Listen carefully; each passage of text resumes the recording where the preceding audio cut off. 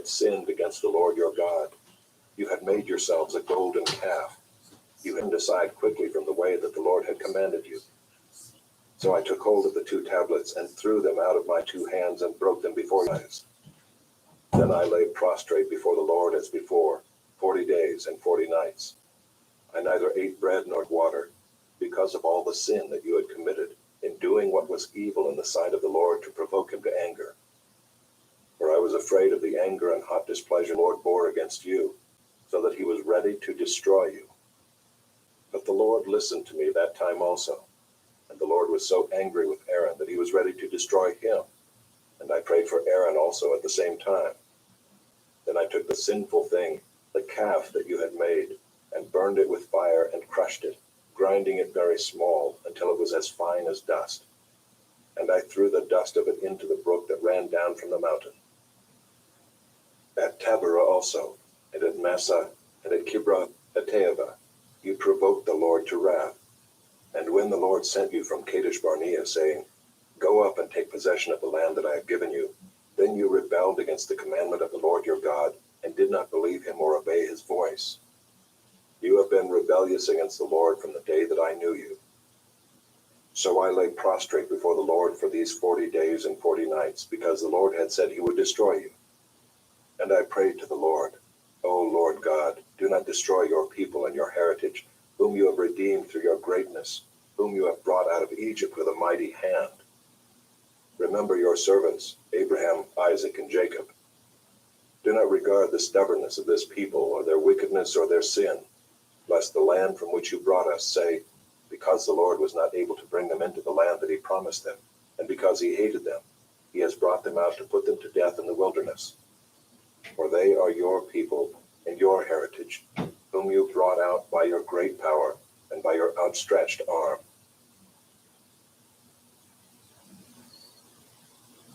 Chapter 10. At that time the Lord said to me, Cut for yourself 2 tablets of stone like the first, and come up to me on the mountain and make an ark of wood. And I will write on the tablets the words that were on the first tablets that you broke, and you shall put them in the ark.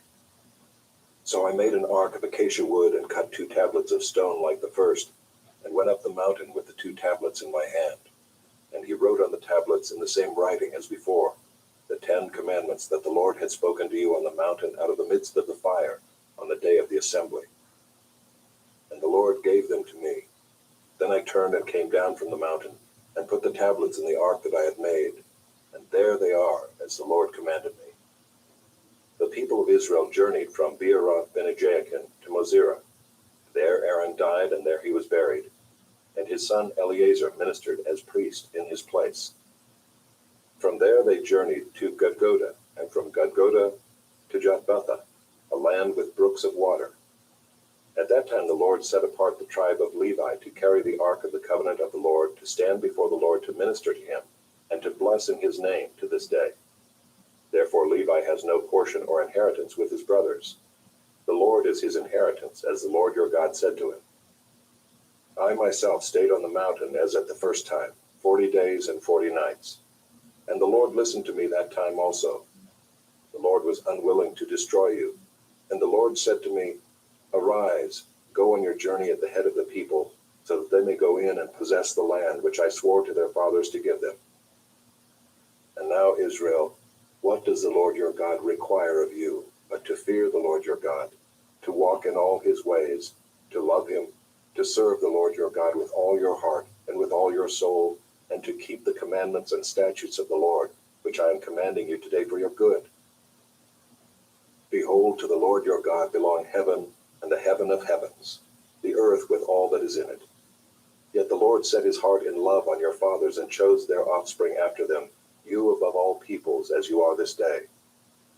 Circumcise therefore the foreskin of your heart, and be no longer stubborn.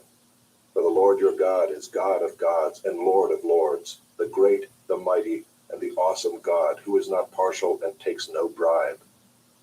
He executes justice for the fatherless and the widow, and loves the sojourner, giving him food and clothing. Love the sojourner, therefore, for you were sojourners in the land of Egypt. You shall fear the Lord your God. You shall serve him and hold fast to him, and by his name you shall swear, He is your praise. He is your God, who has done for you these great and terrifying things that your eyes have seen. Your fathers went down to Egypt, 70 persons, and now the Lord your God has made you as numerous as the stars of heaven. Chapter 11. You shall therefore love the Lord your God and keep his charge, his statutes, his rules, and his commandments always.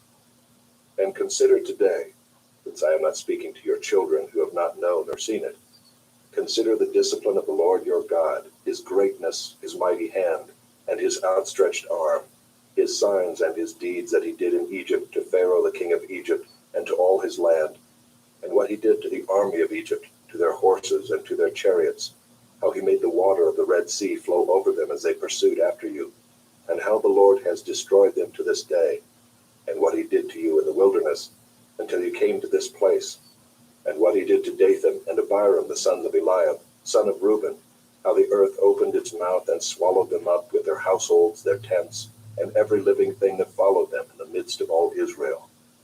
For your eyes have seen all the great work of the Lord that he did. You shall therefore keep the whole commandment that I command you today, that you may be strong and go in and take possession of the land that you are going over to possess, and that you may live long in the land that the Lord swore to your fathers to give to them and to their offspring, a land flowing with milk and honey. For the land that you are entering to take possession of it is not like the land of Egypt, from which you have come, where you sowed your seed and irrigated it like a garden of vegetables.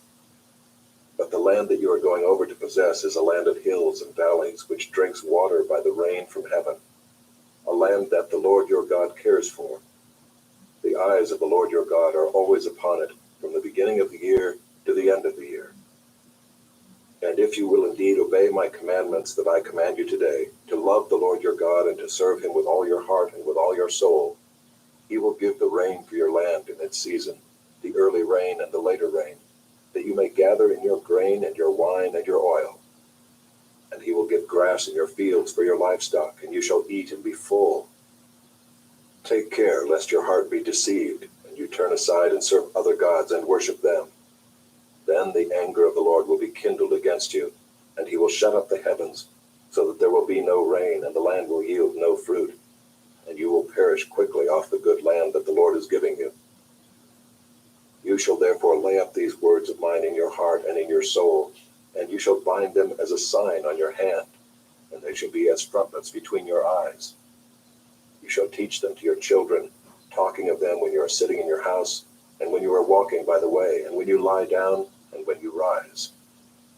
You shall write them on the doorposts of your house and on your gates, that your days and the days of your children may be multiplied in the land that the Lord swore to your fathers to give them, as long as the heavens are above the earth.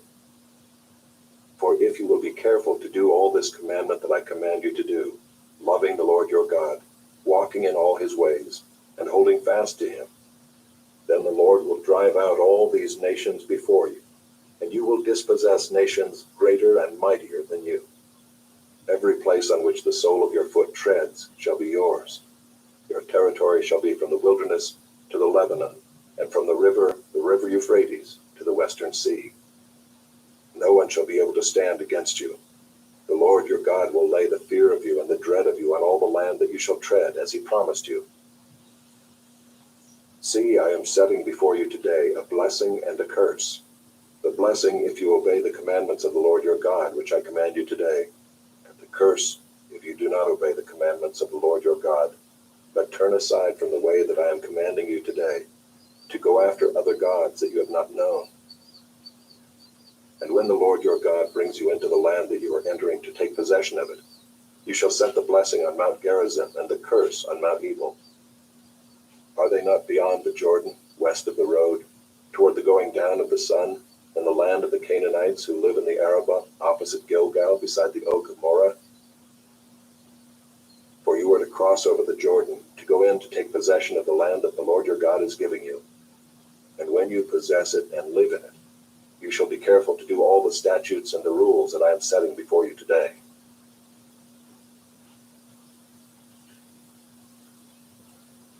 Chapter 12. These are the statutes and rules that you shall be careful to do in the land that the Lord Lord, the God of your fathers, has given you to possess all the days that you live on the earth. You shall surely destroy all the places where the nations whom you shall dispossess serve their gods, on the high mountains, and on the hills, and under every green tree. You shall tear down their altars and dash in pieces their pillars and burn their Asherim with fire. You shall chop down the carved images of their gods and destroy their name out of that place. You shall not worship the Lord your God in that way. But you shall seek the place that the Lord your God will choose out of all your tribes to put his name and make his habitation there. There you shall go, and there you shall bring your burnt offerings and your sacrifices, your tithes, and the contribution that you present, your vow offerings, your free will offerings, and the firstborn of your herd and of your flock. And there you shall eat before the Lord your God, and you shall rejoice, you and your households, in all that you undertake, in which the Lord your God has blessed you. You shall not do according to all that we are doing here today, everyone doing whatever is right in his own eyes. For you have not as yet come to the rest and to the inheritance that the Lord your God is giving you. But when you go over the Jordan and live in the land that the Lord your God is giving you to inherit, and when he gives you rest from all your enemies around, so that you live in safety, then to the place that the Lord your God will choose to make his name dwell there, there you shall bring all that I command you, your burnt offerings and your sacrifices, your tithes and the contribution that you present, and all your finest vow offerings that you vow to the Lord. And you shall rejoice before the Lord your God, you and your sons and your daughters, your male servants and your female servants, and the Levite that is within your towns, since he has no portion or inheritance with you. Take care that you do not offer your burnt offerings at any place that you see, but at the place that the Lord will choose in one of your tribes. There you shall offer your burnt offerings, and there you shall do all that I am commanding you. However, you may slaughter and eat meat within any of your towns as much as you desire, according to the blessing the Lord your God he has given you. The unclean and the clean may eat of it, as of the gazelle and as of the deer. Only you shall not eat the blood, you shall pour it out on the earth like water. You may not eat within your towns the tithe of your grain, or of your wine, or of your oil, or the firstborn of your herd or of your flock, or any of your vow offerings that you vow, or your free will offerings, or the contribution that you present. But you shall eat them before the Lord your God in the place that the Lord your God will choose, you and your son and your daughter, your male servant and your female servant, and the Levite who is within your towns. And you shall rejoice before the Lord your God in all that you undertake. Take care that you do not neglect the Levite as long as you live in your land. When the Lord your God enlarges your territory, as he has promised you, and you say, I will eat meat because you crave meat, you may eat meat whenever you desire. If the place that the Lord your God will choose to put his name there is too far from you, then you may kill any of your herd or your flock which the Lord has given you, as I have commanded you, and you may eat within your towns whenever you desire. Just as the gazelle or the deer is eaten, so you may eat of it. The unclean and the clean alike may eat of it. Only be sure that you do not eat the blood, for the blood is the life, and you shall not eat the life with the flesh. You shall not eat it, you shall pour it out on the earth like water. You shall not eat it, that all may go well with you and with your children after you, when you do what is right in the sight of the Lord.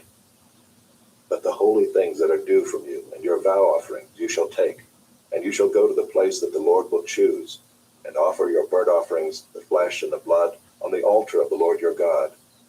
The blood of your sacrifices shall be poured out on the altar of the Lord your God, but the flesh you may eat. Be careful to obey all these words that I command you, that it may go well with you and with your children after you forever, when you do what is good and right in the sight of the Lord your God. When the Lord your God cuts off before you the nations whom you go in to dispossess, and you dispossess them and dwell in their land, take care that you be not ensnared to follow them, after they have been destroyed before you, and that you do not inquire about their gods, saying, how did these nations serve their gods, that I also may do the same? You shall not worship the Lord your God in that way, for every abominable thing that the Lord hates they have done for their gods. For they even burn their sons and their daughters in the fire to their gods. Everything that I command you, you shall be careful to do. You shall not add to it or take from it.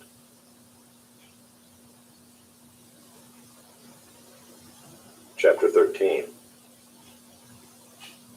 If a prophet or a dreamer of dreams arises among you and gives you a sign or a wonder, and the sign or wonder that he tells you comes to pass, and if he says, "Let us go after other gods, which you have not known, and let us serve them," you shall not listen to the words of that prophet or that dreamer of dreams. For the Lord your God is testing you to know whether you love the Lord your God with all your heart and with all your soul.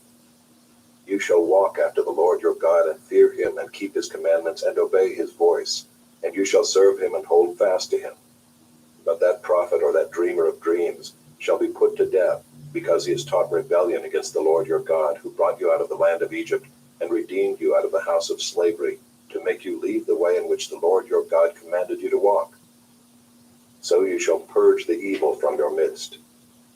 If your brother, the son of your mother, or your son or your daughter, or the wife you embrace, or your friend who is as your own soul, entices you secretly, saying, "Let us go and serve other gods," which neither you nor your fathers have known, some of the gods of the peoples who are around you, whether near you or far off from you, from the one end of the earth to the other, you shall not yield to him or listen to him, nor shall your eye pity him, nor shall you spare him, nor shall you conceal him, but you shall kill him.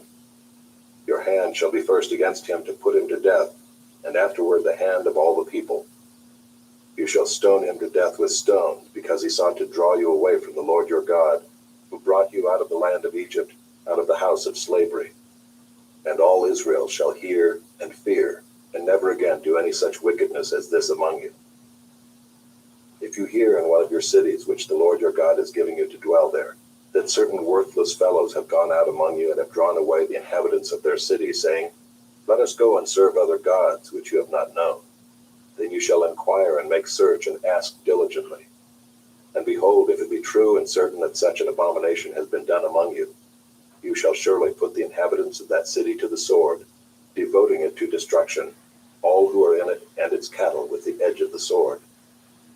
You shall gather all its spoil into the midst of its open square, and burn the city and all its spoil with fire, as a whole burnt offering to the Lord your God.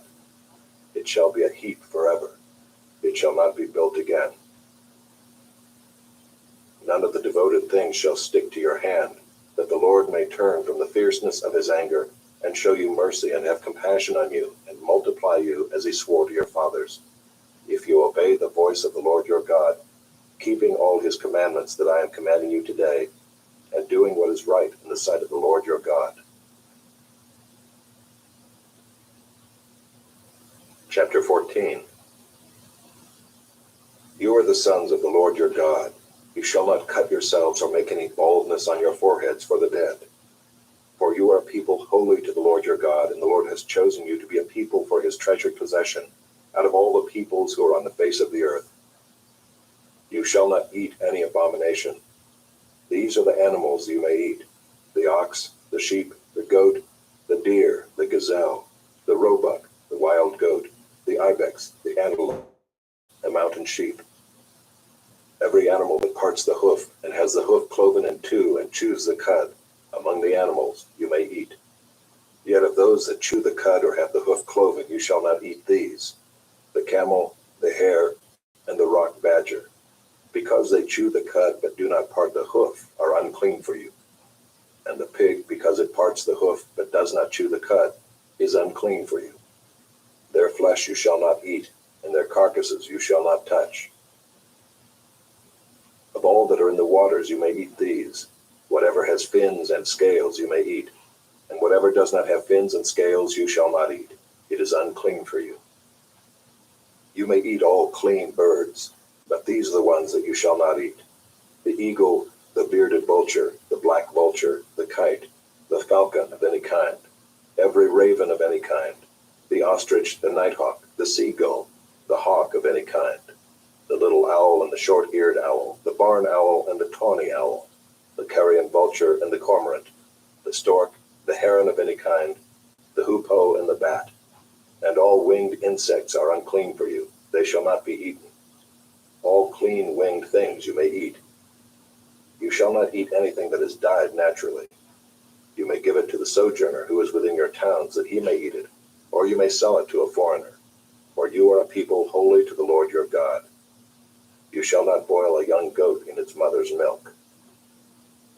You shall tithe all the yield of your seed that comes from the field year by year, and before the Lord your God in the place that he will choose, to make his name dwell there, you shall eat the tithe of your grain, of your wine, and of your oil, and the firstborn of your herd and flock, that you may learn to fear the Lord your God always.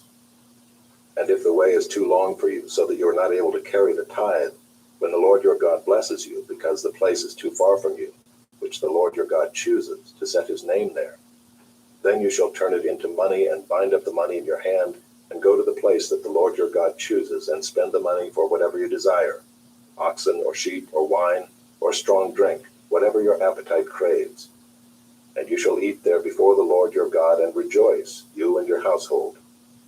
And you shall not neglect the Levite who is within your towns, for he has no portion or inheritance with you. At the end of every 3 years you shall bring out all the tithe of your produce in the same year, and lay it up within your towns. And the Levite, because he has no portion or inheritance with you, and the sojourner, the fatherless, and the widow, who are within your towns, shall come and eat and be filled, that the Lord your God may bless you in all the work of your hands that you do.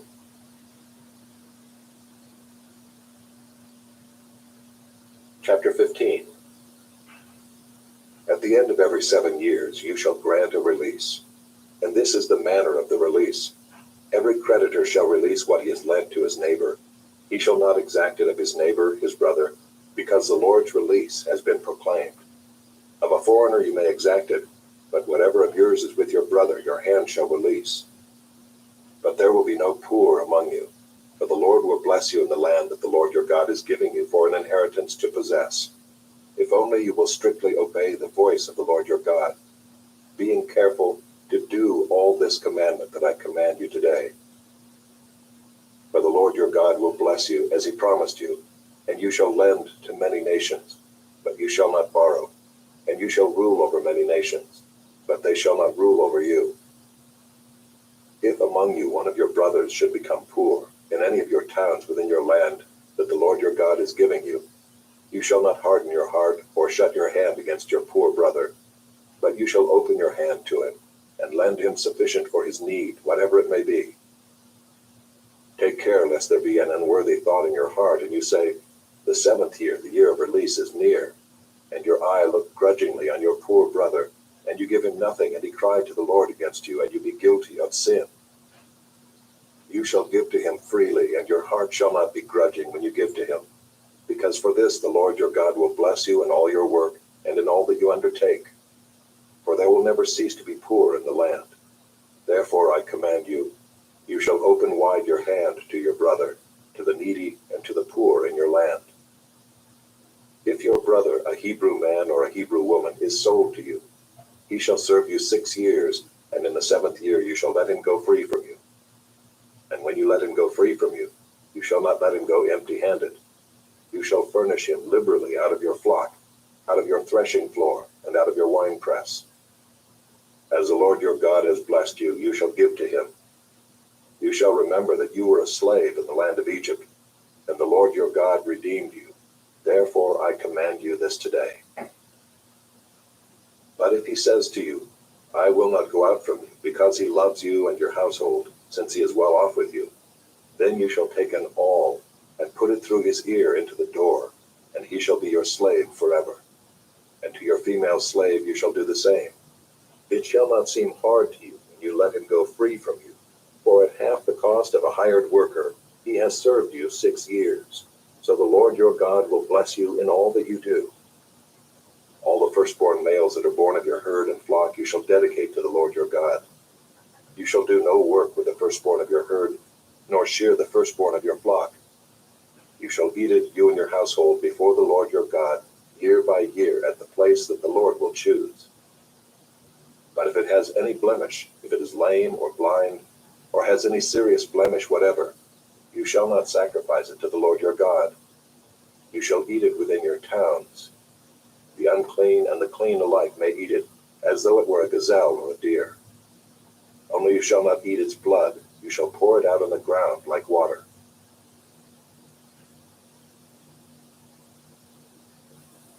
Chapter 16. Observe the month of Abib and keep the Passover to the Lord your God. For in the month of Abib the Lord your God brought you out of Egypt by night. And you shall offer the Passover sacrifice to the Lord your God, from the flock or the herd, at the place that the Lord will choose, to make his name dwell there. You shall eat no leavened bread with it. 7 days you shall eat it with unleavened bread, the bread of affliction. For you came out of the land of Egypt in haste, that all the days of your life you may remember the day when you came out of the land of Egypt. No leaven shall be seen with you in all your territory for 7 days, nor shall any of the flesh that you sacrifice on the evening of the first day remain all night until morning. You may not offer the Passover sacrifice within any of your towns that the Lord your God is giving you, but at the place that the Lord your God will choose, to make his name dwell in it. There you shall offer the Passover sacrifice in the evening at sunset, at the time you came out of Egypt. And you shall cook it and eat it at the place that the Lord your God will choose. And in the morning you shall turn and go to your tents. For 6 days you shall eat unleavened bread, and on the 7th day there shall be a solemn assembly to the Lord your God.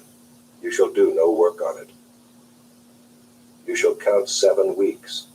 Begin to count the 7 weeks from the time the sickle is first put to the standing grain. Then you shall keep the feast of weeks to the Lord your God with the tribute of a freewill offering from your hand, which you shall give as the Lord your God blesses you. And you shall rejoice before the Lord your God, you and your son and your daughter, your male servant and your female servant, the Levite who is within your towns, the sojourner, the fatherless, and the widow who are among you, at the place that the Lord your God will choose to make his name dwell there. You shall remember that you were a slave in Egypt, and you shall be careful to observe these statutes. You shall keep the Feast of Booths 7 days, when you have gathered in the produce from your threshing floor and your winepress. You shall rejoice in your feast, you and your son and your daughter, your male servant and your female servant, the Levite, the sojourner, the fatherless, and the widow who are within your towns. For 7 days you shall keep the feast to the Lord your God at the place that the Lord will choose, because the Lord your God will bless you in all your produce and in all the work of your hands, so that you will be altogether joyful. 3 times a year all your males shall appear before the Lord your God at the place that he will choose, at the feast of unleavened bread, at the feast of weeks, and at the feast of booths. They shall not appear before the Lord empty-handed. Every man shall give as he is able, according to the blessing of the Lord your God that he has given you. You shall appoint judges and officers in all your towns that the Lord your God has given you, according to your tribes, and they shall judge the people with righteous judgment. You shall not pervert justice. You shall not show partiality, and you shall not accept a bribe, for a bribe blinds the eyes of the wise and subverts the cause of the righteous. Justice and only justice you shall follow, that you may live and inherit the land that the Lord your God is giving you. You shall not plant any tree as an Asherah beside the altar of the Lord your God that you shall make. And you shall not set up a pillar which the Lord your God hates. Chapter 17. You shall not sacrifice to the Lord your God an ox or a sheep in which is a blemish, any defect whatever, for that is an abomination to the Lord your God. If there is found among you within any of your towns that the Lord your God is giving you, a man or woman who does what is evil in the sight of the Lord your God, in transgressing his covenant, and has gone and served other gods and worshipped them, or the sun, or the moon, or any of the host of heaven, which I have forbidden, and it is told you and you hear of it, then you shall inquire diligently, and if it is true and certain that such an abomination has been done in Israel, then you shall bring out to your gates that man or woman who has done this evil thing, and you shall stone that man or woman to death with stones. On the evidence of 2 witnesses, or of 3 witnesses, the one who is to die shall be put to death. A person shall not be put to death on the evidence of 1 witness. The hand of the witnesses shall be first against him to put him to death, and afterward the hand of all the people. So you shall purge the evil from your midst. If any case arises requiring decision between one kind of homicide and another, one kind of legal right and another, or one kind of assault and another, any case within your towns that is too difficult for you, then you shall arise and go up to the place that the Lord your God will choose. And you shall come to the Levitical priests and to the judge who is in office in those days, and you shall consult them, and they shall declare to you the decision. Then you shall do according to what they declare to you from that place that the Lord will choose. And you shall be careful to do according to all that they direct you, according to the instructions that they give you, and according to the decision which they pronounce to you, you shall do. You shall not turn aside from the verdict that they declare to you, either to the right hand or to the left. The man who acts presumptuously by not obeying the priest who stands to minister there before the Lord your God, or the judge, that man shall die. So you shall purge the evil from Israel.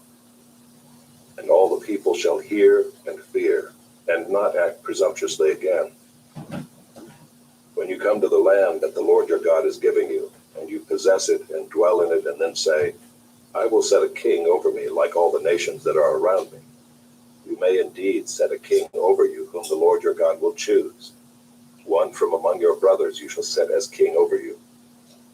You may not put a foreigner over you who is not your brother. Only he must not acquire many horses for himself, or cause the people to return to Egypt in order to acquire many horses, since the Lord has said to you, you shall never return that way again. And he shall not acquire many wives for himself, lest his heart turn away, nor shall he acquire for himself excessive silver and gold. And when he sits on the throne of his kingdom, he shall write for himself in a book a copy of this law, approved by the Levitical priests.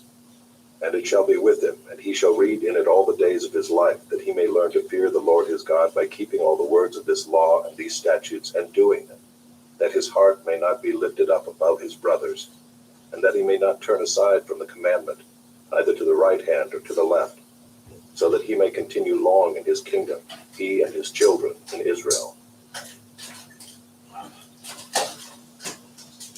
Chapter 18. The Levitical priests, all the tribe of Levi, shall have no portion or inheritance with Israel. They shall eat the Lord's food offerings as their inheritance. They shall have no inheritance among their brothers. The Lord is their inheritance as he promised them. And this shall be the priest's due from the people, from those offering a sacrifice, whether an ox or a sheep. They shall give to the priest the shoulder and the 2 cheeks and the stomach. The first fruits of your grain, of your wine, and of your oil, and the first fleece of your sheep you shall give him. For the Lord your God has chosen him out of all your tribes to stand and minister in the name of the Lord, him and his sons for all time.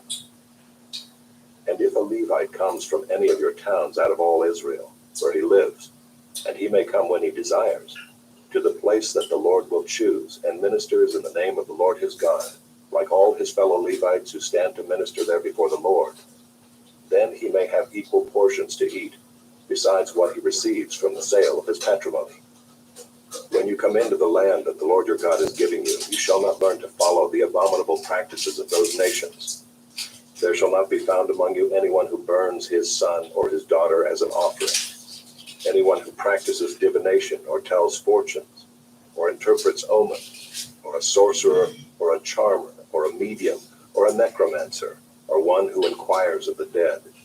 For whoever does these things is an abomination to the Lord. And because of these abominations, the Lord your God is driving them out before you. You shall be blameless before the Lord your God, for these nations which you are about to dispossess listen to fortune tellers and to diviners. But as for you, the Lord your God has not allowed you to do this. The Lord your God will raise up for you a prophet like me from among you, from your brothers. It is to him you shall listen, just as you desired of the Lord your God at Horeb on the day of the assembly, when you said, Let me not hear again the voice of the Lord my God, or see this great fire any more, lest I die. And the Lord said to me, They are right in what they have spoken. I will raise up for them a prophet like you from among their brothers. And I will put my words in his mouth, and he shall speak to them all that I command him. And whoever will not listen to my words that he shall speak in my name, I myself will require it of him. But the The prophet who presumes to speak a word in my name that I have not commanded him to speak, or who speaks in the name of other gods, that same prophet shall die. And if you say in your heart, how may we know the word that the Lord has not spoken? When a prophet speaks in the name of the Lord, if the word does not come to pass or come true, that is a word that the Lord has not spoken. The prophet has spoken it presumptuously. You need not be afraid of him. Chapter 19. When the Lord your God cuts off the nations whose land the Lord your God is giving you, and you dispossess them and dwell in their cities and in their houses, you shall set apart 3 cities for yourselves in the land that the Lord your God is giving you to possess. You shall measure the distances and divide into 3 parts the area of the land that the Lord your God gives you as a possession, so that any manslayer can flee to them. This is the provision for the manslayer, who by fleeing there may save his life. If anyone kills his neighbor unintentionally without having hated him in the past, as when someone goes into the forest with his neighbor to cut wood, and his hand swings the axe to cut down a tree, and the head slips from the handle and strikes his neighbor so that he dies, he may flee to one of these cities and live, lest the avenger of blood in hot anger pursue the manslayer and overtake him, because the way is long, and strike him fatally, though the man did not deserve to die, since he had not hated his neighbor in the past. Therefore I command you, you shall set apart 3 cities. And if the Lord your God enlarges your territory, as he has sworn to your fathers, and gives you all the land that he promised to give to your fathers, provided you are careful to keep all this commandment, which I command you today, by loving the Lord your God and by walking ever in his ways, then you shall add 3 other cities to these 3, lest innocent blood be shed in your land that the Lord your God is giving you for an inheritance, and so the guilt of bloodshed be upon you. But if anyone hates his neighbor and lies in wait for him and attacks him and strikes him fatally so that he dies, and he flees into one of these cities, then the elders of his city shall send and take him from there and hand him over to the avenger of blood so that he may die. Your eye shall not pity him, but you shall purge the guilt of innocent blood from Israel, so that it may be well with you. You shall not move your neighbor's landmark, which the men of old have set, in the inheritance that you will hold in the land that the Lord your God is giving you to possess. A single witness shall not suffice against a person for any crime or for any wrong in connection with any offense that he has committed. Only on the evidence of 2 witnesses or of 3 witnesses shall a charge be established. If a malicious witness arises to accuse a person of wrongdoing, then both parties to the dispute shall appear before the Lord, before the priests and the judges who are in office in those days. The judges shall inquire diligently, and if the witness is a false witness and has accused his brother falsely, then you shall do to him as he had meant to do to his brother. So you shall purge the evil from your midst, and the rest shall hear and fear, and shall never again commit any such evil among you. Your eye shall not pity, it shall be life for life, eye for eye, tooth for tooth, hand for hand, foot for foot. Chapter 20. When you go out to war against your enemies and see horses and chariots and an army larger than your own, you shall not be afraid of them, for the Lord your God is with you, who brought you up out of the land of Egypt. And when you draw near to the battle, the priest shall come forward and speak to the people, and shall say to them, Hear, O Israel, today you are drawing near for battle against your enemies. Let not your heart faint. Do not fear or panic or be in dread of them, for the Lord your God is he who goes with you to fight for you against your enemies, to give you the victory. Then the officers shall speak to the people, saying, Is there any man who has built a new house and has not dedicated it? Let him go back to his house, lest he die in the battle and another man dedicate it. And is there any man who has planted a vineyard and has not enjoyed its fruit? Let him go back to his house, lest he die in the battle and another man enjoy its fruit. And is there any man who has betrothed a wife and has not taken her? Let him go back to his house, lest he die in the battle and another man take her. And the officers shall speak further to the people and say, Is there any man who is fearful and faint-hearted? Let him go back to his house, lest he make the heart of his fellows melt like his own. And when the officers have finished speaking to the people, then commanders shall be appointed at the head of the people. When you draw near to a city to fight against it, offer terms of peace to it. And if it responds to you peaceably and it opens to you, then all the people who are found in it shall do forced labor for you and shall serve you. But if it makes no peace with you, but makes war against you, then you shall besiege it. And when the Lord your God gives it into your hand, you shall put all its males to the sword, but the women and the little ones, the livestock and everything else in the city, all its spoil, you shall take as plunder for yourselves. And you shall enjoy the spoil of your enemies, which the Lord your God has given you. Thus you shall do to all the cities that are very far from you, which are not cities of the nations here, but in the cities of these peoples that the Lord your God is giving you for an inheritance, you shall save alive nothing that breathes, but you shall devote them to complete destruction, the Hittites and the Amorites, the Canaanites and the Perizzites, the Hivites and the Jebusites, as the Lord your God has commanded, that they may not teach you to do according to all their abominable practices that they have done for their gods, and so you sin against the Lord your God.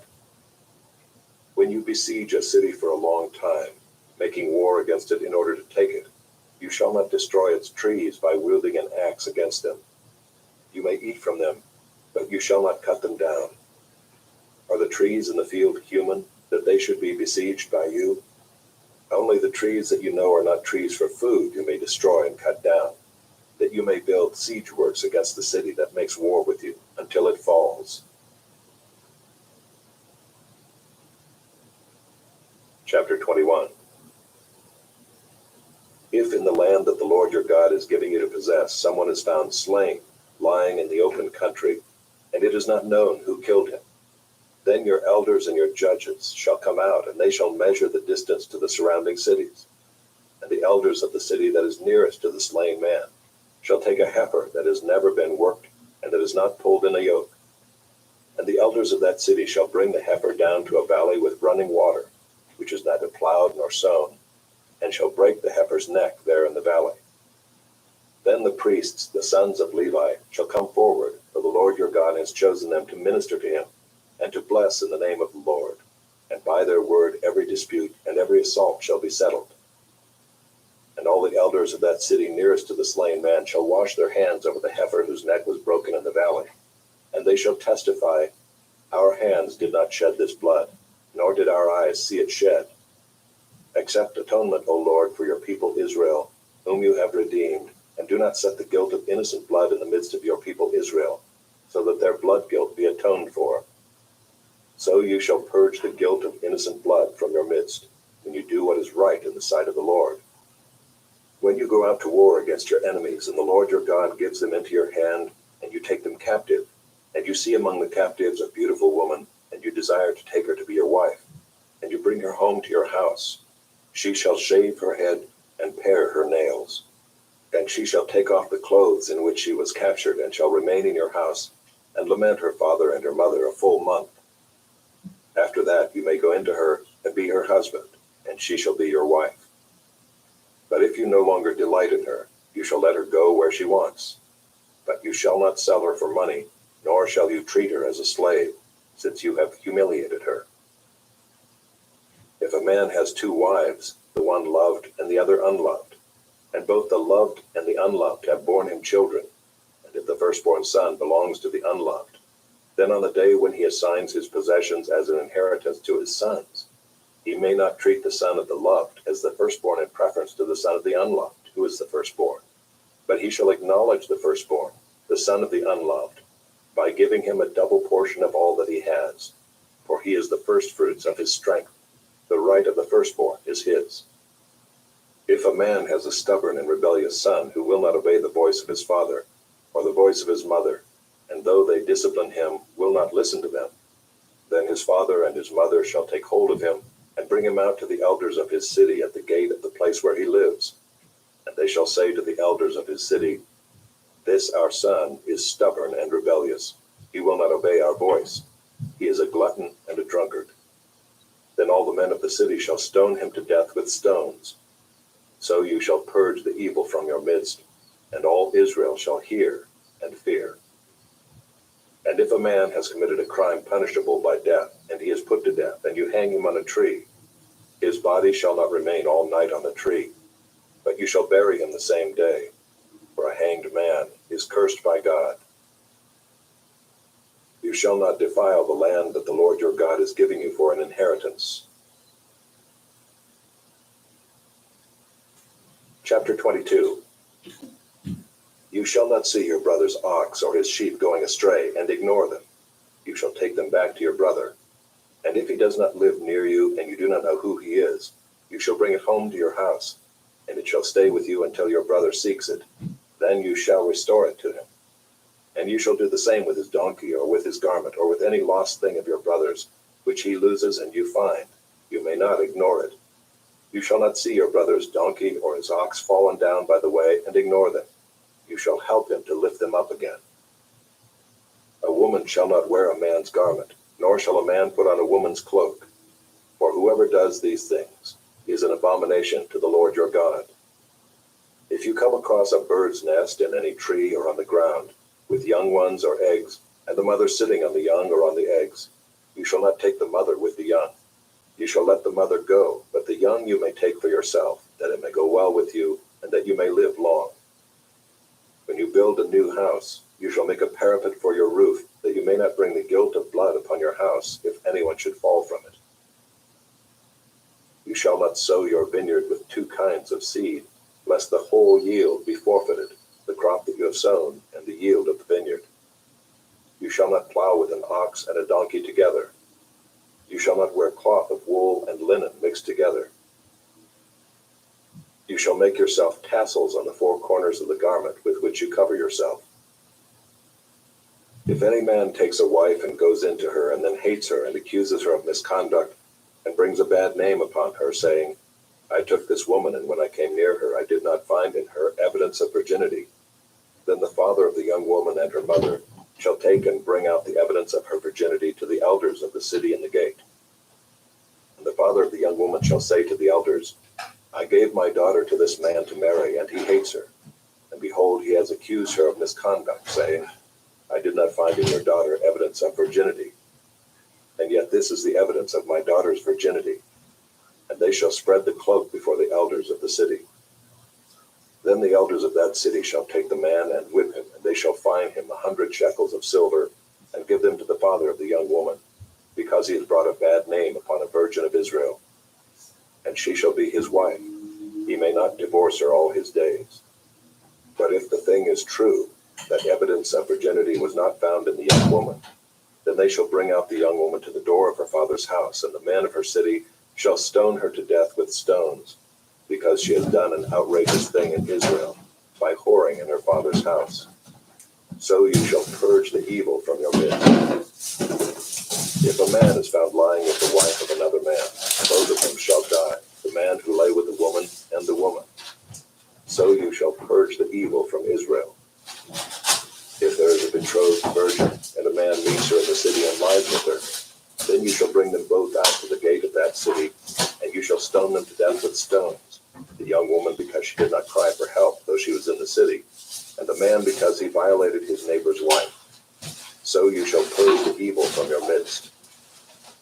But if in the open country a man meets a young woman who is betrothed, and the man seizes her and lies with her, then only the man who lay with her shall die.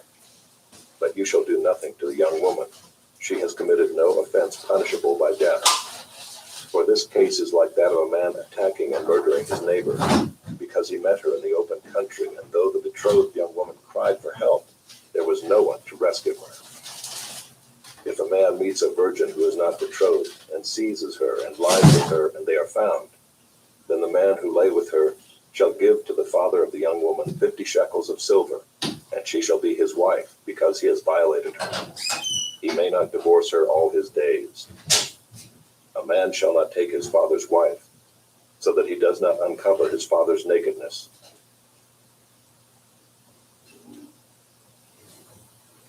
Chapter 23. No one whose testicles are crushed or whose male organ is cut off shall enter the assembly of the Lord. No one born of a forbidden union may enter the assembly of the Lord. even to the 10th generation, none of his descendants may enter the assembly of the Lord. No Ammonite or Moabite may enter the assembly of the Lord. Even to the 10th generation, none of them may enter the assembly of the Lord forever, because they did not meet you with bread and with water on the way when you came out of Egypt, and because they hired against you Balaam the son of Beor from Pethor of Mesopotamia to curse you. But the Lord your God would not listen to Balaam. Instead, the Lord your God turned the curse into a blessing for you, because the Lord your God loved you. You shall not seek their peace or their prosperity all your days forever. You shall not abhor an Edomite, for he is your brother. You shall not abhor an Egyptian, because you are a sojourner in his land. Children born to them in the 3rd generation may enter the assembly of the Lord. When you are encamped against your enemies, then you shall keep yourself from every evil thing. If any man among you becomes unclean because of a nocturnal emission, then he shall go outside the camp. He shall not come inside the camp. But when evening comes, he shall bathe himself in water, and as the sun sets, he may come inside the camp. You shall have a place outside the camp, and you shall go out to it. And you shall have a trowel with your tools, and when you sit down outside, you shall dig a hole with it, and turn back and cover up your excrement. Because the Lord your God walks in the midst of your camp, to deliver you and to give up your enemies before you. Therefore your camp must be holy, so that he may not see anything indecent among you and turn away from you. You shall not give up to his master a slave who has escaped from his master to you. He shall dwell with you in your midst, in the place that he shall choose within one of your towns, wherever it suits him. You shall not wrong him. None of the daughters of Israel shall be a cult prostitute, and none of the sons of Israel shall be a cult prostitute. You shall not bring the fee of a prostitute or the wages of a dog into the house of the Lord your God in payment for any vow, for both of these are an abomination to the Lord your God. You shall not charge interest on loans to your brother, interest on money, interest on food, interest on anything that is lent for interest. You may charge a foreigner interest, but you may not charge your brother interest, that the Lord your God may bless you in all that you undertake in the land that you are entering to take possession of it. If you make a vow to the Lord your God, you shall not delay fulfilling it, for the Lord your God will surely require it of you, and you will be guilty of sin. But if you refrain from vowing, you will not be guilty of sin. You shall be careful to do what has passed your lips, for you have voluntarily vowed to the Lord your God what you have promised with your mouth. If you go into your neighbor's vineyard, you may eat your fill of grapes, as many as you wish, but you shall not put any in your bag.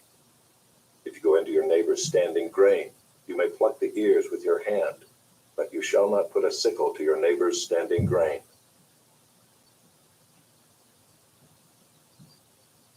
Chapter 24. When a man takes a wife and marries her, if then she finds no favor in his eyes because he has found some indecency in her, and he writes her a certificate of divorce, and puts it in her hand and sends her out of his house, and she departs out of his house. And if she goes and becomes another man's wife, and the latter man hates her and writes her a certificate of divorce, and puts it in her hand and sends her out of his house, or if the latter man dies, who took her to be his wife, then her former husband, who sent her away, may not take her again to be his wife after she has been defiled, for that is an abomination before the Lord. And you shall not bring sin upon the land that the Lord your God is giving you for an inheritance. When a man is newly married, he shall not go out with the army or be liable for any other public duty. He shall be free at home 1 year to be happy with his wife whom he has taken. No one shall take a mill or an upper millstone in pledge, for that would be taking a life in pledge. If a man is found stealing one of his brothers of the people of Israel, and if he treats him as a slave or sells him, then that thief shall die. So you shall purge the evil from your midst. Take care in a case of leprous disease to be very careful to do according to all that the Levitical priests shall direct you.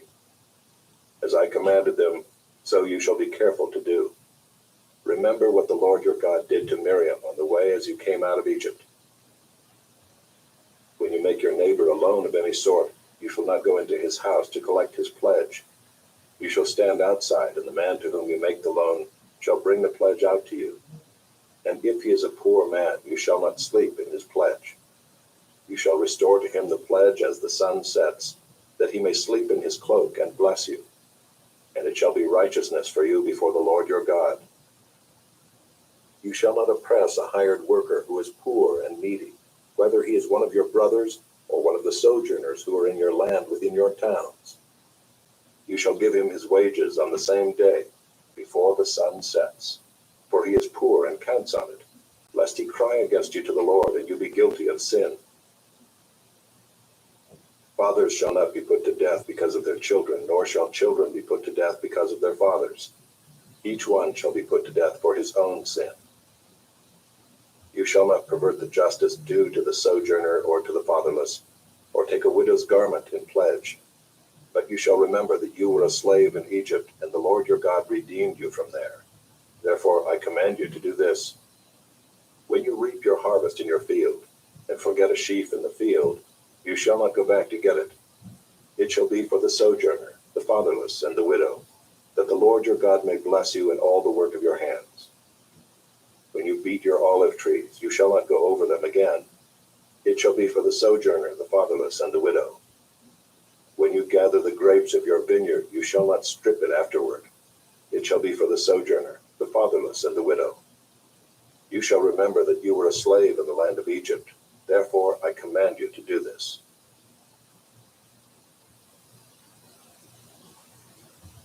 Chapter 25.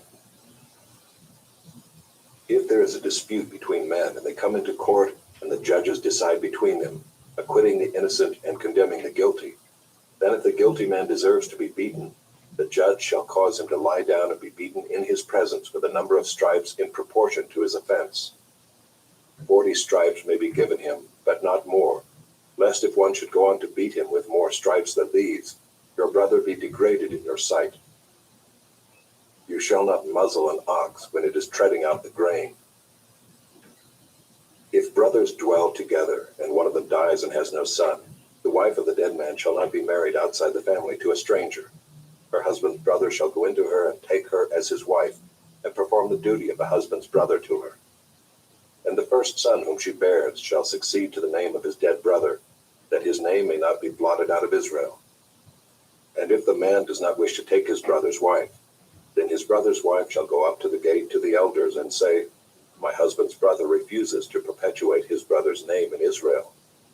He will not perform the duty of a husband's brother to me.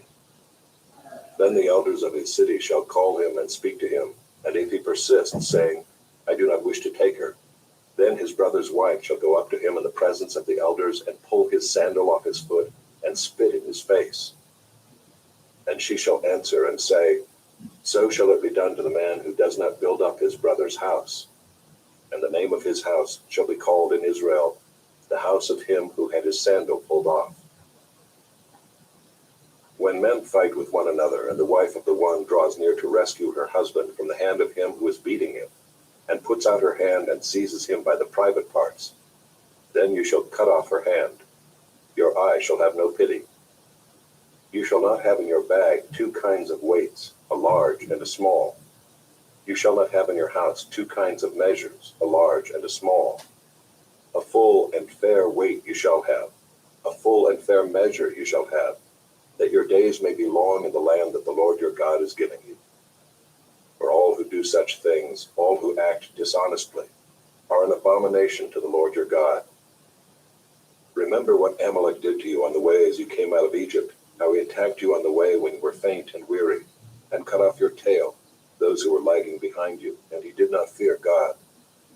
Therefore, when the Lord your God has given you rest from all your enemies around you, in the land that the Lord your God is giving you for an inheritance to possess, you shall blot out the memory of Amalek from under heaven. You shall not forget. Chapter 26. When you come into the land that the Lord your God is giving you for an inheritance and have taken possession of it and live in it, you shall take some of the first of all the fruit of the ground which you harvest from your land that the Lord your God is giving you, and you shall put it in a basket, and you shall go to the place that the Lord your God will choose to make his name to dwell there. And you shall go to the priest who is in office at that time and say to him, I declare today to the Lord your God that I have come into the land that the Lord swore to our fathers to give us. Then the priest shall take the basket from your hand and set it down before the altar of the Lord your God.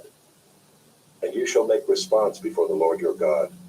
The wandering Aramaean was my father, and he went down into Egypt and sojourned there, few in number, and there he became a nation, great, mighty, and populous. And the Egyptians treated us harshly and humiliated us, and laid on us hard labor. Then we cried to the Lord, the God of our fathers, and the Lord heard our voice, and saw our affliction, our toil, and our oppression.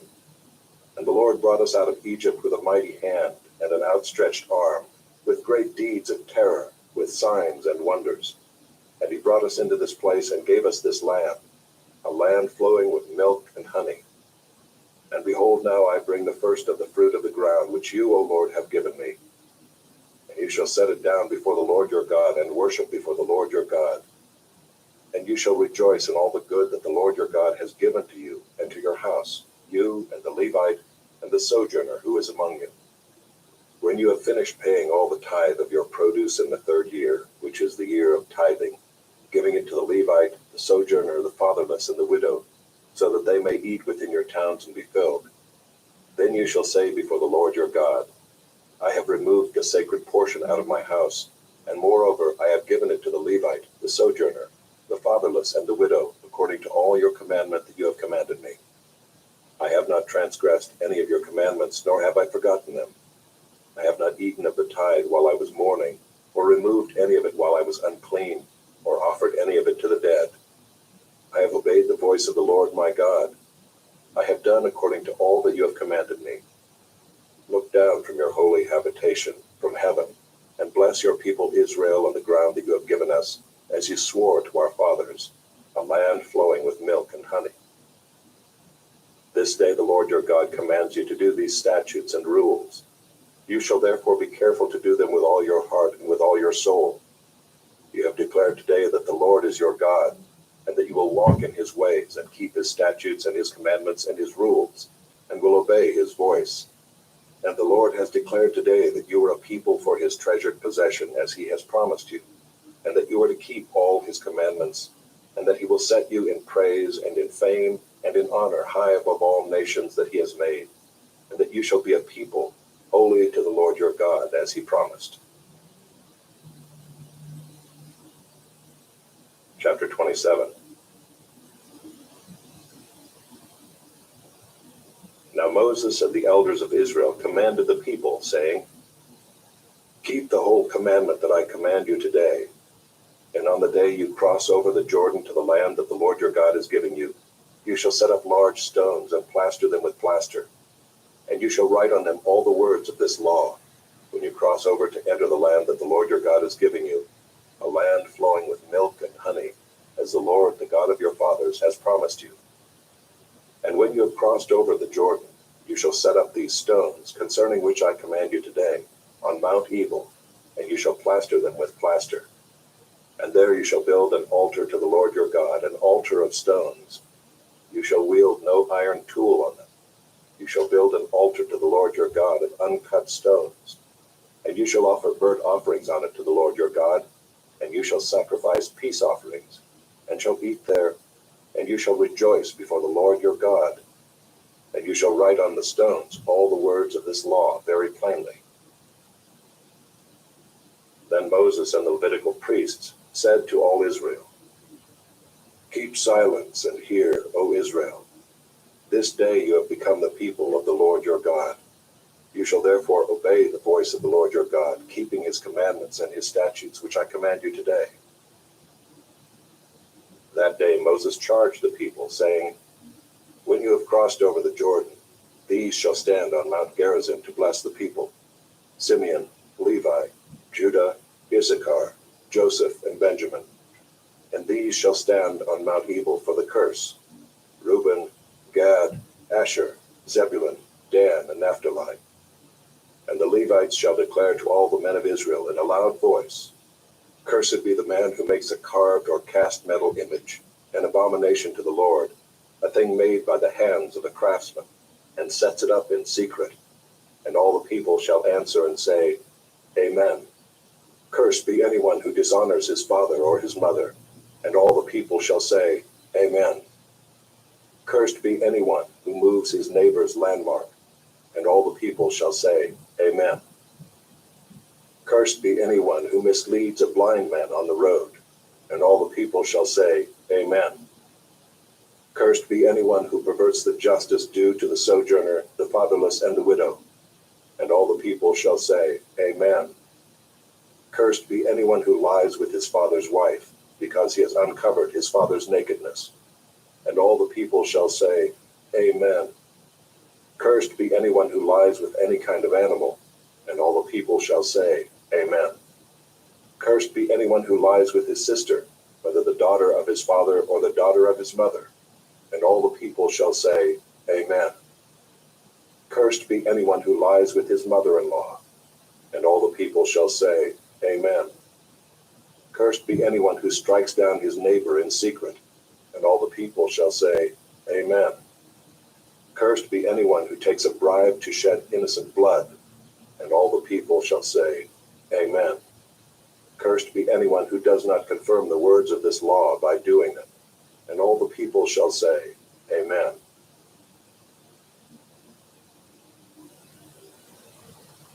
Chapter 28.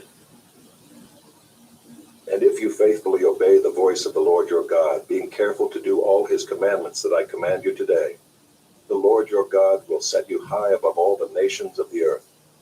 And all these blessings shall come upon you and overtake you, if you obey the voice of the Lord your God. Blessed shall you be in the city, and blessed shall you be in the field. Blessed shall be the fruit of your womb, and the fruit of your ground, and the fruit of your cattle, the increase of your herds, and the young of your flock. Blessed shall be your basket and your kneading bowl. Blessed shall you be when you come in, and blessed shall you be when you go out. The Lord will cause your enemies who rise against you to be defeated before you. They shall come out against you one way and flee before you 7 ways. The Lord will command the blessing on you in your barns and in all that you undertake. And he will bless you in the land that the Lord your God is giving you. The Lord will establish you as a people holy to himself, as he has sworn to you, if you keep the commandments of the Lord your God and walk in his ways. And all the peoples of the earth shall see that you are called by the name of the Lord, and they shall be afraid of you. And the Lord will make you abound in prosperity, in the fruit of your womb, and in the fruit of your livestock, and in the fruit of your ground, within the land that the Lord swore to your fathers to give you. The Lord will open to you his good treasury, the heavens, to give the rain to your land in its season, and to bless all the work of your hands. And you shall lend to many nations, but you shall not borrow. And the Lord will make you the head and not the tail, and you shall only go up and not down, if you obey the commandments of the Lord your God, which I command you today, being careful to do them. And if you do not turn aside from any of the words that I command you today, to the right hand or to the left, to go after other gods to serve them. But if you will not obey the voice of the Lord your God, or be careful to do all his commandments and his statutes that I command you today, then all these curses shall come upon you and overtake you. Cursed shall you be in the city, and cursed shall you be in the field. Cursed shall be your basket and your kneading bowl. Cursed shall be the fruit of your womb and the fruit of your ground, the increase of your herds and the young of your flock. Cursed shall you be when you come in, and cursed shall you be when you go out. The Lord will send on you curses, confusion, and frustration in all that you undertake to do, until you are destroyed and perish quickly on account of the evil of your deeds, because you have forsaken me. The Lord will make the pestilence stick to you until he has consumed you off the land that you are entering to take possession of it. The Lord will strike you with wasting disease and with fever, inflammation and fiery heat, and with drought, and with blight, and with mildew. They shall pursue you until you perish, and the heavens over your head shall be bronze, and the earth under you shall be iron. The Lord will make the rain of your land powder. From heaven dust shall come down on you until you are destroyed. The Lord will cause you to be defeated before your enemies. You shall go out one way against them and flee 7 ways before them. And you shall be a horror to all the kingdoms of the earth. And your dead body shall be food for all birds of the air and for beasts of the earth, and there shall be no one to frighten them away. The Lord will strike you with the boils of Egypt, and with tumors and scabs and itch, of which you cannot be healed. The Lord will strike you with madness and blindness and confusion of mind, and you shall grope at noonday, as the blind grope in darkness, and you shall not prosper in your ways. And you shall be only oppressed and robbed continually, and there shall be no one to help you. You shall betroth a wife, but another man shall ravish her.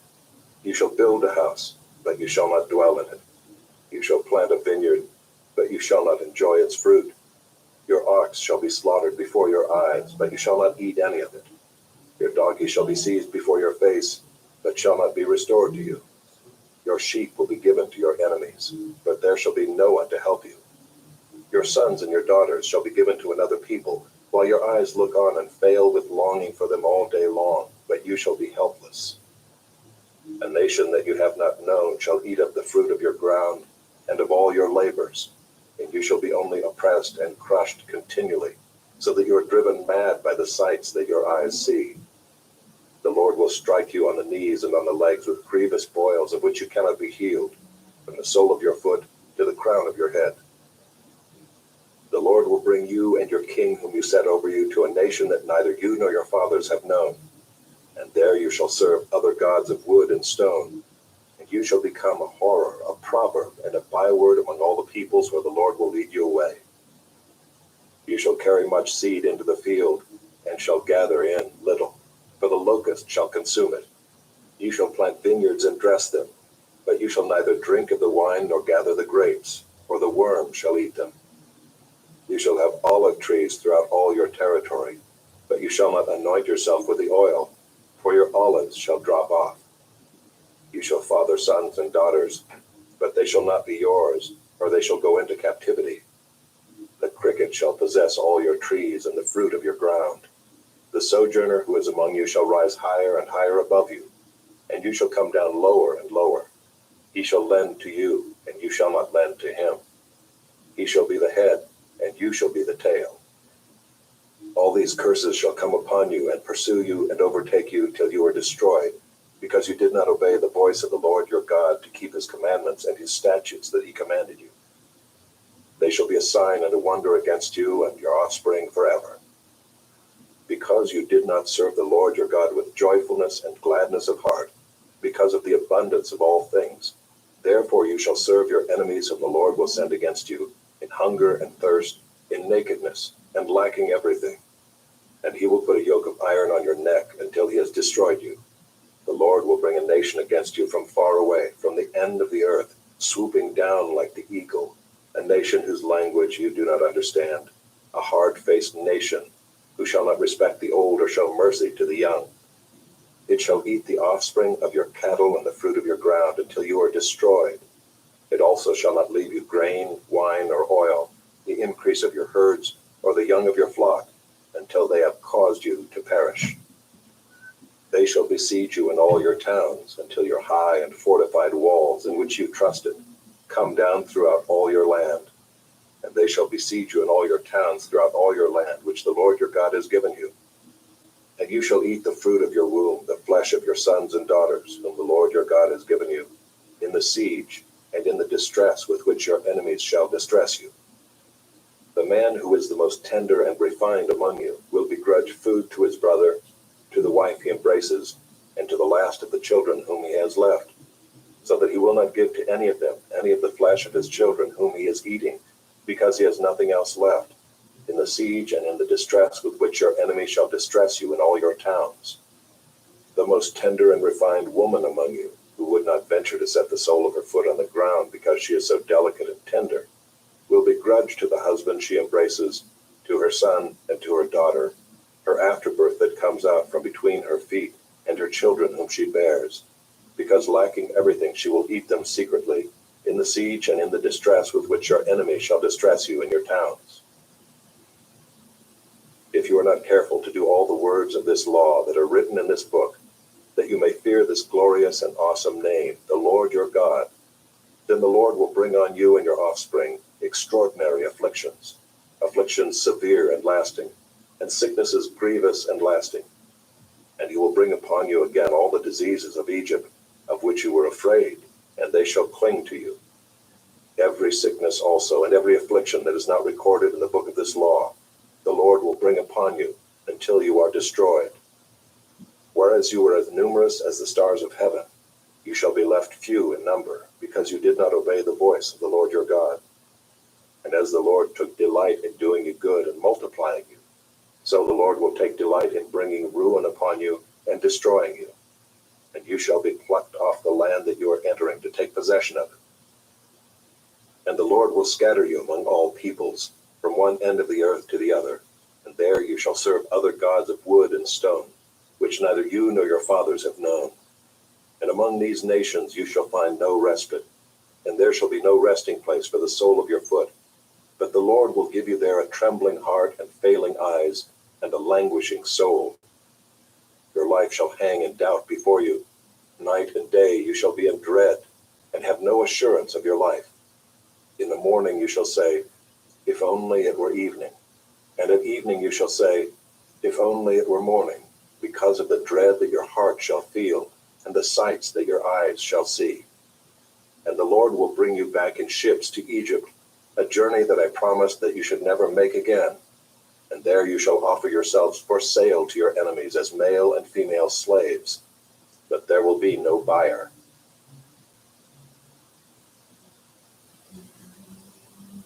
Chapter 29. These are the words of the covenant that the Lord commanded Moses to make with the people of Israel in the land of Moab, besides the covenant that he had made with them at Horeb. And Moses summoned all Israel and said to them, you have seen all that the Lord did before your eyes in the land of Egypt, to Pharaoh and to all his servants and to all his land, the great trials that your eyes saw, the signs and those great wonders.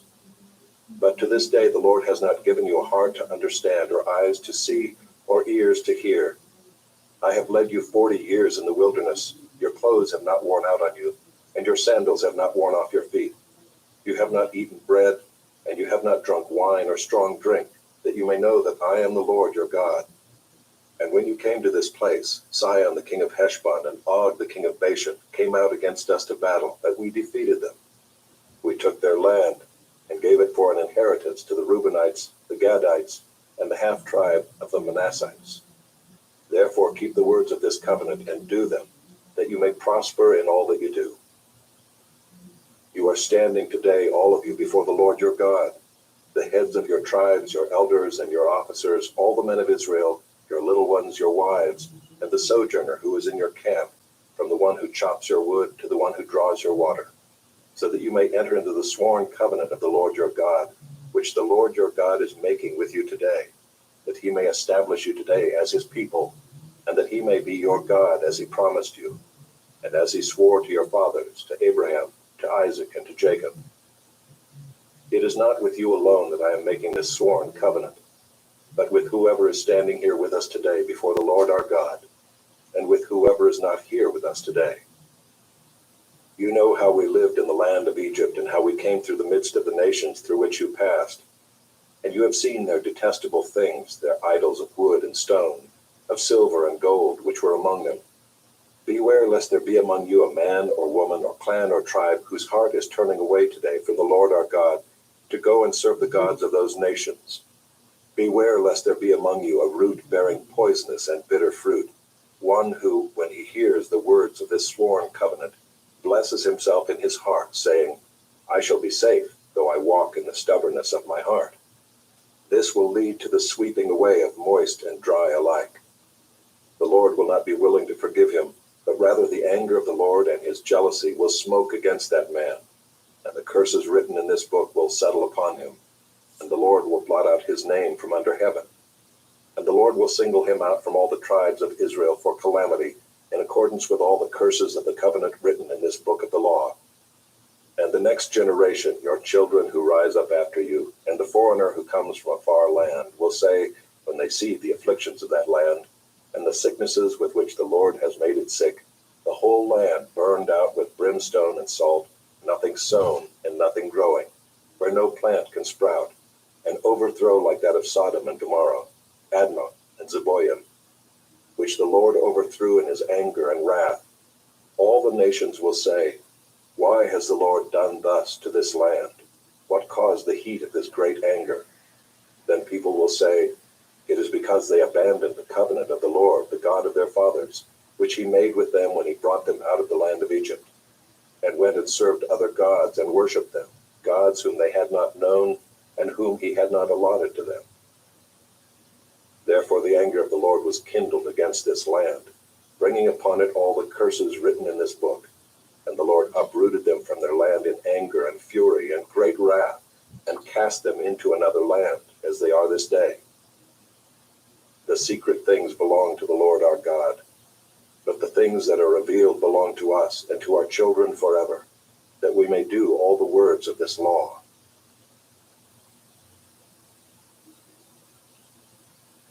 Chapter 30. And when all these things come upon you, the blessing and the curse which I have set before you, and you call them to mind among all the nations where the Lord your God has driven you, and return to the Lord your God, you and your children, and obey his voice in all that I command you today, with all your heart and with all your soul, then the Lord your God will restore your fortunes and have mercy on you, and he will gather you again from all the peoples where the Lord your God has scattered you. If your outcasts are in the uttermost parts of heaven, from there the Lord your God will gather you, and from there he will take you. And the Lord your God will bring you into the land that your fathers possessed, that you may possess it. And he will make you more prosperous and numerous than your fathers. And the Lord your God will circumcise your heart and the heart of your offspring, so that you will love the Lord your God with all your heart and with all your soul, that you may live. And the Lord your God will put all these curses on your foes and enemies who persecuted you. And you shall again obey the voice of the Lord and keep all his commandments that I command you today. The Lord your God will make you abundantly prosperous in all the work of your hand, in the fruit of your womb, and in the fruit of your cattle, and in the fruit of your ground. For the Lord will again take delight in prospering you, as he took delight in your fathers, when you obey the voice of the Lord your God, to keep his commandments and his statutes that are written in this book of the law, when you turn to the Lord your God with all your heart and with all your soul. For this commandment that I command you today is not too hard for you, neither is it far off. It is not in heaven that you should say, who will ascend to heaven for us and bring it to us, that we may hear it and do it? Neither is it beyond the sea that you should say, who will go over the sea for us and bring it to us, that we may hear it and do it? But the word is very near you. It is in your mouth and in your heart, so that you can do it. See, I have set before you today life and good, death and evil. If you obey the commandments of the Lord your God that I command you today, by loving the Lord your God, by walking in his ways, and by keeping his commandments and his statutes and his rules, then you shall live and multiply, and the Lord your God will bless you in the land that you are entering to take possession of it. But if your heart turns away, and you will not hear, but are drawn away to worship other gods and serve them, I declare to you today that you shall surely perish. You shall not live long in the land that you're going over the Jordan to enter and possess. I call heaven and earth to witness against you today, that I have set before you life and death, blessing and curse. Therefore, choose life, that you and your offspring may live, loving the Lord your God, obeying his voice and holding fast to him, for he is your life and length of days, that you may dwell in the land that the Lord swore to your fathers, to Abraham, to Isaac, and to Jacob, to give them.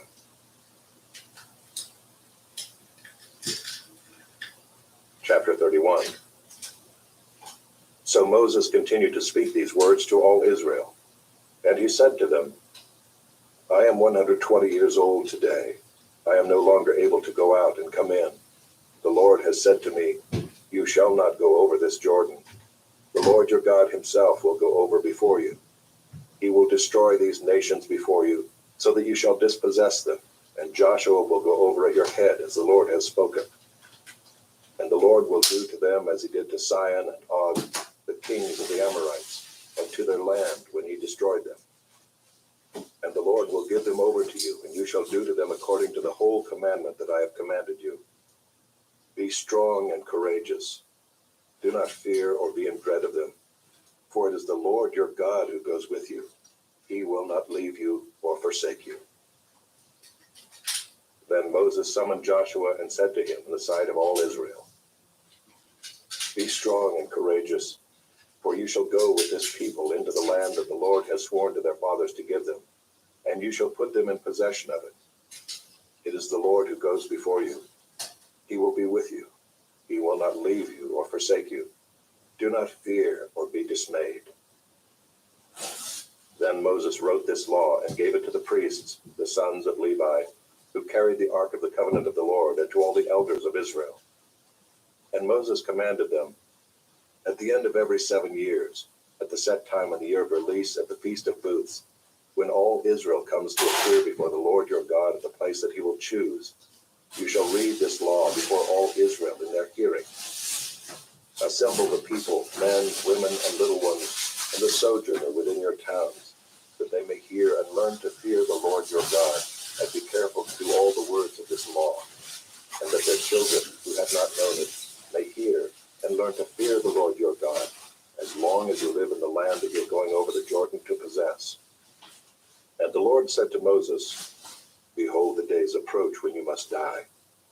Call Joshua and present yourselves in the tent of meeting, that I may commission him. And Moses and Joshua went and presented themselves in the tent of meeting. And the Lord appeared in the tent in a pillar of cloud, and the pillar of cloud stood over the entrance of the tent. And the Lord said to Moses, Behold, you are about to lie down with your fathers. Then this people will rise and whore after the foreign gods among them in the land that they are entering, and they will forsake me and break my covenant that I have made with them. Then my anger will be kindled against them in that day, and I will forsake them and hide my face from them, and they will be devoured. And many evils and troubles will come upon them, so that they will say in that day, Have not these evils come upon us because our God is not among us?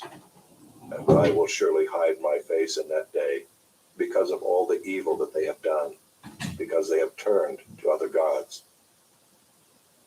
Now therefore write this song and teach it to the people of Israel. Put it in their mouths, that this song may be a witness for me against the people of Israel. For when I have brought them into the land flowing with milk and honey, which I swore to give to their fathers, and they have eaten and are full and grown fat, they will turn to other gods and serve them, and despise me and break my covenant. And when many evils and troubles have come upon them, this song shall confront them as a witness, for it will live unforgotten in the mouths of their offspring. For I know what they are inclined to do even today, before I have brought them into the land that I swore to give. So Moses wrote this song the same day and taught it to the people of Israel. And the Lord commissioned Joshua the son of Nun and said, Be strong and courageous, for you shall bring the people of Israel into the land that I swore to give them. I will be with you. When Moses had finished writing the words of this law in a book to the very end, Moses commanded the Levites who carried the ark of the covenant of the Lord, Take this book of the law and put it by the side of the ark of the covenant of the Lord your God, that it may be there for a witness against you. For I know how rebellious and stubborn you are. Behold, even today, while I am yet alive with you, you have been rebellious against the Lord. How much more after my death? Assemble to me all the elders of your tribes and your officers, that I may speak these words in their ears, and call heaven and earth to witness against them. For I know that after my death you will surely act corruptly and turn aside from the way that I have commanded you. And in the days to come evil will befall you, because you will do what is evil in the sight of the Lord, provoking him to anger through the work of your hands. Then Moses spoke the words of this song until they were finished in the ears of all the assembly of Israel. Chapter 32. Give ear, O heavens, and I will speak, and let the earth hear the words of my mouth. May my teaching drop as the rain, my speech distill as the dew, like gentle rain upon the tender grass and like showers upon the herb. For I will proclaim the name of the Lord, ascribe greatness to our God. The rock, his work, is perfect, for all his ways are justice. A God of faithfulness and without iniquity, just and upright is he. They have dealt corruptly with him, They are no longer his children, because they are blemished. They are a crooked and twisted generation. Do you thus repay the Lord, you foolish and senseless people? Is not he your Father who created you, who made you and established you? Remember the days of old, consider the years of many generations. Ask your Father, and he will show you, your elders, and they will tell you. When the Most High gave to the nations their inheritance, when he divided mankind, he fixed the borders of the peoples according to the number of the sons of God. But the Lord's portion is his people, Jacob his allotted heritage. He found him in a desert land, and in the howling waste of the wilderness. He encircled him, he cared for him. He kept him as the apple of his eye. Like an eagle that stirs up its nest, that flutters over its young, spreading out its wings, catching them, bearing him on its pinions. The Lord alone guided him. No foreign god was with him. He made him ride on the high places of the land, and he ate the produce of the field, and he suckled him with honey out of the rock, and oil out of the flinty rock. Curds from the herd, and milk from the flock, with fat of lambs, rams of Bashan, and goats, with the very finest of the wheat. And you drank foaming wine, made from the blood of the grape. But Jeshurun grew fat and kicked. You grew fat, stout, and sleek. Then he forsook God who made him, and scoffed at the rock of his salvation. They stirred him to jealousy with strange gods. With abominations they provoked him to anger. They sacrificed to demons that were no gods, to gods they had never known, to new gods that had come recently, whom your fathers had never dreaded. You were unmindful of the rock that bore you, and you forgot the God who gave you birth. The Lord saw it and spurned them because of the provocation of his sons and his daughters. And he said, I will hide my face from them. I will see what their end will be. For they are a perverse generation, children in whom is no faithfulness.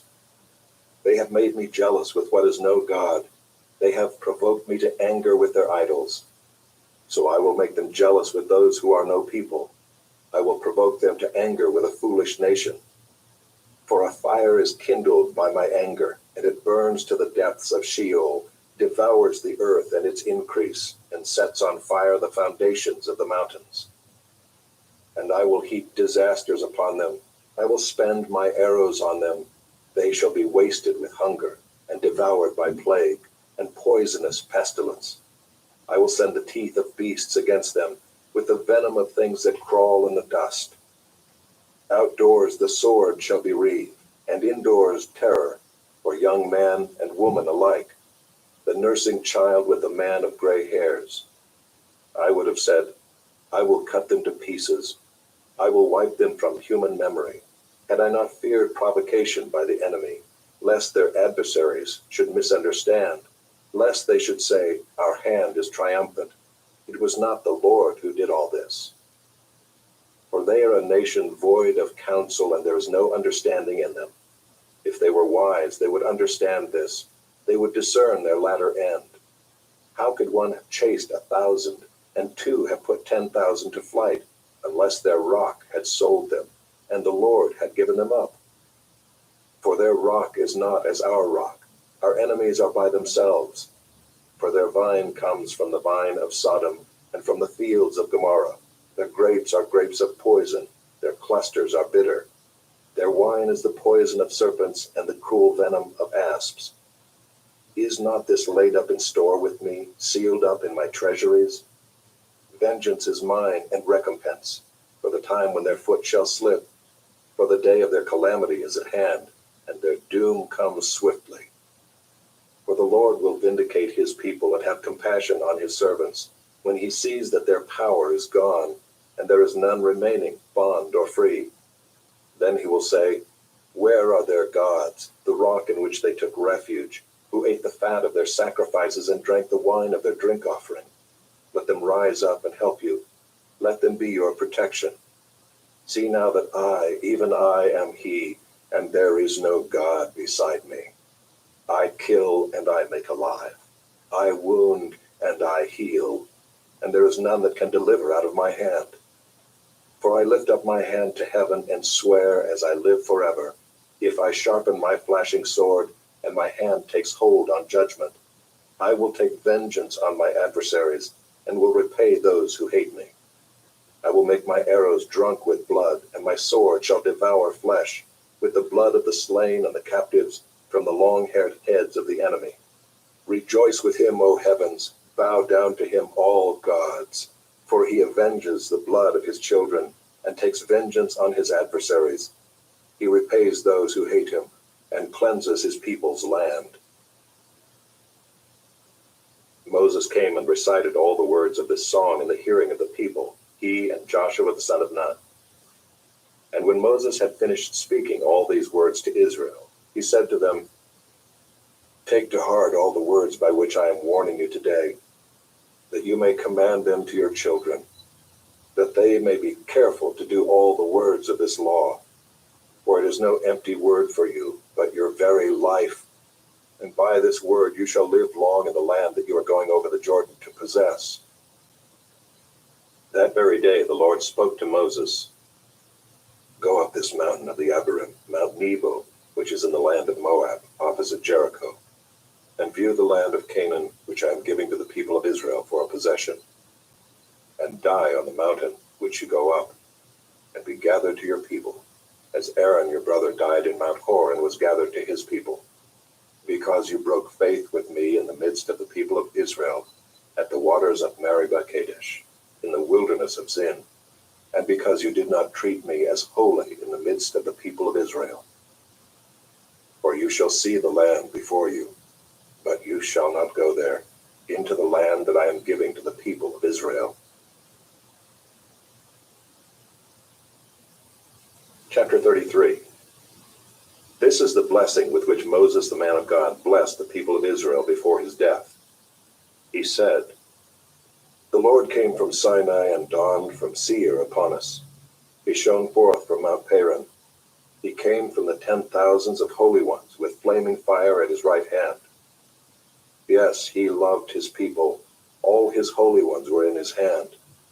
So they followed in your steps, receiving direction from you, when Moses commanded us a law as a possession for the assembly of Jacob. Thus the Lord became king in Jeshurun, when the heads of the people were gathered, all the tribes of Israel together.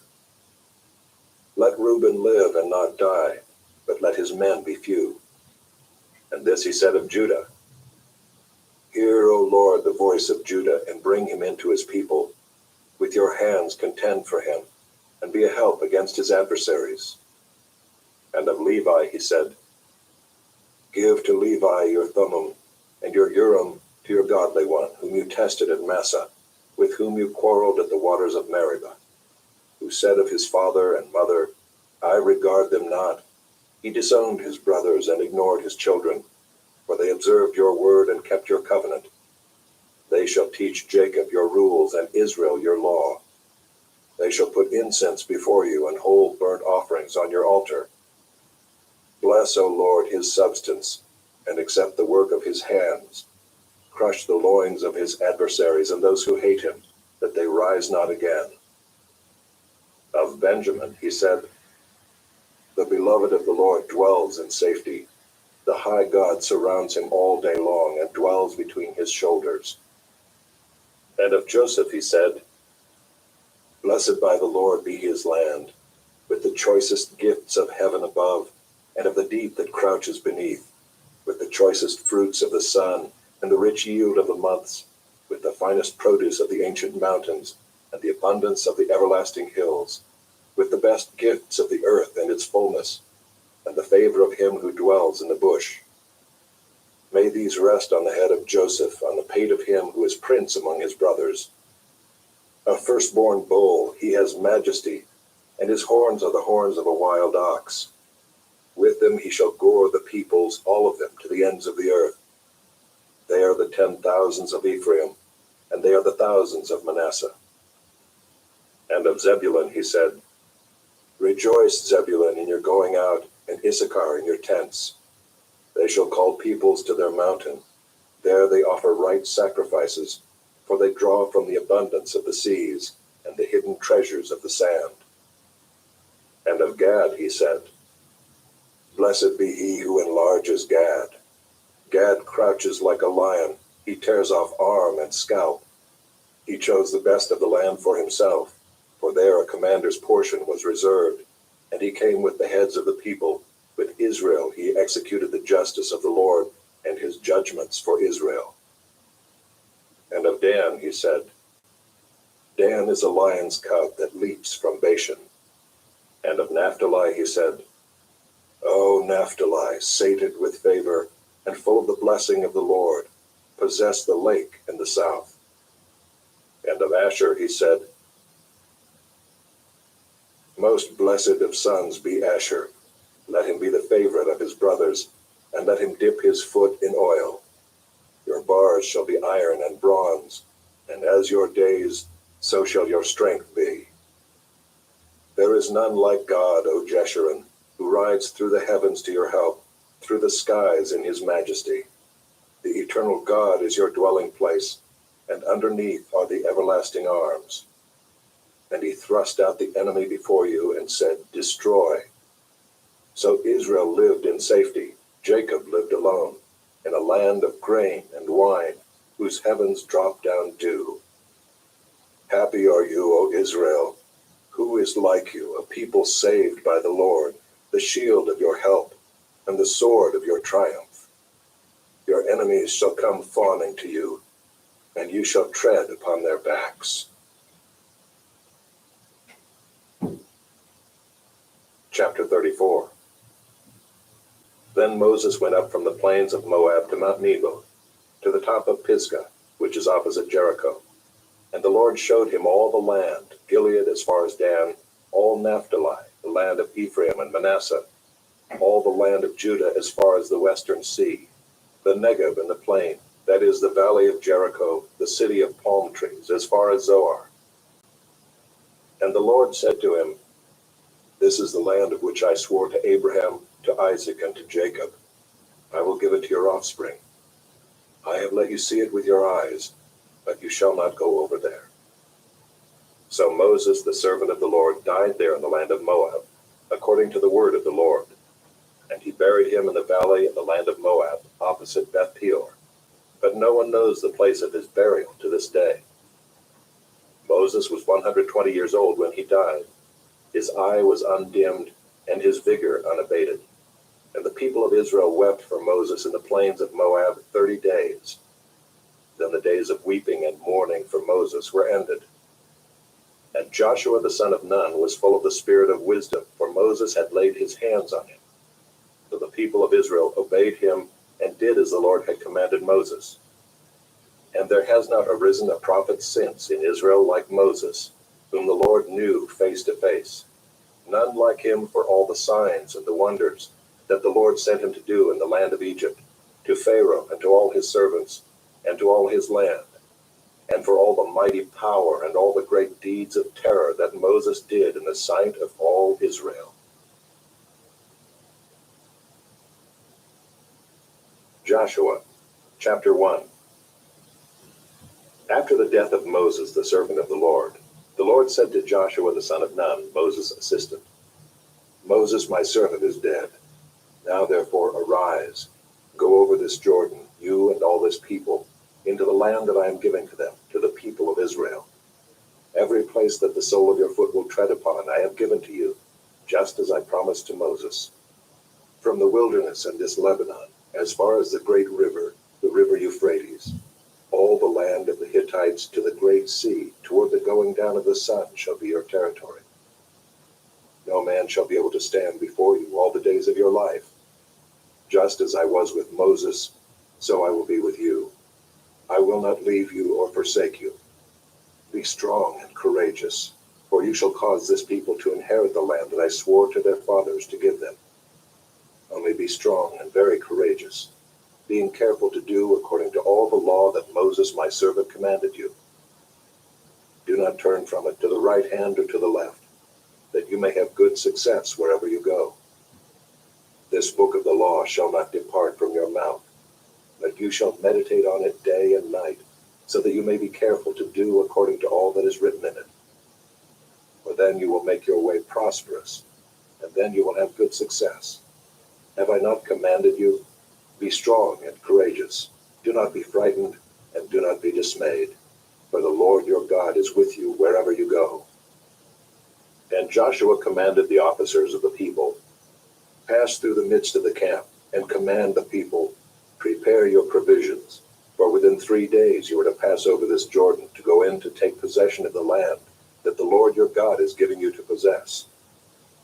And to the Reubenites, the Gadites, and the half-tribe of Manasseh, Joshua said, "Remember the word that Moses, the servant of the Lord, commanded you, saying, 'The Lord your God is providing you a place of rest and will give you this land. Your wives, your little ones, and your livestock shall remain in the land that Moses gave you beyond the Jordan. But all the men of valor among you shall pass over armed before your brothers and shall help them, until the Lord gives rest to your brothers as he has to you, and they also take possession of the land that the Lord your God is giving them. Then you shall return to the land of your possession, and shall possess it, the land that Moses the servant of the Lord gave you beyond the Jordan toward the sunrise.'" And they answered Joshua, "All that you have commanded us we will do, and wherever you send us we will go. Just as we obeyed Moses in all things, so we will obey you. Only may the Lord your God be with you as he was with Moses. Whoever rebels against your commandment and disobeys your words, whatever you command him, shall be put to death. Only be strong and courageous."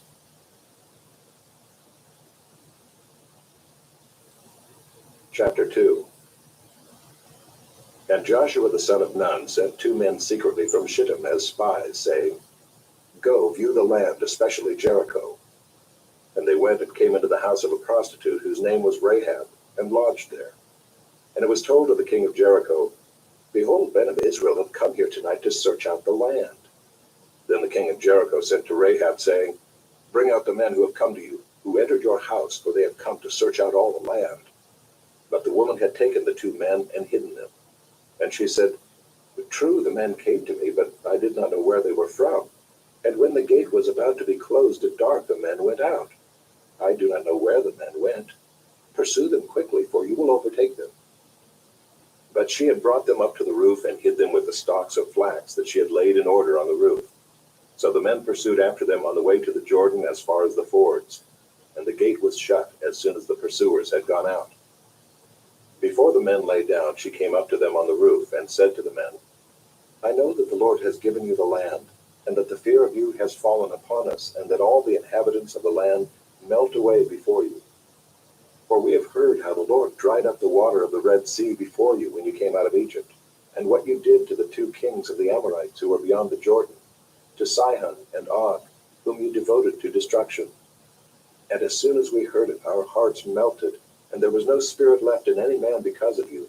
For the Lord your God, he is God in the heavens above and on the earth beneath. Now then, please swear to me by the Lord that as I have dealt kindly with you, you also will deal kindly with my father's house, and give me a sure sign that you will save alive my father and mother, my brothers and sisters, and all who belong to them, and deliver our lives from death." And the men said to her, "Our life for yours, even to death. If you do not tell this business of ours, then when the Lord gives us the land, we will deal kindly and faithfully with you." Then she let them down by a rope through the window, for her house was built into the city wall, so that she lived in the wall. And she said to them, "Go into the hills, or the pursuers will encounter you, and hide there 3 days until the pursuers have returned. Then afterward you may go your way." The men said to her, "We will be guiltless with respect to this oath of yours that you have made us swear. Behold, when we come into the land, you shall tie this scarlet cord in the window through which you let us down, and you shall gather into your house your father and mother, your brothers, and all your father's household. Then if anyone goes out of the doors of your house into the street, his blood shall be on his own head, and we shall be guiltless. But if a hand is laid on anyone who is with you in the house, his blood shall be on our head. But if you tell this business of ours, then we shall be guiltless with respect to your oath that you have made us swear." And she said, "According to your words, so be it." Then she sent them away, and they departed, and she tied the scarlet cord in the window. They departed and went into the hills, and remained there 3 days until the pursuers returned. And the pursuers searched all along the way, and found nothing. Then the 2 men returned. They came down from the hills and passed over and came to Joshua the son of Nun, and they told him all that had happened to them. And they said to Joshua, "Truly the Lord has given all the land into our hands, and also all the inhabitants of the land melt away because of us."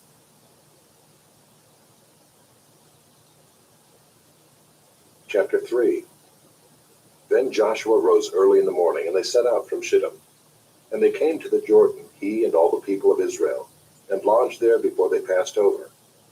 At the end of 3 days the officers went through the camp and commanded the people, "As soon as you see the ark of the covenant of the Lord your God being carried by the Levitical priests, then you shall set out from your place and follow it. Yet there shall be a distance between you and it, about 2,000 cubits in length.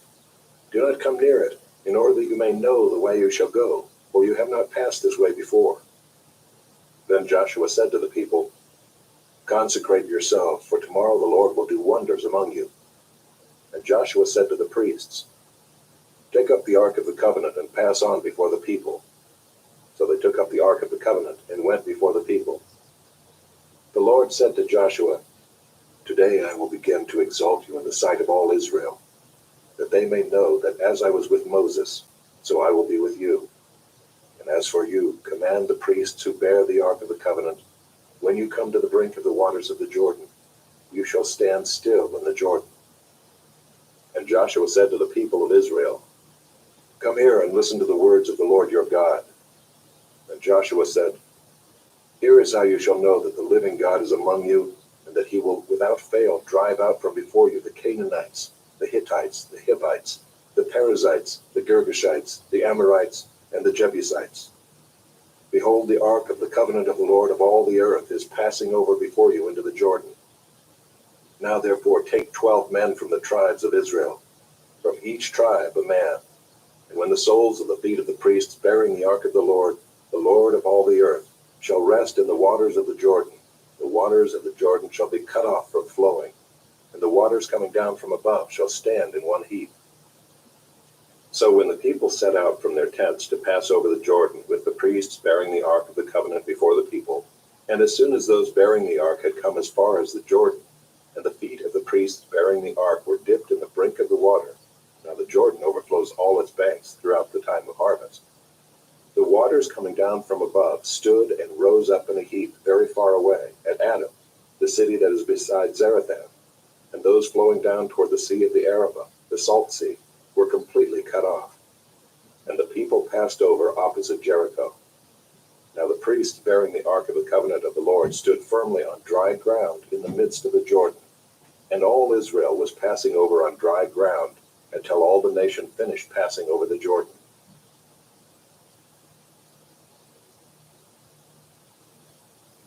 Chapter 4. When all the nation had finished passing over the Jordan, the Lord said to Joshua, "Take 12 men from the people, from each tribe a man, and command them, saying, Take 12 stones from here out of the midst of the Jordan, from the very place where the priest's feet stood firmly, and bring them over with you, and lay them down in the place where you lodge tonight." Then Joshua called the 12 men from the people of Israel, whom he had appointed, a man from each tribe. And Joshua said to them, "Pass on before the ark of the Lord your God into the midst of the Jordan, and take up each of you a stone upon his shoulder, according to the number of the tribes of the people of Israel, that this may be a sign among you. When your children ask in time to come, 'What do those stones mean to you?'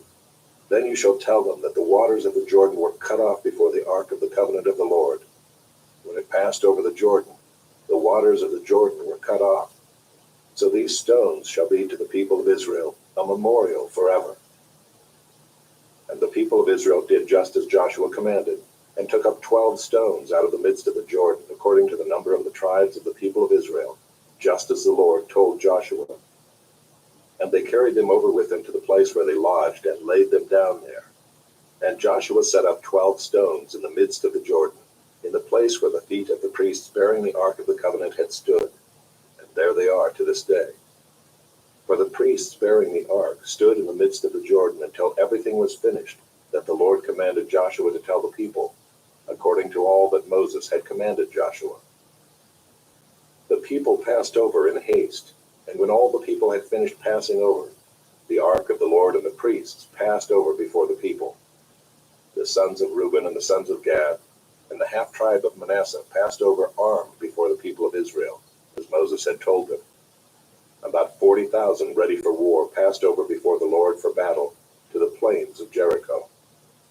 On that day the Lord exalted Joshua in the sight of all Israel, and they stood in awe of him, just as they had stood in awe of Moses all the days of his life. And the Lord said to Joshua, "Command the priests bearing the ark of the testimony to come up out of the Jordan." So Joshua commanded the priests, "Come up out of the Jordan." And when the priests bearing the ark of the covenant of the Lord came up from the midst of the Jordan, and the soles of the priests' feet were lifted up on dry ground, the waters of the Jordan returned to their place and overflowed all its banks as before. The people came up out of the Jordan on the 10th day of the first month, and they encamped at Gilgal on the east border of Jericho. And those 12 stones which they took out of the Jordan, Joshua set up at Gilgal. And he said to the people of Israel, "When your children ask their fathers in times to come, 'What do these stones mean?' then you shall let your children know, Israel passed over this Jordan on dry ground.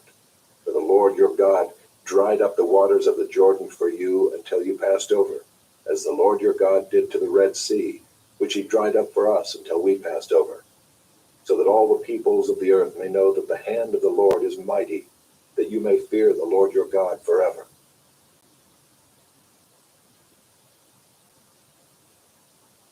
Chapter 5. As soon as all the kings of the Amorites who were beyond the Jordan to the west, and all the kings of the Canaanites who were by the sea, heard that the Lord had dried up the waters of the Jordan for the people of Israel until they had crossed over, their hearts melted, and there was no longer any spirit in them because of the people of Israel. At that time the Lord said to Joshua, "Make flint knives and circumcise the sons of Israel a second time." So Joshua made flint knives and circumcised the sons of Israel at Gibeath-Haaraloth. And this is the reason why Joshua circumcised them. All the males of the people who came out of Egypt, all the men of war, had died in the wilderness on the way after they had come out of Egypt. Though all the people who came out had been circumcised, yet all the people who were born on the way in the wilderness after they had come out of Egypt had not been circumcised. For the people of Israel walked 40 years in the wilderness, until all the nation, the men of war who came out of Egypt, perished, because they did not obey the voice of the Lord. The Lord swore to them that he would not let them see the land that the Lord had sworn to their fathers to give to us, a land flowing with milk and honey. So it was their children whom he raised up in their place that Joshua circumcised. For they were uncircumcised because they had not been circumcised on the way. When the circumcising of the whole nation was finished, they remained in their places in the camp until they were healed. And the Lord said to Joshua, "Today I have rolled away the reproach of Egypt from you." And so the name of that place is called Gilgal to this day. While the people of Israel were encamped at Gilgal, they kept the Passover on the 14th day of the month in the evening on the plains of Jericho. And the day after the Passover, on that very day, they ate of the produce of the land, unleavened cakes and parched grain.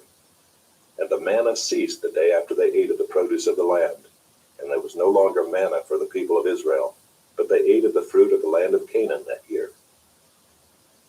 When Joshua was by Jericho, he lifted up his eyes and looked, and behold, a man was standing before him with his drawn sword in his hand. And Joshua went to him and said to him, "Are you for us, or for our adversaries?" And he said, "No, but I am the commander of the army of the Lord. Now I have come." And Joshua fell on his face to the earth and worshipped and said to him, "What does my Lord say to his servant?" And the commander of the Lord's army said to Joshua, "Take off your sandals from your feet, for the place where you are standing is holy." And Joshua did so.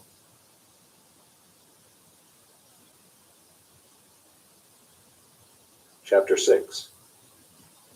Now Jericho was shut up inside and outside because of the people of Israel. None went out, and none came in. And the Lord said to Joshua, "See, I have given Jericho into your hand, with its king and mighty men of valor.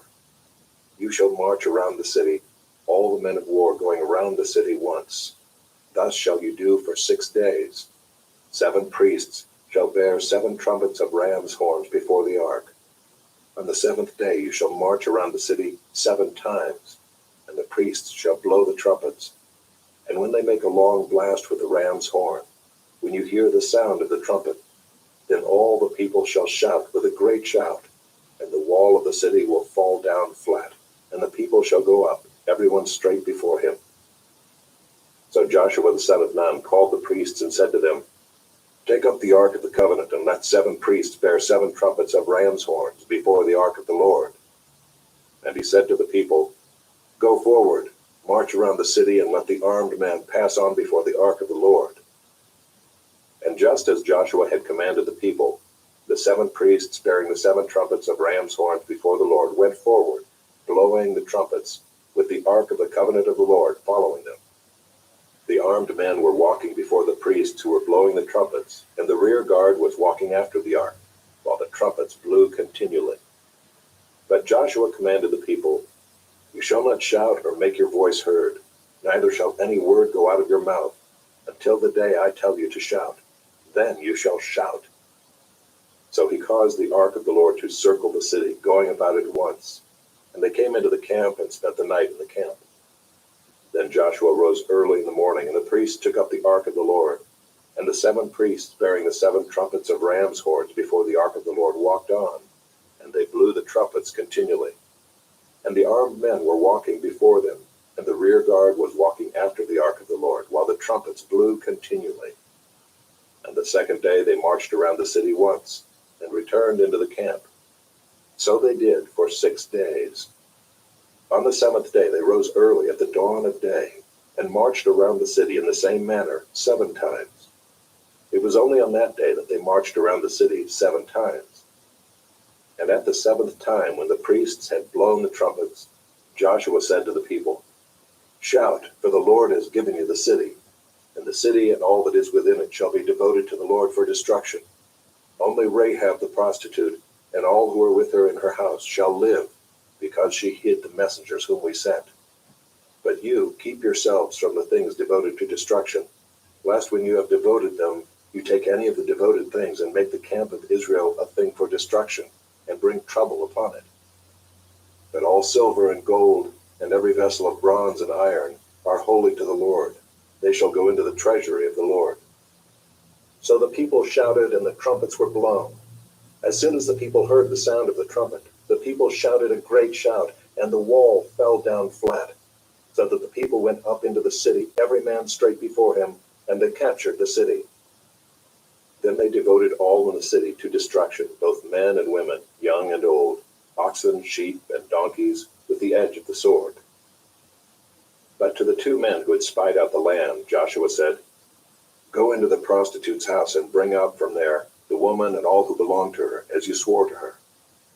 So the young men who had been spies went in and brought out Rahab and her father and mother and brothers and all who belonged to her. And they brought all her relatives and put them outside the camp of Israel. And they burned the city with fire and everything in it. Only the silver and gold, and the vessels of bronze and of iron, they put into the treasury of the house of the Lord. But Rahab the prostitute and her father's household, and all who belonged to her, Joshua saved alive. And she has lived in Israel to this day, because she hid the messengers whom Joshua sent to spy out Jericho. Joshua laid an oath on them at that time, saying, Cursed before the Lord be the man who rises up and rebuilds this city, Jericho. At the cost of his firstborn shall he lay its foundation, and at the cost of his youngest son shall he set up its gates. So the Lord was with Joshua, and his fame was in all the land.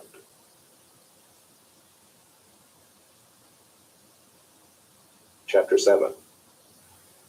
But the people of Israel broke faith in regard to the devoted things.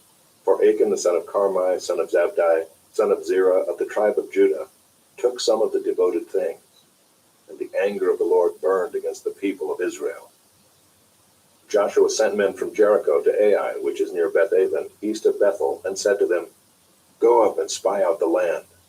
And the men went up and spied out Ai. And they returned to Joshua and said to him, Do not have all the people go up, but let about 2,000 or 3,000 men go up and attack Ai. Do not make the whole people toil up there, for they are few. So about 3,000 men went up there from the people, and they fled before the men of Ai, and the men of Ai killed about 36 of their men, and chased them before the gate as far as Shepharaim, and struck them at the descent. And the hearts of the people melted and became as water. Then Joshua tore his clothes and fell to the earth on his face before the ark of the Lord until the evening, he and the elders of Israel. And they put dust on their heads. And Joshua said, Alas, O Lord God, why have you brought this people over the Jordan at all? To give us into the hands of the Amorites, to destroy us? Would that we had been content to dwell beyond the Jordan. O Lord, what can I say, when Israel has turned their backs before their enemies? For the Canaanites and all the inhabitants of the land will hear of it, and will surround us and cut off our name from the earth. And what will you do for your great name? The Lord said to Joshua, Get up. Why have you fallen on your face? Israel has sinned. They have transgressed my covenant that I commanded them. They have taken some of the devoted things. They have stolen and lied and put them among their own belongings. Therefore the people of Israel cannot stand before their enemies. They turn their backs before their enemies because they have become devoted for destruction. I will be with you no more unless you destroy the devoted things from among you. Get up, consecrate the people, and say, Consecrate yourselves for tomorrow, for thus says the Lord God of Israel, There are devoted things in your midst, O Israel. You cannot stand before your enemies until you take away the devoted things from among you.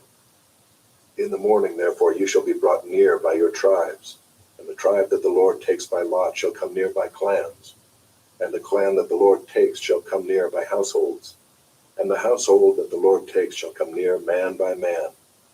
And he who is taken with the devoted things shall be burned with fire, he and all that he has, because he has transgressed the covenant of the Lord, and because he has done an outrageous thing in Israel. So Joshua rose early in the morning and brought Israel near, tribe by tribe, and the tribe of Judah was taken. And he brought near the clans of Judah, and the clan of the Zerahites was taken. And he brought near the clan of the Zerahites man by man, and Zabdi was taken. And he brought near his household man by man, and Achan the son of Carmi, son of Zabdi, son of Zerah, of the tribe of Judah, was taken. Then Joshua said to Achan, My son, give glory to the Lord God of Israel, and give praise to him. And tell me now what you have done. Do not hide it from me. And Achan answered Joshua, Truly I have sinned against the Lord God of Israel. And this is what I did. When I saw among the spoil a beautiful cloak from Shinar, and 200 shekels of silver, and a bar of gold weighing 50 shekels, then I coveted them and took them. And see, they are hidden in the earth inside my tent, with the silver underneath. So Joshua sent messengers, and they ran to the tent, and behold, it was hidden in his tent with the silver underneath. And they took them out of the tent and brought them to Joshua and to all the people of Israel. And they laid them down before the Lord. And Joshua and all Israel with him took Achan the son of Zerah, and the silver and the cloak and the bar of gold, and his sons and daughters, and his oxen and donkeys and sheep, and his tent and all that he had. And they brought them up to the valley of Achor. And Joshua said, Why did you bring trouble on us? The Lord brings trouble on you today. And all Israel stoned him with stones. They burned them with fire and stoned them with stones. And they raised over him a great heap of stones that remains to this day. Then the Lord turned from his burning anger. Therefore to this day, the name of that place is called the Valley of Achor.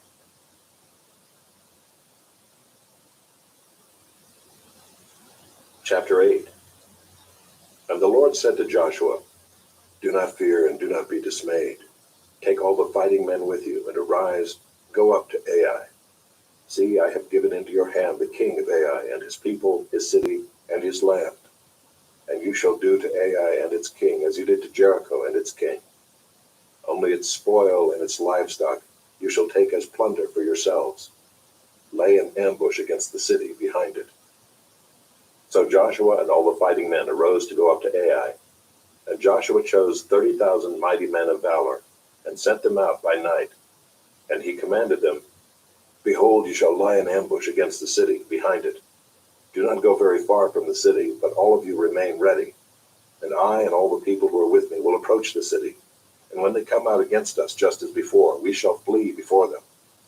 And they will come out after us until we have drawn them away from the city. For they will say, they are fleeing from us just as before. So we will flee before them. Then you shall rise up from the ambush and seize the city, for the Lord your God will give it into your hand. And as soon as you have taken the city, you shall set the city on fire. You shall do according to the word of the Lord. See, I have commanded you. So Joshua sent them out. And they went to the place of ambush and lay between Bethel and Ai, to the west of Ai. But Joshua spent that night among the people. Joshua arose early in the morning and mustered the people and went up, he and the elders of Israel, before the people to Ai. And all the fighting men who were with him went up and drew near before the city and encamped on the north side of Ai, with the ravine between them and Ai. He took about 5,000 men and set them in ambush between Bethel and Ai, to the west of the city. So they stationed the forces, the main encampment that was north of the city, and its rear guard west of the city. But Joshua spent that night in the valley. And as soon as the king of Ai saw this, he and all his people, the men of the city, hurried and went out early to the appointed place toward the Arabah to meet Israel in battle. But he did not know that there was an ambush against him behind the city. And Joshua and all Israel pretended to be beaten before them and fled in the direction of the wilderness. So all the people who were in the city were called together to pursue them. And as they pursued Joshua, they were drawn away from the city. Not a man was left in Ai or Bethel who did not go out after Israel. They left the city open and pursued Israel. Then the Lord said to Joshua, stretch out the javelin that is in your hand toward Ai, for I will give it into your hand. And Joshua stretched out the javelin that was in his hand toward the city. And the men in the ambush rose quickly out of their place. And as soon as he had stretched out his hand, they ran and entered the city and captured it. And they hurried to set the city on fire. So when the men of Ai looked back, behold, the smoke of the city went up to heaven, and they had no power to flee this way or that, for the people who fled to the wilderness turned back against the pursuers. And when Joshua and all Israel saw that the ambush had captured the city, and that the smoke of the city went up, then they turned back and struck down the men of Ai. And the others came out from the city against them.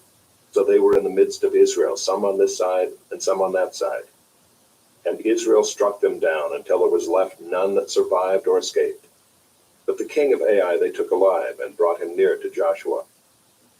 When Israel had finished killing all the inhabitants of Ai in the open wilderness where they pursued them, and all of them to the very last had fallen by the edge of the sword, all Israel returned to Ai and struck it down with the edge of the sword. And all who fell that day, both men and women, were 12,000, all the people of Ai. But Joshua did not draw back his hand with which he stretched out the javelin until he had devoted all the inhabitants of Ai to destruction. Only the livestock and the spoil of that city Israel took as their plunder, according to the word of the Lord that he commanded Joshua. So Joshua burned Ai and made it forever a heap of ruins, as it is to this day. And he hanged the king of Ai on a tree until evening. And at sunset Joshua commanded, and they took his body down from the tree and threw it at the entrance of the gate of the city, and raised over it a great heap of stones, which stands there to this day. At that time Joshua built an altar to the Lord, the God of Israel, on Mount Ebal, just as Moses, the servant of the Lord, had commanded the people of Israel, as it is written in the book of the law of Moses, an altar of uncut stones, upon which no man has wielded an iron tool. And they offered on it burnt offerings to the Lord, and sacrificed peace offerings. And there, in the presence of the people of Israel, he wrote on the stones a copy of the law of Moses, which he had written. And all Israel, sojourner as well as native born, with their elders and officers and their judges, stood on opposite sides of the ark before the Levitical priests to carry the ark of the covenant of the Lord, half of them in front of Mount Gerizim, and half of them in front of Mount Ebal, just as Moses, the servant of the Lord, had commanded at the first, to bless the people of Israel. And afterward he read all the words of the law, the blessing and the curse, according to all that is written in the book of the law. There was not a word of all that Moses commanded that Joshua did not read before all the assembly of Israel, and the women, and the little ones, and the sojourners who lived among them. Chapter 9.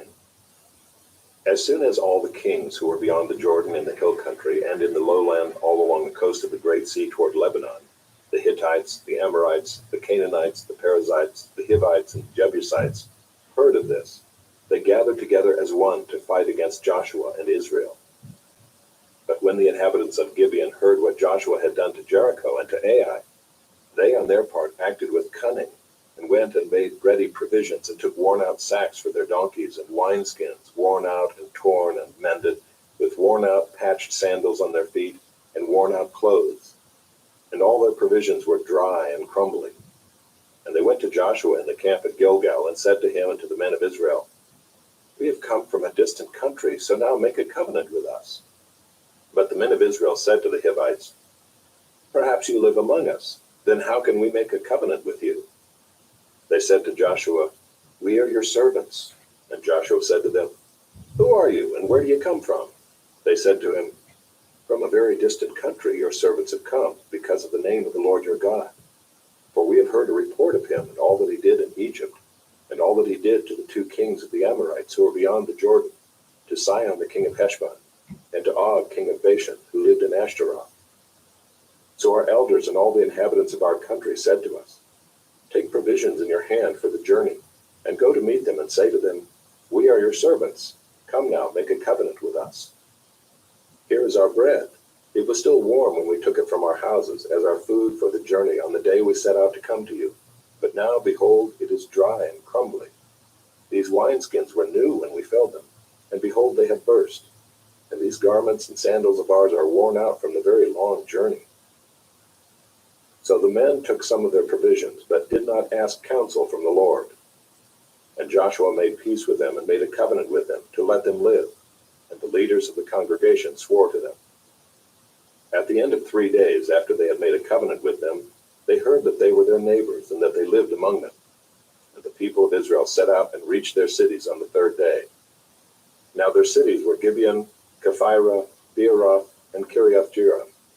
But the people of Israel did not attack them, because the leaders of the congregation had sworn to them by the Lord, the God of Israel. Then all the congregation murmured against the leaders. But all the leaders said to all the congregation, "We have sworn to them by the Lord, the God of Israel, and now we may not touch them. This we will do to them. Let them live, lest wrath be upon us, because of the oath that we swore to them." And the leaders said to them, "Let them live." So they became cutters of wood and drawers of water for all the congregation, just as the leaders had said to them. Joshua summoned them, and he said to them, "Why did you deceive us, saying, 'We are very far from you,' when you dwell among us? Now therefore you are cursed, and some of you shall never be anything but servants, cutters of wood and drawers of water for the house of my God." They answered Joshua, "Because it was told to your servants for a certainty that the Lord your God had commanded his servant Moses to give you all the land, and to destroy all the inhabitants of the land from before you. So we feared greatly for our lives because of you, and did this thing. And now behold, we are in your hand. Whatever seems good and right in your sight to do to us, do it." So he did this to them, and delivered them out of the hand of the people of Israel, and they did not kill them. But Joshua made them that day cutters of wood and drawers of water for the congregation and for the altar of the Lord to this day, in the place that he should choose. Chapter 10. As soon as Adonizedek, king of Jerusalem, heard how Joshua had captured Ai and had devoted it to destruction, doing to Ai and its king as he had done to Jericho and its king, and how the inhabitants of Gibeon had made peace with Israel and were among them, he feared greatly, because Gibeon was a great city, like one of the royal cities, and because it was greater than Ai, and all its men were warriors. So Adonizedek, king of Jerusalem, sent to Hoham, king of Hebron, to Piram, king of Jarmuth, to Japhiah, king of Lachish, and to Deber, king of Eglon, saying, "Come up to me and help me, and let us strike Gibeon, for it has made peace with Joshua and with the people of Israel." Then the 5 kings of the Amorites, the king of Jerusalem, the king of Hebron, the king of Jarmuth, the king of Lachish, and the king of Eglon, gathered their forces and went up with all their armies and encamped against Gibeon, and made war against it. And the men of Gibeon sent to Joshua at the camp at Gilgal, saying, "Do not relax your hand from your servants. Come up to us quickly and save us and help us, for all the kings of the Amorites who dwell in the hill country are gathered against us." So Joshua went up from Gilgal, he and all the people of war with him, and all the mighty men of valor. And the Lord said to Joshua, "Do not fear them, for I have given them into your hands. Not a man of them shall stand before you." So Joshua came upon them suddenly, having marched up all night from Gilgal. And the Lord threw them into a panic before Israel, who struck them with a great blow at Gibeon, and chased them by the way of the ascent of Beth Horon, and struck them as far as Azekah and Makkedah. And as they fled before Israel, while they were going down the ascent of Beth Horon, the Lord threw down large stones from heaven on them as far as Azekah, and they died. There were more who died because of the hailstones than the sons of Israel killed with the sword. At that time Joshua spoke to the Lord in the day when the Lord gave the Amorites over to the sons of Israel. And he said in the sight of Israel, "Sun, stand still at Gibeon, and moon in the valley of Ajalon." And the sun stood still, and the moon stopped, until the nation took vengeance on their enemies. Is this not written in the book of Jasher? The sun stopped in the midst of heaven and did not hurry to set for about a whole day. There has been no day like it before or since, when the Lord heeded the voice of a man, for the Lord fought for Israel. So Joshua returned, and all Israel with him, to the camp at Gilgal. These 5 kings fled and hid themselves in the cave at Makkedah. And it was told to Joshua, "The 5 kings have been found hidden in the cave at Makkedah." And Joshua said, "Roll large stones against the mouth of the cave and set men by it to guard them. But do not stay there yourselves. Pursue your enemies, attack their rear guard. Do not let them enter their cities, for the Lord your God has given them into your hand." When Joshua and the sons of Israel had finished striking them with a great blow until they were wiped out, and when the remnant that remained of them had entered into the fortified cities, then all the people returned safe to Joshua in the camp at Makkedah. Not a man moved his tongue against any of the people of Israel. Then Joshua said, "Open the mouth of the cave and bring those 5 kings out to me from the cave." And they did so and brought those 5 kings out to him from the cave, the king of Jerusalem, the king of Hebron, the king of Jarmuth, the king of Lachish, and the king of Eglon. And when they brought those kings out to Joshua, Joshua summoned all the men of Israel and said to the chiefs of the men of war who had gone with him, "Come near, put your feet on the necks of these kings." Then they came near and put their feet on their necks. And Joshua said to them, "Do not be afraid or dismayed. Be strong and courageous. For thus the Lord will do to all your enemies against whom you fight." And afterward Joshua struck them and put them to death. And he hanged them on 5 trees. And they hung on the trees until evening. But at the time of the going down of the sun, Joshua commanded, and they took them down from the trees and threw them into the cave where they had hidden themselves. And they set large stones against the mouth of the cave, which remain to this very day. As for Makkedah, Joshua captured it on that day and struck it and its king with the edge of the sword. He devoted to destruction every person in it. He left none remaining. And he did to the king of Makkedah just as he had done to the king of Jericho. Then Joshua and all Israel with him passed on from Makkedah to Libnah, and fought against Libnah. And the Lord gave it also and its king into the hand of Israel. And he struck it with the edge of the sword, and every person in it. He left none remaining in it. And he did to its king as he had done to the king of Jericho. Then Joshua and all Israel with him passed on from Libnah to Lachish, and laid siege to it, and fought against it. And the Lord gave Lachish into the hand of Israel, and he captured it on the 2nd day, and struck it with the edge of the sword, and every person in it, as he had done to Libnah. Then Horam king of Gezer came up to help Lachish, and Joshua struck him and his people until he left none remaining. Then Joshua and all Israel with him passed on from Lachish to Eglon, and they laid siege to it and fought against it. And they captured it on that day and struck it with the edge of the sword. And he devoted every person in it to destruction that day, as he had done to Lachish. Then Joshua and all Israel with him went up from Eglon to Hebron, and they fought against it and captured it, and struck it with the edge of the sword, and its king and its towns, and every person in it. He left none remaining, as he had done to Eglon, and devoted it to destruction, and every person in it. Then Joshua and all Israel with him turned back to Debir and fought against it, and he captured it with its king and all its towns. And they struck them with the edge of the sword, and devoted to destruction every person in it. He left none remaining. Just as he had done to Hebron and to Libnah and its king, so he did to Debir and to its king. So Joshua struck the whole land, the hill country and the Negeb and the lowland and the slopes and all their kings. He left none remaining, but devoted to destruction all that breathed, just as the Lord God of Israel commanded. And Joshua struck them from Kadesh Barnea as far as Gaza, and all the country of Goshen as far as Gibeon. And Joshua captured all these kings and their land at one time, because the Lord God of Israel fought for Israel. Then Joshua returned, and all Israel with him, to the camp at Gilgal. Chapter 11. When Jabin, king of Hazor, heard of this, he sent to Jobab, king of Madon, and to the king of Shimron, and to the king of Akshaph, and to the kings who were in the northern hill country, and in the Arabah south of Kinneroth, and in the lowland, and at Naphoth Dor on the west, to the Canaanites in the east and the west, the Amorites, the Hittites, the Perizzites, and the Jebusites in the hill country, and the Hivites under Hermon, and the land of Mizpah. And they came out with all their troops, a great horde, in number like the sand that is on the seashore, with very many horses and chariots. And all these kings joined their forces and came and encamped together at the waters of Merom to fight against Israel. And the Lord said to Joshua, "Do not be afraid of them, for tomorrow at this time I will give over all of them, slain, to Israel. You shall hamstring their horses and burn their chariots with fire." So Joshua and all his warriors came suddenly against them by the waters of Merom and fell upon them.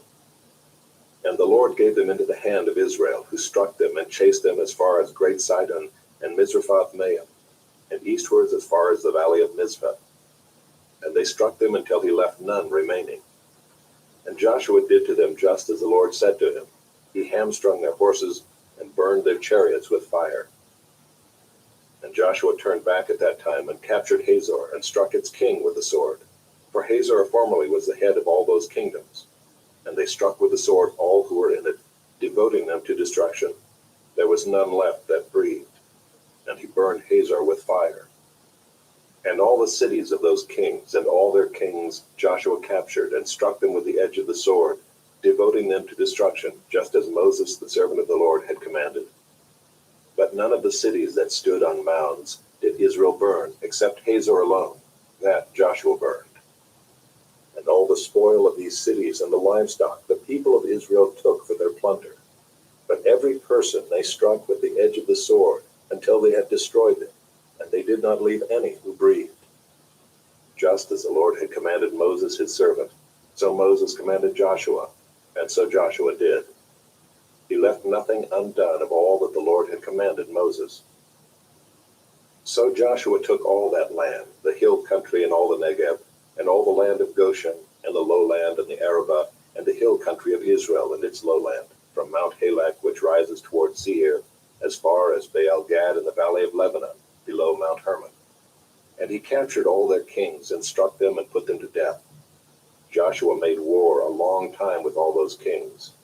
There was not a city that made peace with the people of Israel, except the Hivites, the inhabitants of Gibeon. They took them all in battle. For it was the Lord's doing to harden their hearts, that they should come against Israel in battle, in order that they should be devoted to destruction and should receive no mercy but be destroyed, just as the Lord commanded Moses. And Joshua came at that time and cut off the Anakim from the hill country, from Hebron, from Debir, from Anab, and from all the hill country of Judah, and from all the hill country of Israel. Joshua devoted them to destruction with their cities. There was none of the Anakim left in the land of the people of Israel. Only in Gaza, in Gath, and in Ashdod did some remain. So Joshua took the whole land, according to all that the Lord had spoken to Moses. And Joshua gave it for an inheritance to Israel, according to their tribal allotments. And the land had rest from war.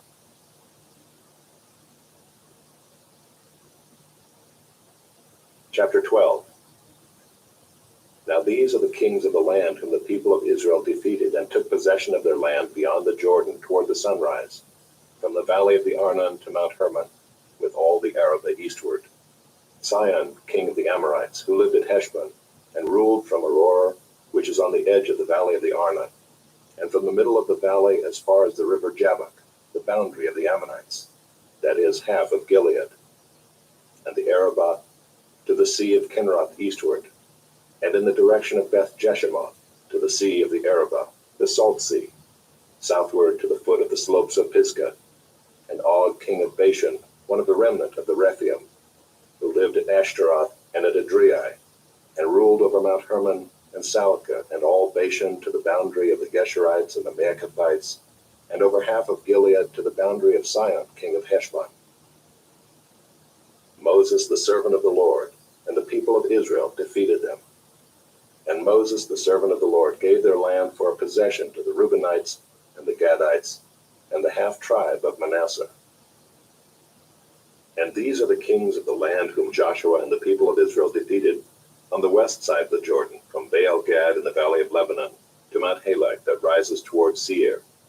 And Joshua gave their land to the tribes of Israel as a possession according to their allotments, in the hill country, in the lowland, in the Arabah, in the slopes, in the wilderness, and in the Negev, the land of the Hittites, the Amorites, the Canaanites, the Perizzites, the Hivites, and the Jebusites. The king of Jericho, 1. The king of Ai, which is beside Bethel, 1. The king of Jerusalem, 1. The king of Hebron, 1. The king of Jarmuth, 1. The king of Lachish, 1. The king of Eglon, 1. The king of Gezer, 1. The king of Deber, 1. The king of Geder, 1. The king of Hormah, 1. The king of Arad, 1. The king of Libnah, 1. The king of Adullam, 1. The king of Makkedah, 1. The king of Bethel, 1. The king of Tappuah, 1. The king of Hepher, 1. The king of Aphek, 1. The king of Lasharon, 1. The king of Madon, 1. The king of Hazor, 1. The king of Shimron-Meron, 1. The king of Akshaph, 1. The king of Taanach, 1. The king of Megiddo, 1. The king of Kedesh, 1. The king of Jokneam and Carmel, 1. The king of Dor and Naphath Dor, 1. The king of Goiim in Galilee, 1.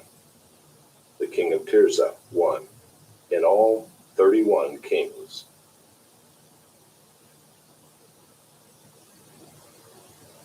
Chapter 13.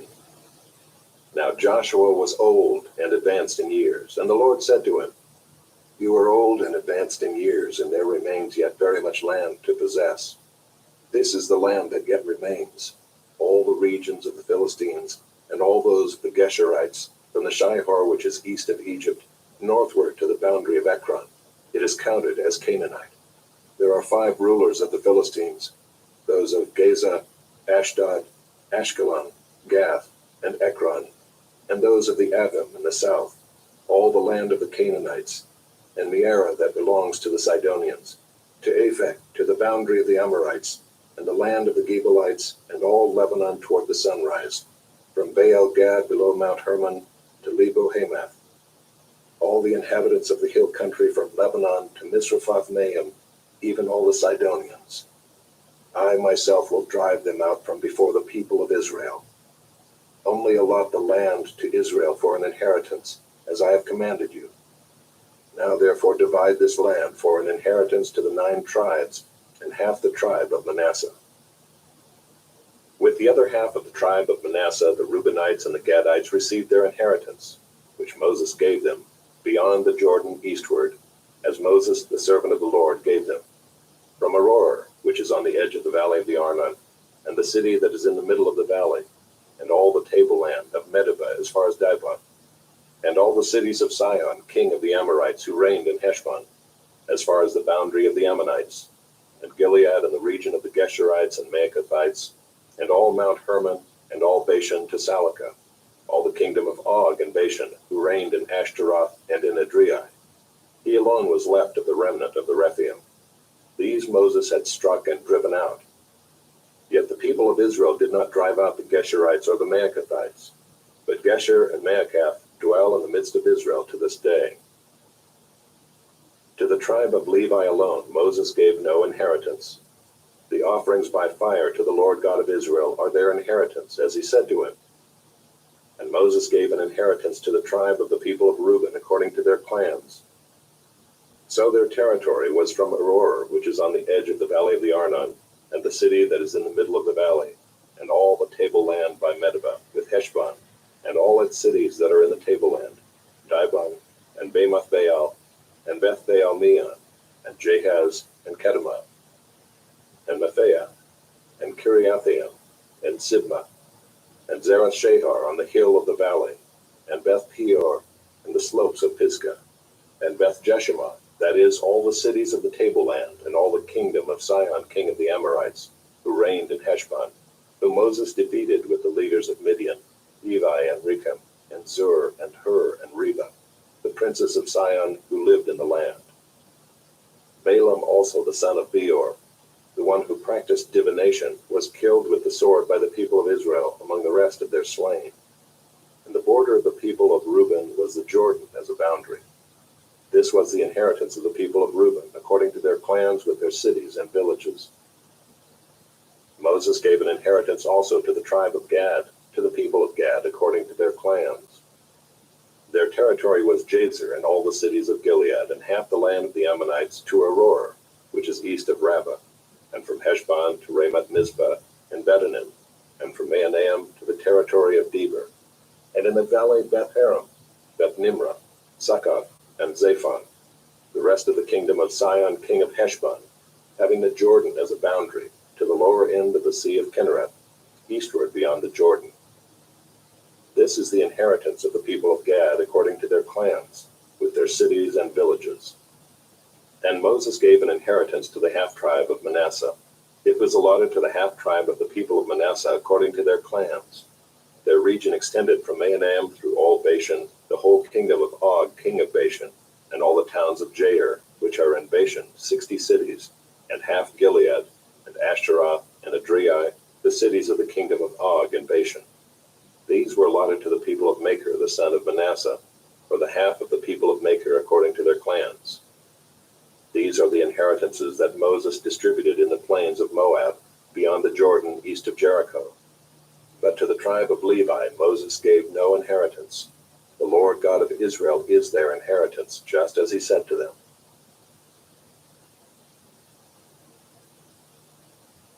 Chapter 14. These are the inheritances that the people of Israel received in the land of Canaan, which Eleazar the priest and Joshua the son of Nun and the heads of the fathers' houses of the tribes of the people of Israel gave them to inherit. Their inheritance was by lot, just as the Lord had commanded by the hand of Moses for the 9 1/2 tribes. For Moses had given an inheritance to the 2 1/2 tribes beyond the Jordan, but to the Levites he gave no inheritance among them. For the people of Joseph were 2 tribes, Manasseh and Ephraim, and no portion was given to the Levites in the land, but only cities to dwell in, with their pasture lands for their livestock and their substance. The people of Israel did as the Lord commanded Moses. They allotted the land. Then the people of Judah came to Joshua at Gilgal, and Caleb the son of Jephunneh the Kenizzite said to him, "You know what the Lord said to Moses the man of God in Kadesh Barnea concerning you and me. I was 40 years old when Moses the servant of the Lord sent me from Kadesh Barnea to spy out the land. And I brought him word again, as it was in my heart. But my brothers who went up with me made the heart of the people melt. Yet I wholly followed the Lord my God. And Moses swore on that day, saying, Surely the land on which your foot has trodden shall be an inheritance for you and your children forever, because you have wholly followed the Lord my God. And now behold, the Lord has kept me alive, just as he said, these 45 years, since the time that the Lord spoke this word to Moses, while Israel walked in the wilderness. And now behold, I am this day 85 years old. I am still as strong today as I was in the day that Moses sent me. My strength now is as my strength was then, for war and for going and coming. So now give me this hill country of which the Lord spoke on that day.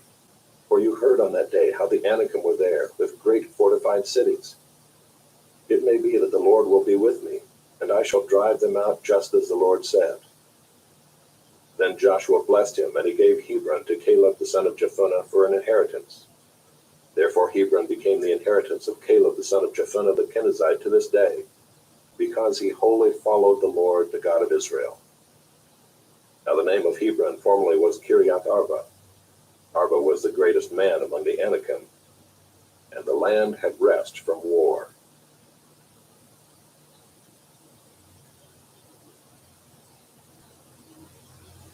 Chapter 15.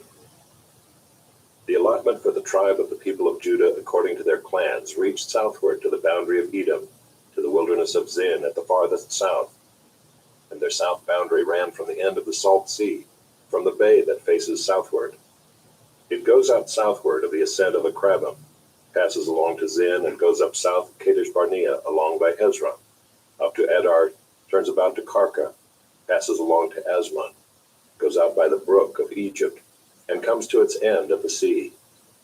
This shall be your south boundary, and the east boundary is the Salt Sea, to the mouth of the Jordan. And the boundary on the north side runs from the bay of the sea at the mouth of the Jordan. And the boundary goes up to Beth Hoglah, and passes along the north of Beth Arabah. And the boundary goes up to the stone of Boham the son of Reuben. And the boundary goes up to Deber from the valley of Achor, and so northward, turning toward Gilgal, which is opposite the ascent of Adullam, which is on the south side of the valley. And the boundary passes along to the waters of En-Shemesh, and ends at En-Rogel. Then the boundary goes up by the valley of the son of Hinnom, at the southern shoulder of the Jebusite, that is Jerusalem. And the boundary goes up to the top of the mountain that lies over against the valley of Hinnom on the west, at the northern end of the valley of Rephaim. Then the boundary extends from the top of the mountain to the spring of the waters of Nephtoah, and from there to the cities of Mount Ephron. Then the boundary bends around to Baalah, that is Kiriath Jearim. And the boundary circles west of Baalah to Mount Seir, passes along to the northern shoulder of Mount Jearim, that is Kesalon, and goes down to Beth Shemesh, and passes along by Timnah. The boundary goes out to the shoulder of the hill north of Ekron. Then the boundary bends around to Shikharon, and passes along to Mount Baalah, and goes out to Jabneel. Then the boundary comes to an end at the sea. And the west boundary was the great sea with its coastline. This is the boundary around the people of Judah according to their clans. According to the commandment of the Lord to Joshua, he gave to Caleb the son of Jephunneh a portion among the people of Judah, Kiriath Arba, that is Hebron. Arba was the father of Anak. And Caleb drove out from there the three sons of Anak, Sheshai, and Ahiman, and Talmai, the descendants of Anak. And he went up from there against the inhabitants of Deber. Now the name of Deber formerly was Kiriath Sepher. And Caleb said, Whoever strikes Kiriath Sepher and captures it, to him will I give Achsah my daughter as wife. And Othniel the son of Kenaz, the brother of Caleb, captured it. And he gave him Achsah his daughter as wife. When she came to him, she urged him to ask her father for a field. And she got off her donkey, and Caleb said to her, What do you want? She said to him, Give me a blessing. Since you have given me the land of the Negev, give me also springs of water. And he gave her the upper springs and the lower springs. This is the inheritance of the tribe of the people of Judah according to their clans. The cities belonging to the tribe of the people of Judah in the extreme south toward the boundary of Edom were Kabzeel, Eder, Jagur, Kinah, Dimona, Adadah, Kedesh, Hazor, Ithnan, Ziph, Telam, Bealoth, Hazor Habatah, Kiriath Hezron, that is Hazor, Amam, Shema, Moladah, Hazar Gaddah, Heshmon, Beth Pelet, Hazar Shual, Beersheba, Biziothia, Baalah, Ayam, Ezem, Eltolad, Kizel, Hormah, Ziklag, Madmannah, Sansannah, Lebaoth, Chillam, Ain, and Rimmon, in all 29 cities with their villages, and in the lowland, Ashtaol, Zorah, Ashna, Zanoah, and Ganim, Tappuah, Enam, Jarmuth, Adullam, Soko, Azekah, Jehoram, Adathaim, Gadira, Gederothaim, 14 cities with their villages. Zenan, Hadashah, Migdal-gad, Dilion, Mizpah, Joktheel, Lachish, Bozkath, Eglon, Kaban, Lamam, Kitlish, Gadira, Bethdagon, Naamah, and Makkedah, 16 cities with their villages. Libnah, Ether, Ashan, Iftah, Ashna, Nezib, Keilah, Akzib, and Marisha, 9 cities with their villages. Ekron with its towns and its villages, from Ekron to the sea, all that were by the side of Ashdod with their villages. Ashdod, its towns and its villages. Gaza, its towns and its villages, to the brook of Egypt and the great sea with its coastline. And in the hill country, Shamir, Jadar, Soko, Dana, Kiriath-Sena, that is Deber, Anab, Eshtemoh, Anim, Goshen, Olon, and Gilo, 11 cities with their villages. Arab, Duma, Eshan, Janim, Beth Tappuah, Aphekah, Umtah, Kiriath Arba, that is Hebron, and Zior, 9 cities with their villages. Maon, Carmel, Ziph, Juttah, Jezreel, Jokdeam, Zanoah, Cain, Gibeah, and Timnah, 10 cities with their villages.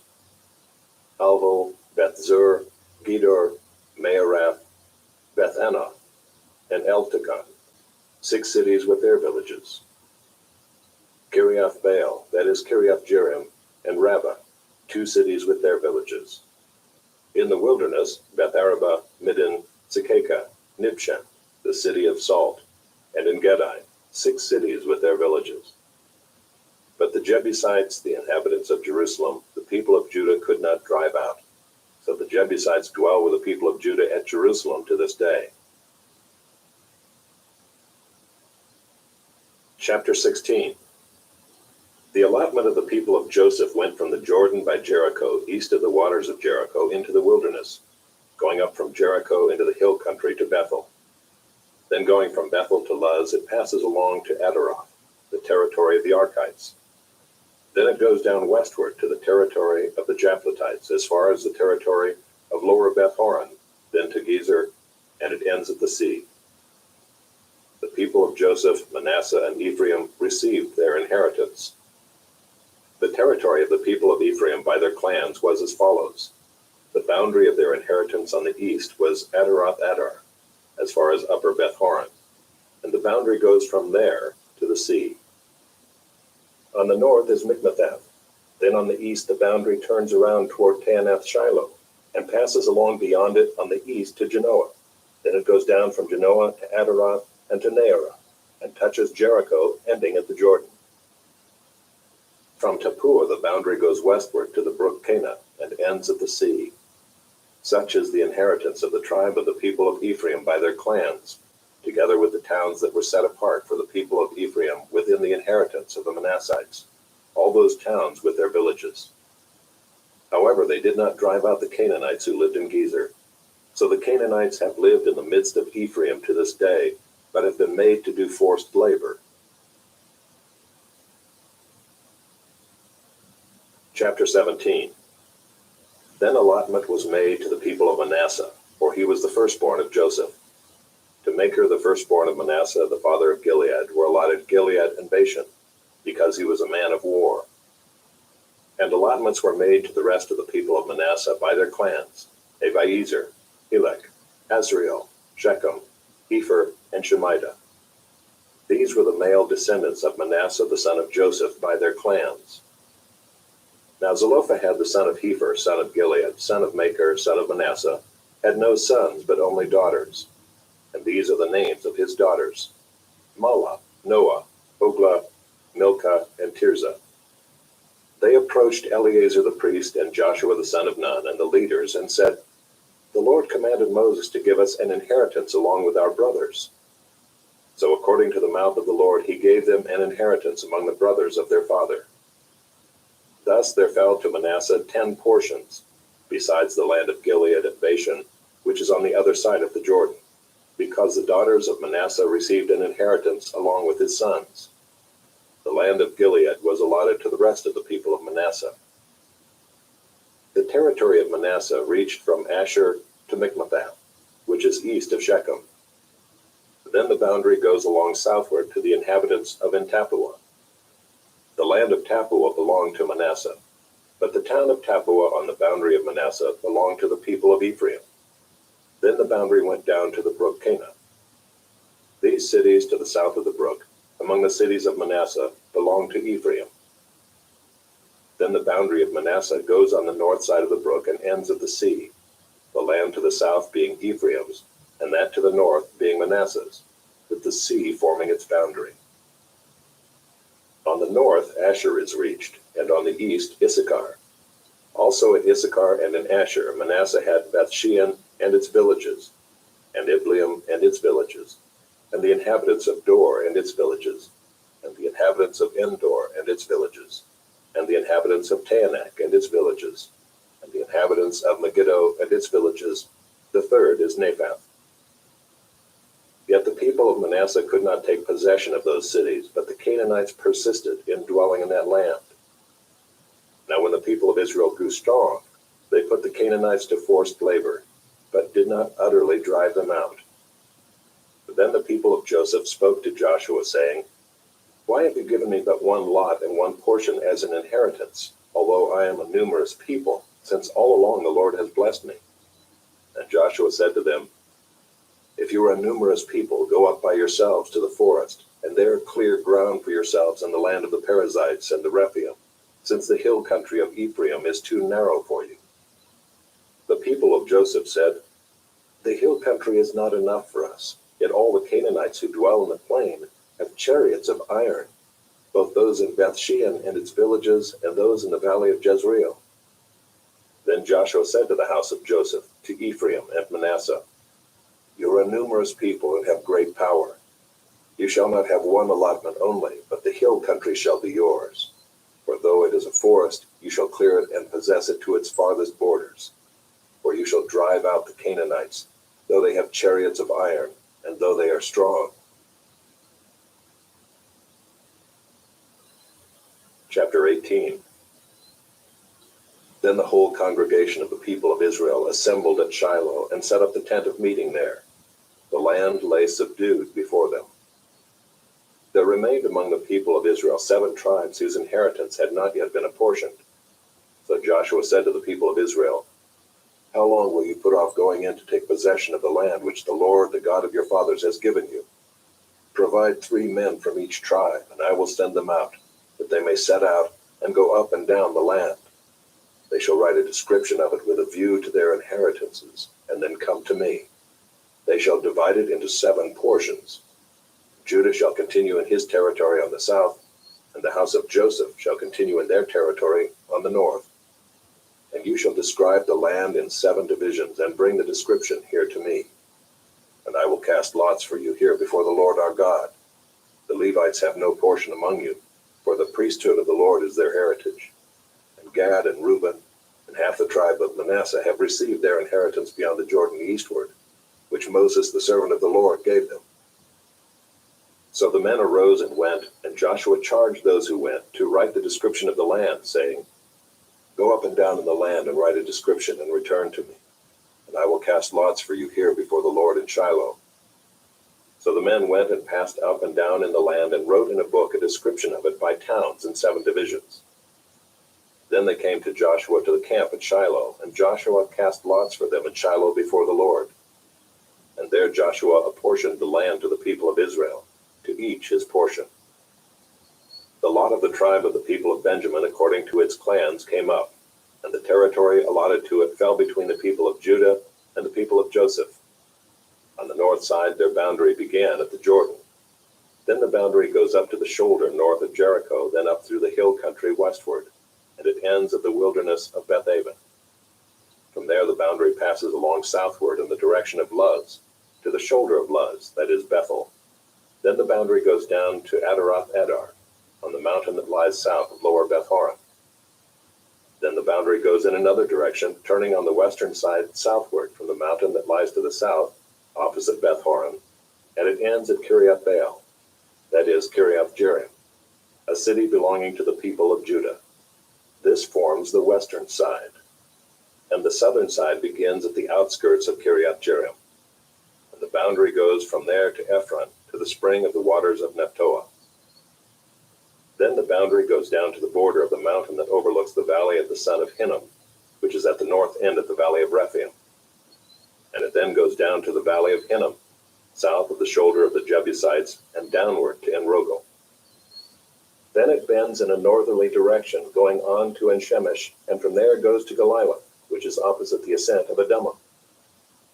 Then it goes down to the stone of Bohan, the son of Reuben, and passing on to the north of the shoulder of Beth Arabah, it goes down to the Arabah.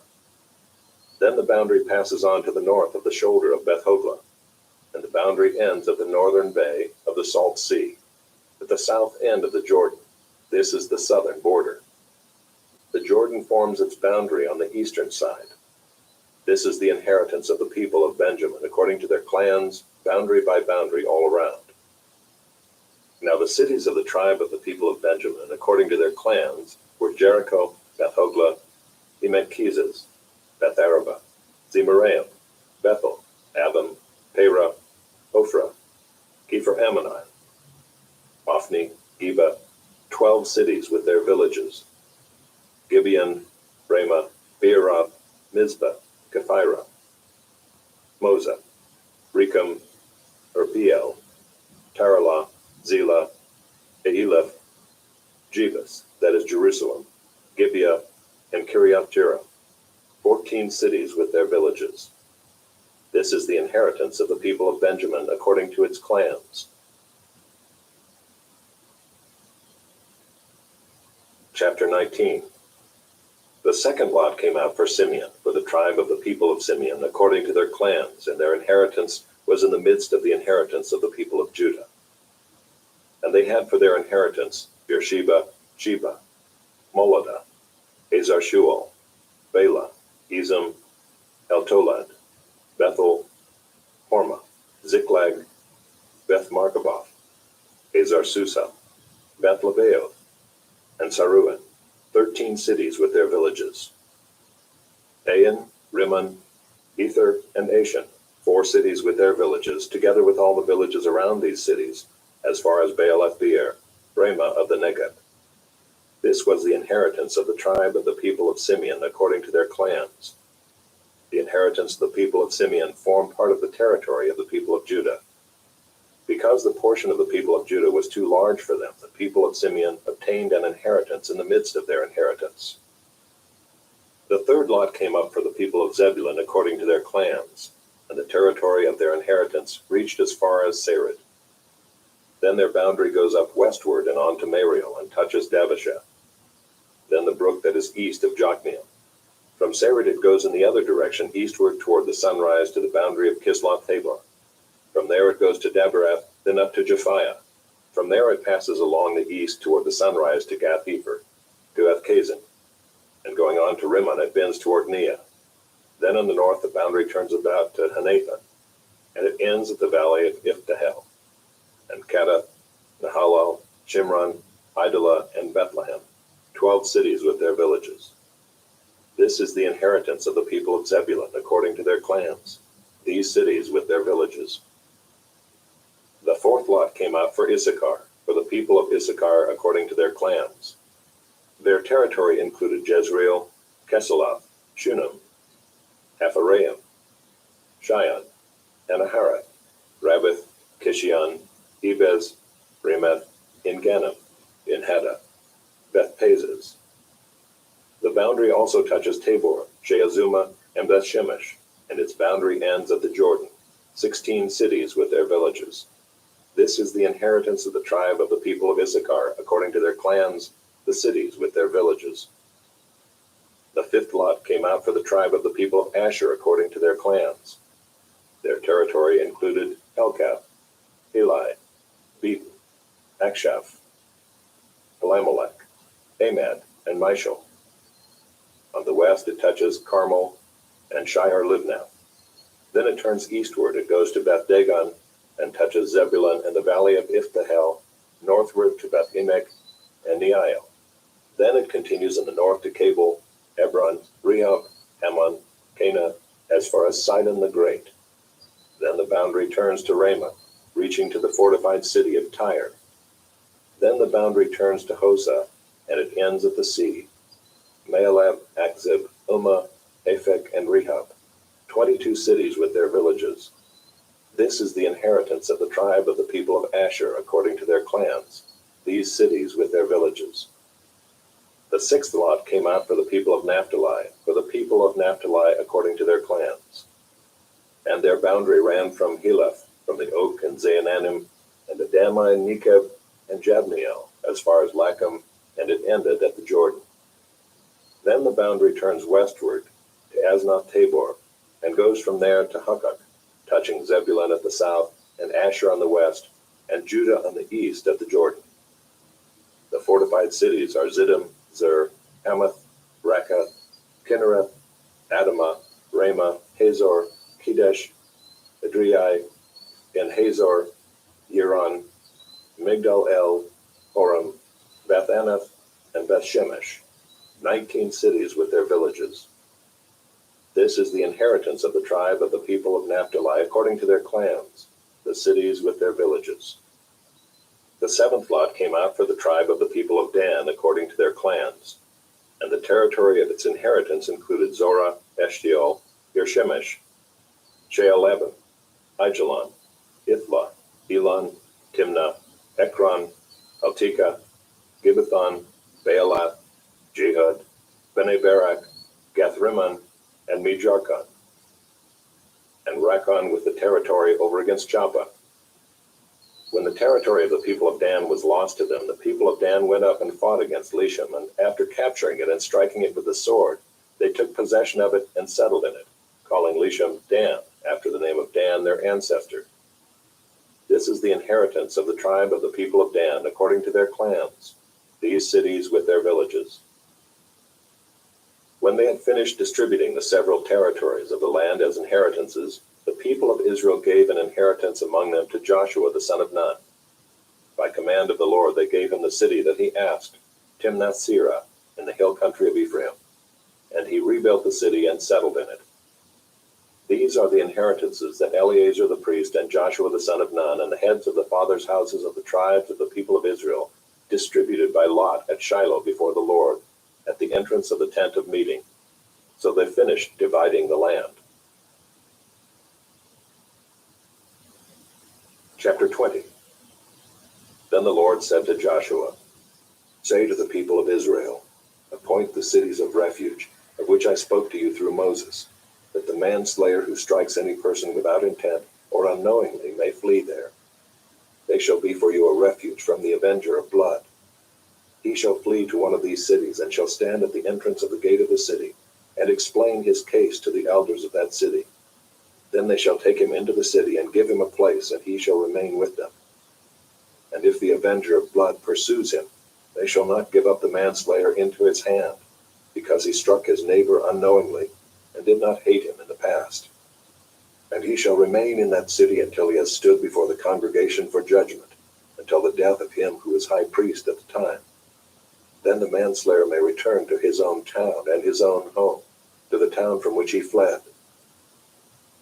So they set apart Kadesh in Galilee in the hill country of Naphtali, and Shechem in the hill country of Ephraim, and Kiriath Arba, that is Hebron, in the hill country of Judah.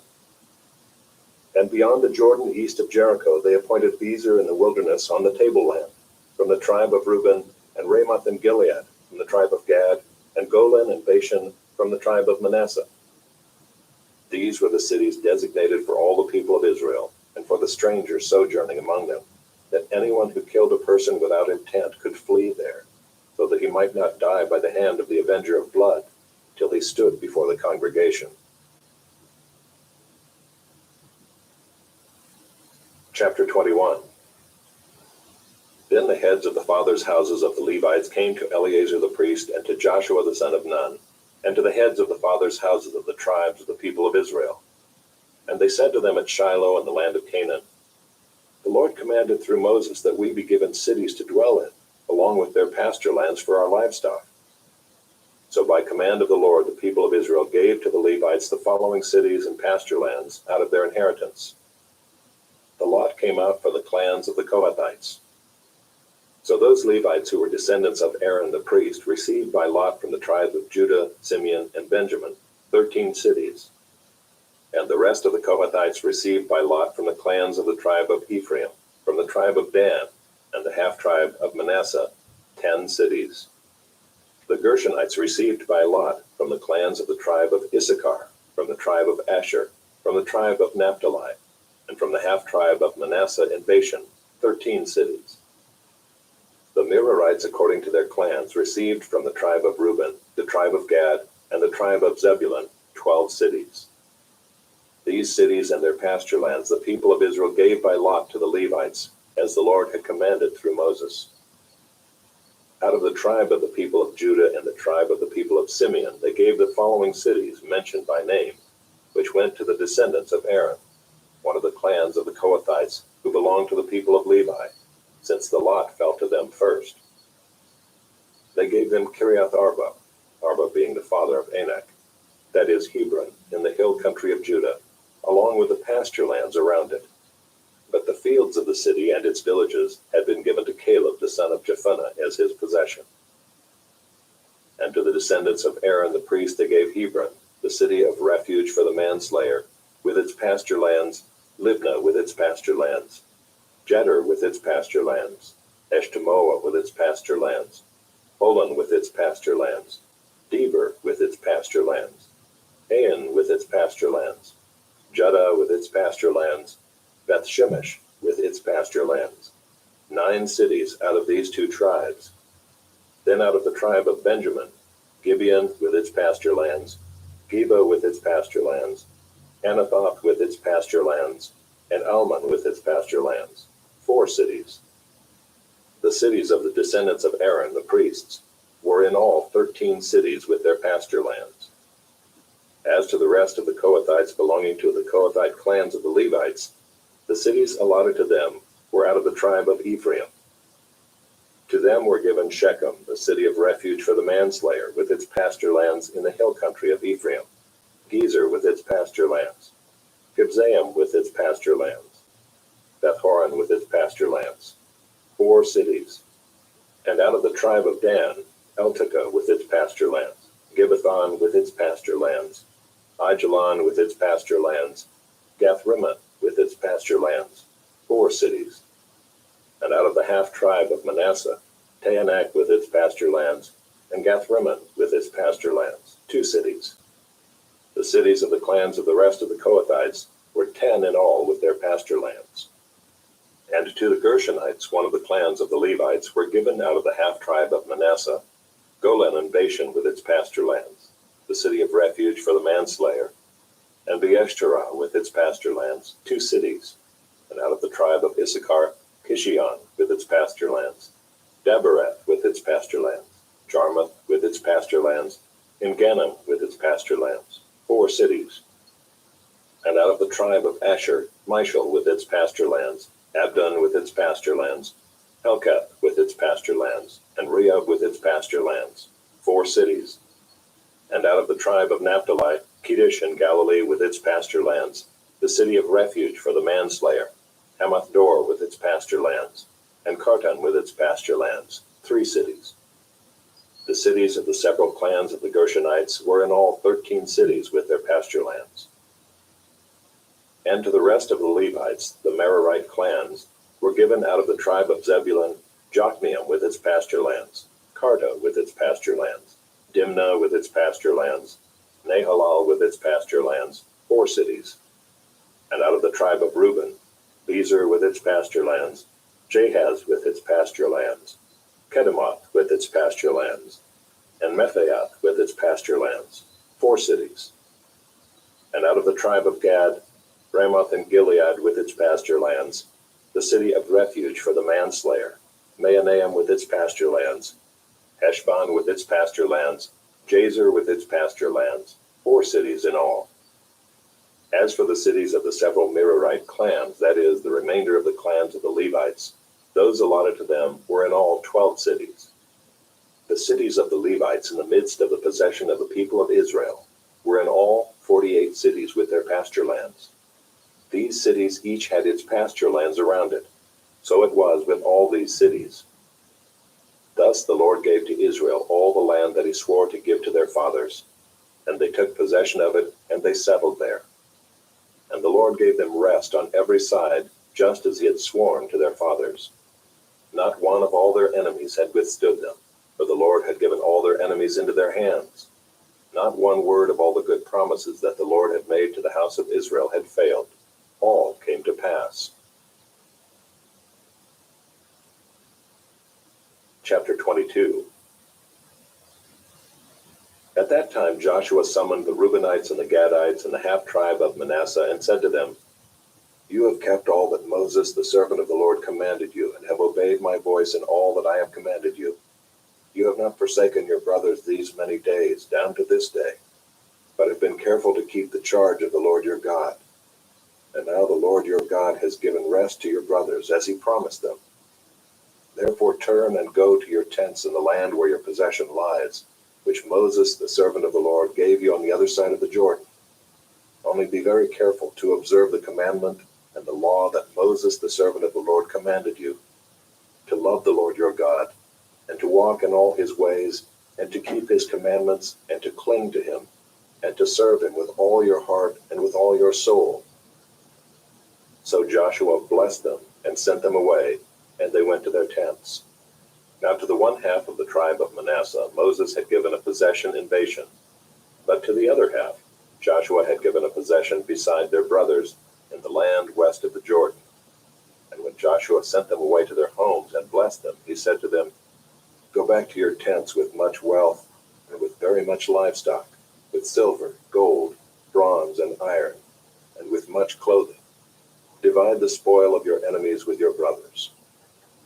So the people of Reuben and the people of Gad and the half-tribe of Manasseh returned home, parting from the people of Israel at Shiloh, which is in the land of Canaan, to go to the land of Gilead, their own land, of which they had possessed themselves by command of the Lord through Moses.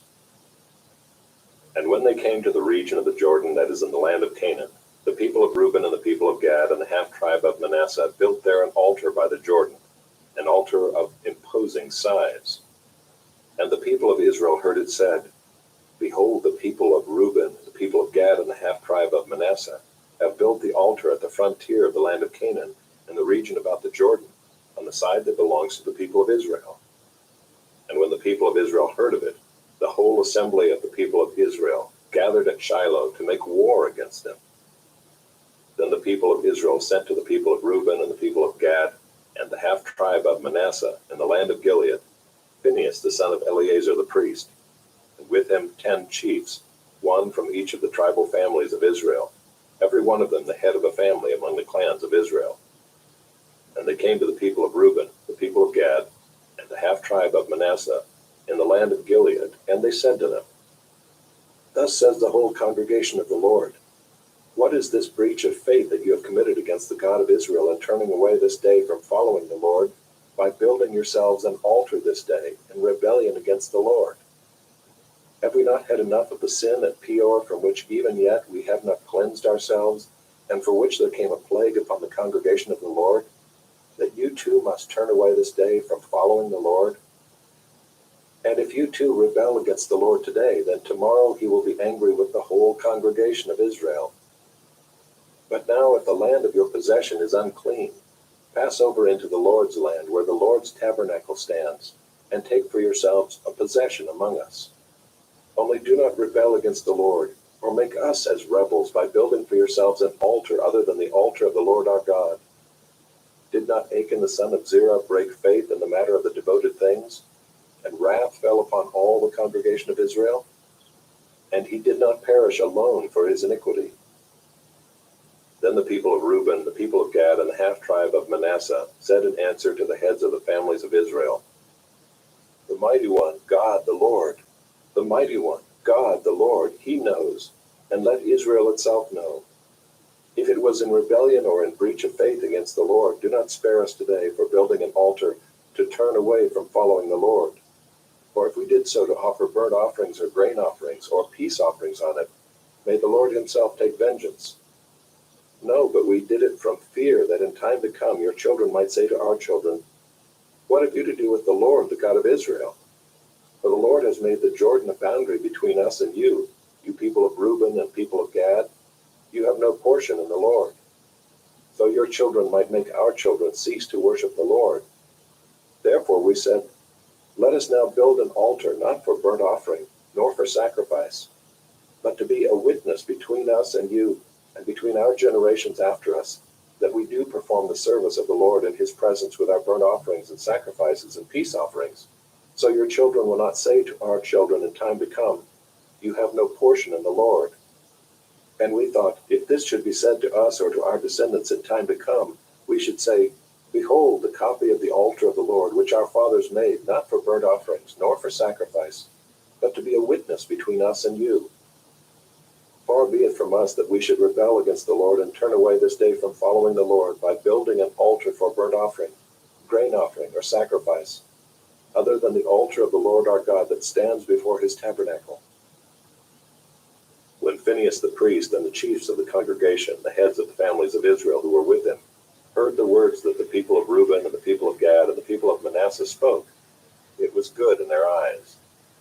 And Phinehas the son of Eleazar the priest said to the people of Reuben and the people of Gad and the people of Manasseh, today we know that the Lord is in our midst, because you have not committed this breach of faith against the Lord. Now you have delivered the people of Israel from the hand of the Lord. Then Phinehas the son of Eleazar the priest and the chiefs returned from the people of Reuben and the people of Gad in the land of Gilead to the land of Canaan, to the people of Israel, and brought back word to them. And the report was good in the eyes of the people of Israel. And the people of Israel blessed God, and spoke no more of making war against them to destroy the land where the people of Reuben and the people of Gad were settled. The people of Reuben and the people of Gad called the altar Witness. For, they said, it is a witness between us that the Lord is God. Chapter 23. A long time afterward, when the Lord had given rest to Israel from all their surrounding enemies, and Joshua was old and well advanced in years, Joshua summoned all Israel, its elders and heads, its judges and officers, and said to them, I am now old and well advanced in years, and you have seen all that the Lord your God has done to all these nations for your sake. For it is the Lord your God who has fought for you. Behold, I have allotted to you as an inheritance for your tribes those nations that remain, along with all the nations that I have already cut off, from the Jordan to the great sea in the west. The Lord your God will push them back before you and drive them out of your sight, and you shall possess their land, just as the Lord your God promised you.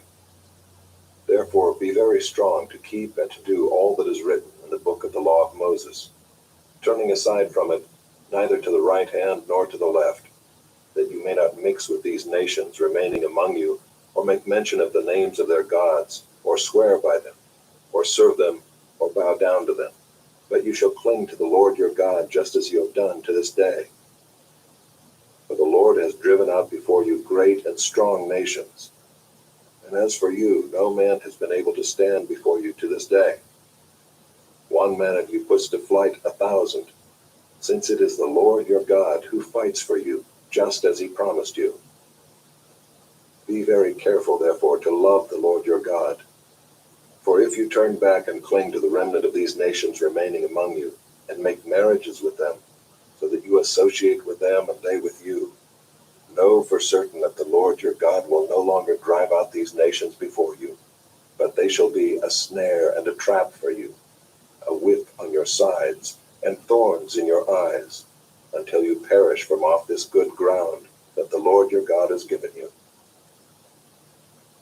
And now I am about to go the way of all the earth, and you know in your hearts and souls, all of you, that not one word has failed of all the good things that the Lord your God promised concerning you. All have come to pass for you, not one of them has failed. But just as all the good things that the Lord your God promised concerning you have been fulfilled for you, so the Lord will bring upon you all the evil things, until he has destroyed you from off this good land that the Lord your God has given you, if you transgress the covenant of the Lord your God, which he commanded you, and go and serve other gods and bow down to them. Then the anger of the Lord will be kindled against you, and you shall perish quickly from off the good land that he has given to you. Chapter 24. Joshua gathered all the tribes of Israel to Shechem, and summoned the elders, the heads, the judges, and the officers of Israel. And they presented themselves before God. And Joshua said to all the people, Thus says the Lord, the God of Israel, long ago your fathers lived beyond the Euphrates, Terah the father of Abraham and of Nahor, and they served other gods. Then I took your father Abraham from beyond the river and led him through all the land of Canaan, and made his offspring many. I gave him Isaac, and to Isaac I gave Jacob and Esau. And I gave Esau the hill country of Seir to possess. But Jacob and his children went down to Egypt. And I sent Moses and Aaron, and I plagued Egypt with what I did in the midst of it, and afterward I brought you out. Then I brought your fathers out of Egypt, and you came to the sea, and the Egyptians pursued your fathers with chariots and horsemen to the Red Sea. And when they cried to the Lord, he put darkness between you and the Egyptians, and made the sea come upon them and cover them. And your eyes saw what I did in Egypt. And you lived in the wilderness a long time. Then I brought you to the land of the Amorites, who lived on the other side of the Jordan. They fought with you, and I gave them into your hand, and you took possession of their land, and I destroyed them before you. Then Balak the son of Zippor, king of Moab, arose and fought against Israel. And he sent and invited Balaam the son of Beor to curse you. But I would not listen to Balaam. Indeed, he blessed you. So I delivered you out of his hand. And you went over the Jordan and came to Jericho. And the leaders of Jericho fought against you, and also the Amorites, the Perizzites, the Canaanites, the Hittites, the Girgashites, the Hivites, and the Jebusites. And I gave them into your hand. And I sent the hornet before you, which drove them out before you, the 2 kings of the Amorites. It was not by your sword or by your bow. I gave you a land on which you had not labored, and cities that you had not built, and you dwell in them. You eat the fruit of vineyards and olive orchards that you did not plant. Now therefore fear the Lord and serve him in sincerity and in faithfulness. Put away the gods that your fathers served beyond the river and in Egypt, and serve the Lord. And if it is evil in your eyes to serve the Lord, choose this day whom you will serve, whether the gods your fathers served in the region beyond the river, or the gods of the Amorites in whose land you dwell. But as for me and my house, we will serve the Lord. Then the people answered, Far be it from us that we should forsake the Lord to serve other gods. For it is the Lord our God who brought us and our fathers up from the land of Egypt, out of the house of slavery, and who did those great signs in our sight, and preserved us in all the way that we went, and among all the peoples through whom we passed. And the Lord drove out before us all the peoples, the Amorites who lived in the land. Therefore we also will serve the Lord, for he is our God. But Joshua said to the people, You are not able to serve the Lord, for he is a holy God. He is a jealous God. He will not forgive your transgressions or your sins. If you forsake the Lord and serve foreign gods, then he will turn and do you harm and consume you after having done you good. And the people said to Joshua, No, but we will serve the Lord. Then Joshua said to the people, You are witnesses against yourselves that you have chosen the Lord to serve him. And they said, We are witnesses. He said, Then put away the foreign gods that are among you, and incline your heart to the Lord, the God of Israel.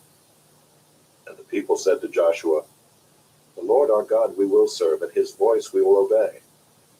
So Joshua made a covenant with the people that day, and put in place statutes and rules for them at Shechem. And Joshua wrote these words in the book of the law of God. And he took a large stone, and set it up there under the terebinth that was by the sanctuary of the Lord. And Joshua said to all the people, Behold, this stone shall be a witness against us, for it has heard all the words of the Lord that he spoke to us. Therefore it shall be a witness against you, lest you deal falsely with your God. So Joshua sent the people away, every man to his inheritance. After these things, Joshua the son of Nun, the servant of the Lord, died, being 110 years old, and they buried him in his own inheritance at Timnath-serah, which is in the hill country of Ephraim, north of the mountain of Gaash. Israel served the Lord all the days of Joshua, and all the days of the elders who outlived Joshua, and had known all the work that the Lord did for Israel. As for the bones of Joseph, which the people of Israel brought up from Egypt, they buried them at Shechem, in the piece of land that Jacob bought from the sons of Hamor, the father of Shechem, for 100 pieces of money. It became an inheritance of the descendants of Joseph. And Eleazar the son of Aaron died, and they buried him at Gibeah, the town of Phinehas his son, which had been given him in the hill country of Ephraim. Judges, chapter 1. After the death of Joshua, the people of Israel inquired of the Lord, "Who shall go up first for us against the Canaanites to fight against them?" The Lord said, "Judah shall go up. Behold, I have given the land into his hand." And Judah said to Simeon his brother, "Come up with me into the territory allotted to me, that we may fight against the Canaanites. And I likewise will go with you into the territory allotted to you." So Simeon went with him. Then Judah went up, and the Lord gave the Canaanites and the Perizzites into their hand, and they defeated 10,000 of them at Bezek. They found Adoni-Bezek at Bezek, and fought against him, and defeated the Canaanites and the Perizzites. Adoni-Bezek fled, but they pursued him and caught him, and cut off his thumbs and his big toes. And Adoni-Bezek said, 70 kings with their thumbs and their big toes cut off used to pick up scraps under my table. As I have done, so God has repaid me. And they brought him to Jerusalem, and he died there. And the men of Judah fought against Jerusalem, and captured it, and struck it with the edge of the sword, and set the city on fire. And afterward the men of Judah went down to fight against the Canaanites who lived in the hill country, in the Negeb, and in the lowland. And Judah went against the Canaanites who lived in Hebron. Now the name of Hebron was formerly Kiriath Arba. And they defeated Sheshai, and Ahiman, and Talmai. From there they went against the inhabitants of Debir. The name of Debir was formerly Kiriath-Sepher. And Caleb said, "He who attacks Kiriath-Sepher and captures it, I will give him Achsah my daughter for a wife." And Othniel the son of Kenaz, Caleb's younger brother, captured it. And he gave him Achsah his daughter for a wife. When she came to him, she urged him to ask her father for a field. And she dismounted from her donkey, and Caleb said to her, "What do you want?" She said to him, "Give me a blessing. Since you have set me in the land of the Negeb, give me also springs of water."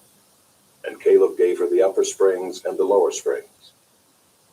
And the descendants of the Kenite, Moses' father-in-law, went up with the people of Judah from the city of palms into the wilderness of Judah, which lies in the Negeb near Arad. And they went and settled with the people. And Judah went with Simeon his brother, and they defeated the Canaanites, who inhabited Zephath, and devoted it to destruction. So the name of the city was called Hormah. Judah also captured Gaza with its territory, and Ashkelon with its territory, and Ekron with its territory.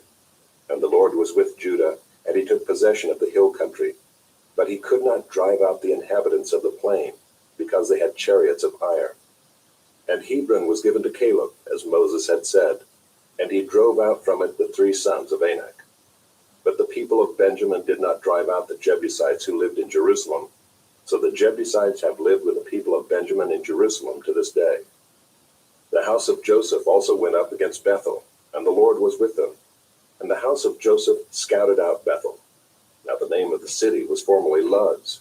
And the spies saw a man coming out of the city, and they said to him, "Please show us the way into the city, and we will deal kindly with you." And he showed them the way into the city. And they struck the city with the edge of the sword, but they let the man and all his family go. And the man went to the land of the Hittites and built a city, and called its name Luz. That is its name to this day.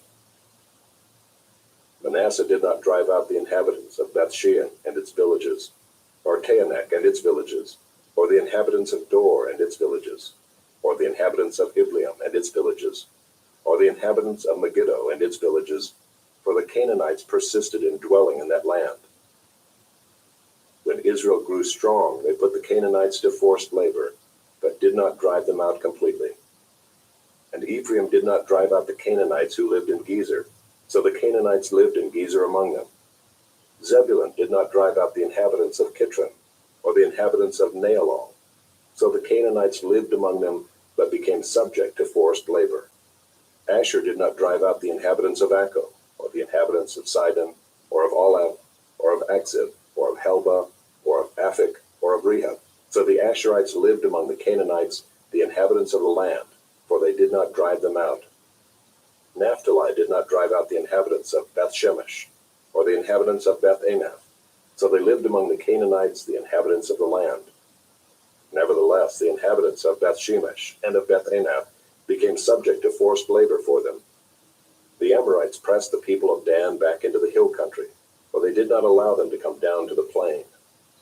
The Amorites persisted in dwelling in Mount Heres, in Aijalon, and in Shaalbim, but the hand of the house of Joseph rested heavily on them, and they became subject to forced labor. And the border of the Amorites ran from the ascent of Akrabim, from Selah and upward. Chapter 2. Now the angel of the Lord went up from Gilgal to Bochim, and he said, I brought you up from Egypt and brought you into the land that I swore to give to your fathers. I said, I will never break my covenant with you, and you shall make no covenant with the inhabitants of this land. You shall break down their altars. But you have not obeyed my voice. What is this you have done? So now I say, I will not drive them out before you, but they shall become thorns in your sides, and their gods shall be a snare to you. As soon as the angel of the Lord spoke these words to all the people of Israel, the people lifted up their voices and wept. And they called the name of that place Bochim, and they sacrificed there to the Lord. When Joshua dismissed the people of Israel went each to his inheritance to take possession of the land. And the people served the Lord all the days of Joshua, and all the days of the elders who outlived Joshua, who had seen all the great work that the Lord had done for Israel. And Joshua the son of Nun, the servant of the Lord, died at the age of 110 years. And they buried him within the boundaries of his inheritance, in Timnath-Heres, in the hill country of Ephraim, north of the mountain of Gaash. And all that generation also were gathered to their fathers. And there arose another generation after them, who did not know the Lord or the work that he had done for Israel. And the people of Israel did what was evil in the sight of the Lord, and served the Baals. And they abandoned the Lord, the God of their fathers, who had brought them out of the land of Egypt. They went after other gods from among the gods of the peoples who were around them, and bowed down to them. And they provoked the Lord to anger. They abandoned the Lord, and served the Baals and the Ashtaroth. So the anger of the Lord was kindled against Israel, and he gave them over to plunderers, who plundered them. And he sold them into the hand of their surrounding enemies, so that they could no longer withstand their enemies. Whenever they marched out, the hand of the Lord was against them for harm, as the Lord had warned, and as the Lord had sworn to them, and they were in terrible distress. Then the Lord raised up judges, who saved them out of the hand of those who plundered them. Yet they did not listen to their judges, for they whored after other gods and bowed down to them. They soon turned aside from the way in which their fathers had walked, who had obeyed the commandments of the Lord, and they did not do so.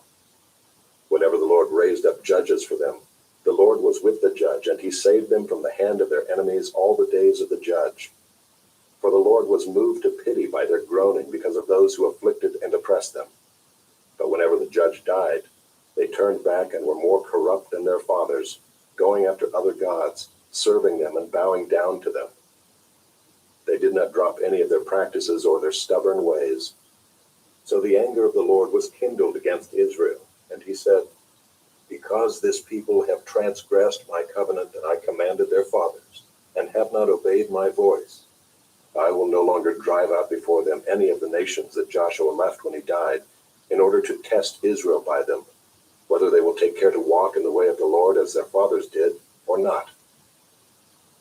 So the Lord left those nations, not driving them out quickly, and he did not give them into the hand of Joshua. Chapter 3.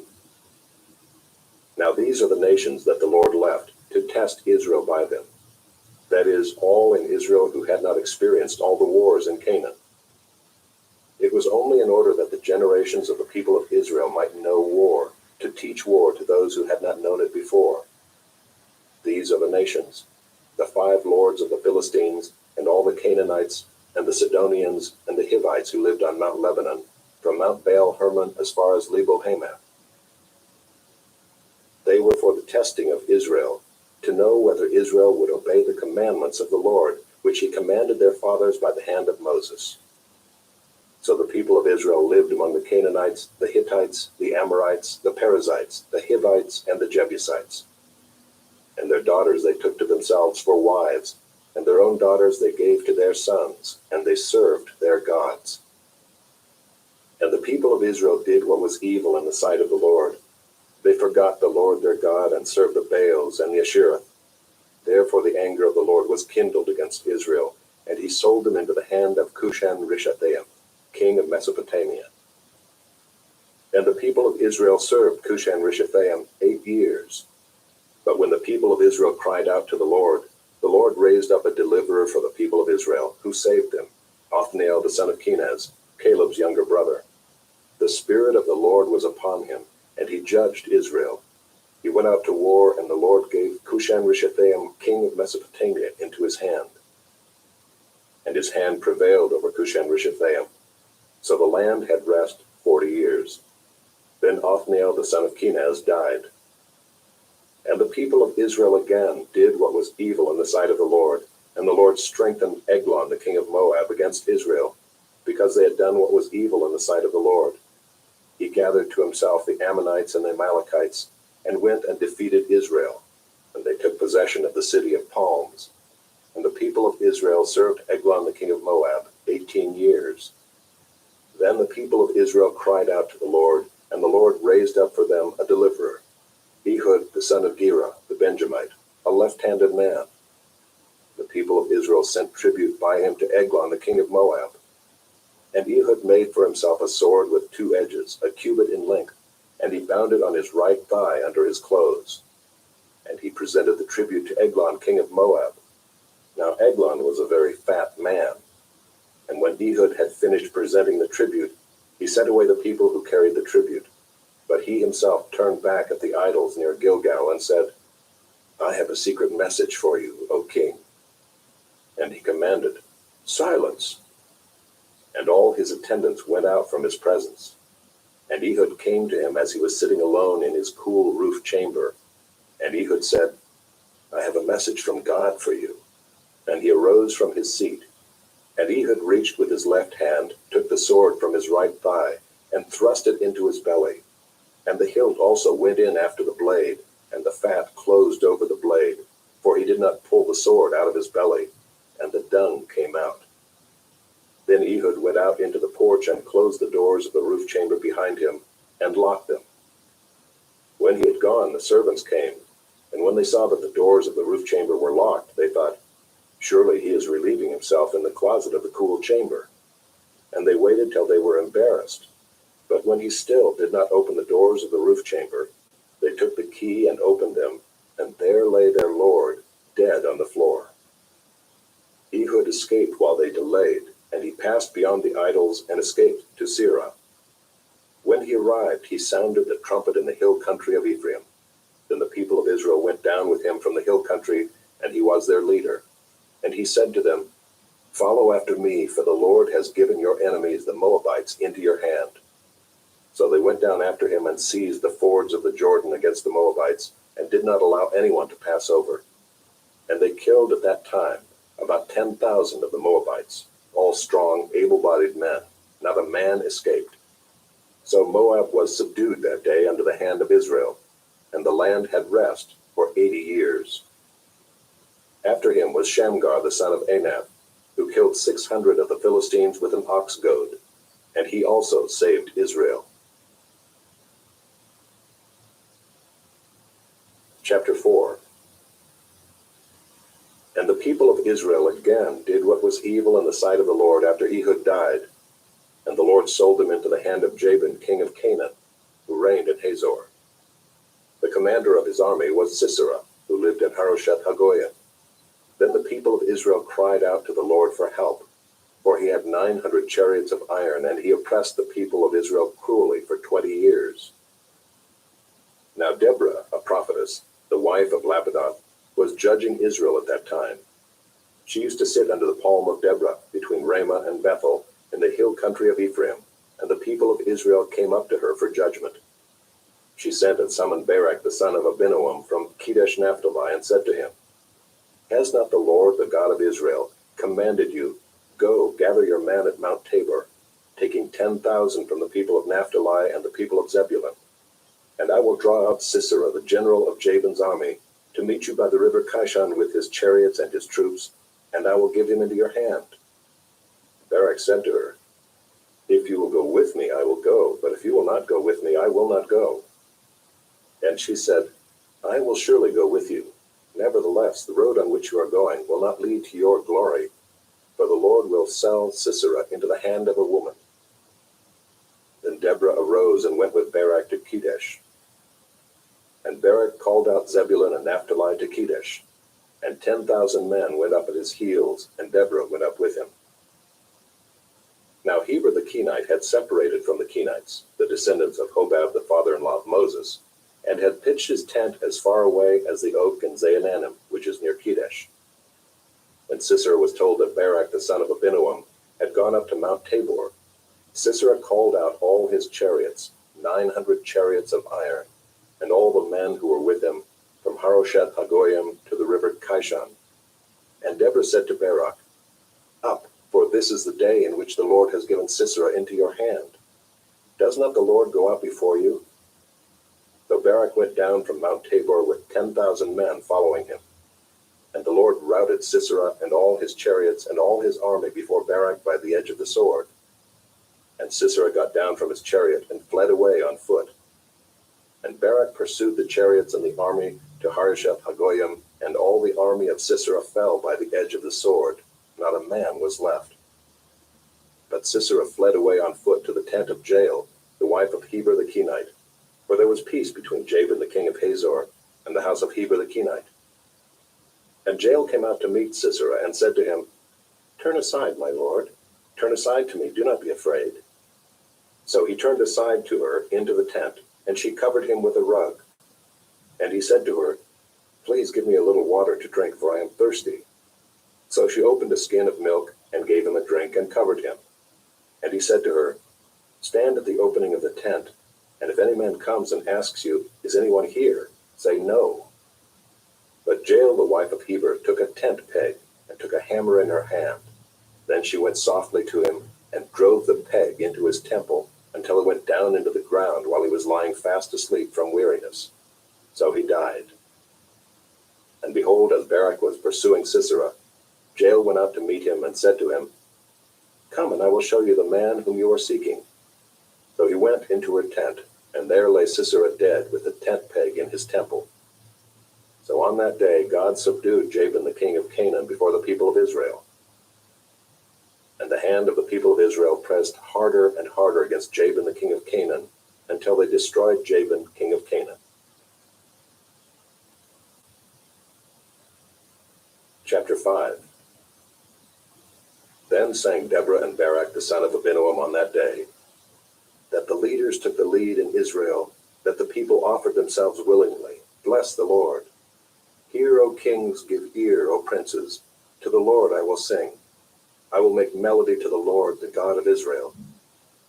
Lord, when you went out from Seir, when you marched from the region of Edom, the earth trembled and the heavens dropped.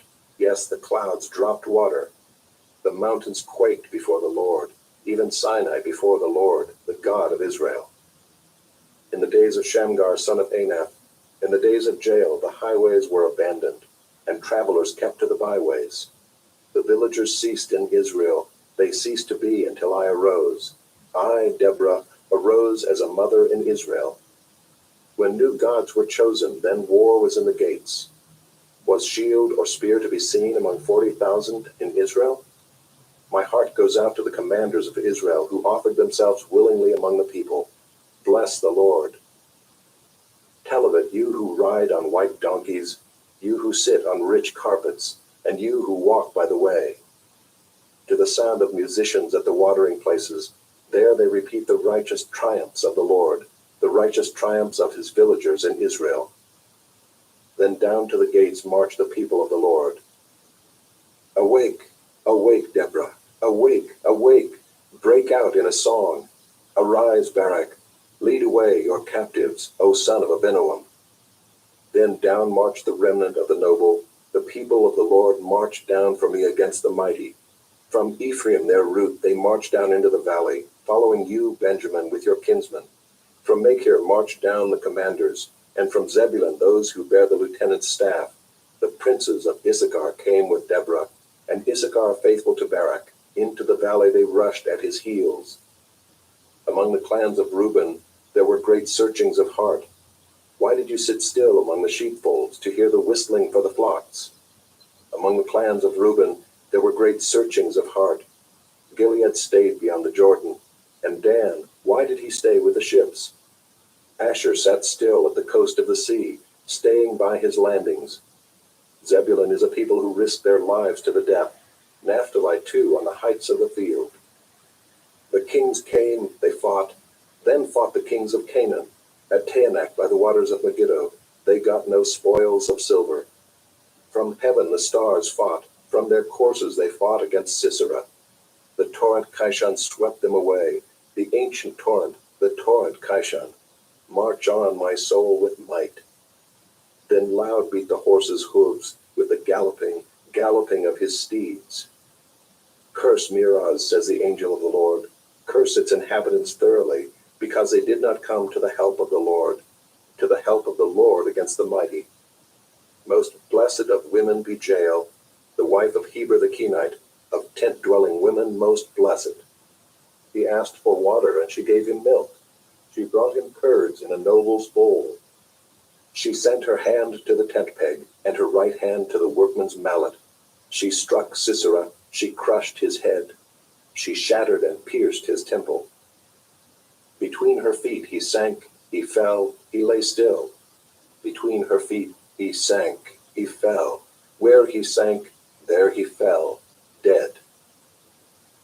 Out of the window she peered, the mother of Sisera wailed through the lattice. Why is his chariot so long in coming? Why tarry the hoofbeats of his chariots?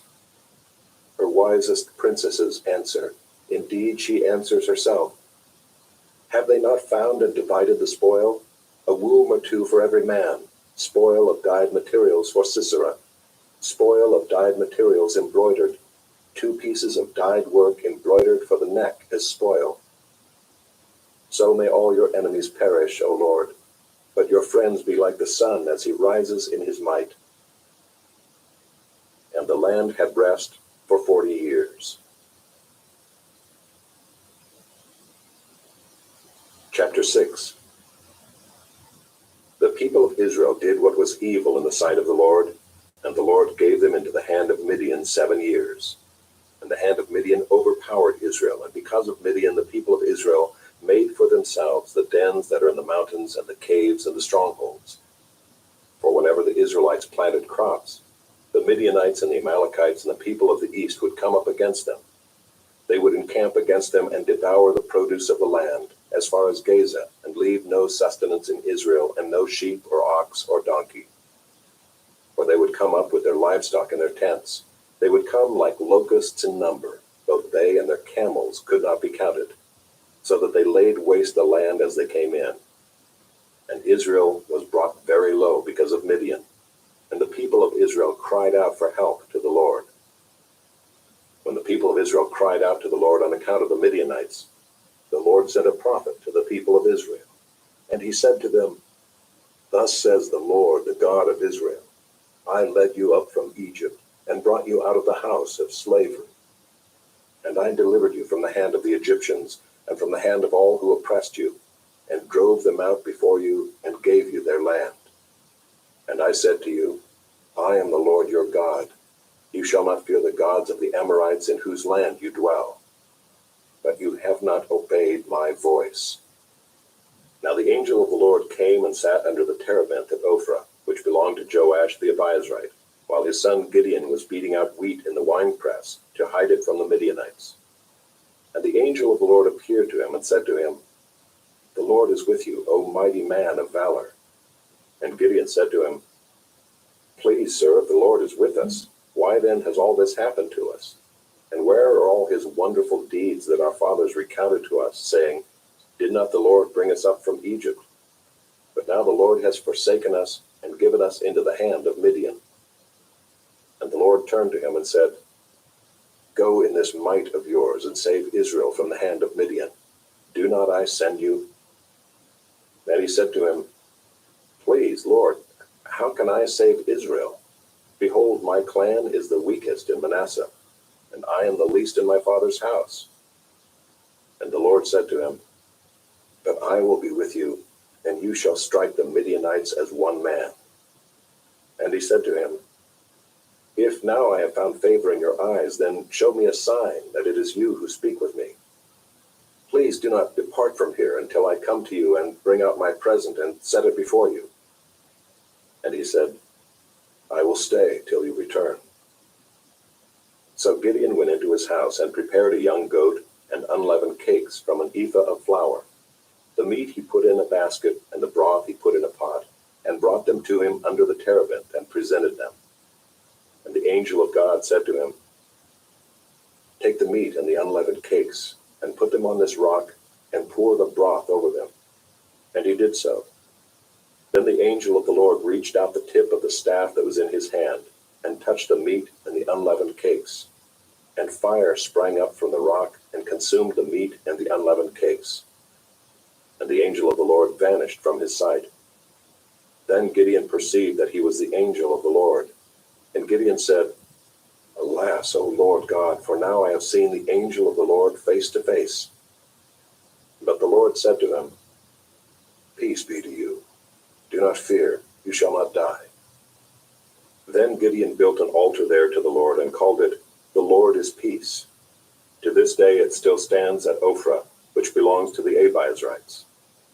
That night the Lord said to him, "Take your father's bull and the second bull 7 years old, and pull down the altar of Baal that your father has, and cut down the Asherah that is beside it, and build an altar to the Lord your God on the top of the stronghold here, with stones laid in due order. Then take the second bull and offer it as a burnt offering with the wood of the Asherah that you shall cut down." So Gideon took 10 men of his servants and did as the Lord had told him.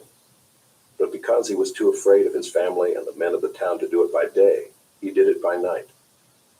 When the men of the town rose early in the morning, behold, the altar of Baal was broken down, and the Asherah beside it was cut down, and the second bull was offered on the altar that had been built.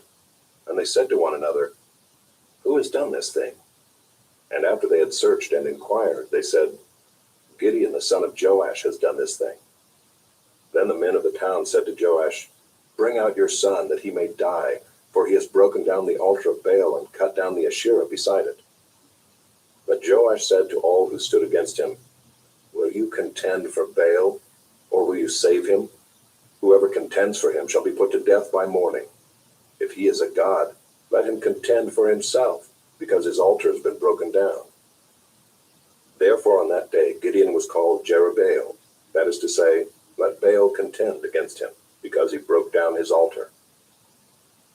Now all the Midianites and the Amalekites and the people of the east came together, and they crossed the Jordan and encamped in the valley of Jezreel.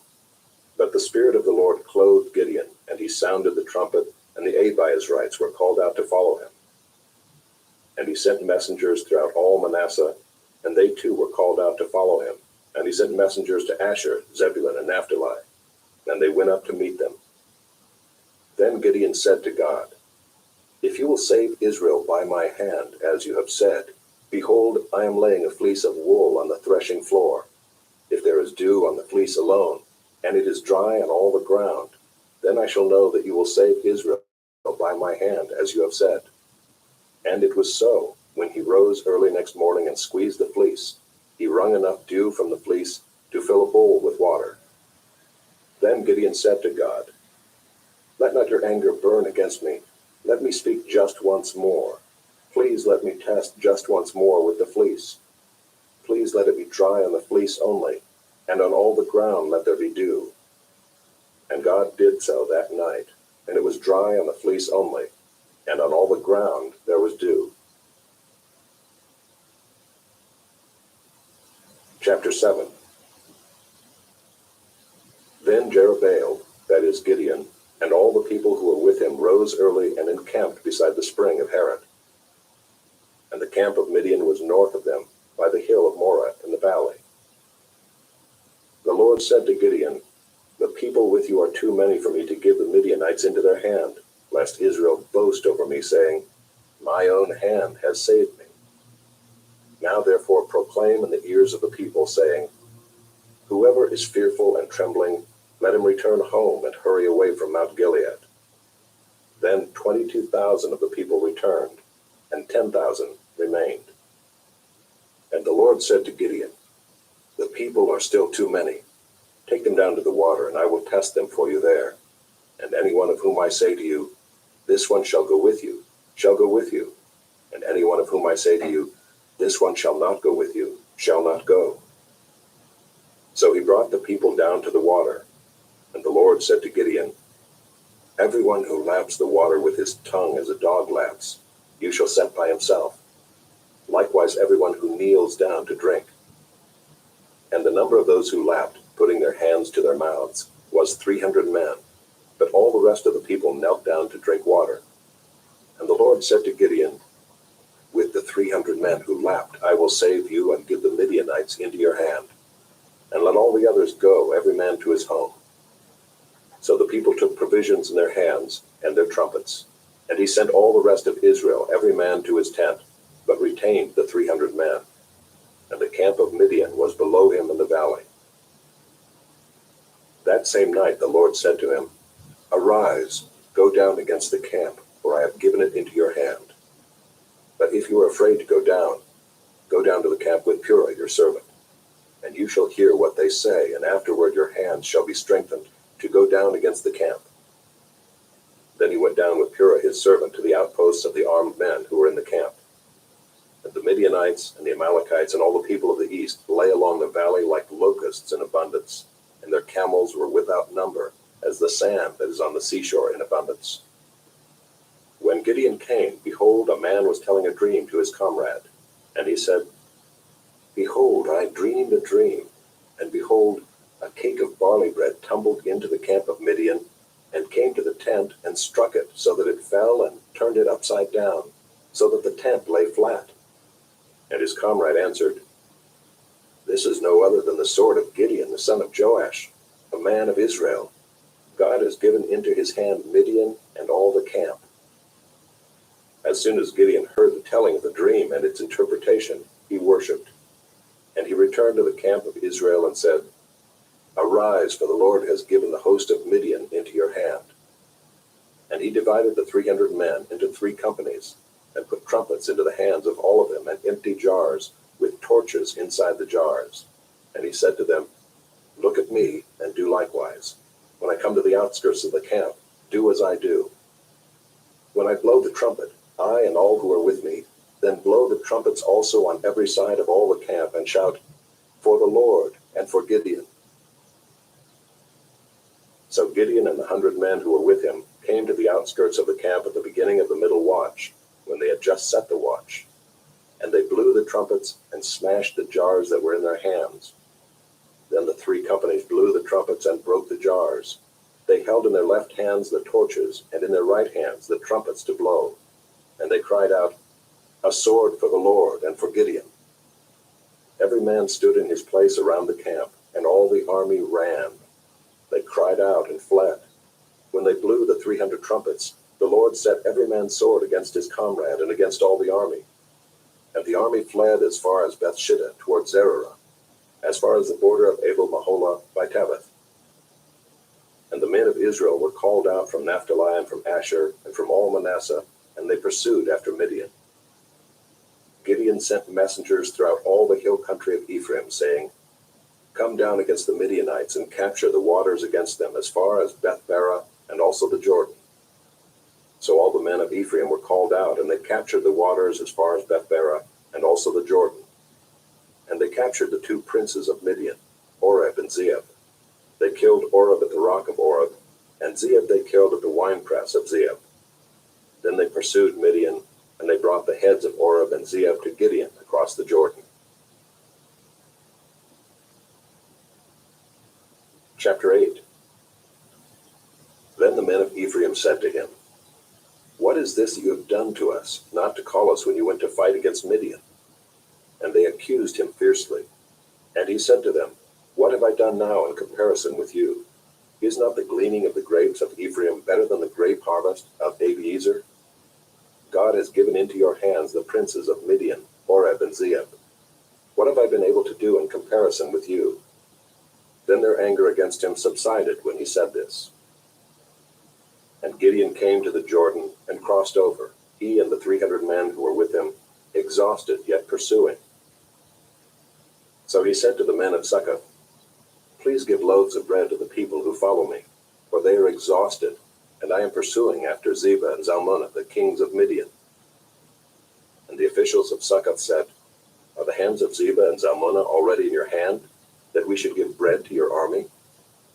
So Gideon said, "Well then, when the Lord has given Zebah and Zalmunna into my hand, I will flail your flesh with the thorns of the wilderness and with briars." And from there he went up to Penuel, and spoke to them in the same way. And the men of Penuel answered him as the men of Succoth had answered. And he said to the men of Penuel, "When I come again in peace, I will break down this tower." Now Zebah and Zalmunna were in Karkor with their army, about 15,000 men, all who were left of all the army of the people of the east, for there had fallen 120,000 men who drew the sword. And Gideon went up by the way of the tent dwellers east of Nobah and Jogbehah, and attacked the army, for the army felt secure. And Zebah and Zalmunna fled, and he pursued them and captured the two kings of Midian, Zebah and Zalmunna, and he threw all the army into a panic. Then Gideon the son of Joash returned from the battle by the ascent of Heres. And he captured a young man of Succoth and questioned him. And he wrote down for him the officials and elders of Succoth, 77 men. And he came to the men of Succoth and said, "Behold Zebah and Zalmunna, about whom you taunted me, saying, Are the hands of Zebah and Zalmunna already in your hand, that we should give bread to your men who were exhausted?" And he took the elders of the city, and he took thorns of the wilderness and briars, and with them taught the men of Succoth a lesson. And he broke down the tower of Penuel, and killed the men of the city. Then he said to Zebah and Zalmunna, "Where are the men whom you killed at Tabor?" They answered, "As you are, so were they. Every one of them resembled the son of a king." And he said, "They were my brothers, the sons of my mother. As the Lord lives, if you had saved them alive, I would not kill you." So he said to Jether his firstborn, "Rise and kill them." But the young man did not draw his sword, for he was afraid, because he was still a young man. Then Zebah and Zalmunna said, "Rise yourself and fall upon us, for as the man is, so is his strength." And Gideon arose and killed Zebah and Zalmunna, and he took the crescent ornaments that were on the necks of their camels. Then the men of Israel said to Gideon, "Rule over us, you and your son and your grandson also, for you have saved us from the hand of Midian." Gideon said to them, "I will not rule over you, and my son will not rule over you. The Lord will rule over you." And Gideon said to them, "Let me make a request of you. Every one of you give me the earrings from his spoil." For they had golden earrings because they were Ishmaelites. And they answered, "We will willingly give them." And they spread a cloak, and every man threw in it the earrings of his spoil.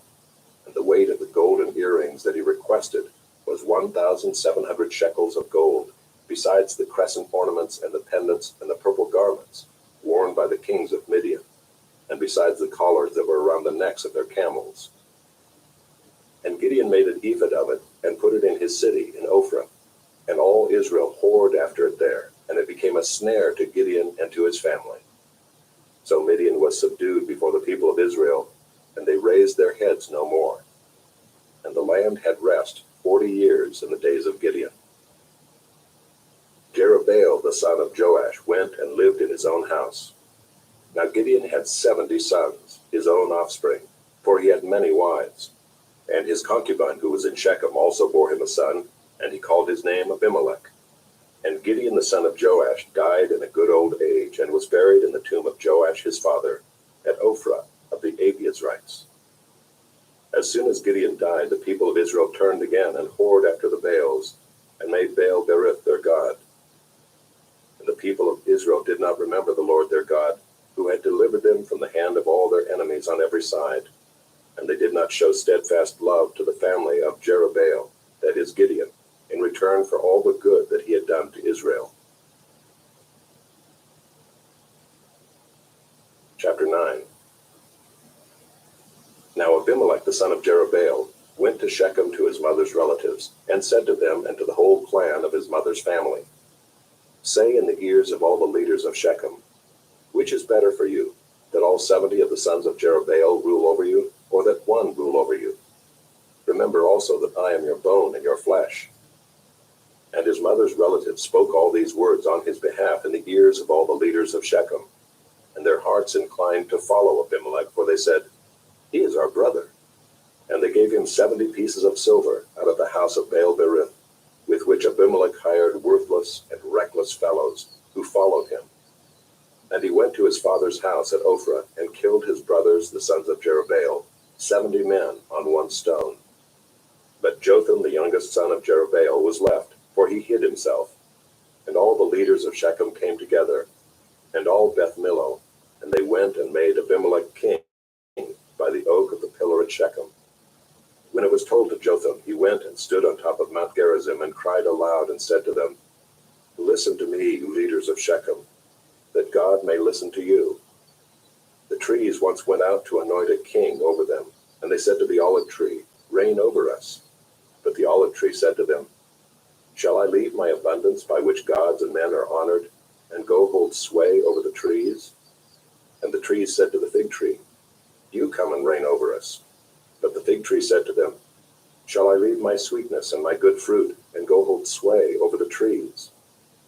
And the tree said to the vine, You come and reign over us. But the vine said to them, Shall I leave my wine that cheers God and men, and go hold sway over the trees? Then all the trees said to the bramble, You come and reign over us. And the bramble said to the trees, If in good faith you are anointing me king over you, then come and take refuge in my shade. But if not, let fire come out of the bramble and devour the cedars of Lebanon. Now therefore, if you acted in good faith and integrity when you made Abimelech king, and if you have dealt well with Jerubbaal and his house, and have done to him as his deeds deserved, for my father fought for you and risked his life, and delivered you from the hand of Midian, and you have risen up against my father's house this day, and have killed his sons, 70 men on one stone, and have made Abimelech the son of his female servant king over the leaders of Shechem, because he is your relative. If you then have acted in good faith and integrity with Jerubbaal and with his house this day, then rejoice in Abimelech, and let him also rejoice in you. But if not, let fire come out from Abimelech and devour the leaders of Shechem and Beth Millo, and let fire come out from the leaders of Shechem and from Beth Millo and devour Abimelech.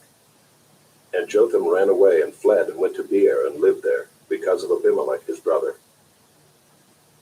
Abimelech ruled over Israel 3 years.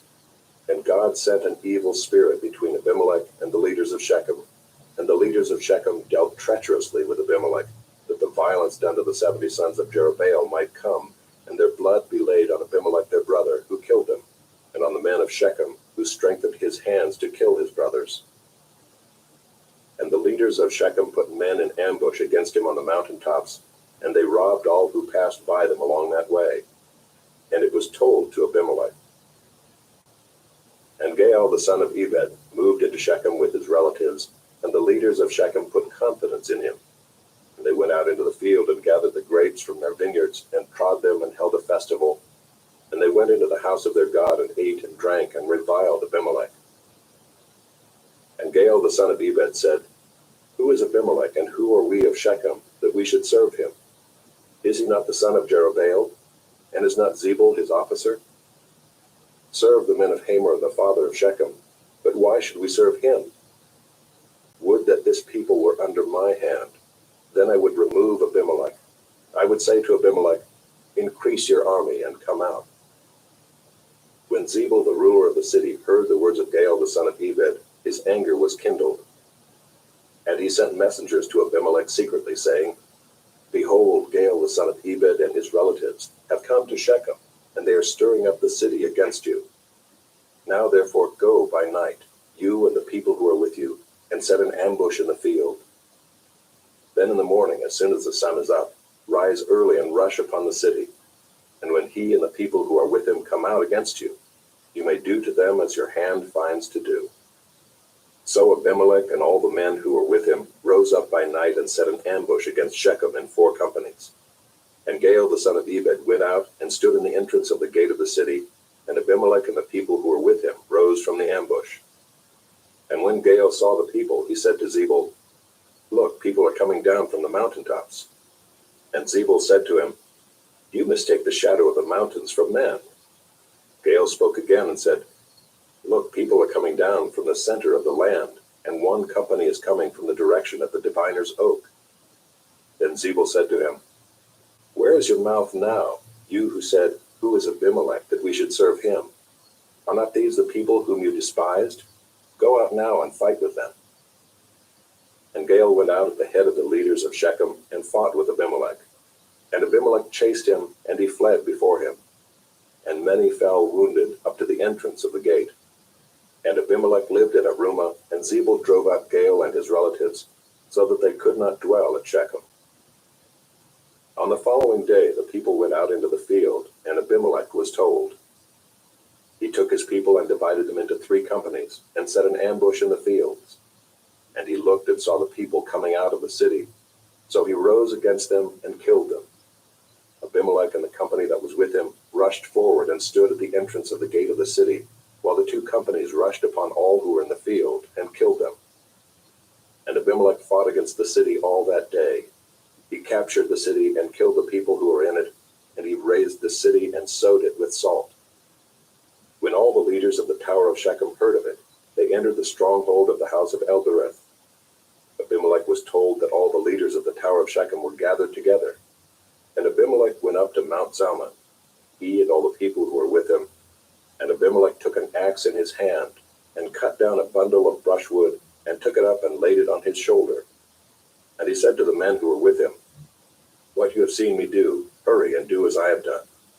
So every one of the people cut down his bundle, and following Abimelech, put it against the stronghold, and they set the stronghold on fire over them, so that all the people of the tower of Shechem also died, about 1,000 men and women. Then Abimelech went to Thebez and encamped against Thebez and captured it.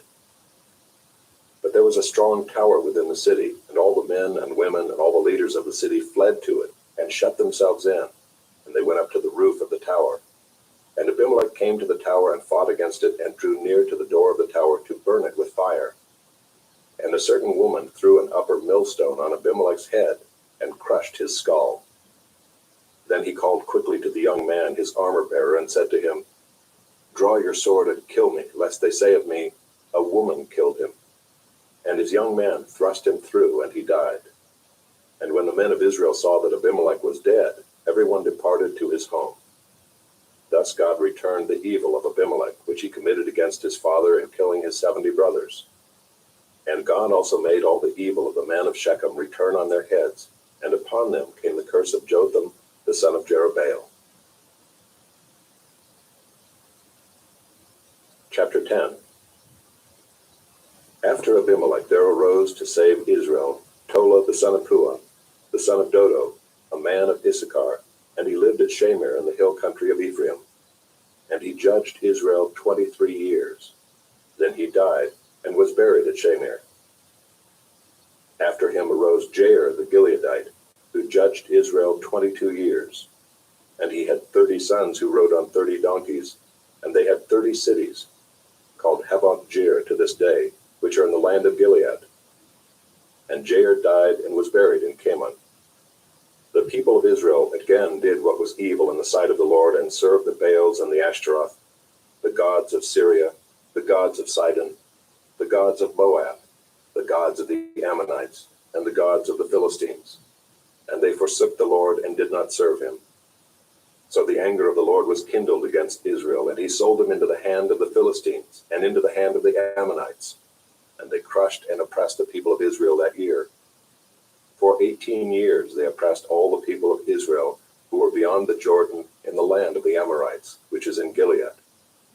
And the Ammonites crossed the Jordan to fight also against Judah, and against Benjamin, and against the house of Ephraim, so that Israel was severely distressed. And the people of Israel cried out to the Lord, saying, We have sinned against you, because we have forsaken our God, and have served the Baals. And the Lord said to the people of Israel, Did I not save you from the Egyptians, and from the Amorites, from the Ammonites, and from the Philistines? The Sidonians also, and the Amalekites, and the Maonites oppressed you, and you cried out to me, and I saved you out of their hand. Yet you have forsaken me and served other gods. Therefore I will save you no more. Go and cry out to the gods whom you have chosen. Let them save you in the time of your distress. And the people of Israel said to the Lord, We have sinned. Do to us whatever seems good to you. Only please deliver us this day. So they put away the foreign gods from among them and served the Lord, and he became impatient over the misery of Israel. Then the Ammonites were called to arms, and they encamped in Gilead. And the people of Israel came together, and they encamped at Mizpah. And the people, the leaders of Gilead, said one to another, Who is the man who will begin to fight against the Ammonites? He shall be head over all the inhabitants of Gilead.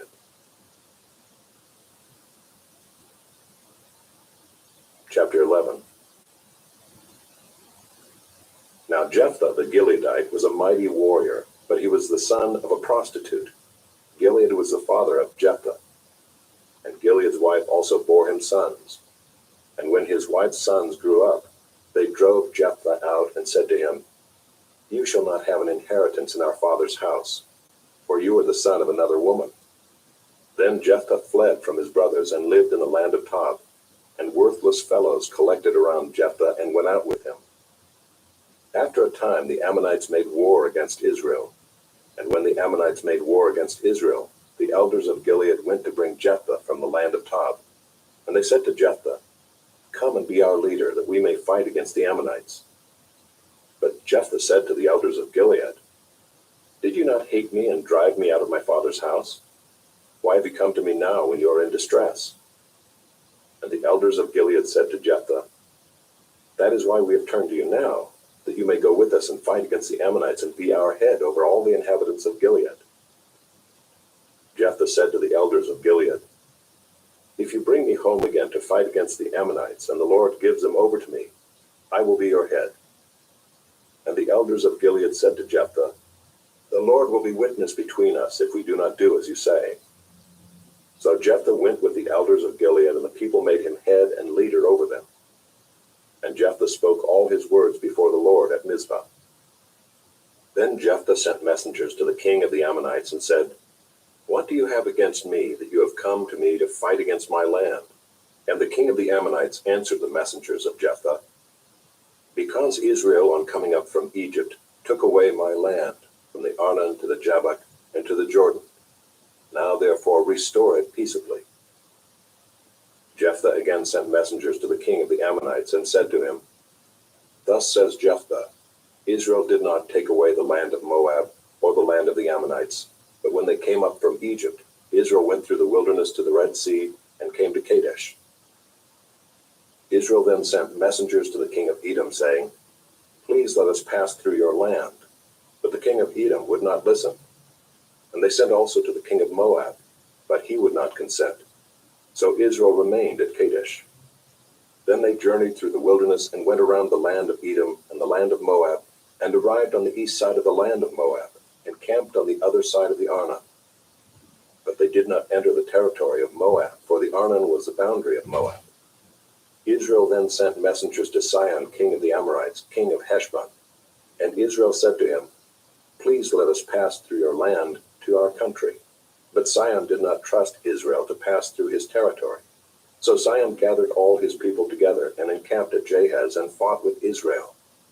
And the Lord, the God of Israel, gave Sihon and all his people into the hand of Israel, and they defeated them.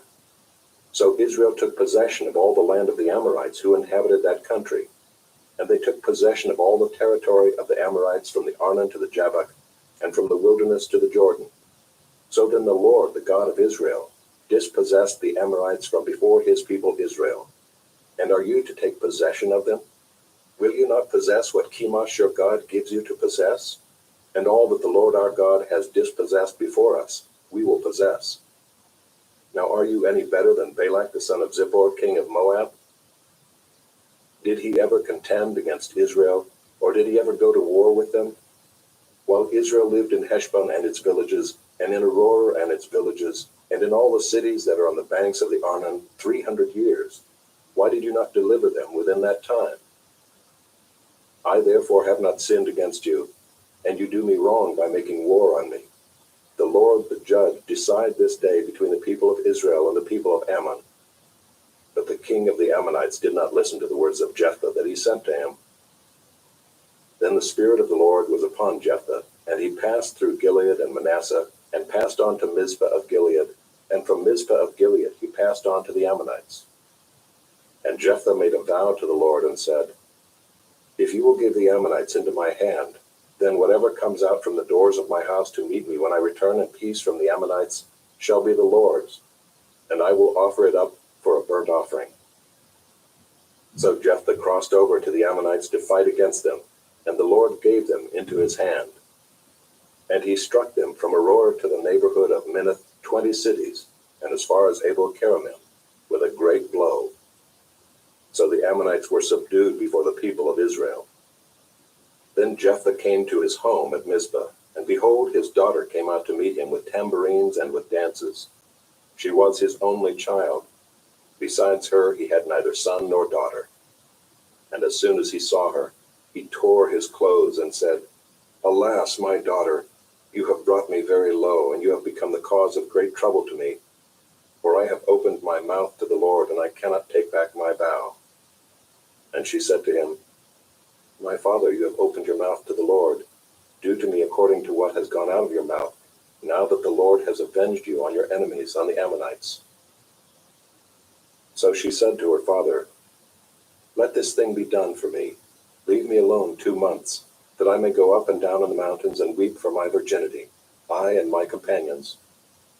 So he said, Go.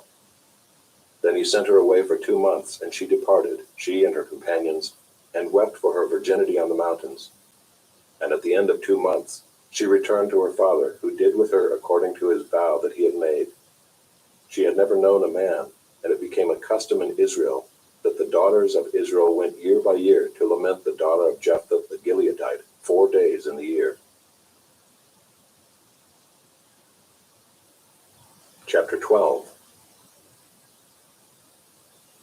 The men of Ephraim were called to arms, and they crossed to Zaphon and said to Jephthah, Why did you cross over to fight against the Ammonites, and did not call us to go with you? We will burn your house over you with fire. And Jephthah said to them, I and my people had a great dispute with the Ammonites, and when I called you, you did not save me from their hand. And when I saw that you would not save me, I took my life in my hand and crossed over against the Ammonites. And the Lord gave them into my hand. Why then have you come up to me this day to fight against me? Then Jephthah gathered all the men of Gilead and fought with Ephraim. And the men of Gilead struck Ephraim, because they said, You are fugitives of Ephraim, you Gileadites, in the midst of Ephraim and Manasseh. And the Gileadites captured the fords of the Jordan against the Ephraimites. And when any of the fugitives of Ephraim said, Let me go over, the men of Gilead said to him, Are you an Ephraimite? When he said no, they said to him, Then say Shibboleth. And he said, Sibboleth, for he could not pronounce it right. Then they seized him and slaughtered him at the fords of the Jordan. At that time 42,000 of the Ephraimites fell. Jephthah judged Israel 6 years. Then Jephthah the Gileadite died and was buried in his city in Gilead. After him Ibzan of Bethlehem judged Israel. He had 30 sons and 30 daughters he gave in marriage outside his clan, and 30 daughters he brought in from outside for his sons. And he judged Israel 7 years. Then Ibzan died and was buried at Bethlehem. After him, Elon the Zebulunite judged Israel, and he judged Israel 10 years. Then Elon the Zebulunite died and was buried at Aijalon in the land of Zebulun. After him, Abdon the son of Hillel the Pirathonite judged Israel. He had 40 sons and 30 grandsons, who rode on 70 donkeys, and he judged Israel 8 years. Then Abdon the son of Hillel the Pirathonite died and was buried at Pirathon, in the land of Ephraim, in the hill country of the Amalekites.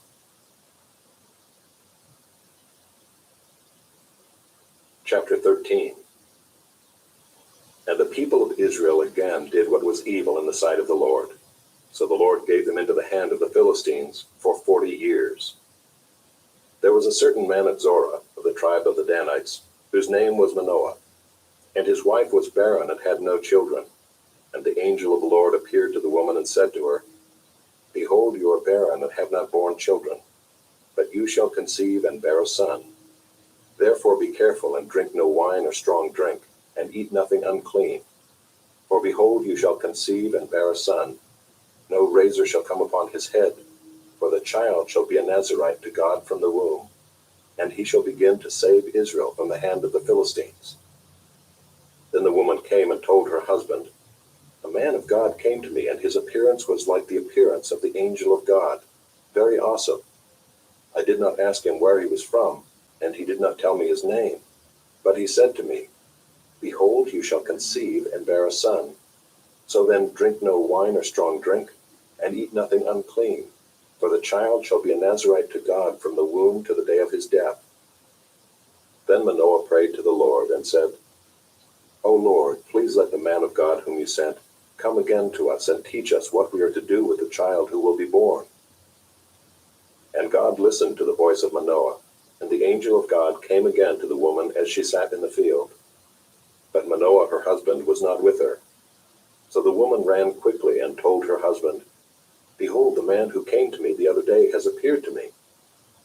And Manoah arose and went after his wife, and came to the man and said to him, Are you the man who spoke to this woman?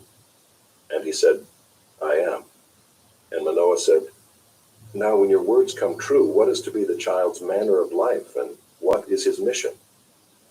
And the angel of the Lord said to Manoah, Of all that I said to the woman, let her be careful. She may not eat of anything that comes from the vine, neither let her drink wine or strong drink, or eat any unclean thing. All that I commanded her, let her observe. Manoah said to the angel of the Lord, Please let us detain you and prepare a young goat for you. And the angel of the Lord said to Manoah, If you detain me, I will not eat of your food.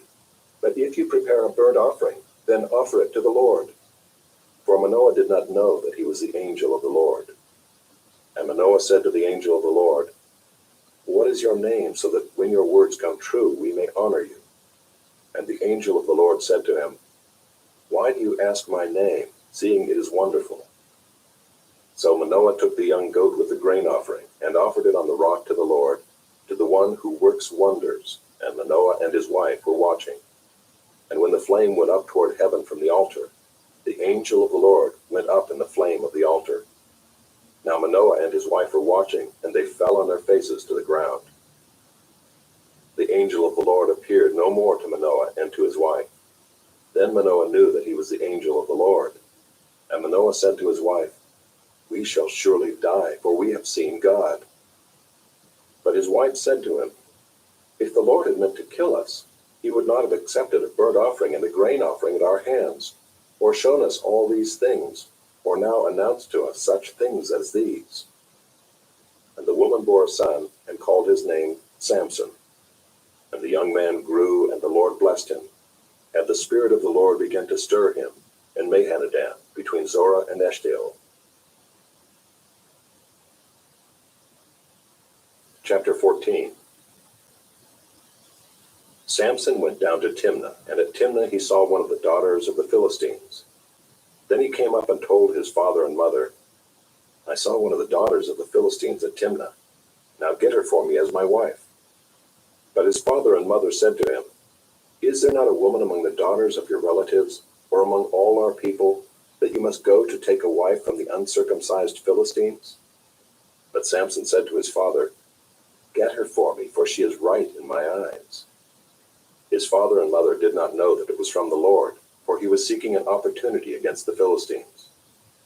At that time the Philistines ruled over Israel.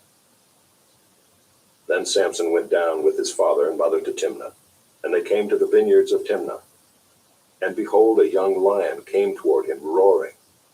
Then the Spirit of the Lord rushed upon him, and although he had nothing in his hand, he tore the lion in pieces as one tears a young goat. But he did not tell his father or his mother what he had done. Then he went down and talked with the woman, and she was right in Samson's eyes. After some days he returned to take her, and he turned aside to see the carcass of the lion, and behold, there was a swarm of bees in the body of the lion, and honey. He scraped it out into his hands and went on, eating as he went. And he came to his father and mother and gave some to them, and they ate. But he did not tell them that he had scraped the honey from the carcass of the lion. His father went down to the woman, and Samson prepared a feast there, for so the young men used to do. As soon as the people saw him, they brought 30 companions to be with him. And Samson said to them, "Let me now put a riddle to you. If you can tell me what it is within the 7 days of the feast and find it out, then I will give you 30 linen garments and 30 changes of clothes. But if you cannot tell me what it is, then you shall give me 30 linen garments and 30 changes of clothes." And they said to him, "Put your riddle that we may hear it." And he said to them, "Out of the eater came something to eat. Out of the strong came something sweet." And in 3 days they could not solve the riddle. On the 4th day they said to Samson's wife, "Entice your husband to tell us what the riddle is, lest we burn you and your father's house with fire. Have you invited us here to impoverish us?" And Samson's wife wept over him and said, "You only hate me, you do not love me. You have put a riddle to my people, and you have not told me what it is." And he said to her, "Behold, I have not told my father nor my mother, and shall I tell you?" She wept before him the 7 days that their feast lasted, and on the 7th day he told her, because she pressed him hard. Then she told the riddle to her people. And the men of the city said to him on the 7th day, before the sun went down, "What is sweeter than honey? What is stronger than a lion?" And he said to them, "If you had not plowed with my heifer, you would not have found out my riddle." And the Spirit of the Lord rushed upon him, and he went down to Ashkelon, and struck down 30 men of the town, and took their spoil, and gave the garments to those who had told the riddle. In hot anger he went back to his father's house. And Samson's wife was given to his companion, who had been his best man. Chapter 15. After some days, at the time of wheat harvest, Samson went to visit his wife with a young goat, and he said, "I will go into my wife in the chamber." But her father would not allow him to go in. And her father said, "I really thought that you utterly hated her, so I gave her to your companion.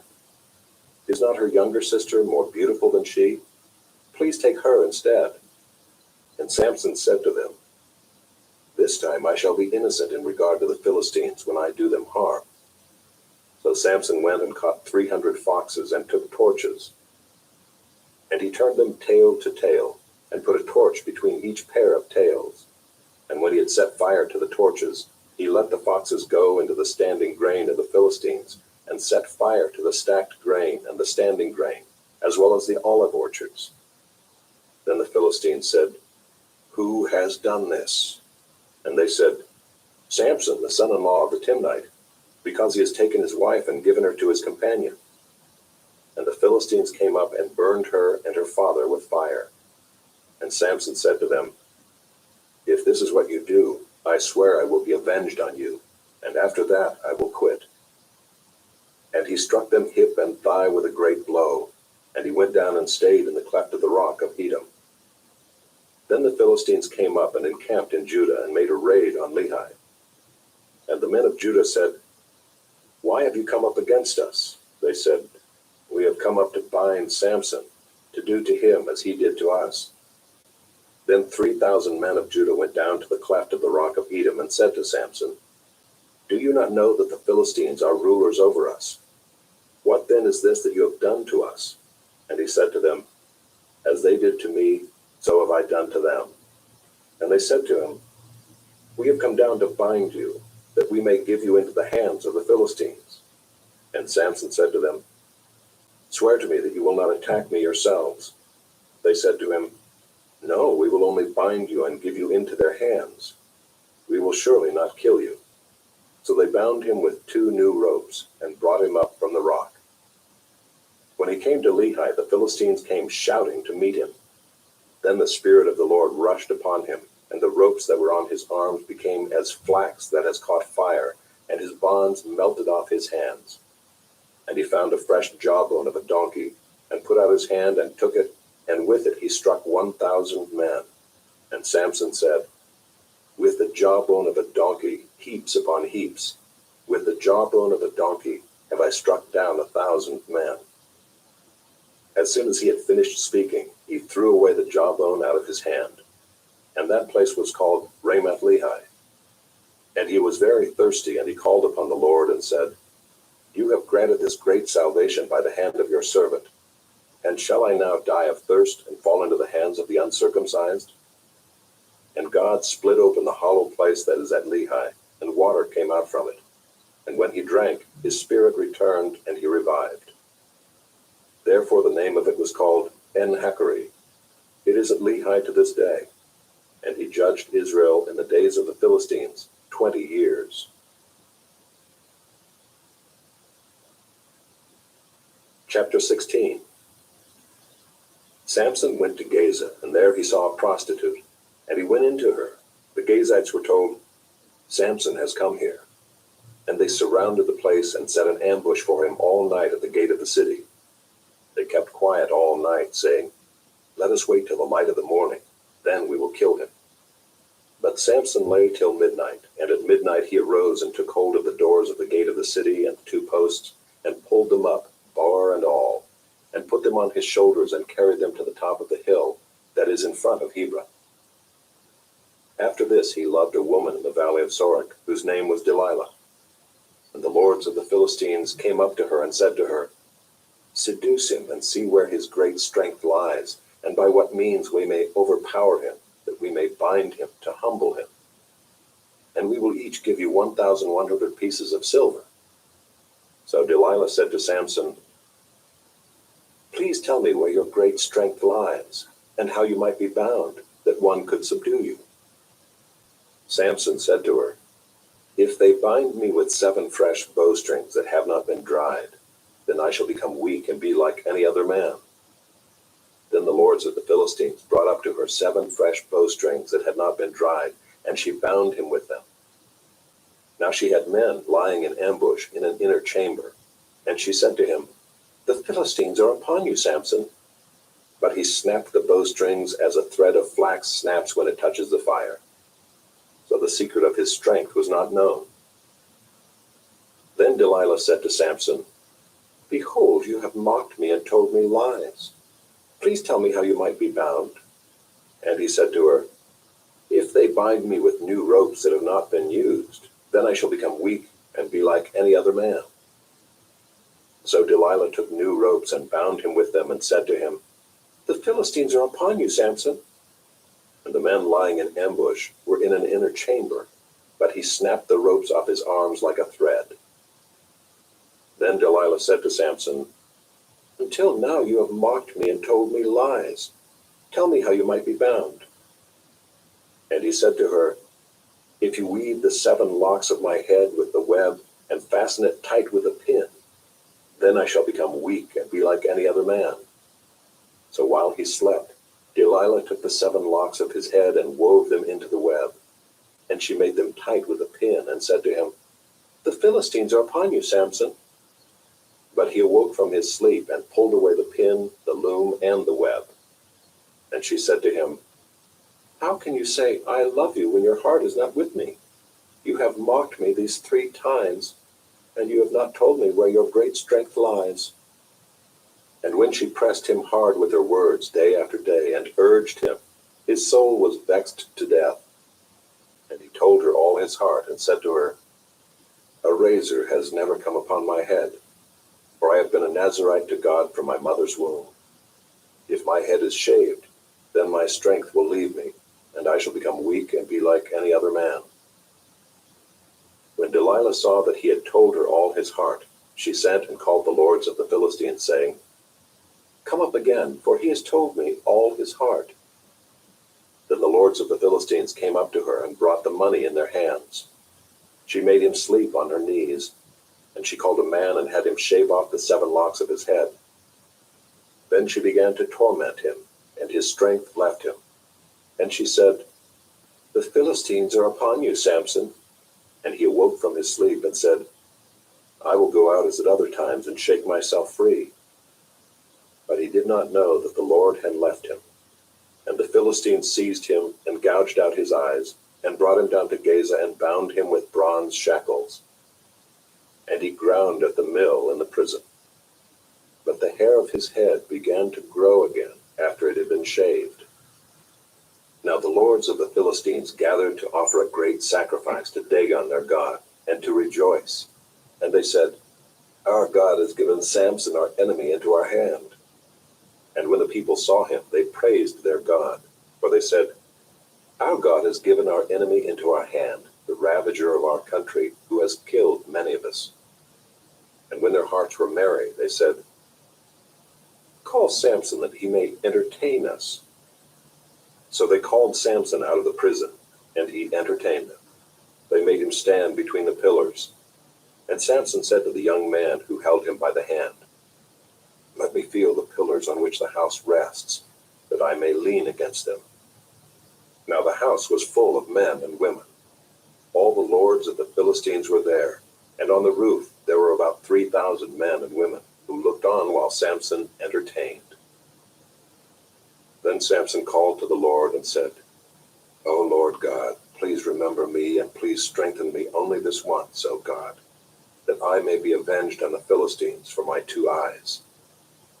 And Samson grasped the 2 middle pillars on which the house rested, and he leaned his weight against them, his right hand on the one, and his left hand on the other. And Samson said, "Let me die with the Philistines." Then he bowed with all his strength, and the house fell upon the lords and upon all the people who were in it. So the dead whom he killed at his death were more than those whom he had killed during his life.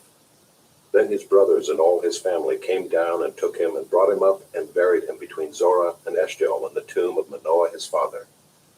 He had judged Israel 20 years. Chapter 17. There was a man of the hill country of Ephraim, whose name was Micah. And he said to his mother, "The 1,100 pieces of silver that were taken from you, about which you uttered a curse and also spoke it in my ears, behold, the silver is with me. I took it." And his mother said, "Blessed be my son by the Lord." And he restored the 1,100 pieces of silver to his mother. And his mother said, "I dedicate the silver to the Lord from my hand for my son, to make a carved image and a metal image. Now therefore I will restore it to you." So when he restored the money to his mother took 200 pieces of silver and gave it to the silversmith, who made it into a carved image and a metal image. And it was in the house of Micah. And the man Micah had a shrine, and he made an ephod and household gods, and ordained one of his sons, who became his priest. In those days there was no king in Israel. Everyone did what was right in his own eyes. Now there was a young man of Bethlehem in Judah, of the family of Judah, who was a Levite, and he sojourned there. And the man departed from the town of Bethlehem in Judah to sojourn where he could find a place. And as he journeyed, he came to the hill country of Ephraim, to the house of Micah. And Micah said to him, "Where do you come from?" And he said to him, "I am a Levite of Bethlehem in Judah, and I am going to sojourn where I may find a place." And Micah said to him, Stay with me and be to me a father and a priest, and I will give you 10 pieces of silver a year, and a suit of clothes in your living. And the Levite went in, and the Levite was content to dwell with the man, and the young man became to him like one of his sons.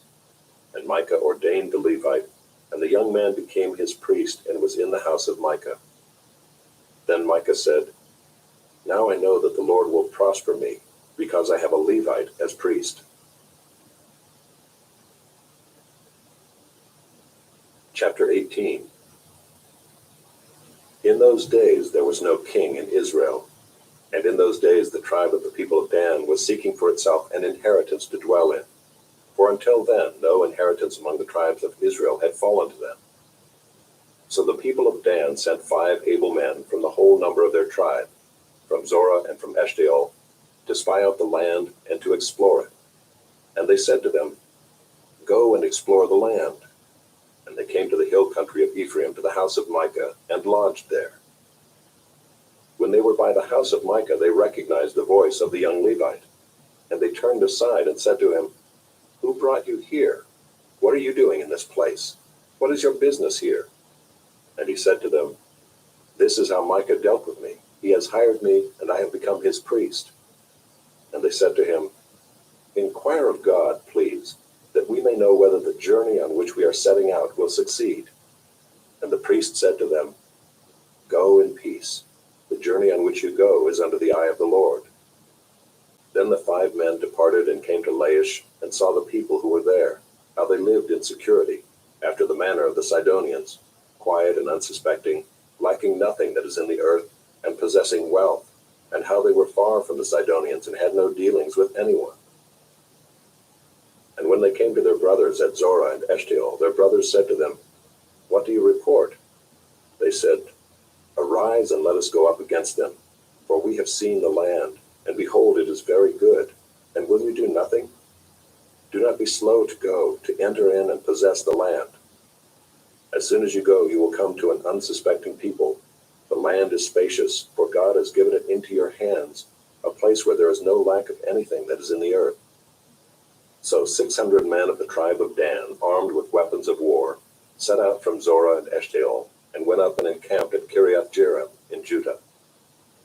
On this account that place is called Mahaneh-dan to this day. Behold, it is west of Kiriath Jearim. And they passed on from there to the hill country of Ephraim, and came to the house of Micah. Then the 5 men who had gone to scout out the country of Laish said to their brothers, Do you know that in these houses there are an ephod, household gods, a carved image, and a metal image? Now therefore consider what you will do. And they turned aside there and came to the house of the young Levite, at the home of Micah, and asked him about his welfare. Now the 600 men of the Danites, armed with their weapons of war, stood by the entrance of the gate. And the 5 men who had gone to scout out the land went up and entered and took the carved image, the ephod, the household gods, and the metal image, while the priest stood by the entrance of the gate with the 600 men armed with weapons of war. And when these went into Micah's house and took the carved image, the ephod, the household gods, and the metal image, the priest said to them, What are you doing? And they said to him, Keep quiet, put your hand on your mouth, and come with us, and be to us a father and a priest. Is it better for you to be priest to the house of one man, or to be priest to a tribe and clan in Israel? And the priest's heart was glad. He took the ephod and the household gods and the carved image, and went along with the people. So they turned and departed, putting the little ones and the livestock and the goods in front of them. When they had gone a distance from the home of Micah, the men who were in the houses near Micah's house were called out, and they overtook the people of Dan. And they shouted to the people of Dan, who turned around and said to Micah, What is the matter with you that you come with such a company? And he said, You take my gods that I made and the priest and go away, and what have I left? How then do you ask me, What is the matter with you?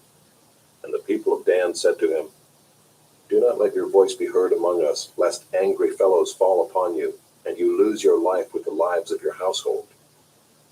Then the people of Dan went their way. And when Micah saw that they were too strong for him, he turned and went back to his home.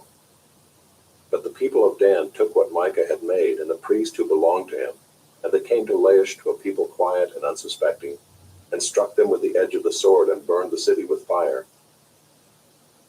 And there was no deliverer, because it was far from Sidon, and they had no dealings with anyone.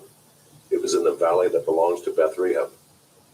Then they rebuilt the city and lived in it, and they named the city Dan, after the name of Dan, their ancestor, who was born to Israel. But the name of the city was Laish at the first. And the people of Dan set up the carved image for themselves, and Jonathan the son of Gershom, son of Moses, and his sons were priests to the tribe of the Danites until the day of the captivity of the land. So they set up Micah's carved image that he made, as long as the house of God was at Shiloh. Chapter 19. In those days, when there was no king in Israel, a certain Levite was sojourning in the remote parts of the hill country of Ephraim, who took to himself a concubine from Bethlehem in Judah. And his concubine was unfaithful to him, and she went away from him to her father's house at Bethlehem in Judah, and was there some 4 months. Then her husband arose and went after her to speak kindly to her and bring her back. He had with him his servant and a couple of donkeys, and she brought him into her father's house. And when the girl's father saw him, he came with joy to meet him. And his father-in-law, the girl's father, made him stay, and he remained with him 3 days. So they ate and drank and spent the night there. And on the 4th day they arose early in the morning, and he prepared to go. But the girl's father said to his son-in-law, "Strengthen your heart with a morsel of bread, and after that you may go." So the two of them sat and ate and drank together. And the girl's father said to the man, "Be pleased to spend the night, and let your heart be merry." And when the man rose up to go, his father-in-law pressed him, till he spent the night there again.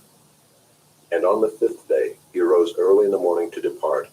And the girl's father said, "Strengthen your heart, and wait until the day declines." So they ate, both of them. And when the man and his concubine and his servant rose up to depart, his father-in-law, the girl's father, said to him, "Behold, now the day is waned toward evening. Please spend the night. Behold, the day draws to its close. Lodge here and let your heart be merry, and tomorrow you shall arise early in the morning for your journey and go home." But the man would not spend the night. He rose up and departed and arrived opposite Jebus, that is, Jerusalem. He had with him a couple of saddled donkeys, and his concubine was with him. When they were near Jebus, the day was nearly over, and the servant said to his master, "Come now, let us turn aside to the city of the Jebusites and spend the night in it." And his master said to him, "We will not turn aside into the city of foreigners who do not belong to the people of Israel, but we will pass on to Gibeah." And he said to his young man, "Come and let us draw near to one of these places and spend the night at Gibeah or at Ramah." So they passed on and went their way. And the sun went down on them near Gibeah, which belongs to Benjamin, and they turned aside there to go in and spend the night at Gibeah. And he went in and sat down in the open square of the city, for no one took them into his house to spend the night. And behold, an old man was coming from his work in the field at evening. The man was from the hill country of Ephraim, and he was sojourning in Gibeah. The men of the place were Benjaminites. And he lifted up his eyes and saw the traveler in the open square of the city. And the old man said, "Where are you going? And where do you come from?" And he said to him, "We are passing from Bethlehem in Judah to the remote parts of the hill country of Ephraim, from which I come. I went to Bethlehem in Judah, and I am going to the house of the Lord, but no one has taken me into his house. We have straw and feed for our donkeys, with bread and wine for me and your female servant, and the young man with your servants. There is no lack of anything." And the old man said, "Peace be to you. I will care for all your wants. Only do not spend the night in the square." So he brought him into his house and gave the donkeys feed, and they washed their feet and ate and drank. As they were making their hearts merry, behold, the men of the city, worthless fellows, surrounded the house, beating on the door. And they said to the old man, the master of the house, "Bring out the man who came into your house, that we may know him." And the man, the master of the house, went out to them and said to them, "No, my brothers, do not act so wickedly. Since this man has come into my house, do not do this vile thing. Behold, here are my virgin daughter and his concubine. Let me bring them out now, Violate them and do with them what seems good to you, but against this man do not do this outrageous thing." But the men would not listen to him. So the man seized his concubine and made her go out to them. And they knew her and abused her all night until the morning. And as the dawn began to break, they let her go. And as morning appeared, the woman came and fell down at the door of the man's house where her master was, until it was light. And her master rose up in the morning, and when he opened the doors of the house and went out to go on his way, behold, there was his concubine lying at the door of the house, with her hands on the threshold. He said to her, "Get up, let us be going." But there was no answer. Then he put her on the donkey, and the man rose up and went away to his home. And when he entered his house, he took a knife, and taking hold of his concubine, he divided her limb by limb into 12 pieces, and sent her throughout all the territory of Israel. And all who saw it said, "Such a thing has never happened or been seen from the day that the people of Israel came up out of the land of Egypt until this day. Consider it, take counsel, and speak." Chapter 20. Then all the people of Israel came out from Dan to Beersheba, including the land of Gilead, and the congregation assembled as one man to the Lord at Mizpah. And the chiefs of all the people, of all the tribes of Israel, presented themselves in the assembly of the people of God, 400,000 men on foot that drew the sword. Now the people of Benjamin heard that the people of Israel had gone up to Mizpah. And the people of Israel said, "Tell us, how did this evil happen?" And the Levite, the husband of the woman who was murdered, answered and said, "I came to Gibeah that belongs to Benjamin, I and my concubine, to spend the night. And the leaders of Gibeah rose against me and surrounded the house against me by night. They meant to kill me, and they violated my concubine, and she is dead. So I took hold of my concubine and cut her in pieces and sent her throughout all the country of the inheritance of Israel, for they have committed abomination and outrage in Israel. Behold, you people of Israel, all of you, give your advice and counsel here." And all the people arose as one man, saying, "None of us will go to his tent, and none of us will return to his house. But now this is what we will do to Gibeah. We will go up against it by lot, and we will take 10 men of 100 throughout all the tribes of Israel, and 100 of 1,000, and 1,000 of 10,000, to bring provisions for the people, that when they come they may repay Gibeah of Benjamin for all the outrage that they have committed in Israel." So all the men of Israel gathered against the city, united as one man. And the tribes of Israel sent men through all the tribe of Benjamin, saying, "What evil is this that has taken place among you? Now therefore give up the men, the worthless fellows in Gibeah, that we may put them to death and purge evil from Israel." But the Benjaminites would not listen to the voice of their brothers, the people of Israel. Then the people of Benjamin came together out of the cities to Gibeah to go out to battle against the people of Israel. And the people of Benjamin mustered out of their cities on that day 26,000 men who drew the sword, besides the inhabitants of Gibeah, who mustered 700 chosen men. Among all these were 700 chosen men who were left-handed. Everyone could sling a stone at a hair and not miss. And the men of Israel, apart from Benjamin, mustered 400,000 men who drew the sword. All these were men of war.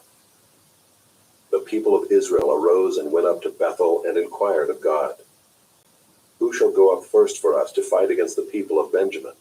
And the Lord said, "Judah shall go up first." Then the people of Israel rose in the morning and encamped against Gibeah. And the men of Israel went out to fight against Benjamin, and the men of Israel drew up the battle line against them at Gibeah. The people of Benjamin came out of Gibeah and destroyed on that day 22,000 men of the Israelites. But the people, the men of Israel, took courage and again formed the battle line in the same place where they had formed it on the first day.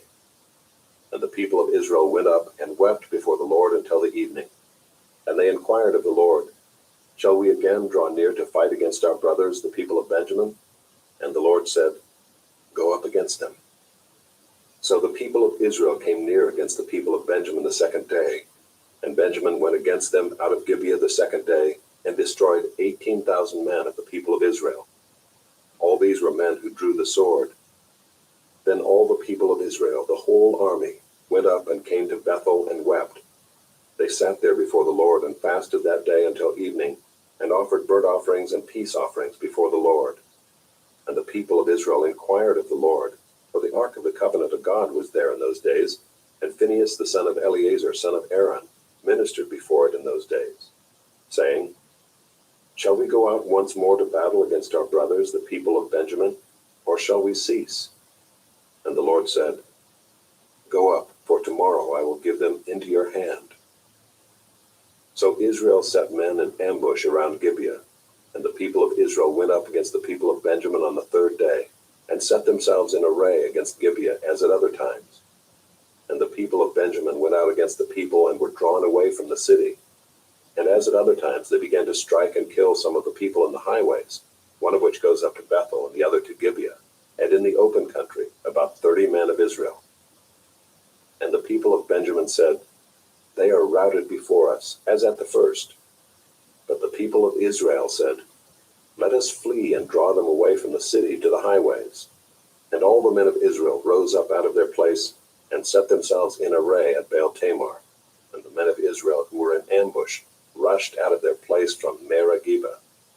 And there came against Gibeah 10,000 chosen men out of all Israel, and the battle was hard. But the Benjaminites did not know that disaster was close upon them. And the Lord defeated Benjamin before Israel, and the people of Israel destroyed 25,100 men of Benjamin that day. All these were men who drew the sword. So the people of Benjamin saw that they were defeated. The men of Israel gave ground to Benjamin because they trusted the men in ambush whom they had set against Gibeah. Then the men in ambush hurried and rushed against Gibeah. The men in ambush moved out and struck all the city with the edge of the sword. Now the appointed signal between the men of Israel and the men in the main ambush was that when they made a great cloud of smoke rise up out of the city, the men of Israel should turn in battle. Now Benjamin had begun to strike and kill about 30 men of Israel. They said, Surely they are defeated before us, as in the first battle. But when the signal began to rise out of the city in a column of smoke, the Benjaminites looked behind them, and behold, the whole of the city went up in smoke to heaven. Then the men of Israel turned, and the men of Benjamin were dismayed, for they saw that disaster was close upon them. Therefore they turned their backs before the men of Israel in the direction of the wilderness, but the battle overtook them. And those who came out of the cities were destroying them in their midst. Surrounding the Benjaminites, they pursued them and trod them down from Nohah as far as opposite Gibeah on the east. 18,000 men of Benjamin fell, all of them men of valor. And they turned and fled toward the wilderness, to the rock of Rimmon. 5,000 men of them were cut down in the highways, and they were pursued hard to guide them, and 2,000 men of them were struck down.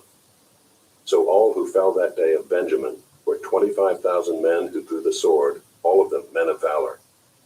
But 600 men turned and fled toward the wilderness to the rock of Rimmon, and remained at the rock of Rimmon 4 months. And the men of Israel turned back against the people of Benjamin, and struck them with the edge of the sword, the city, men and beasts, and all that they found. And all the towns that they found, they set on fire. Chapter 21. Now the men of Israel had sworn at Mizpah, No one of us shall give his daughter in marriage to Benjamin. And the people came to Bethel, and sat there till evening before God, and they lifted up their voices and wept bitterly. And they said, O Lord, the God of Israel, why has this happened in Israel, that today there should be one tribe lacking in Israel? And the next day the people rose early and built there an altar and offered burnt offerings and peace offerings. And the people of Israel said, Which of all the tribes of Israel did not come up in the assembly to the Lord? For they had taken a great oath concerning him who did not come up to the Lord to Mizpah, saying, He shall surely be put to death. And the people of Israel had compassion for Benjamin their brother, and said, One tribe is cut off from Israel this day. What shall we do for wives for those who are left, since we have sworn by the Lord that we will not give them any of our daughters for wives? And they said, What one is there of the tribes of Israel that did not come up to the Lord to Mizpah? And behold, no one had come to the camp from Jabesh Gilead to the assembly. people were mustered, behold, not one of the inhabitants of Jabesh-Gilead was there. So the congregation sent 12,000 of their bravest men there, and commanded them, Go and strike the inhabitants of Jabesh-Gilead with the edge of the sword, also the women and the little ones. This is what you shall do. Every male and every woman that has lain with a male you shall devote to destruction. And they found among the inhabitants of Jabesh-Gilead 400 young virgins who had not known a man by lying with him. And they brought them to the camp at Shiloh, which is in the land of Canaan. Then the whole congregation sent word to the people of Benjamin who were at the rock of Rimmon, and proclaimed peace to them. And Benjamin returned at that time, and they gave them the women whom they had saved alive of the women of Jabesh-Gilead, but they were not enough for them. And the people had compassion on Benjamin, because the Lord had made a breach in the tribes of Israel. Then the elders of the congregation said, What shall we do for wives for those who are left, since the women are destroyed out of Benjamin? And they said, There must be an inheritance for the survivors of Benjamin, that a tribe not be blotted out from Israel. Yet we cannot give them wives from our daughters, for the people of Israel had sworn, Cursed be he who gives a wife to Benjamin. So they said, Behold, there is the yearly feast of the Lord at Shiloh, which is north of Bethel on the east of the highway that goes up from Bethel to Shechem, and south of Lebonah. And they commanded the people of Benjamin, saying, Go and lie in ambush in the vineyards and watch. If the daughters of Shiloh come out to dance in the dances, then come out of the vineyards and snatch each man his wife from the daughters of Shiloh, and go to the land of Benjamin. And when their fathers or their brothers come to complain to us, we will say to them, Grant them graciously to us, because we did not take for each man of them his wife in battle, neither did you give them to them, else you would now be guilty. And the people of Benjamin did so, and took their wives according to their number, from the dancers whom they carried off. Then they went and returned to their inheritance, and rebuilt the towns, and lived in them. And the people of Israel departed from there at that time, every man to his tribe and family, and they went out from there every man to his inheritance. In those days there was no king in Israel. Everyone did what was right in his own eyes. Ruth, chapter 1. In the days when the judges ruled, there was a famine in the land, and a man of Bethlehem in Judah went to sojourn in the country of Moab, he and his wife and his 2 sons. The name of the man was Elimelech, and the name of his wife Naomi. And the names of his 2 sons were Mahlon and Chilion. They were Ephrathites from Bethlehem in Judah. They went into the country of Moab and remained there. But Elimelech, the husband of Naomi, died, and she was left with her 2 sons. These took Moabite wives. The name of the one was Orpah, and the name of the other Ruth. They lived there about 10 years, and both Mahlon and Chilion died, so that the woman was left without her 2 sons and her husband. Then she arose with her daughters-in-law to return from the country of Moab, for she had heard in the fields of Moab that the Lord had visited his people and given them food. So she set out from the place where she was with her 2 daughters-in-law, and they went on the way to return to the land of Judah. But Naomi said to her 2 daughters-in-law, Go, return each of you to her mother's house. May the Lord deal kindly with you, as you have dealt with the dead and with me. The Lord grant that you may find rest, each of you in the house of her husband. Then she kissed them, and they lifted up their voices and wept. And they said to her, No, we will return with you to your people. But Naomi said, Turn back, my daughters. Why will you go with me? Have I yet sons in my womb, that they may become your husbands? Turn back, my daughters. Go your way, for I am too old to have a husband. If I should say I have hope, even if I should have a husband this night and should bear sons, would you therefore wait till they were grown? Would you therefore refrain from marrying? No, my daughters, for it is exceedingly bitter to me for your sake that the hand of the Lord has gone out against me. Then they lifted up their voices and wept again. And Orpah kissed her mother-in-law, but Ruth clung to her. And she said, See, your sister-in-law has gone back to her people and to her gods. Return after your sister-in-law.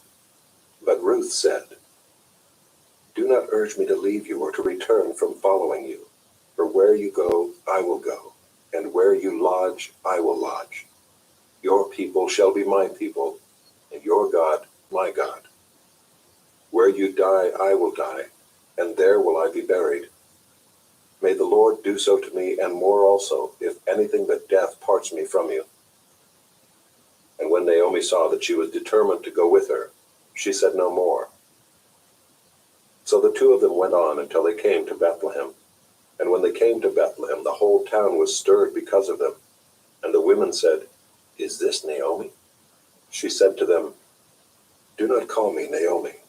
Call me Mara, for the Almighty has dealt very bitterly with me. I went away full, and the Lord has brought me back empty. Why call me Naomi, when the Lord has testified against me, and the Almighty has brought calamity upon me?"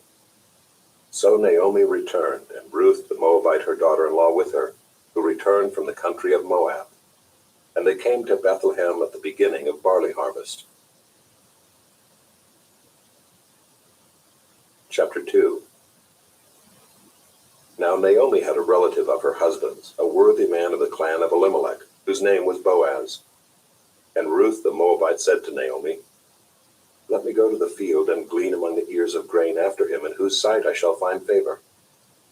And she said to her, "Go, my daughter." So she set out and went and gleaned in the field after the reapers.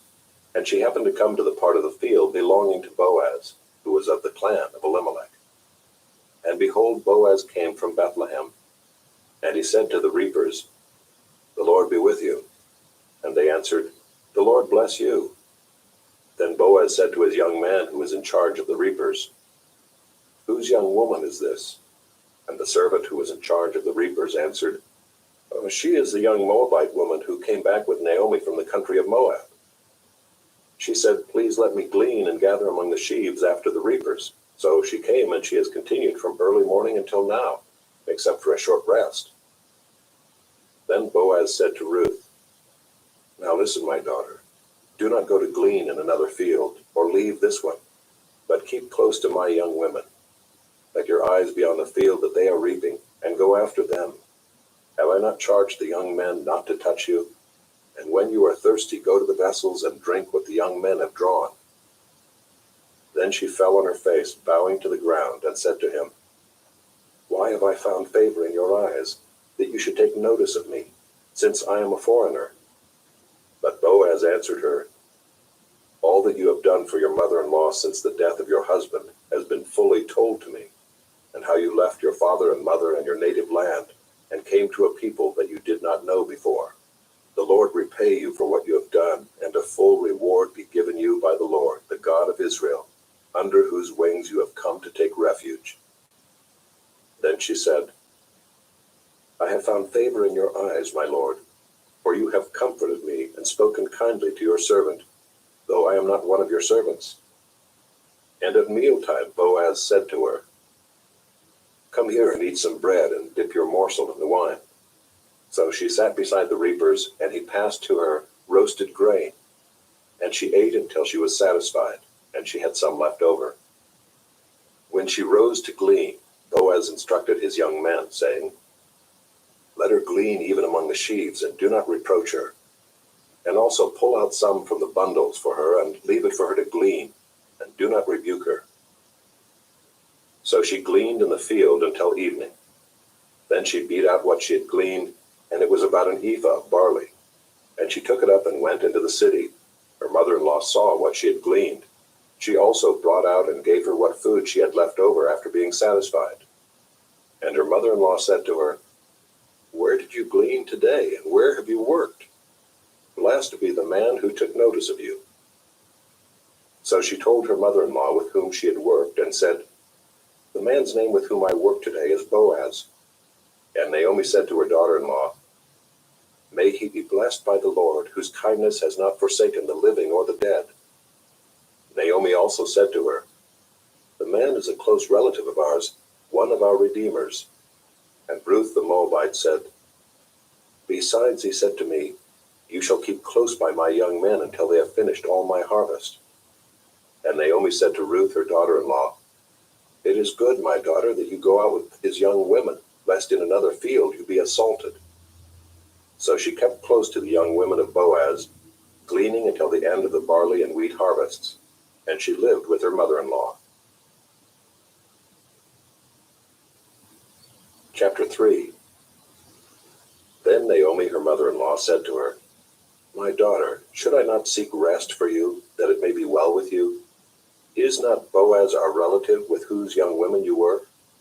See, he is winnowing barley tonight at the threshing floor. Wash, therefore, and anoint yourself, and put on your cloak and go down to the threshing floor. But do not make yourself known to the man until he has finished eating and drinking. But when he lies down, observe the place where he lies. Then go and uncover his feet and lie down, and he will tell you what to do." And she replied, "All that you say I will do." So she went down to the threshing floor and did just as her mother-in-law had commanded her. And when Boaz had eaten and drunk, and his heart was merry, he went to lie down at the end of the heap of grain. Then she came softly and uncovered his feet and lay down. At midnight the man was startled and turned over, and behold, a woman lay at his feet. He said, "Who are you?" And she answered, "I am Ruth, your servant. Spread your wings over your servant, for you are a redeemer." And he said, "May you be blessed by the Lord, my daughter. You have made this last kindness greater than the first, in that you have not gone after young men, whether poor or rich.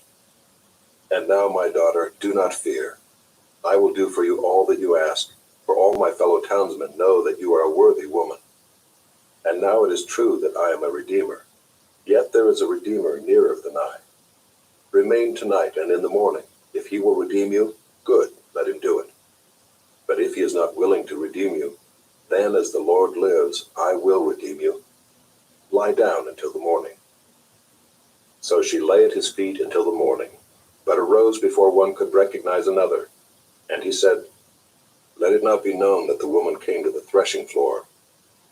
And he said, "Bring the garment you are wearing and hold it out." So she held it, and he measured out 6 measures of barley and put it on her. Then she went into the city. And when she came to her mother-in-law, she said, "How did you fare, my daughter?" Then she told her all that the man had done for her, saying, "These 6 measures of barley he gave to me, for he said to me, 'You must not go back empty-handed to your mother-in-law.'" She replied, "Wait, my daughter, until you learn how the matter turns out. For the man will not rest, but will settle the matter today." Chapter 4. Now Boaz had gone up to the gate and sat down there, and behold, the Redeemer, of whom Boaz had spoken, came by. So Boaz said, "Turn aside, friend, sit down here." And he turned aside and sat down. And he took 10 men of the elders of the city and said, "Sit down here." So they sat down. Then he said to the Redeemer, "Naomi, who has come back from the country of Moab, is selling the parcel of land that belonged to our relative Elimelech. So I thought I would tell you of it and say, buy it in the presence of those sitting here and in the presence of the elders of my people. If you will redeem it, redeem it. But if you will not, tell me, that I may know, for there is no one besides you to redeem it, and I come after you." And he said, "I will redeem it." Then Boaz said, "The day you buy the field from the hand of Naomi, you also acquire Ruth the Moabite, the widow of the dead, in order to perpetuate the name of the dead in his inheritance." Then the Redeemer said, "I cannot redeem it for myself, lest I impair my own inheritance. Take my right of redemption yourself, for I cannot redeem it." Now this was the custom in former times in Israel concerning redeeming and exchanging. To confirm a transaction, the one drew off his sandal and gave it to the other, and this was the manner of attesting in Israel. So when the Redeemer said to Boaz, "Buy it for yourself," he drew off his sandal. Then Boaz said to the elders and all the people, "You are witnesses this day that I have bought from the hand of Naomi all that belonged to Elimelech, and all that belonged to Chilion and to Mahlon. Also Ruth the Moabite, the widow of Mahlon, I have bought to be my wife, to perpetuate the name of the dead in his inheritance, that the name of the dead may not be cut off from among his brothers, and from the gate of his native place. You are witnesses this day." Then all the people who were at the gate and the elders said, "We are witnesses. May the Lord make the woman who is coming into your house like Rachel and Leah, who together built up the house of Israel. May you act worthily in Ephrathah and be renowned in Bethlehem. And may your house be like the house of Perez, whom Tamar bore to Judah because of the offspring that the Lord will give you by this young woman." So Boaz took Ruth, and she became his wife. And he went into her, and the Lord gave her conception, and she bore a son. Then the women said to Naomi, "Blessed be the Lord, who has not left you this day without a redeemer, and may his name be renowned in Israel. He shall be to you a restorer of life and a nourisher of your old age. For your daughter-in-law who loves you, who is more to you than 7 sons, has given birth to him." Then Naomi took the child and laid him on her lap and became his nurse. And the women of the neighborhood gave him a name, saying, "A son has been born to Naomi." They named him Obed. He was the father of Jesse, the father of David. Now these are the generations of Perez. Perez fathered Hezron. Hezron fathered Ram. Ram fathered Amminadab. Amminadab fathered Nahshon. Nahshon fathered Salmon. Salmon fathered Boaz. Boaz fathered Obed. Obed fathered Jesse. And Jesse fathered David.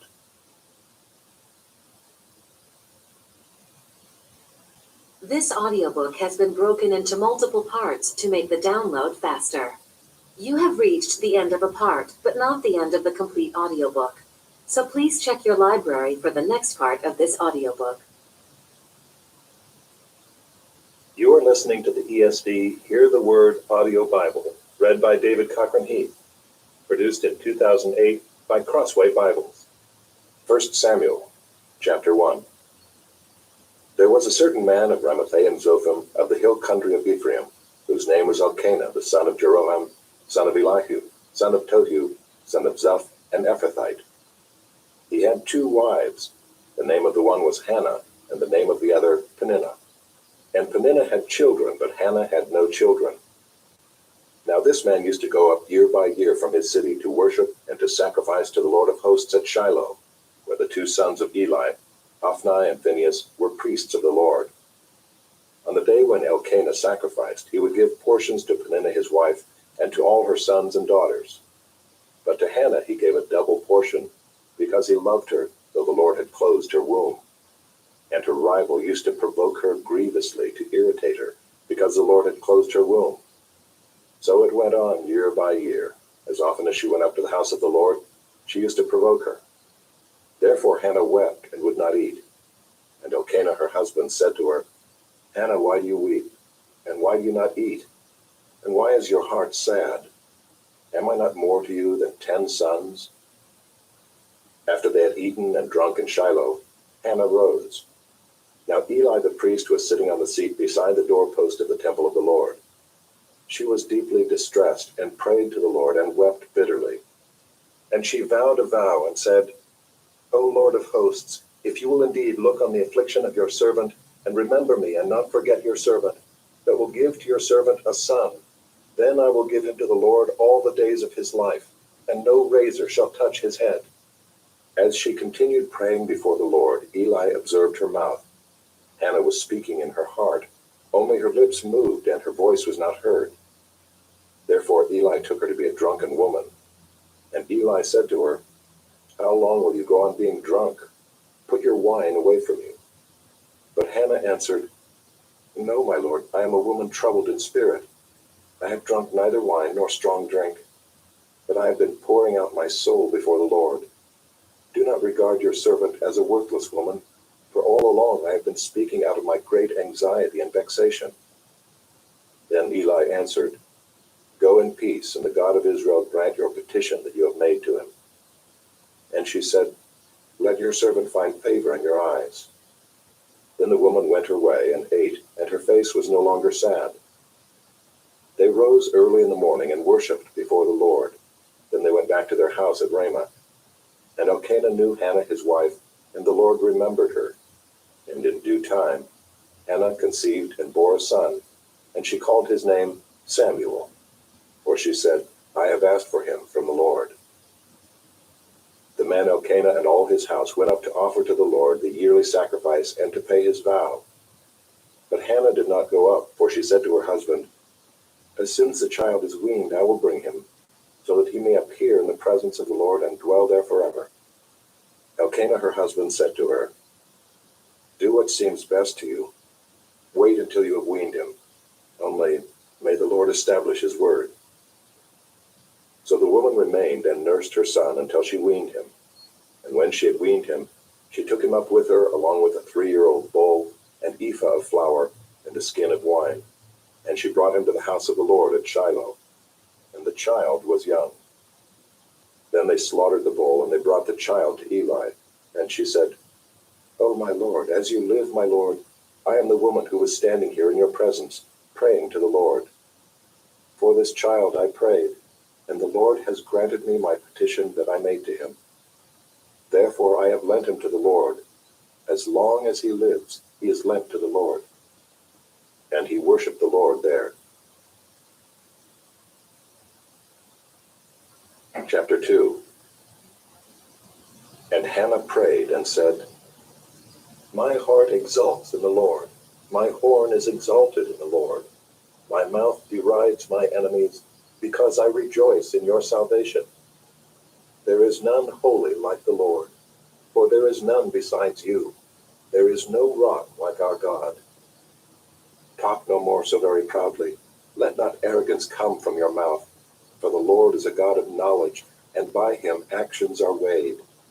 The bows of the mighty are broken, but the feeble bind on strength. Those who were full have hired themselves out for bread, but those who are hungry have ceased to hunger. The barren has borne 7, but she who has many children is forlorn. The Lord kills and brings to life. He brings down to Sheol and raises up. The Lord makes poor and makes rich. He brings low and he exalts. He raises up the poor from the dust. He lifts the needy from the ash heap to make them sit with princes and inherit a seat of honor. For the pillars of the earth are the Lord's, and on them he has set the world. He will guard the feet of his faithful ones, but the wicked shall be cut off in darkness, for not by might shall a man prevail. The adversaries of the Lord shall be broken to pieces.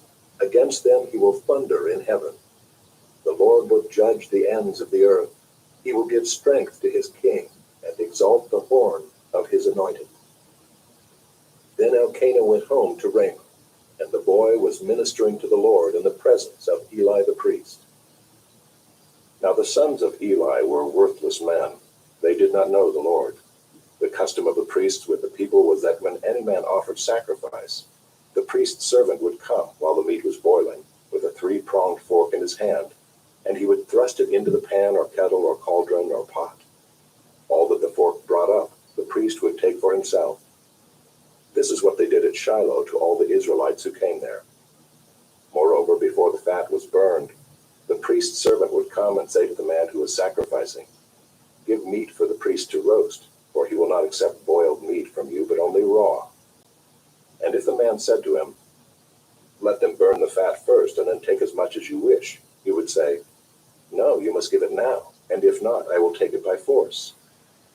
Thus the sin of the young men was very great in the sight of the Lord, for the man treated the offering of the Lord with contempt. Samuel was ministering before the Lord, a boy clothed with a linen ephod. And his mother used to make for him a little robe and take it to him each year when she went up with her husband to offer the yearly sacrifice. Then Eli would bless Elkanah and his wife and say, "May the Lord give you children by this woman for the petition she asked of the Lord." So then they would return to their home. Indeed, the Lord visited Hannah, and she conceived and bore 3 sons and 2 daughters. And the boy Samuel grew in the presence of the Lord. Now Eli was very old, and he kept hearing all that his sons were doing to all Israel, and how they lay with the women who were serving at the entrance to the tent of meeting. And he said to them, "Why do you do such things? For I hear of your evil dealings from all these people. No, my sons, it is no good report that I hear the people of the Lord spreading abroad. If someone sins against a man, God will mediate for him. But if someone sins against the Lord, who can intercede for him? But they would not listen to the voice of their father, for it was the will of the Lord to put them to death. Now the boy Samuel continued to grow both in stature and in favor with the Lord, and also with man. And there came a man of God to Eli and said to him, Thus says the Lord, Did I indeed reveal myself to the house of your father when they were in Egypt, subject to the house of Pharaoh? Did I choose him out of all the tribes of Israel to be my priest, to go up to my altar, to burn incense, to wear an ephod before me? I gave to the house of your father all my offerings by fire from the people of Israel. Why then do you scorn my sacrifices and my offerings that I commanded for my dwelling, and honor your sons above me by fattening yourselves on the choicest parts of every offering of my people Israel? Therefore the Lord, the God of Israel, declares, I promised that your house and the house of your father should go in and out before me forever. But now the Lord declares, Far be it from me, for those who honor me I will honor, and those who despise me shall be lightly esteemed. Behold, the days are coming when I will cut off your strength and the strength of your father's house, so that there will not be an old man in your house. Then in distress you will look with envious eye on all the prosperity that shall be bestowed on Israel, and there shall not be an old man in your house forever. The only one of you whom I shall not cut off from my altar shall be spared to weep his eyes out, to grieve his heart, and all the descendants of your house shall die by the sword of men. And this that shall come upon your two sons, Hophni and Phinehas, shall be the sign to you. Both of them shall die on the same day. And I will raise up for myself a faithful priest, who shall do according to what is in my heart and in my mind. And I will build him a sure house, and he shall go in and out before my anointed forever.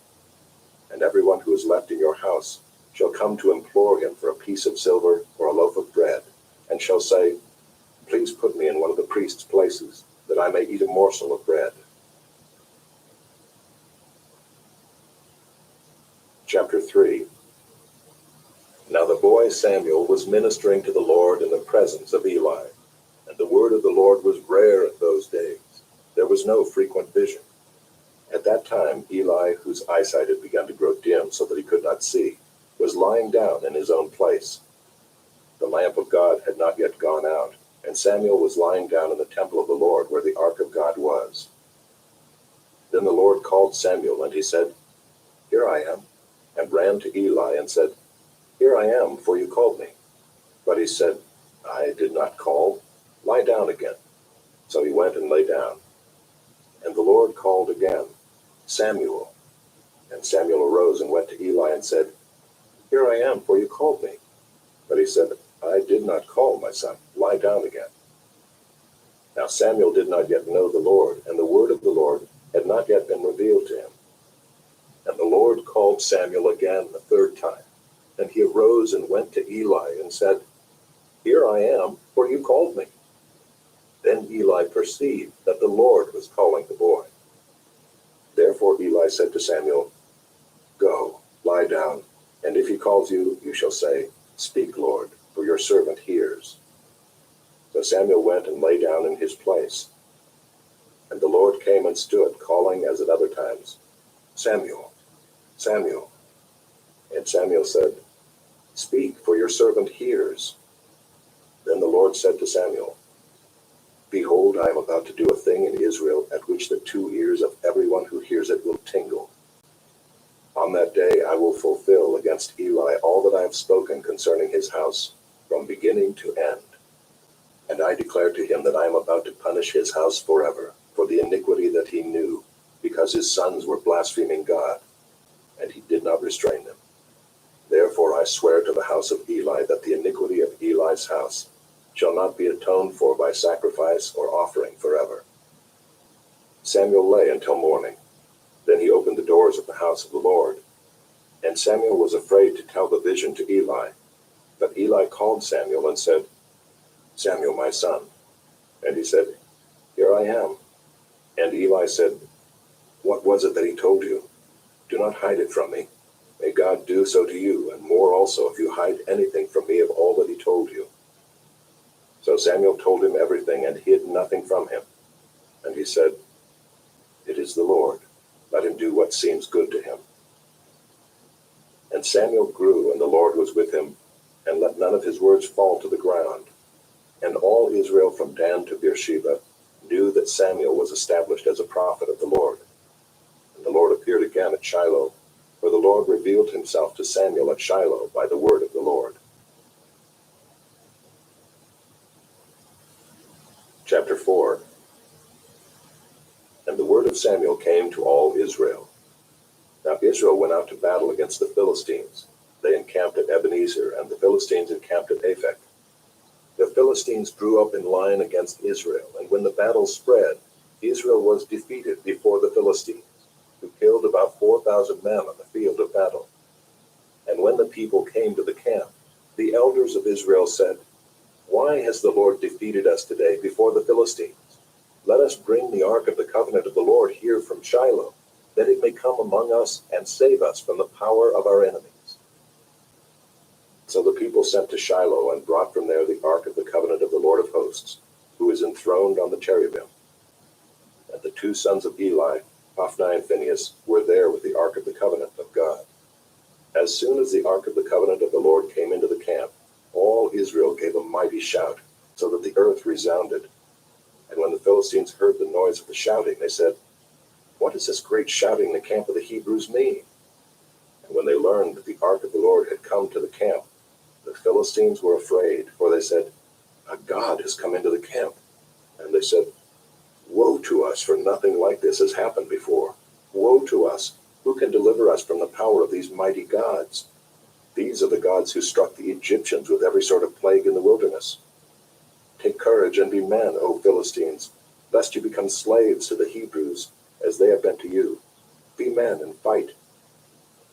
So the Philistines fought, and Israel was defeated, and they fled every man to his home. And there was a very great slaughter, for 30,000 foot soldiers of Israel fell.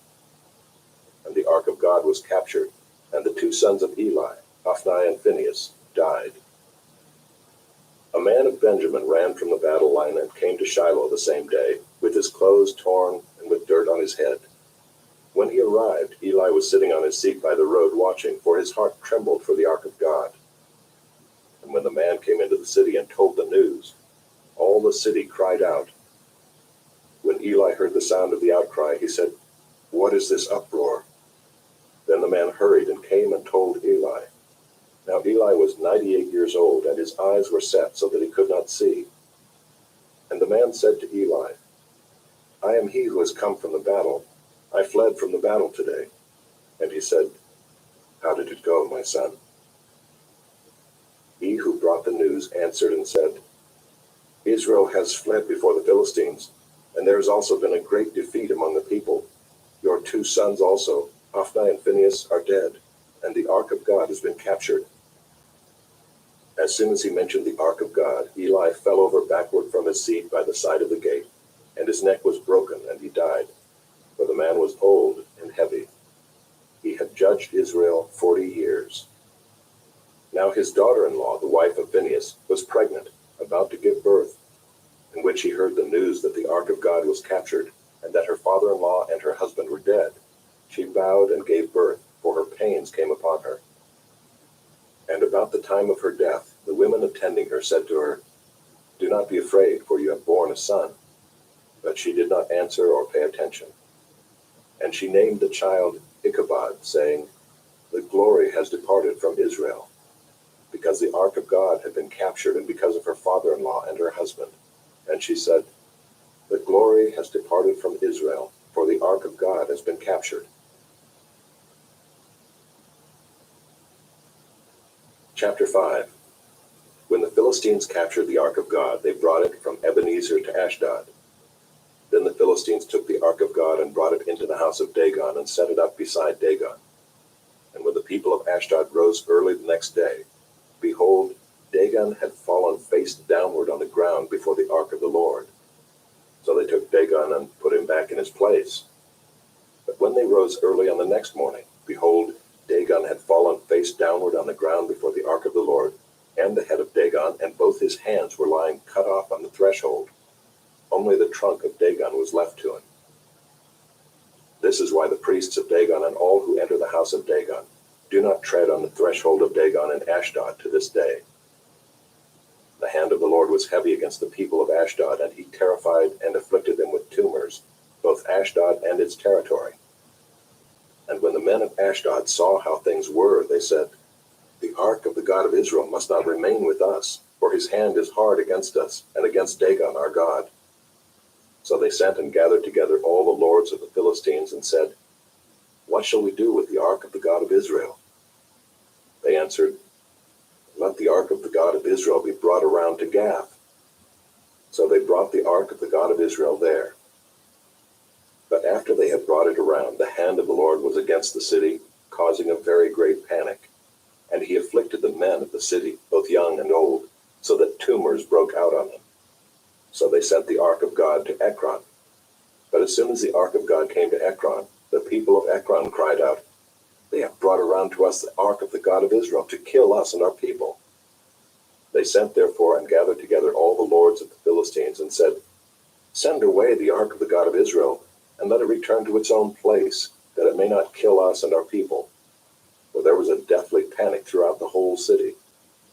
The hand of God was very heavy there. The men who did not die were struck with tumors, and the cry of the city went up to heaven. Chapter 6. The ark of the Lord was in the country of the Philistines 7 months, and the Philistines called for the priests and the diviners and said, "What shall we do with the ark of the Lord? Tell us with what we shall send it to its place." They said, "If you send away the ark of the God of Israel, do not send it empty, but by all means return him a guilt offering. Then you will be healed, and it will be known to you why his hand does not turn away from you." And they said, "Well, what is the guilt offering that we shall return to him?" They answered, 5 golden tumors and 5 golden mice, according to the number of the lords of the Philistines, for the same plague was on all of you and on your lords. So you must make images of your tumors and images of your mice that ravage the land, and give glory to the God of Israel. Perhaps he will lighten his hand from off of you and your gods and your land. Why should you harden your hearts as the Egyptians and Pharaoh hardened their hearts? After he had dealt severely with them, did they not send the people away, and they departed? Now then, take and prepare a new cart and 2 milk cows on which there has never come a yoke, and yoke the cows to the cart, but take their calves home away from them. And take the ark of the Lord and place it on the cart, and put in a box at its side the figures of gold, which you are returning to him as a guilt offering. Then send it off, and let it go its way, and watch. If it goes up on the way to its own land, to Bethshemesh, then it is he who has done us this great harm. But if not, then we shall know that it is not his hand that struck us. It happened to us by coincidence." The men did so, and took 2 milk cows, and yoked them to the cart, and shut up their calves at home. And they put the ark of the Lord on the cart, and the box with the golden mice and the images of their tumors. And the cows went straight in the direction of Bethshemesh along one highway, lowing as they went.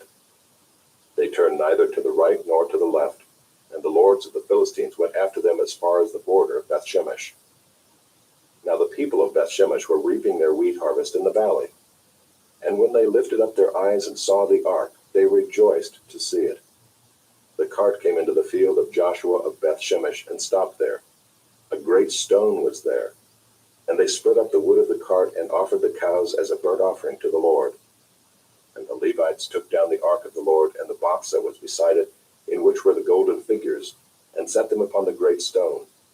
And the men of Bethshemesh offered burnt offerings and sacrificed sacrifices on that day to the Lord. And when the 5 lords of the Philistines saw it, they returned that day to Ekron. These are the golden tumors that the Philistines returned as a guilt offering to the Lord. 1 for Ashdod, 1 for Gaza, 1 for Ashkelon, 1 for Gath, 1 for Ekron, and the golden mice according to the number of all the cities of the Philistines belonging to the 5 lords, both fortified cities and unwalled villages. The great stone beside which they set down the ark of the Lord is a witness to this day in the field of Joshua of Bethshemesh. And he struck some of the men of Bethshemesh because they looked upon the ark of the Lord. He struck 70 men of them, and the people mourned because the Lord had struck the people with a great blow. Then the men of Bethshemesh said, "Who who is able to stand before the Lord, this holy God? And to whom shall he go up away from us? So they sent messengers to the inhabitants of Kiriath-jearim, saying, The Philistines have returned the ark of the Lord. Come down and take it up to you. Chapter 7. And the men of Kiriath-jearim came and took up the ark of the Lord, and brought it to the house of Abinadab on the hill. And they consecrated his son Eleazar to have charge of the ark of the Lord. From the day that the ark was lodged at Kiriath-jearim, a long time passed, some 20 years, and all the house of Israel lamented after the Lord. And Samuel said to all the house of Israel, If you are returning to the Lord with all your heart, then put away the foreign gods and the Ashtaroth from among you, and direct your heart to the Lord, and serve him only, and he will deliver you out of the hand of the Philistines. So the people of Israel put away the Baals and the Ashtaroth, and they served the Lord only.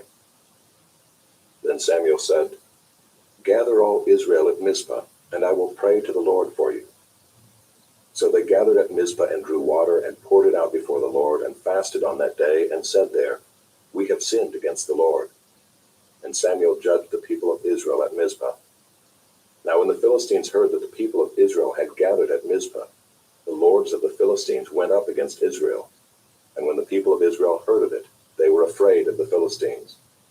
And the people of Israel said to Samuel, Do not cease to cry out to the Lord our God for us, that he may save us from the hand of the Philistines. So Samuel took a nursing lamb and offered it as a whole burnt offering to the Lord. And Samuel cried out to the Lord for Israel, and the Lord answered him. As Samuel was offering up the burnt offering, the Philistines drew near to attack Israel. But the Lord thundered with a mighty sound that day against the Philistines, and threw them into confusion, and they were defeated before Israel.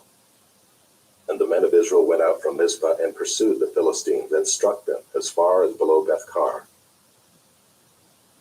Then Samuel took a stone and set it up between Mizpah and Shen, and called its name Ebenezer, for he said, Till now the Lord has helped us.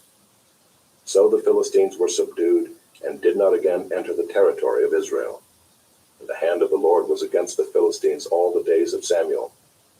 The cities that the Philistines had taken from Israel were restored to Israel, from Ekron to Gath, and Israel delivered their territory from the hand of the Philistines.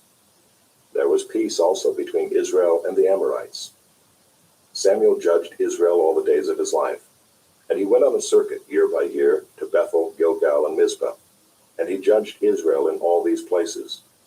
Then he would return to Ramah, for his home was there, and there also he judged Israel, and he built there an altar to the Lord.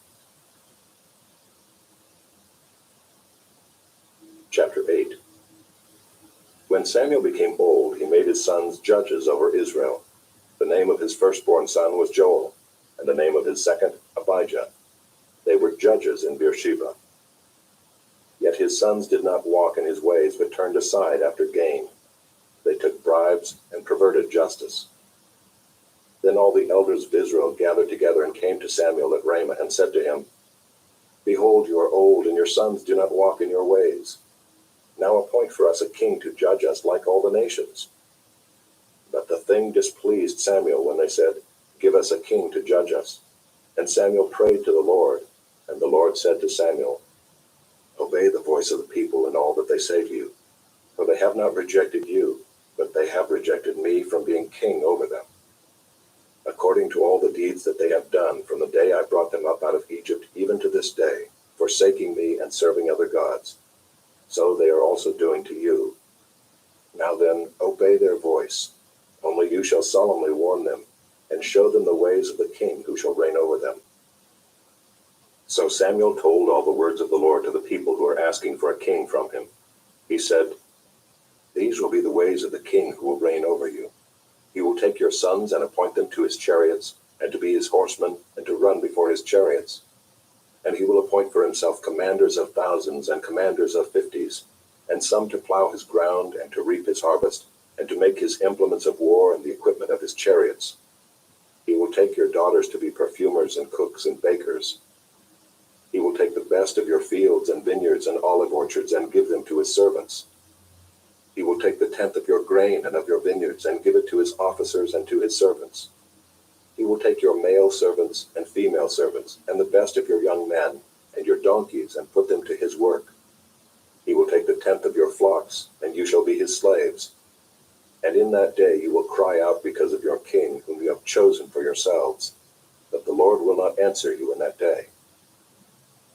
But the people refused to obey the voice of Samuel, and they said, No, but there shall be a king over us, that we also may be like all the nations, and that our king may judge us and go out before us and fight our battles.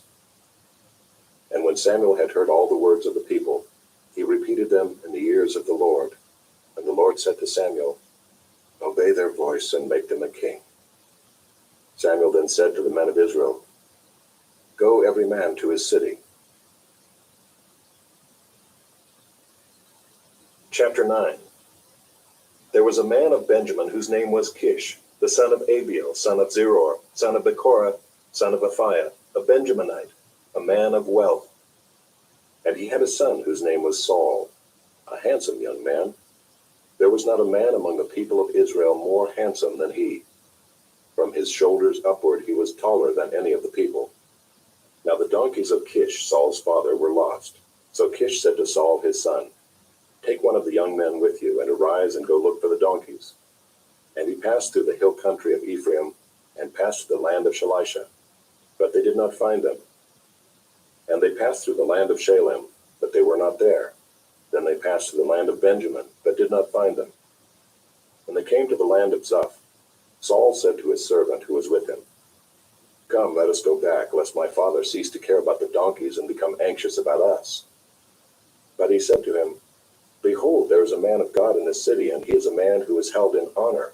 All that he says comes true. So now let us go there. Perhaps he can tell us the way we should go. Then Saul said to his servant, But if we go, what can we bring the man? For the bread in our sacks is gone, and there is no present to bring to the man of God. What do we have? The servant answered Saul again, Here I have with me a quarter of a shekel of silver, and I will give it to the man of God to tell us our way. Formerly in Israel, when a man went to inquire of God, he said, Come, let us go to the seer, for today's prophet was formerly called a seer. And Saul said to his servant, Well said, come, let us go. So they went to the city where the man of God was. As they went up the hill to the city, they met young women coming out to draw water, and said to them, Is the seer here? They answered, He is. Behold, he is just ahead of you. Hurry. He has come just now to the city, because the people have a sacrifice today on the high place. As soon as you enter the city, you will find him, before he goes up to the high place to eat. For the people will not eat till he comes, since he must bless the sacrifice. Afterward, those who are invited will eat. Now go up, for you will meet him immediately. So they went up to the city. As they were entering the city, they saw Samuel coming out toward them on his way up to the high place. Now the day before Saul came, the Lord had revealed to Samuel, Tomorrow about this time I will send to you a man from the land of Benjamin, and you shall anoint him to be prince over my people Israel. He shall save my people from the hand of the Philistines. For I have seen my people, because their cry has come to me. When Samuel saw Saul, the Lord told him, Here is the man of whom I spoke to you. He it is who shall restrain my people. Then Saul approached Samuel in the gate and said, Tell me, where is the house of the seer? Samuel answered Saul, I am the seer. Go up before me to the high place, for today you shall eat with me, and in the morning I will let you go and will tell you all that is on your mind. As for your donkeys that were lost 3 days ago, do not set your mind on them, for they have been found. And for whom is all that is desirable in Israel? Is it not for you and for all your father's house? Saul answered, Am I not a Benjamite from the least of the tribes of Israel? And is not my clan the humblest of all the clans of the tribe of Benjamin? Why then have you spoken to me in this way? Then Samuel took Saul and his young man, and brought them into the hall, and gave them a place at the head of those who had been invited, who were about 30 persons. And Samuel said to the cook, Bring the portion I gave you, of which I said to you, Put it aside. So the cook took up the leg and what was on it, and set them before Saul. And Samuel said, See, what was kept is set before you. Eat, because it was kept for you until the hour appointed, that you might eat with the guests." So Saul ate with Samuel that day, and when they came down from the high place into the city, a bed was spread for Saul on the roof, and he lay down to sleep. Then at the break of dawn, Samuel called to Saul on the roof, "Up, that I may send you on your way." So Saul arose, and both he and Samuel went out into the street. As they were going down to the outskirts of the city, Samuel said to Saul, "Tell the servant to pass on before us, and when he has passed on, stop here yourself for a while, that I may make known to you the word of God."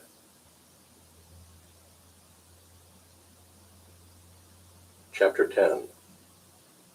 Then Samuel took a flask of oil and poured it on his head and kissed him and said, "Has not the Lord anointed you to be prince over his people Israel? And you shall reign over the people of the Lord, and you will save them from the hand of their surrounding enemies. And this shall be the sign to you that the Lord has anointed you to be prince over his heritage. When you depart from me today, you will meet 2 men by Rachel's tomb in the territory of Benjamin at Zelzah, and they will say to you, 'The donkeys that you went to seek are found, and now your father has ceased to care about the donkeys and is anxious about you, saying, What shall I do about my son?' Then you shall go on from there farther and come to the oak of Tabor. 3 men going up to God at Bethel will meet you there, one carrying 3 young goats, another carrying 3 loaves of bread, and another carrying a skin of wine. And they will greet you and give you 2 loaves of bread, which you shall accept from their hand. After that you shall come to Gibeath Elohim, where there is a garrison of the Philistines. And there, as soon as you come to the city, you will meet a group of prophets coming down from the high place with harp, tambourine, flute, and lyre before them, prophesying. Then the Spirit of the Lord will rush upon you, and you will prophesy with them and be turned into another man. Now when these signs meet you, do what your hand finds to do, for God is with you. Then go down before me to Gilgal, and behold, I am coming down to you to offer burnt offerings and to sacrifice peace offerings. 7 days you shall wait until I come to you and show you what you shall do." When he turned his back to leave Samuel, God gave him another heart, and all these signs came to pass that day. When they came to Gibeah, behold, a group of prophets met him, and the Spirit of God rushed upon him, and he prophesied among them.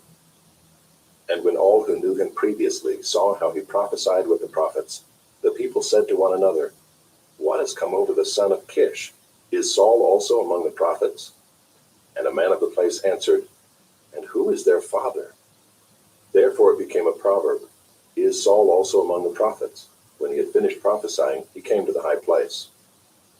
Saul's uncle said to him and to his servant, "Where did you go?" And he said, "To seek the donkeys. And when we saw that they were not to be found, we went to Samuel." And Saul's uncle said, "Please tell me what Samuel said to you."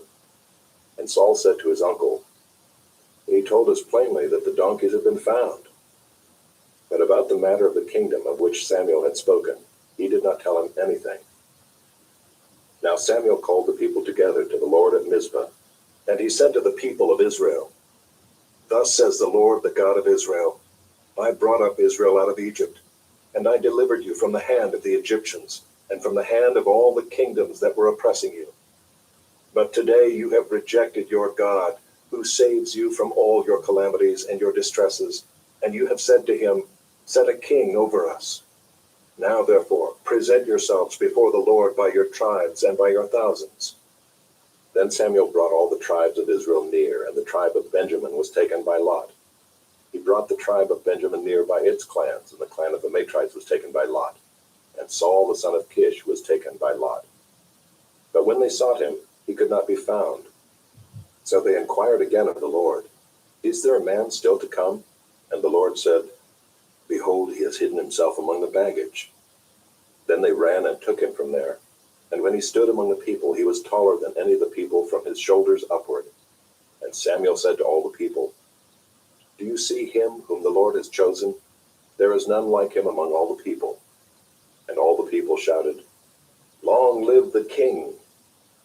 Then Samuel told the people the rights and duties of the kingship, and he wrote them in a book and laid it up before the Lord. Then Samuel sent all the people away, each one to his home. Saul also went to his home at Gibeah, and with him went men of valor, whose hearts God had touched. But some worthless fellows said, "How can this man save us?" And they despised him and brought him no present. But he held his peace.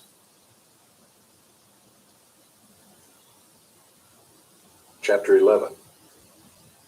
Then Nahash the Ammonite went up and besieged Jabesh Gilead, and all the men of Jabesh said to Nahash, "Make a treaty with us, and we will serve you." But Nahash the Ammonite said to them, "On this condition I will make a treaty with you, that I gouge out all your right eyes, and thus bring disgrace on all Israel." The elders of Jabesh said to him, "Give us 7 days' respite, that we may send messengers through all the territory of Israel. Then if there is no one to save us, we will give ourselves up to you." When the messengers came to Gibeah of Saul, they reported the matter in the ears of the people, and all the people wept aloud. Now behold, Saul was coming from the field behind the oxen, and Saul said, "What is wrong with the people that they are weeping?" So they told him the news of the men of Jabesh, and the Spirit of God rushed upon Saul when he heard these words, and his anger was greatly kindled. He took a yoke of oxen and cut them in pieces, and sent them throughout all the territory of Israel by the hand of the messengers, saying, "Whoever does not come out after Saul and Samuel, so shall it be done to his oxen." Then the dread of the Lord fell upon the people, and they came out as one man. When he mustered them at Bezek, the people of Israel were 300,000, and the men of Judah 30,000. And they said to the messengers who had come, "Thus shall you say to the men of Jabesh Gilead, Tomorrow, by the time the sun is hot, you shall have salvation." When the messengers came and told the men of Jabesh, they were glad. Therefore the men of Jabesh said, "Tomorrow we will give ourselves up to you, and you may do to us whatever seems good to you." And the next day Saul put the people in 3 companies, and they came into the midst of the camp in the morning watch, and struck down the Ammonites until the heat of the day. And those who survived were scattered, so that no 2 of them were left together. Then the people said to Samuel, "Who is it that said, 'Shall Saul reign over us?' Bring the men, that we may put them to death." But Saul said, "Not a man shall be put to death this day, for today the Lord has worked salvation in Israel." Then Samuel said to the people, "Come, let us go to Gilgal, and there renew the kingdom." So all the people went to Gilgal, and there they made Saul king before the Lord in Gilgal. There they sacrificed peace offerings before the Lord, and there Saul and all the men of Israel rejoiced greatly. Chapter 12. And Samuel said to all Israel, "Behold, I have obeyed your voice in all that you have said to me, and have made a king over you. And now behold, the king walks before you, and I am old and gray, and behold, my sons are with you. I have walked before you from my youth until this day. Here I am. Testify against me before the Lord and before his anointed. Whose ox have I taken? Or whose donkey have I taken? Or whom have I defrauded? Whom have I oppressed? Or from whose hand have I taken a bribe to blind my eyes with it? Testify against me, and I will restore it to you." They said, "You have not defrauded us or oppressed us or taken anything from any man's hand." And he said to them, "The Lord is witness against you, and his anointed is witness this day, that you have not found anything in my hand." And they said, "He is witness." And Samuel said to the people, "The Lord is witness, who appointed Moses and Aaron, and brought your fathers up out of the land of Egypt. Now therefore stand still, that I may plead with you before the Lord concerning all the righteous deeds of the Lord that he performed for you and for your fathers. When Jacob went into Egypt, and the Egyptians oppressed them, then your fathers cried out to the Lord, and the Lord sent Moses and Aaron, who brought your fathers out of Egypt, and made them dwell in this place.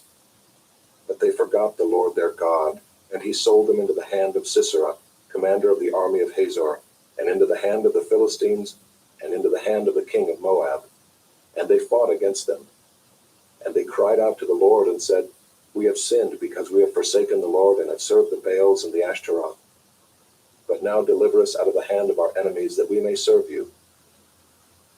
And the Lord sent Jerubbaal and Barak and Jephthah and Samuel and delivered you out of the hand of your enemies on every side, and you lived in safety.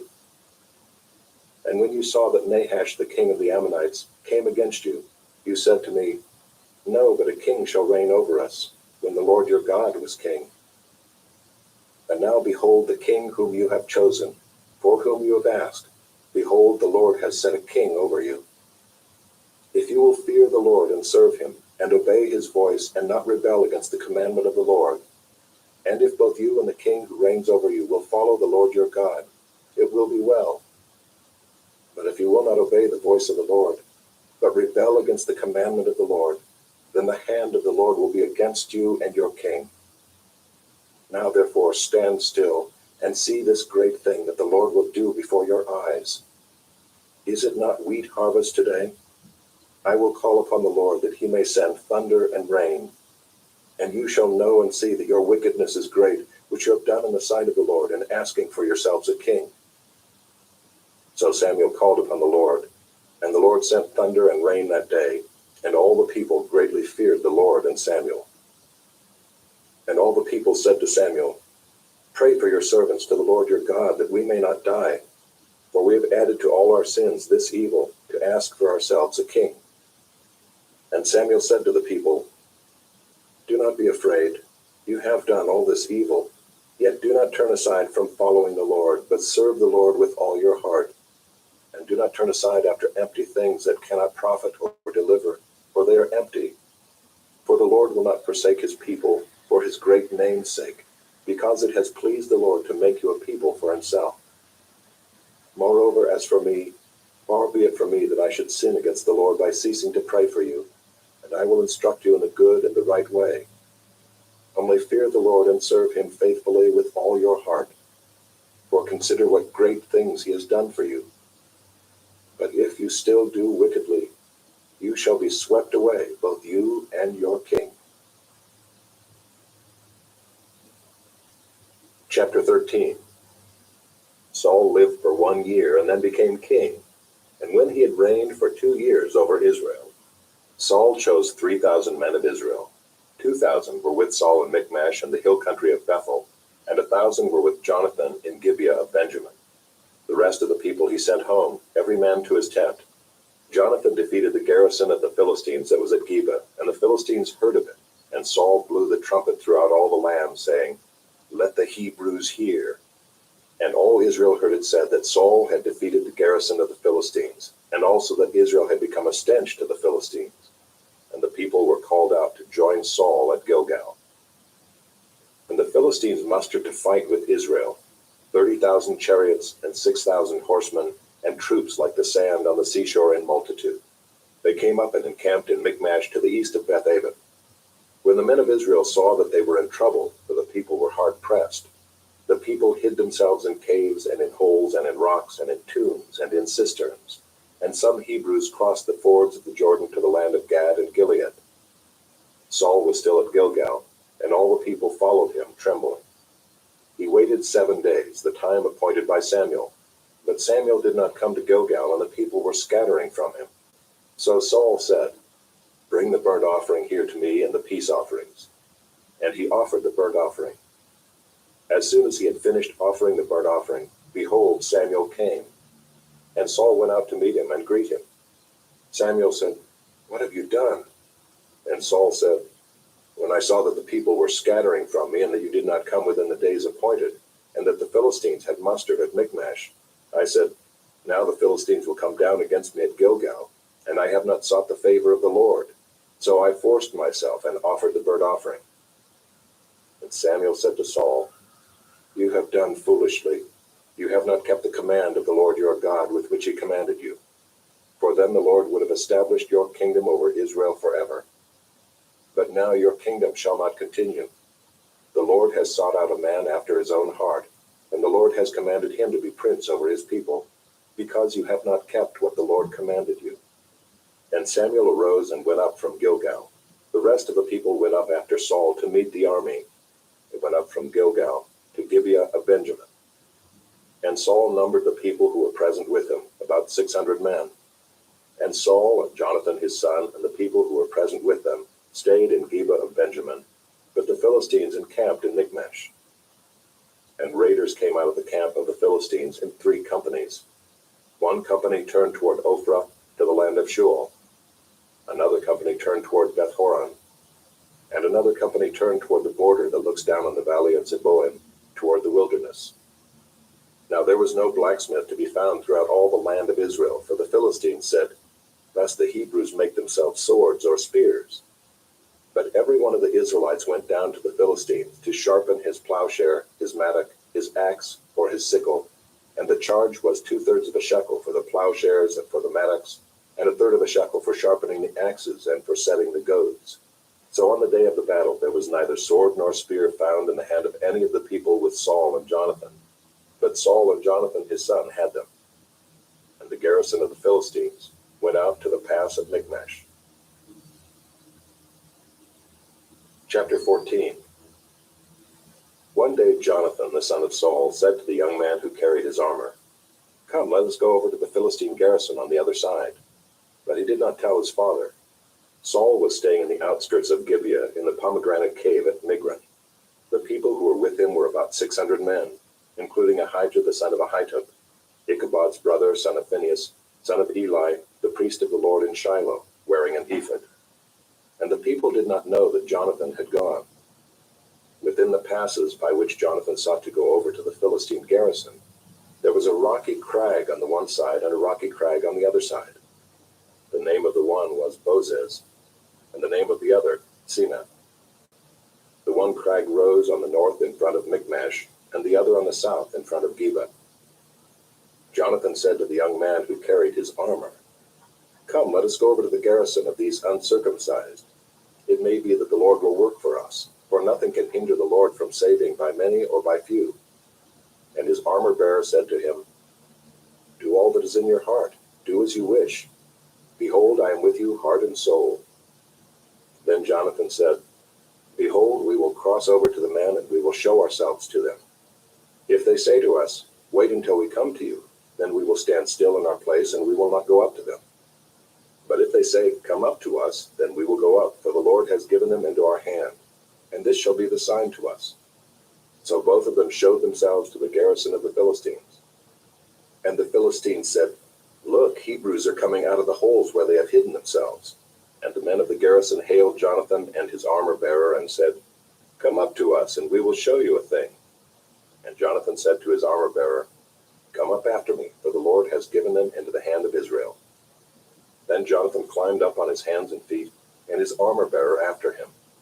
And they fell before Jonathan, and his armor-bearer killed them after him. And that first strike which Jonathan and his armor-bearer made killed about 20 men, within, as it were, half a furrow's length in an acre of land. And there was a panic in the camp, in the field, and among all the people. The garrison and even the raiders trembled, the earth quaked, and it became a very great panic. And the watchmen of Saul and Gibeah of Benjamin looked, and behold, the multitude was dispersing here and there. Then Saul said to the people who were with him, "Count and see who has gone from us." And when they had counted, behold, Jonathan and his armor-bearer were not there. So Saul said to Ahijah, "Bring the ark of God here." For the ark of God went at that time with the people of Israel. Now while Saul was talking to the priest, the tumult in the camp of the Philistines increased more and more. So Saul said to the priest, "Withdraw your hand." Then Saul and all the people who were with him rallied and went into the battle. And behold, every Philistine's sword was against his fellow, and there was very great confusion. Now the Hebrews who had been with the Philistines before that time, and who had gone up with them into the camp, even they also turned to be with the Israelites who were with Saul and Jonathan. Likewise, when all the men of Israel who had hidden themselves in the hill country of Ephraim heard that the Philistines were fleeing, they too followed hard after them in the battle. So the Lord saved Israel that day, and the battle passed beyond Beth-aven. And the men of Israel had been hard pressed that day. So Saul had laid an oath on the people, saying, "Cursed be the man who eats food until it is evening, and I am avenged on my enemies." So none of the people had tasted food. Now when all the people came to the forest, behold, there was honey on the ground. And when the people entered the forest, behold, the honey was dropping, but no one put his hand to his mouth, for the people feared the oath. But Jonathan had not heard his father charge the people with the oath. So he put out the tip of the staff that was in his hand, and dipped it in the honeycomb, and put his hand to his mouth, and his eyes became bright. Then one of the people said, "Your father strictly charged the people with an oath, saying, 'Cursed be the man who eats food this day.' And the people were faint." Then Jonathan said, "My father has troubled the land. See how my eyes have become bright because I tasted a little of this honey. How much better if the people had eaten freely today of the spoil of their enemies that they found. For now the defeat among the Philistines has not been great." They struck down the Philistines that day from Michmash to Aijalon, and the people were very faint. The people pounced on the spoil and took sheep and oxen and calves and slaughtered them on the ground, and the people ate them with the blood. Then they told Saul, "Behold, the people are sinning against the Lord by eating with the blood." And he said, "You have dealt treacherously. Roll a great stone to me here." And Saul said, "Disperse yourselves among the people and say to them, 'Let every man bring his ox or his sheep and slaughter them here and eat, and do not sin against the Lord by eating with the blood.'" So every one of the people brought his ox with him that night, and they slaughtered them there. And Saul built an altar to the Lord. It was the first altar that he built to the Lord. Then Saul said, "Let us go down after the Philistines by night and plunder them until the morning light. Let us not leave a man of them." And they said, "Do whatever seems good to you." But the priest said, "Let us draw near to God here." And Saul inquired of God, "Shall I go down after the Philistines? Will you give them into the hand of Israel?" But he did not answer him that day. And Saul said, "Come here, all you leaders of the people, and know and see how this sin has arisen today. For as the Lord lives who saves Israel, though it be in Jonathan my son, he shall surely die." But there was not a man among all the people who answered him. Then he said to all Israel, "You shall be on one side, and I and Jonathan my son will be on the other side." And the people said to Saul, "Do what seems good to you." Therefore Saul said, "O Lord God of Israel, why have you not answered your servant this day? If this guilt is in me or in Jonathan my son, O Lord God of Israel, give Urim. But if this guilt is in your people Israel, give Thummim." And Jonathan and Saul were taken, but the people escaped. Then Saul said, "Cast the lot between me and my son Jonathan."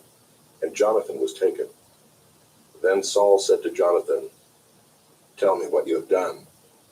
And Jonathan told him, "I tasted a little honey with the tip of the staff that was in my hand. Here I am. I will die." And Saul said, "God do so to me and more also. You shall surely die, Jonathan."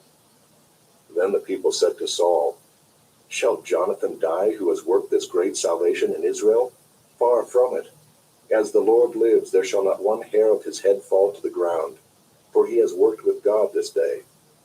So the people ransomed Jonathan so that he did not die.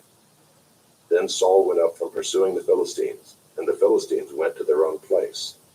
When Saul had taken the kingship over Israel, he fought against all his enemies on every side, against Moab, against the Ammonites, against Edom, against the kings of Zobah, and against the Philistines. Wherever he turned, he routed them. And he did valiantly and struck the Amalekites and delivered Israel out of the hands of those who plundered them. Now the sons of Saul were Jonathan, Ishvi, and Malchishua, and the names of his 2 daughters were these. The name of the firstborn was Merab, and the name of the younger, Michal. And the name of Saul's wife was Ahinoam, the daughter of Ahimaaz. And the name of the commander of his army was Abner, the son of Ner, Saul's uncle. Kish was the father of Saul, and Ner, the father of Abner, was the son of Abiel. There was hard fighting against the Philistines all the days of Saul. And when Saul saw any strong man or any valiant man, he attached him to himself. Chapter 15. And Samuel said to Saul, "The Lord sent me to anoint you king over his people Israel. Now therefore listen to the words of the Lord. Thus says the Lord of hosts, I have noted what Amalek did to Israel in opposing them on the way when they came up out of Egypt. Now go and strike Amalek, and devote to destruction all that they have. Do not spare them, but kill both man and woman, child and infant, ox and sheep, camel and donkey." So Saul summoned the people and numbered them in Telaim, 200,000 men on foot, and 10,000 men of Judah. And Saul came to the city of Amalek and lay in wait in the valley. Then Saul said to the Kenites, "Go, depart, go down from among the Amalekites, lest I destroy you with them. For you showed kindness to all the people of Israel when they came up out of Egypt." So the Kenites departed from among the Amalekites. And Saul defeated the Amalekites from Havilah as far as Shur, which is east of Egypt. And he took Agag the king of the Amalekites alive, and devoted to destruction all the people with the edge of the sword. But Saul and the people spared Agag and the best of the sheep, and of the oxen, and of the fattened calves, and the lambs, and all that was good, and would not utterly destroy them. All that was despised and worthless they devoted to destruction. The word of the Lord came to Samuel. "I regret that I have made Saul king, for he has turned back from following me and has not performed my commandments." And Samuel was angry, and he cried to the Lord all night. And Samuel rose early to meet Saul in the morning. And it was told Samuel, "Saul came to Carmel, and behold, he set up a monument for himself, and turned and passed on and went down to Gilgal." And Samuel came to Saul, and Saul said to him, "Blessed be you to the Lord. I have performed the commandment of the Lord."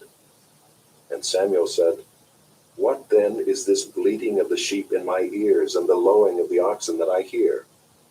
Saul said, "They have brought them from the Amalekites, for the people spared the best of the sheep and of the oxen to sacrifice to the Lord your God, and the rest we have devoted to destruction." Then Samuel said to Saul, "Stop, I will tell you what the Lord said to me this night." And he said to him, "Speak." And Samuel said, "Though you are little in your own eyes, are you not the head of the tribes of Israel? The Lord anointed you king over Israel. And the Lord sent you on a mission and said, 'Go, devote to destruction the sinners, the Amalekites, and fight against them until they are consumed.' Why then did you not obey the voice of the Lord? Why did you pounce on the spoil and do what was evil in the sight of the Lord?" And Saul said to Samuel, "I have obeyed the voice of the Lord. I have gone on the mission on which the Lord sent me. I have brought Agag the king of Amalek, and I have devoted the Amalekites to destruction. But the people took of the spoil, sheep and oxen, the best of the things devoted to destruction, to sacrifice to the Lord your God in Gilgal." And Samuel said, "Has the Lord as great delight in burnt offerings and sacrifices as in obeying the voice of the Lord? Behold, to obey is better than sacrifice, and to listen than the fat of rams. For rebellion is as the sin of divination, and presumption is as iniquity and idolatry. Because you have rejected the word of the Lord, he has also rejected you from being king." Saul said to Samuel, "I have sinned, for I have transgressed the commandment of the Lord in your words, because I feared the people and obeyed their voice. Now therefore, please pardon my sin, and return with me, that I may bow before the Lord." And Samuel said to Saul, "I will not return with you, for you have rejected the word of the Lord, and the Lord hath rejected you from being king over Israel." As Samuel turned to go away, Saul seized the skirt of his robe, and it tore. And Samuel said to him, "The Lord has torn the kingdom of Israel from you this day, and has given it to a neighbor of yours, who is better than you. And also the glory of Israel will not lie or have regret, for he is not a man that he should have regret." Then he said, "I have sinned, yet honor me now before the elders of my people and before Israel, and return with me, that I may bow before the Lord your God." So Samuel turned back after Saul, and Saul bowed before the Lord. Then Samuel said, "Bring here to me Agag the king of the Amalekites." And Agag came to him cheerfully. Agag said, "Surely the bitterness of death is past." And Samuel said, "As your sword has made women childless, so shall your mother be childless among women." And Samuel hacked Agag to pieces before the Lord in Gilgal. Then Samuel went to Ramah, and Saul went up to his house in Gibeah of Saul. And Samuel did not see Saul again until the day of his death. But Samuel grieved over Saul, and the Lord regretted that he had made Saul king over Israel. Chapter 16. The Lord said to Samuel, "How long will you grieve over Saul, since I have rejected him from being king over Israel? Fill your horn with oil, and go. I will send you to Jesse the Bethlehemite, for I have provided for myself a king among his sons." And Samuel said, "How can I go? If Saul hears it, he will kill me." And the Lord said, "Take a heifer with you and say, 'I have come to sacrifice to the Lord.' And invite Jesse to the sacrifice, and I will show you what you shall do. And you shall anoint for me him whom I declare to you." Samuel did what the Lord commanded and came to Bethlehem. The elders of the city came to meet him trembling and said, "Do you come peaceably?" And he said, "Peaceably. I have come to sacrifice to the Lord. Consecrate yourselves and come with me to the sacrifice." And he consecrated Jesse and his sons and invited them to the sacrifice. When they came, he looked on Eliab and thought, "Surely the Lord's anointed is before him."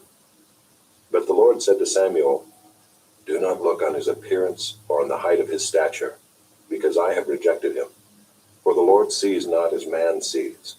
Man looks on the outward appearance, but the Lord looks on the heart." Then Jesse called Abinadab and made him pass before Samuel. And he said, "Neither has the Lord chosen this one." Then Jesse made Shammah pass by, and he said, "Neither has the Lord chosen this one." And Jesse made 7 of his sons pass before Samuel. And Samuel said to Jesse, "The Lord has not chosen these." Then Samuel said to Jesse, "Are all your sons here?"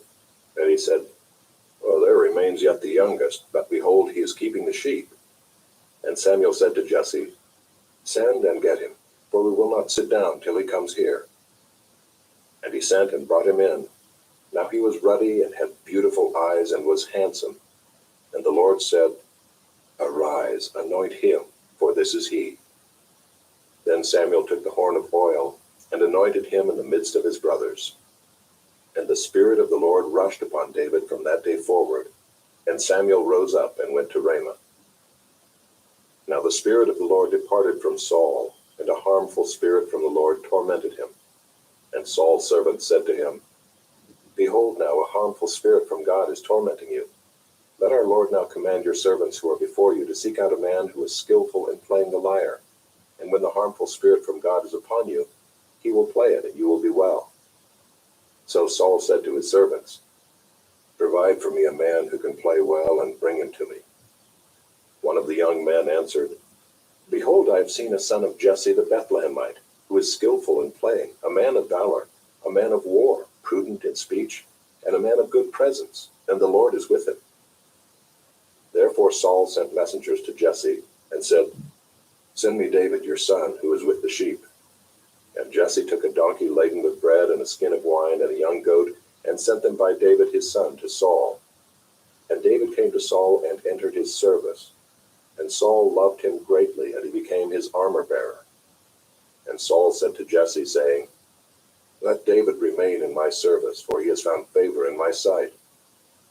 And whenever the harmful spirit from God was upon Saul, David took the lyre and played it with his hand. So Saul was refreshed and was well, and the harmful spirit departed from him. Chapter 17. Now the Philistines gathered their armies for battle, and they were gathered at Socoh, which belongs to Judah, and encamped between Socoh and Azekah, in Ephes-dammim. And Saul and the men of Israel were gathered, and encamped in the valley of Elah, and drew up in line of battle against the Philistines. And the Philistines stood on the mountain on the one side, and Israel stood on the mountain on the other side, with a valley between them. And there came out from the camp of the Philistines a champion named Goliath of Gath, whose height was 6 cubits and a span. He had a helmet of bronze on his head, and he was armed with a coat of mail, and the weight of the coat was 5,000 shekels of bronze. And he had bronze armor on his legs, and a javelin of bronze, slung between his shoulders. The shaft of his spear was like a weaver's beam, and his spear's head weighed 600 shekels of iron. And his shield-bearer went before him. He stood and shouted to the ranks of Israel, "Why have you come out to draw up for battle? Am I not a Philistine? And are you not servants of Saul? Choose a man for yourselves, and let him come down to me. If he's able to fight with me and kill me, then we will be your servants. But if I prevail against him and kill him, then you shall be our servants and serve us." And the Philistine said, "I defy the ranks of Israel this day. Give me a man that we may fight together." When Saul and all Israel heard these words of the Philistine, they were dismayed and greatly afraid. Now David was the son of an Ephrathite of Bethlehem in Judah, named Jesse, who had 8 sons. In the days of Saul, the man was already old and advanced in years. The 3 oldest sons of Jesse had followed Saul to the battle, and the names of his 3 sons who went to the battle were Eliab the firstborn, and next to him Abinadab, and the third Shammah. David was the youngest. The 3 eldest followed Saul, but David went back and forth from Saul to feed his father's sheep at Bethlehem. For 40 days the Philistine came forward and took his stand, morning and evening. And Jesse said to David his son, "Take for your brothers an ephah of this parched grain and these 10 loaves, and carry them quickly to the camp to your brothers. Also take these 10 cheeses to the commander of their 1,000. See if your brothers are well, and bring some token from them." Now Saul and they and all the men of Israel were in the valley of Elah, fighting with the Philistines. And David rose early in the morning and left the sheep with a keeper, and took the provisions and went as Jesse had commanded him. And he came to the encampment as the host was going out to the battle line, shouting the war cry. And Israel and the Philistines drew up for battle, army against army. And David left the things in charge of the keeper of the baggage and ran to the ranks and went and greeted his brothers. As he talked with them, behold, the champion, the Philistine of Gath, Goliath by name, came up out of the ranks of the Philistines and spoke the same words as before, and David heard him. All the men of Israel, when they saw the man, fled from him and were much afraid. And the men of Israel said, "Have you seen this man who has come up? Surely he has come up to defy Israel. And the king will enrich the man who kills him with great riches, and will give him his daughter, and make his father's house free in Israel." And David said to the man who stood by him, "What shall be done for the man who kills this Philistine and takes away the reproach from Israel? For who is this uncircumcised Philistine that he should defy the armies of the living God?" And the people answered him in the same way, "So shall it be done to the man who kills him." Now Eliab his eldest brother heard when he spoke to the men. And Eliab's anger was kindled against David, and he said, "Why have you come down? And with whom have you left those few sheep in the wilderness? I know your presumption and the evil of your heart, for you have come down to see the battle." And David said, "What have I done now? Was it not but a word?" And he turned away from him toward another, and spoke in the same way, and the people answered him again as before.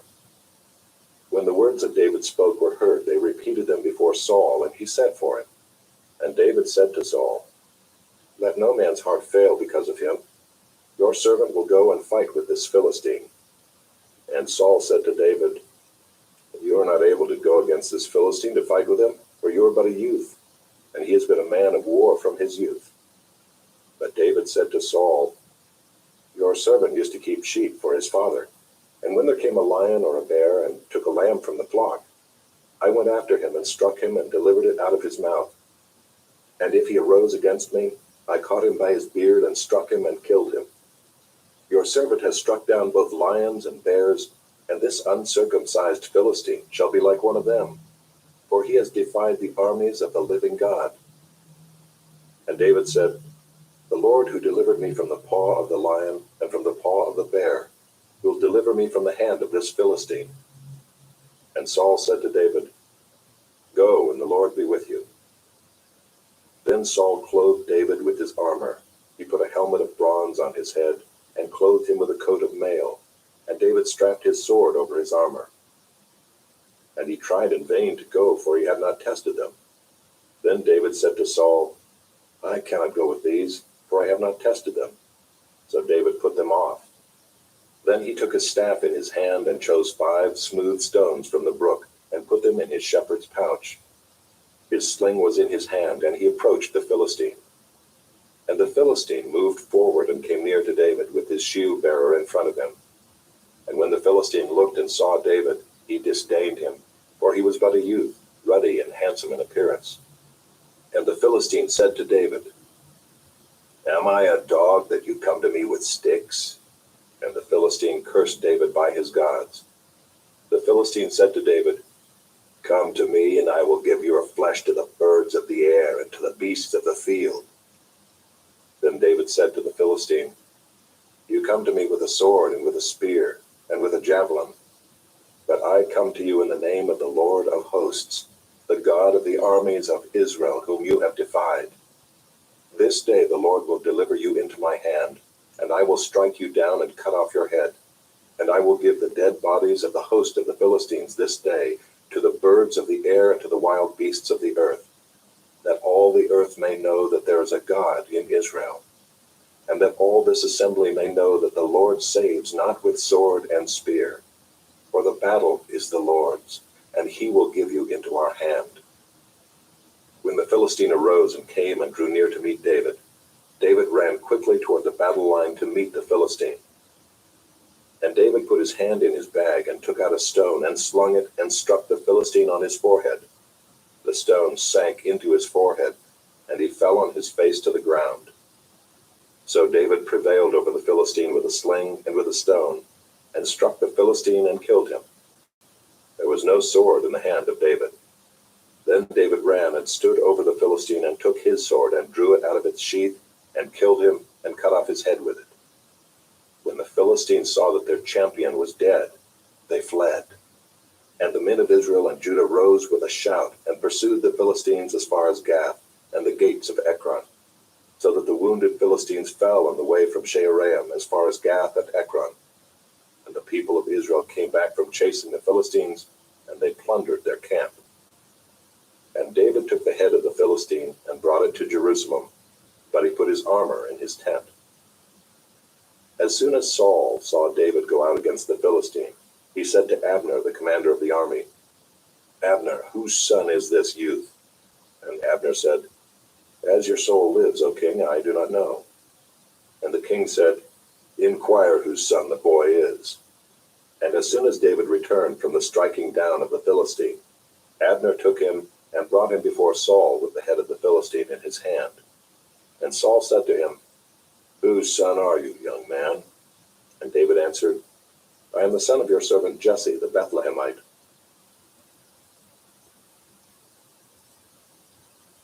Chapter 18.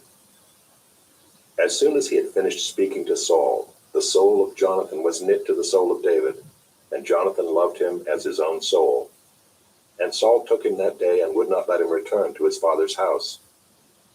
Then Jonathan made a covenant with David because he loved him as his own soul. And Jonathan stripped himself of the robe that was on him and gave it to David, and his armor, and even his sword and his bow and his belt. And David went out and was successful wherever Saul sent him, so that Saul set him over the men of war. And this was good in the sight of all the people, and also in the sight of Saul's servants.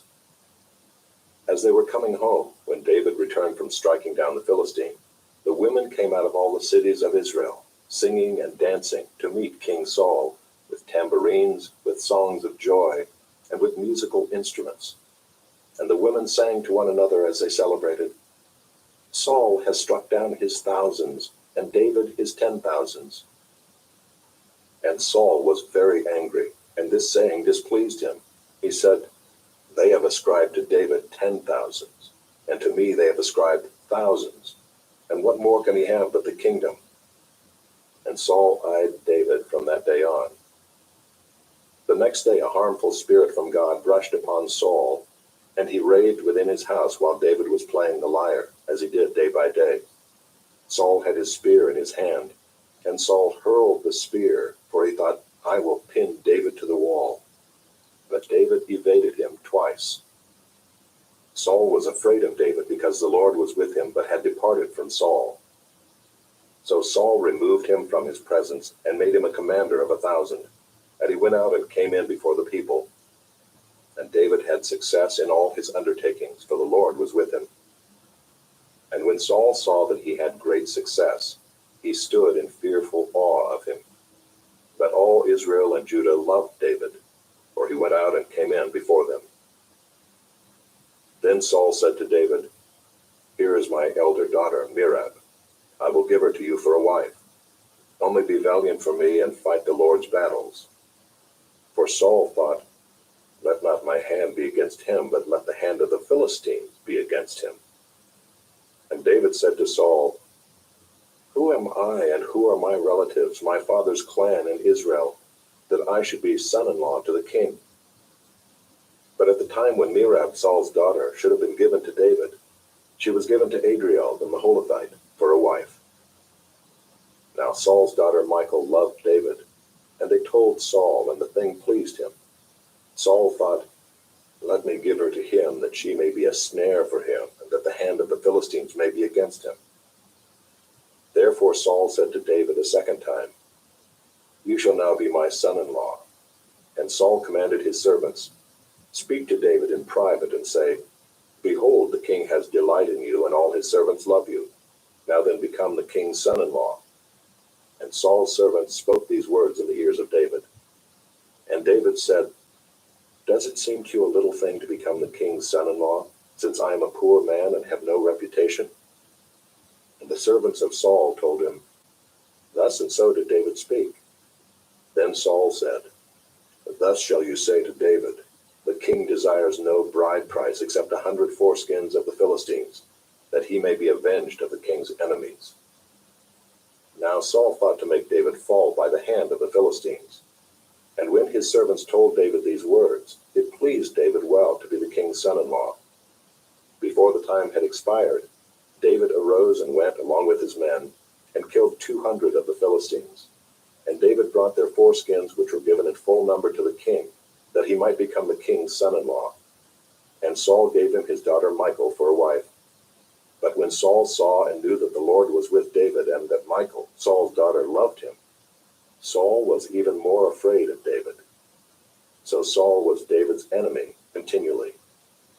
Then the commanders of the Philistines came out to battle, and as often as they came out, David had more success than all the servants of Saul, so that his name was highly esteemed.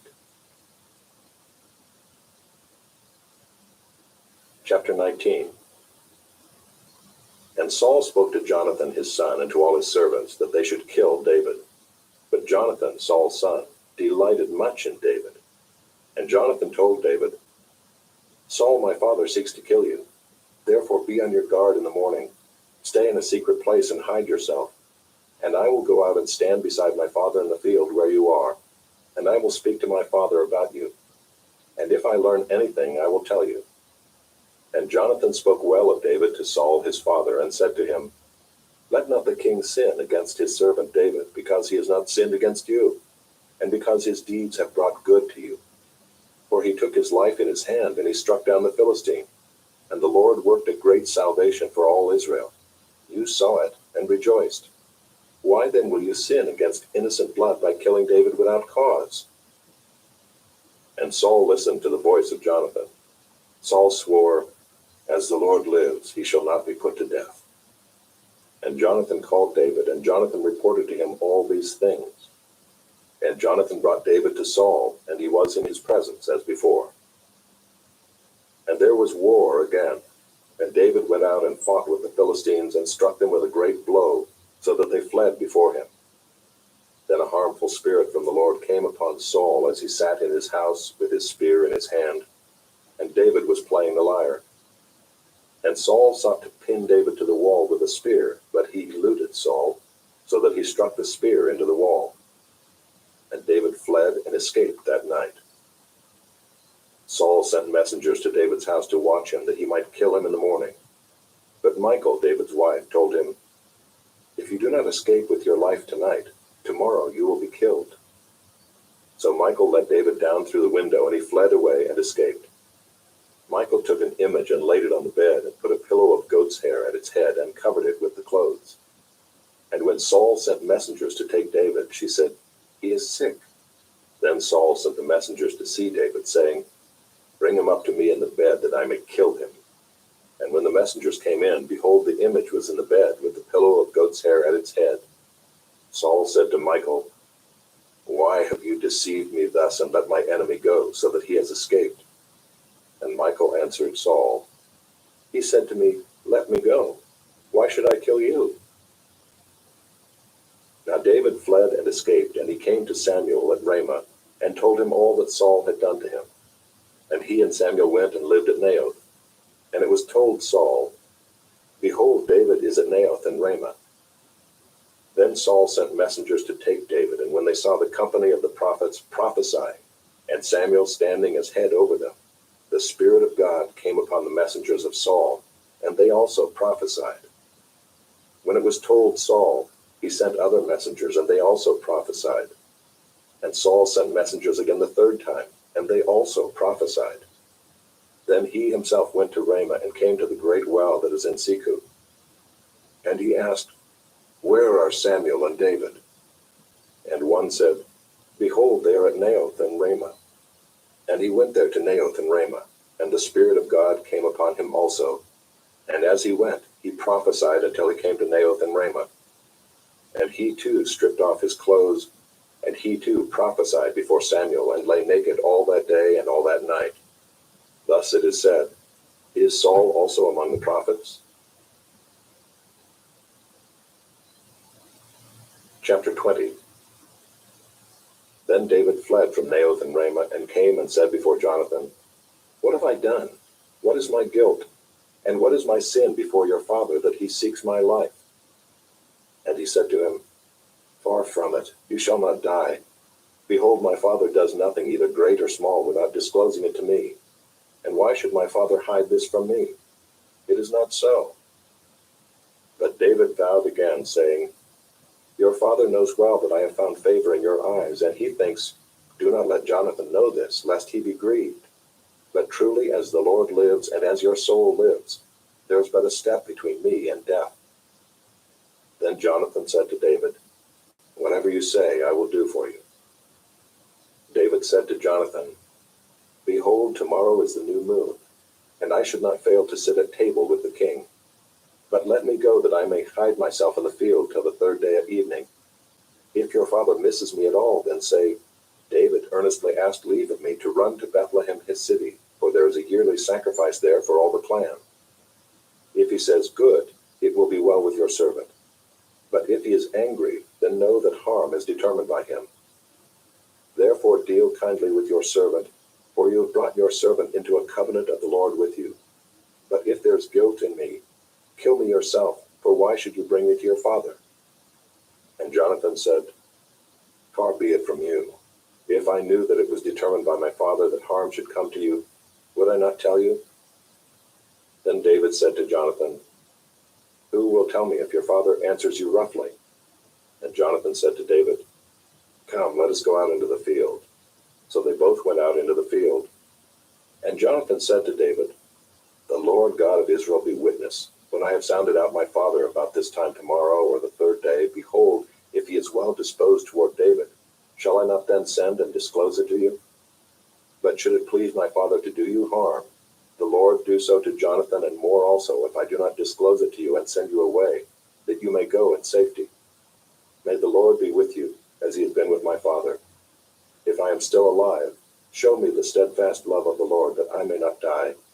And do not cut off your steadfast love from my house forever, when the Lord cuts off every one of the enemies of David from the face of the earth." And Jonathan made a covenant with the house of David, saying, "May the Lord take vengeance on David's enemies." And Jonathan made David swear again by his love for him, for he loved him as he loved his own soul. Then Jonathan said to him, "Tomorrow is the new moon, and you will be missed, because your seat will be empty.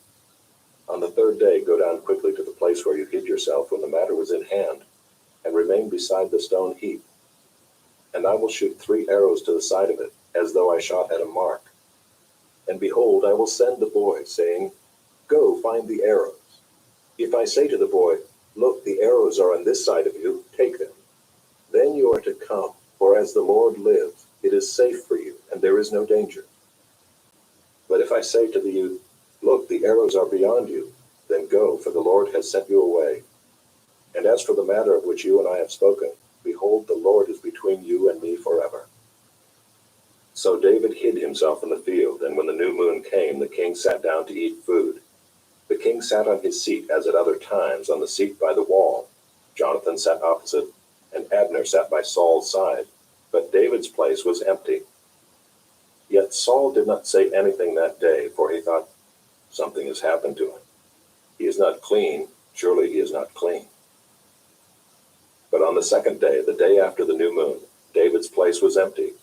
And Saul said to Jonathan his son, why has not the son of Jesse come to the meal, either yesterday or today?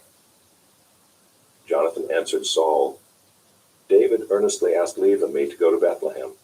He said, let me go, for our clan holds a sacrifice in the city, and my brother has commanded me to be there. So now if I have found favor in your eyes, let me get away and see my brothers. For this reason he has not come to the king's table. Then Saul's anger was kindled against Jonathan, and he said to him, you son of a perverse, rebellious woman, do I not know that you have chosen the son of Jesse to your own shame, and to the shame of your mother's nakedness? For as long as the son of Jesse lives on the earth, neither you nor your kingdom shall be established. Therefore send and bring him to me, for he shall surely die. Then Jonathan answered Saul, his father, why should he be put to death? What has he done? But Saul hurled his spear at him to strike him. So Jonathan knew that his father was determined to put David to death. And Jonathan rose from the table in fierce anger and ate no food the second day of the month, for he was grieved for David, because his father had disgraced him. In the morning Jonathan went out into the field to the appointment with David, and with him a little boy. And he said to his boy, run and find the arrows that I shoot. As the boy ran, he shot an arrow beyond him. And when the boy came to the place of the arrow that Jonathan had shot, Jonathan called after the boy and said, is not the arrow beyond you? And Jonathan called after the boy, hurry, be quick, do not stay. So Jonathan's boy gathered up the arrows and came to his master. But the boy knew nothing, only Jonathan and David knew the matter. And Jonathan gave his weapons to his boy and said to him, go and carry them to the city. And as soon as the boy had gone, David rose from beside the stone heap and fell on his face to the ground and bowed 3 times. And they kissed one another and wept with one another, David weeping the most. Then Jonathan said to David, go in peace, because we have sworn both of us in the name of the Lord, saying, the Lord shall be between me and you, and between my offspring and your offspring forever. And he rose and departed, and Jonathan went into the city. Chapter 21. Then David came to Nob to Ahimelech the priest, and Ahimelech came to David trembling and said to him, why are you alone and no one with you? And David said to Ahimelech the priest, the king has charged me with a matter and said to me, let no one know anything of the matter about which I send you, and with which I have charged you. I have made an appointment with the young men for such and such a place. Now then, what do you have on hand? Give me 5 loaves of bread, or whatever is here. And the priest answered David, I have no common bread on hand, but there is holy bread, if the young men have kept themselves from women. And David answered the priest, truly women have been kept from us as always when I go on an expedition. The vessels of the young men are holy even when it is an ordinary journey. How much more today will their vessels be holy? So the priest gave him the holy bread, for there was no bread there but the bread of the presence, which is removed from before the Lord, to be replaced by hot bread on the day it is taken away. Now a certain man of the servants of Saul was there that day, detained before the Lord. His name was Doeg the Edomite, the chief of Saul's herdsmen. Then David said to Ahimelech, then have you not here a spear or a sword at hand? For I have brought neither my sword nor my weapons with me, because the king's business required haste. And the priest said, the sword of Goliath the Philistine, whom you struck down in the valley of Elah, behold, it is here wrapped in a cloth behind the ephod. If you will take that, take it, for there is is none but that here." And David said, "There is none like that. Give it to me." And David rose and fled that day from Saul and went to Achish the king of Gath.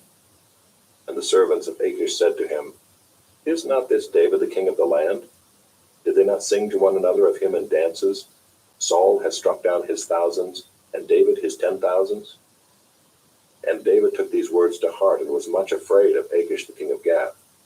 So he changed his behavior before them and pretended to be insane in their hands, and made marks on the doors of the gate, and let his spittle run down his beard. Then Achish said to his servants, "Behold, you see the man is mad. Why then have you brought him to me? Do I lack madmen that you have brought this fellow to behave as a madman in my presence? Shall this fellow come into my house?" Chapter 22. David departed from there and escaped to the cave of Adullam. And when his brothers and all his father's house heard it, they went down there to him. And everyone who was in distress, and everyone who was in debt, and everyone who was bitter in soul, gathered to him. And he became commander over them. And there were with him about 400 men. And David went from there to Mizpah of Moab.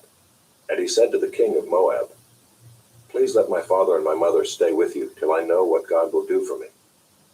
And he left them with the king of Moab, and they stayed with him all the time that David was in the stronghold.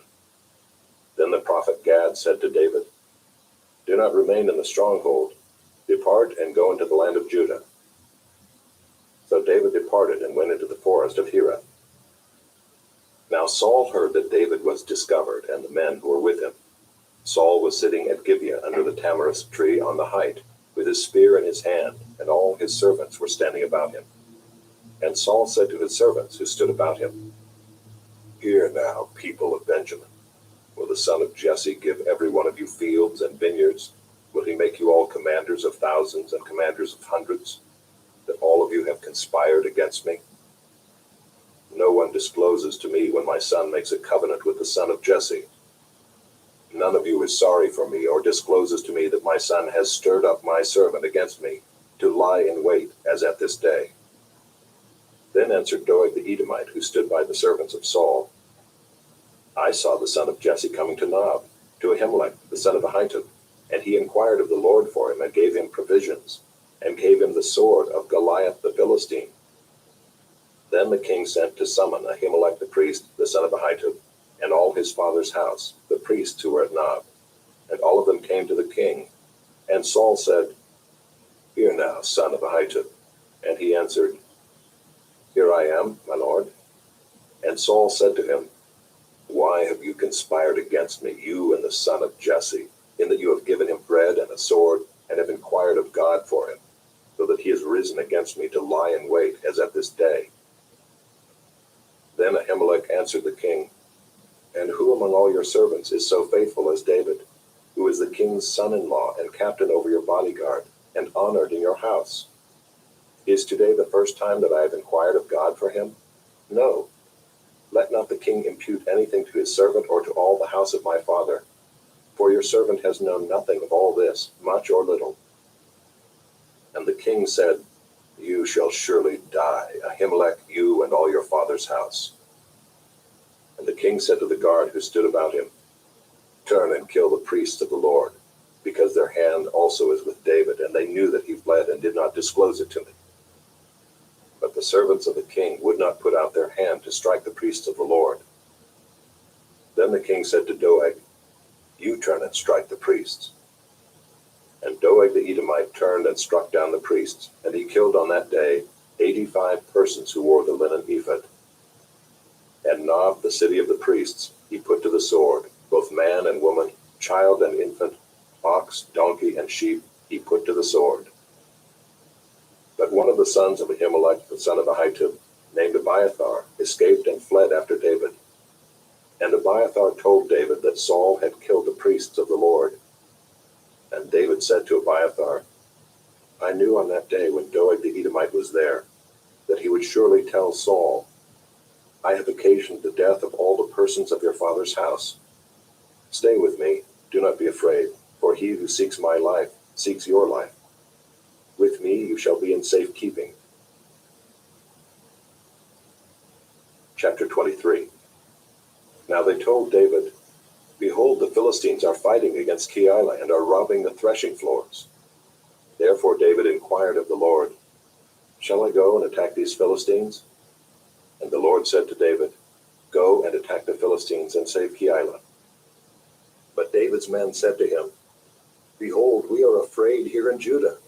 How much more then if we go to Keilah against the armies of the Philistines?"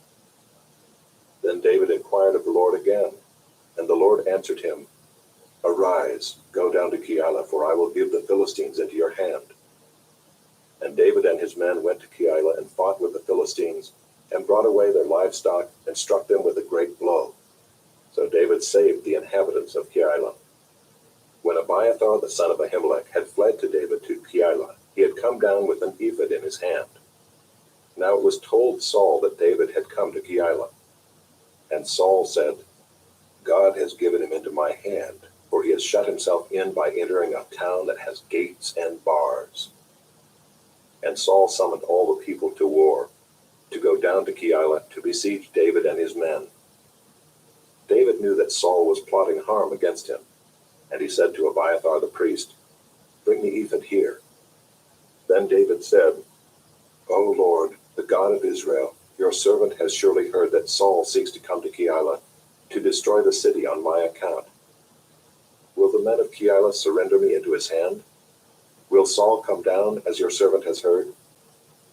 O Lord, the God of Israel, please tell your servant." And the Lord said, "He will come down." Then David said, "Will the men of Keilah surrender me and my men into the hand of Saul?" And the Lord said, "They will surrender you." Then David and his men, who were about 600, arose and departed from Keilah, and went wherever they could go. When Saul was told that David had escaped from Keilah, he gave up the expedition. And David remained in the strongholds in the wilderness, in the hill country of the wilderness of Ziph. And Saul sought him every day, but God did not give him into his hand. David saw that Saul had come out to seek his life. David was in the wilderness of Ziph at Horesh. And Jonathan, Saul's son, rose and went to David at Horesh, and strengthened his hand in God. And he said to him, "Do not fear, for the hand of Saul my father shall not find you. You shall be king over Israel, and I shall be next to you. Saul my father also knows this." And the two of them made a covenant before the Lord. David remained at Horesh, and Jonathan went home. Then the Ziphites went up to Saul at Gibeah, saying, "Is not David hiding among us in the strongholds at Horesh, on the hill of Hachilah, which is south of Jeshimah? Now come down, O king, according to all your heart's desire to come down, and our part shall be to surrender him into the king's hand."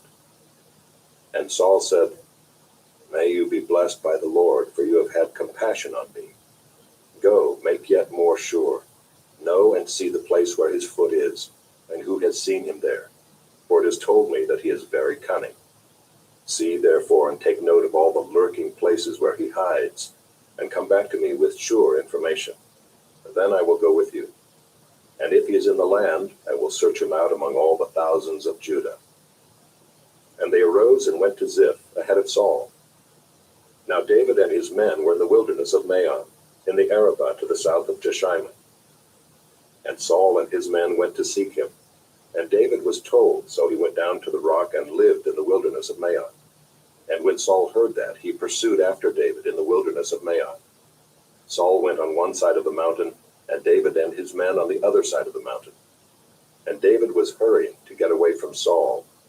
As Saul and his men were closing in on David and his men to capture them, a messenger came to Saul, saying, "Hurry and come, for the Philistines have made a raid against the land." So Saul returned from pursuing after David, and went against the Philistines. Therefore that place was called the Rock of Escape. And David went up from there and lived in the strongholds of En-gedi. Chapter 24. When Saul returned from following the Philistines, he was told, "Behold, David is in the wilderness of En-gedi." Then Saul took 3,000 chosen men out of all Israel, and went to seek David and his men in front of the wild goats' rocks. And he came to the sheepfolds by the way, where there was a cave, And Saul went in to relieve himself. Now David and his men were sitting in the innermost parts of the cave. And the men of David said to him, Here is the day of which the Lord said to you, Behold, I will give your enemy into your hand, and you shall do to him as it shall seem good to you. Then David arose and stealthily cut off a corner of Saul's robe. And afterward David's heart struck him, because he had cut off a corner of Saul's robe. He said to his men, The Lord forbid that I should do this thing to my Lord, the Lord's anointed, to put out my hand against him, seeing he is the Lord's anointed. So David persuaded his men with these words and did not permit them to attack Saul. And Saul rose up and left the cave and went on his way. Afterward David also arose and went out of the cave and called after Saul, My lord the king. And when Saul looked behind him, David bowed with his face to the earth and paid homage. And David said to Saul, Why do you listen to the words of men who say, Behold, David seeks your harm? Behold, this day your eyes have seen how the Lord gave you today into my hand in the cave. And some told me to kill you, but I spared you. I said, I will not put out my hand against my Lord, for he is the Lord's anointed. See, my father, see the corner of your robe in my hand. For by the fact that I cut off the corner of your robe and did not kill you, you may know and see that there is no wrong or treason in my hands. I have not sinned against you, though you hunt my life to take it. May the Lord judge between me and you. May the Lord avenge me against you, but my hand shall not be against you. As the proverb of the ancients says, Out of the wicked comes wickedness, but my hand shall not be against you. After whom has the king of Israel come out? After whom do you pursue? After a dead dog, after a flea. May the Lord therefore be judge and give sentence between me and you, and see to it and plead my cause and deliver me from your hand. As soon as David had finished speaking these words to Saul, Saul said, Is this your voice, my son David? And Saul lifted up his voice and wept. He said to David, You are more righteous than I, for you have repaid me good, whereas I have repaid you evil. And you have declared this day how you have dealt well with me, in that you did not kill me when the Lord put me into your hands. For if a man finds his enemy, will he let him go away safe? So may the Lord reward you with good for what you have done to me this day. And now, behold, I know that you shall surely be king, and that the kingdom of Israel shall be established in your hand. Swear to me, therefore, by the Lord, that you will not cut off my offspring after me, and that you will not destroy my name out of my father's house. And David swore this to Saul. Then Saul went home, but David and his men went up to the stronghold.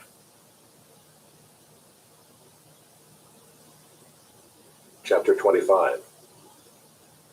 Now Samuel died, and all Israel assembled and mourned for him, and they buried him in his house at Ramah. Then David rose and went down to the wilderness of Paran. And there was a man in Maon whose business was in Carmel.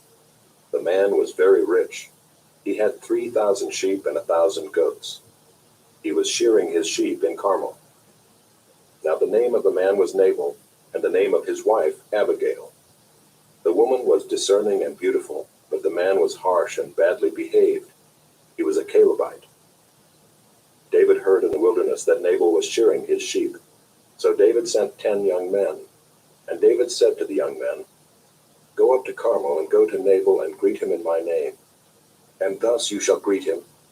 Peace be to you, and peace be to your house, and peace be to all that you have. I hear that you have shearers. Now your shepherds have been with us, and we did them no harm, and they missed nothing all the time they were in Carmel. Ask your young men, and they will tell you. Therefore let my young men find favor in your eyes, for we come on a feast day. Please give whatever you have at hand to your servants and to your son David.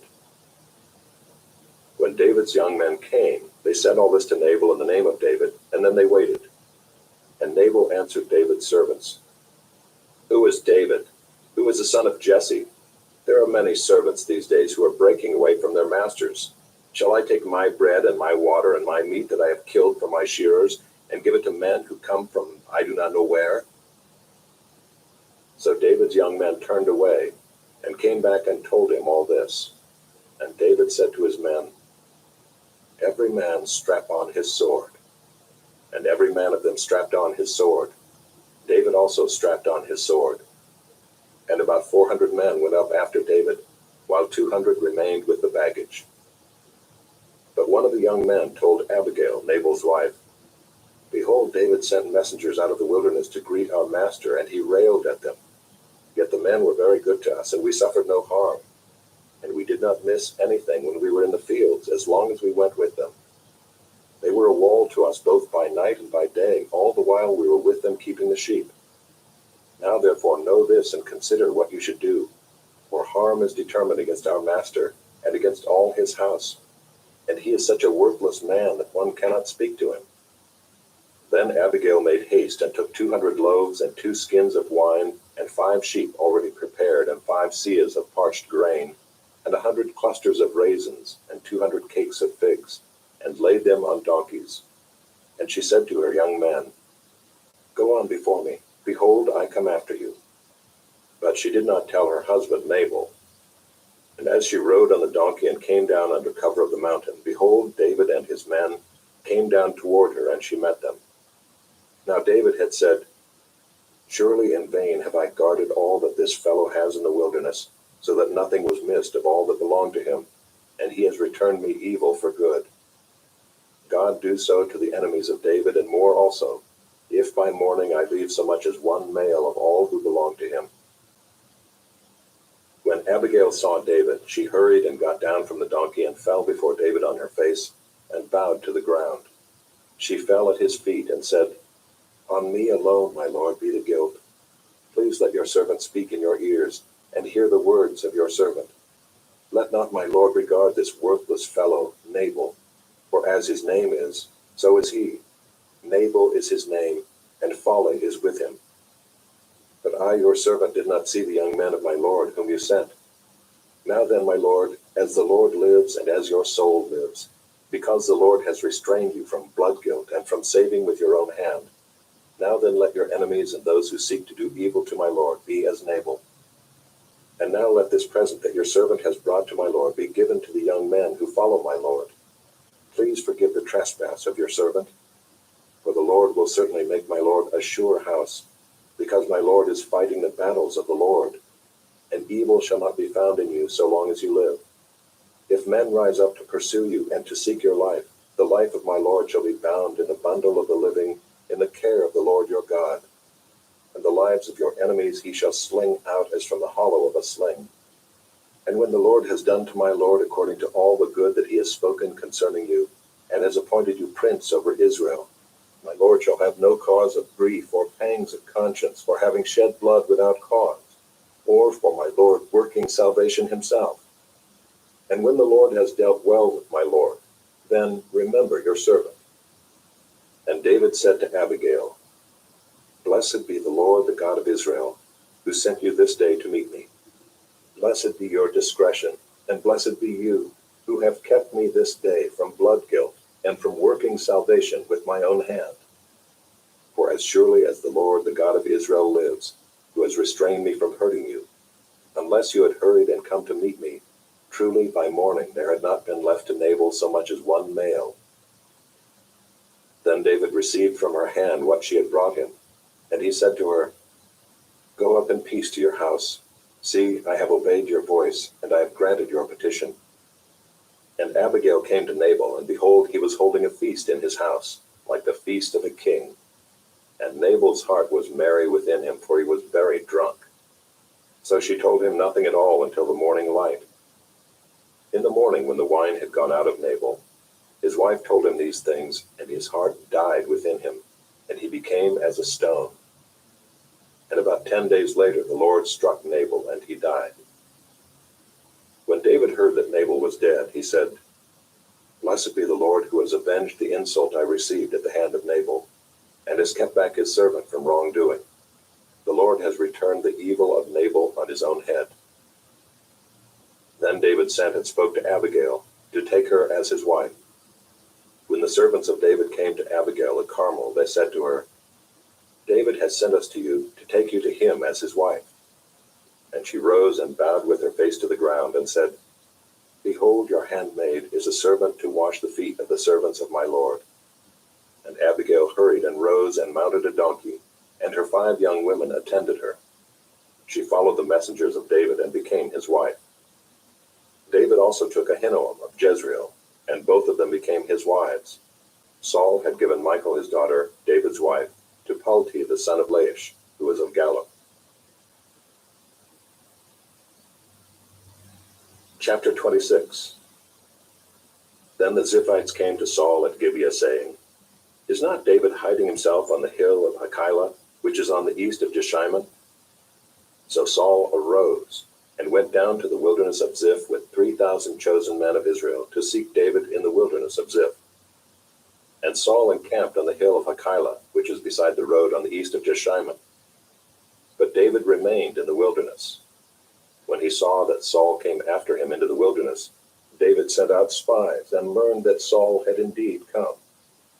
Then David rose and came to the place where Saul had encamped. And David saw the place where Saul lay, with Abner the son of Ner, the commander of his army. Saul was lying within the encampment, while the army was encamped around him. Then David said to Ahimelech the Hittite, and to Joab's brother Abishai the son of Zeruiah, Who will go down with me into the camp to Saul? And Abishai said, I will go down with you. So David and Abishai went to the army by night. And there lay Saul, sleeping within the encampment, with his spear stuck in the ground at his head, and Abner and the army lay around him. Then Abishai said to David, God has given your enemy into your hand this day. Now please let me pin him to the earth with one stroke of the spear, and I will not strike him twice. But David said to Abishai, Do not destroy him, for who can put out his hand against the Lord's anointed and be guiltless? And David said, As the Lord lives, the Lord will strike him, or his day will come to die, or he will go down into battle and perish. The Lord forbid that I should put out my hand against the Lord's anointed. But take now the spear that is at his head, and the jar of water, and let us go. So David took the spear and the jar of water from Saul's head, and they went away. No man saw it or knew it, nor did any awake, for they were all asleep, because a deep sleep from the Lord had fallen upon them. Then David went over to the other side and stood far off on the top of the hill with a great space between them. And David called to the army and to Abner the son of Ner, saying, Will you not answer, Abner? Then Abner answered, Who are you who calls to the king? And David said to Abner, Are you not a man? Who is like you in Israel? Why then have you not kept watch over your lord the king? For one of the people came in to destroy the king your lord. This thing that you have done is not good. As the Lord lives, you deserve to die, because you have not kept watch over your lord, the Lord's anointed. And now see where the king's spear is, and the jar of water that was at his head. Saul recognized David's voice and said, Is this your voice, my son David? And David said, It is my voice, my lord, O king. And he said, Why does my lord pursue after his servant? For what have I done? What evil is on my hands? Now therefore let my lord the king hear the words of his servant. If it is the Lord who has stirred you up against me, may he accept an offering.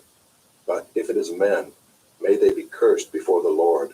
For they have driven me out this day that I should have no share in the heritage of the Lord, saying, Go, serve other gods. Now therefore let not my blood fall to the earth away from the presence of the Lord. For the king of Israel has come out to seek a single flea, like one who hunts a partridge in the mountains. Then Saul said, I have sinned. Return, my son David, for I will no more do you harm, because my life was precious in your eyes this day. Behold, I have acted foolishly, and have made a great mistake. And David answered and said, Here is the spear, O king. Let one of the young men come over and take it. The Lord rewards every man for his righteousness and his faithfulness. For the Lord gave you into my hand today, and I would not put out my hand against the Lord's anointed. Behold, as your life was precious this day in my sight, so may my life be precious in the sight of the Lord, and may he deliver me out of all tribulation. Then Saul said to David, Blessed be you, my son David. You will do many things and will succeed in them. So David went his way, and Saul returned to his place.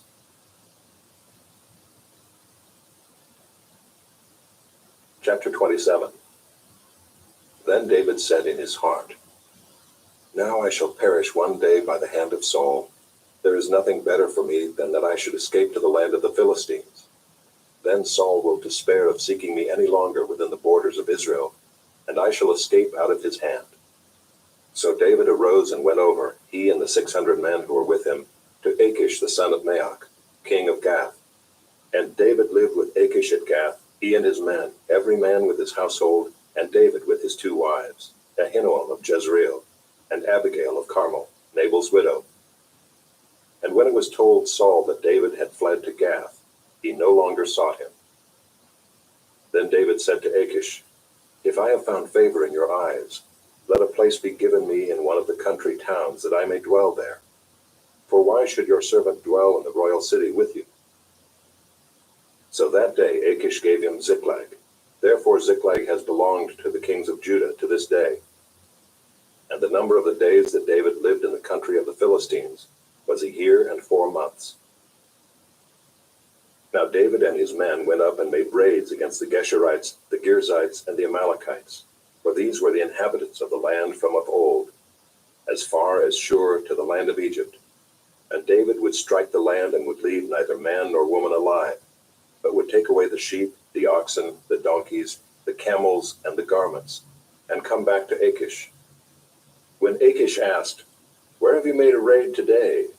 David would say, Against the Negev of Judah, or against the Negev of the Jerahmeelites, or against the Negev of the Kenites.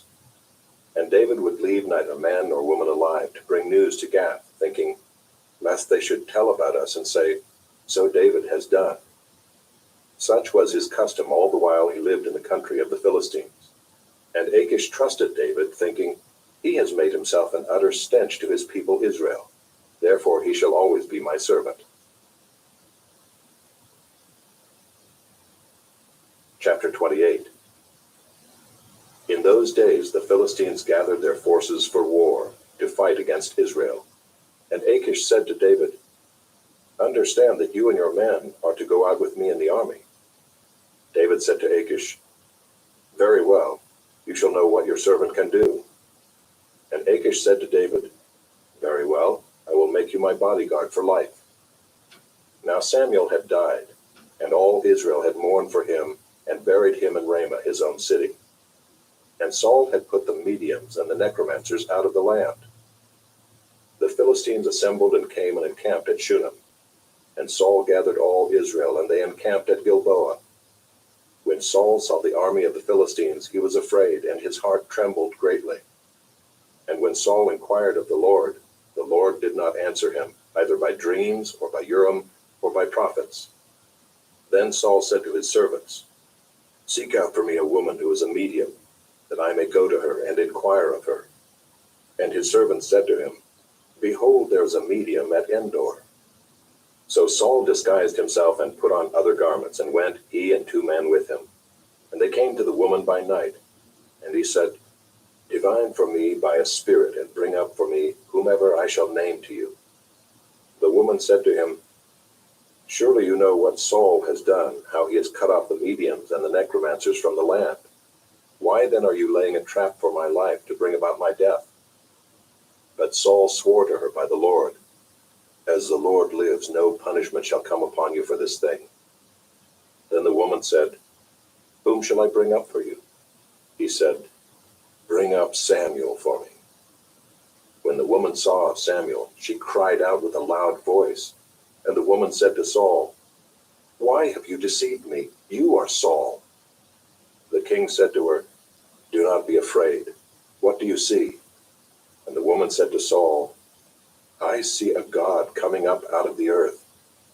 He said to her, What is his appearance? And she said, An old man is coming up, and he is wrapped in a robe."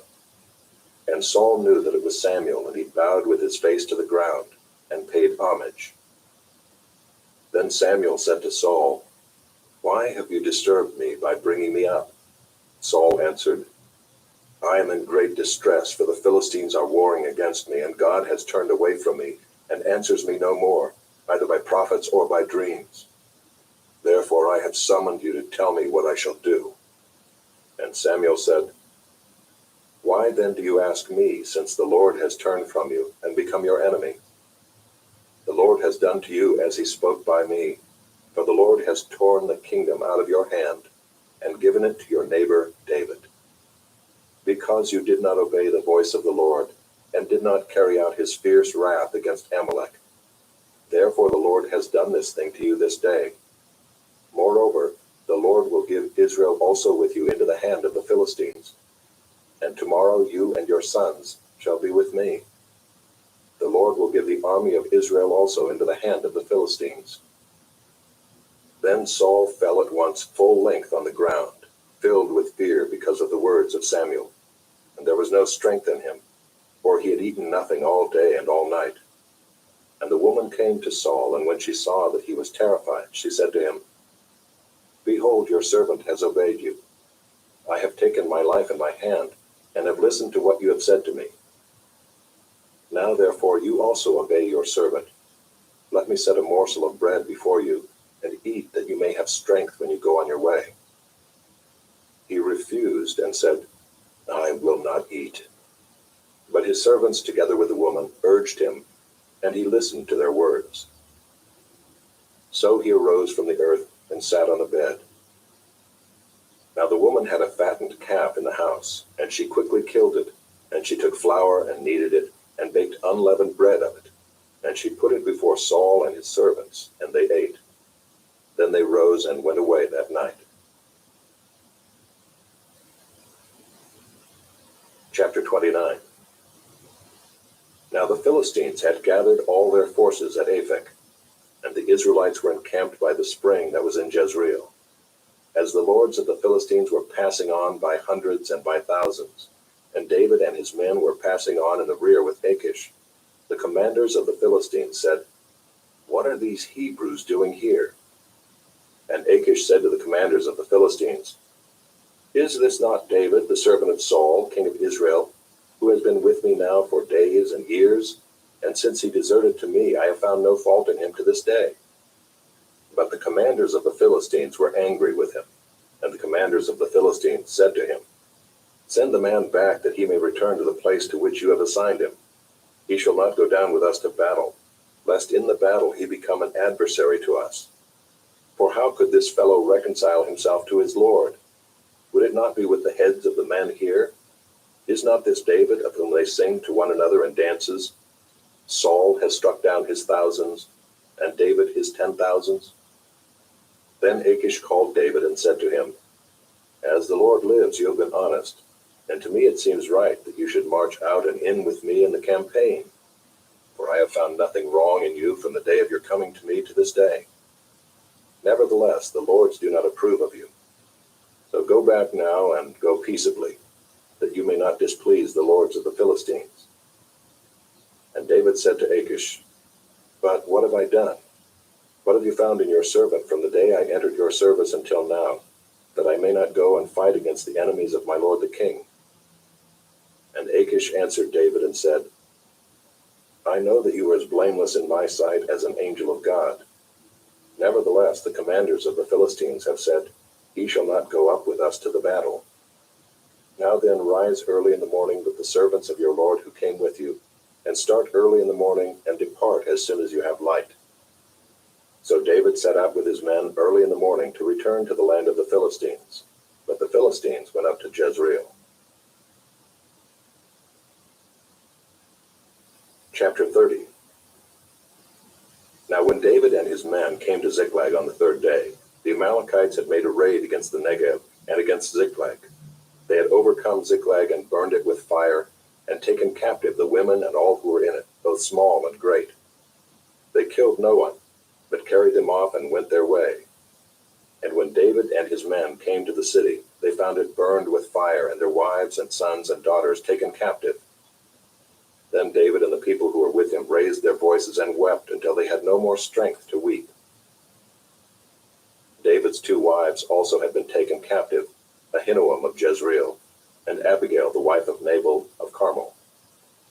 And David was greatly distressed, for the people spoke of stoning him, because all the people were bitter in soul, each for his sons and daughters. But David strengthened himself in the Lord his God. And David said to Abiathar the priest, the son of Ahimelech, "Bring me the ephod." So Abiathar brought the ephod to David. And David inquired of the Lord, "Shall I pursue after this band? Shall I overtake them?" He answered him, "Pursue, for you shall surely overtake, and shall surely rescue." So David set out, and the 600 men who were with him, and they came to the brook Besor, where those who were left behind stayed. But David pursued, he and 400 men. 200 stayed behind, who were too exhausted to cross the brook Besor. They found an Egyptian in the open country and brought him to David. And they gave him bread, and he ate. They gave him water to drink, and they gave him a piece of a cake of figs and 2 clusters of raisins. And when he had eaten, his spirit revived, for he had not eaten bread or drunk water for 3 days and 3 nights. And David said to him, "To whom do you belong, and where are you from?" He said, "I am a young man of Egypt, servant to an Amalekite, and my master left me behind because I fell sick 3 days ago.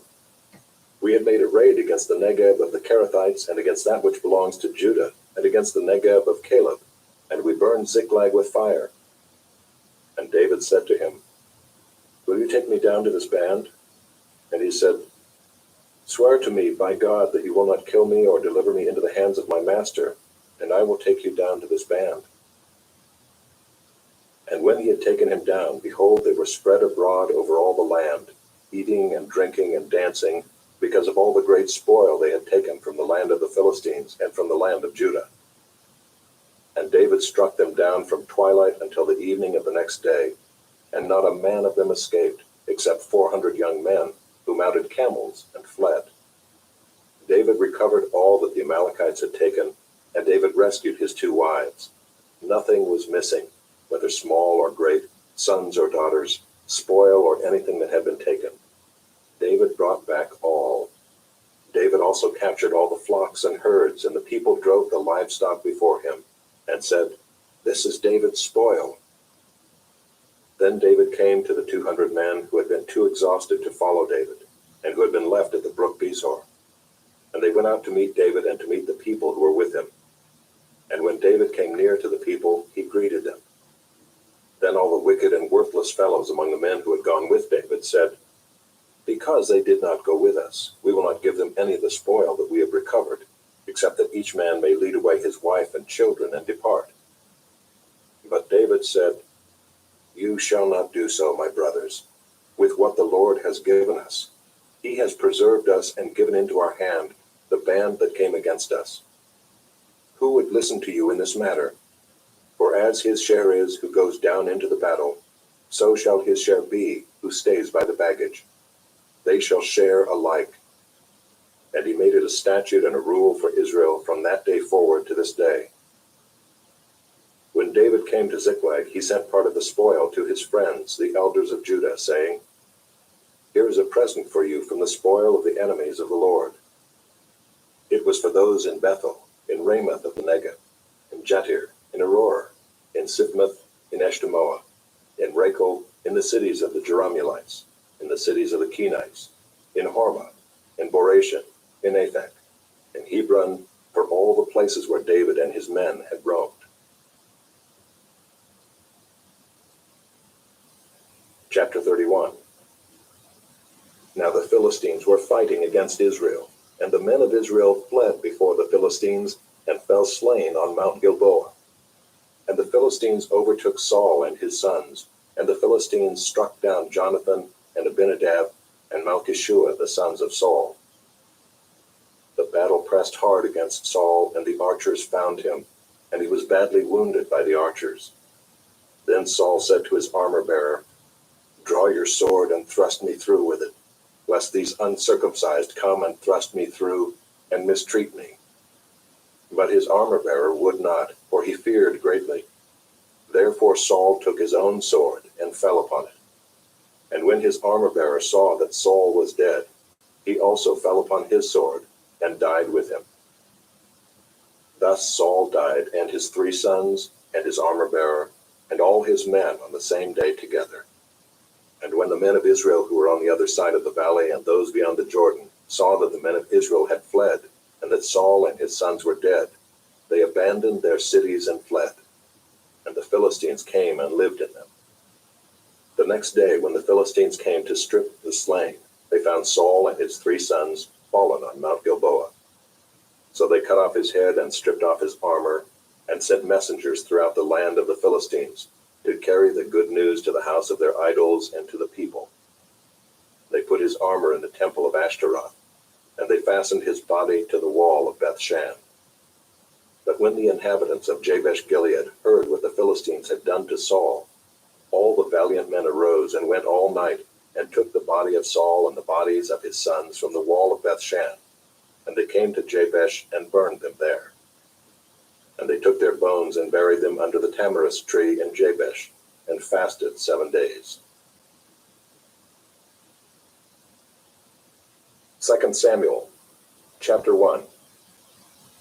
After the death of Saul, when David had returned from striking down the Amalekites, David remained 2 days in Ziklag. And on the 3rd day, behold, a man came from Saul's camp, with his clothes torn and dirt on his head. And when he came to David, he fell to the ground and paid homage. David said to him, "Where do you come from?" And he said to him, "I have escaped from the camp of Israel." And David said to him, "How did it go? Tell me." And he answered, "The people fled from the battle, and also many of the people have fallen and are dead. And Saul and his son Jonathan are also dead." Then David said to the young man who told him, "How do you know that Saul and his son Jonathan are dead?" And the young man who told him said, "By chance I happened to be on Mount Gilboa, and there was Saul leaning on his spear, and behold, the chariots and the horsemen were close upon him. And when he looked behind him, he saw me, and called to me. And I answered, 'Here I am.' And he said to me, 'Who are you?' I answered him, 'I am an Amalekite.' And he said to me, 'Stand beside me and kill me, for anguish has seized me, and yet my life still lingers.' So I stood beside him and killed him, because I was sure that he could not live after he had fallen. And I took the crown that was on his head and the armlet that was on his arm, and I have brought them here to my lord." Then David took hold of his clothes and tore them, and so did all the men who were with him. And they mourned and wept and fasted until evening for Saul and for Jonathan his son, and for the people of the Lord and for the house of Israel, because they had fallen by the sword. And David said to the young man who told him, "Where do you come from?" And he answered, "I am the son of a sojourner, an Amalekite." David said to him, "How is it you were not afraid to put out your hand to destroy the Lord's anointed?" Then David called one of the young men and said, "Go, execute him." And he struck him down so that he died. And David said to him, "Your blood be on your head, for your own mouth has testified against you, saying, 'I have killed the Lord's anointed.'" And David lamented with this lamentation over Saul and Jonathan his son, and he said it should be taught to the people of Judah. Behold, it is written in the book of Jasher. He said, "Your glory, O Israel, is slain on your high places. How the mighty have fallen. Tell it not in Gath, publish it not in the streets of Ashkelon, lest the daughters of the Philistines rejoice, lest the daughters of the uncircumcised exult. You mountains of Gilboa, let there be no dew or rain upon you, nor fields of offerings. For there the shield of the mighty was defiled, the shield of Saul not anointed with oil. From the blood of the slain, from the fat of the mighty, the bow of Jonathan turned not back, and the sword of Saul returned not empty. Saul and Jonathan, beloved and lovely. In life and in death they were not divided. They were swifter than eagles. They were stronger than lions. You daughters of Israel, weep over Saul, who clothed you luxuriously in scarlet, who put ornaments of gold on your apparel. How the mighty have fallen in the midst of the battle. Jonathan lies slain on your high places. I am distressed for you, my brother Jonathan. Very pleasant have you been to me. Your love to me was extraordinary, surpassing the love of women. How the mighty have fallen, and the weapons of war perished. Chapter 2. After this, David inquired of the Lord, "Shall I go up into any of the cities of Judah?" And the Lord said to him, "Go up." David said, "To which shall I go up?" And he said, "To Hebron." So David went up there, and his 2 wives also, Ahinoam of Jezreel, and Abigail the widow of Nabal of Carmel. And David brought up his men who were with him, everyone with his household, and they lived in the towns of Hebron. And the men of Judah came, and there they anointed David king over the house of Judah. When they told David, "It was the men of Jabesh Gilead who buried Saul," David sent messengers to the men of Jabesh Gilead and said to them, "May you be blessed by the Lord, because you showed this loyalty to Saul your Lord and buried him. Now may the Lord show steadfast love and faithfulness to you, and I will do good to you because you have done this thing. Now therefore let your hands be strong and be valiant, for Saul your Lord is dead, and the house of Judah has anointed me king over them." But Abner the son of Ner, commander of Saul's army, took Ishbosheth the son of Saul, and brought him over to Mahanaim, and he made him king over Gilead and the Asherites and Jezreel and Ephraim and Benjamin and all Israel. Ishbosheth, Saul's son, was 40 years old when he began to reign over Israel, and he reigned 2 years. But the house of Judah followed David, and the time that David was king in Hebron over the house of Judah was 7 years and 6 months. Abner the son of Ner and the servants of Ishbosheth the son of Saul went out from Mahanaim to Gibeon. And Joab the son of Zeruiah and the servants of David went out and met them at the pool of Gibeon. And they sat down, the one on the one side of the pool, and the other on the other side of the pool. And Abner said to Joab, "Let the young men arise and compete before us." And Joab said, "Let them arise." Then they arose and passed over by number, 12 for Benjamin, and Ishbosheth the son of Saul, and 12 of the servants of David. And each caught his opponent by the head and thrust his sword in his opponent's side, so they fell down together. Therefore that place was called Helkath Hazurim, which is at Gibeon. And the battle was very fierce that day, and Abner and the men of Israel were beaten before the servants of David. And the 3 sons of Zeruiah were there, Joab, Abishai, and Asahel. Now Asahel was as swift of foot as a wild gazelle. And Asahel pursued Abner, and as he went, he turned neither to the right hand nor to the left from following Abner. Then Abner looked behind him and said, "Is it you, Asahel?" And he answered, "It is I." Abner said to him, "Turn aside to your right hand or to your left, and seize one of the young men and take his spoil." But Asahel would not turn aside from following him. And Abner said again to Asahel, "Turn aside from following me. Why should I strike you to the ground? How then could I lift up my face to your brother Joab?" But he refused to turn aside. Therefore Abner struck him in the stomach with the butt of his spear, so that the spear came out at his back, and he fell there and died where he was. And all who came to the place where Asahel had fallen and died stood still. But Joab and Abishai pursued Abner, and as the sun was going down, they came to the hill of Ammah, which lies before Giah, on the way to the wilderness of Gibeon. And the people of Benjamin gathered themselves together behind Abner and became one group, and took their stand on the top of a hill. Then Abner called to Joab, "Shall the sword devour forever? Do you not know that the end will be bitter? How long will it be before you tell your people to turn from the pursuit of their brothers?" And Joab said, "As God lives, if you had not spoken, surely the men would not have given up the pursuit of their brothers until the morning." So Joab blew the trumpet, and all the men stopped and pursued Israel no more, nor did they fight any more. And Abner and his men went all that night through the Arabah. They crossed the Jordan, and marching the whole morning they came to Mahanaim. Joab returned from the pursuit of Abner, and when he had gathered all the people together, there were missing from David's servants 19 men besides Asahel. But the servants of David had struck down of Benjamin 360 of Abner's men. And they took up Asahel and buried him in the tomb of his father, which was at Bethlehem. And Joab and his men marched all night, and the day broke upon them at Hebron. Chapter 3. There was a long war between the house of Saul and the house of David, and David grew stronger and stronger, while the house of Saul became weaker and weaker. And sons were born to David at Hebron. His firstborn was Amnon of Ahinoam of Jezreel, and his second Chileab of Abigail, the widow of Nabal of Carmel, and the third Absalom the son of Maacah, the daughter of Talmai king of Geshur, and the fourth Adonijah the son of Haggith, and the fifth Shephatiah the son of Abital, and the sixth Ithream of Eglah, David's wife. These were born to David in Hebron. While there was war between the house of Saul and the house of David, Abner was making himself strong in the house of Saul. Now Saul had a concubine whose name was Rizpah, the daughter of Aiah. And Ishbosheth said to Abner, "Why have you gone into my father's concubine?" Then Abner was very angry over the words of Ishbosheth and said, "Am I a dog's head of Judah? To this day I keep showing steadfast love to the house of Saul your father, to his brothers and to his friends, and have not given you into the hand of David. And yet you charge me today with a fault concerning a woman.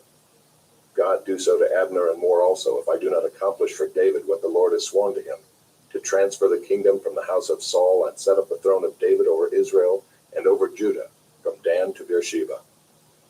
And Ishbosheth could not answer Abner another word, because he feared him. And Abner sent messengers to David on his behalf, saying, "To whom does the land belong? Make your covenant with me, and behold, my hand shall be with you to bring over all Israel to you."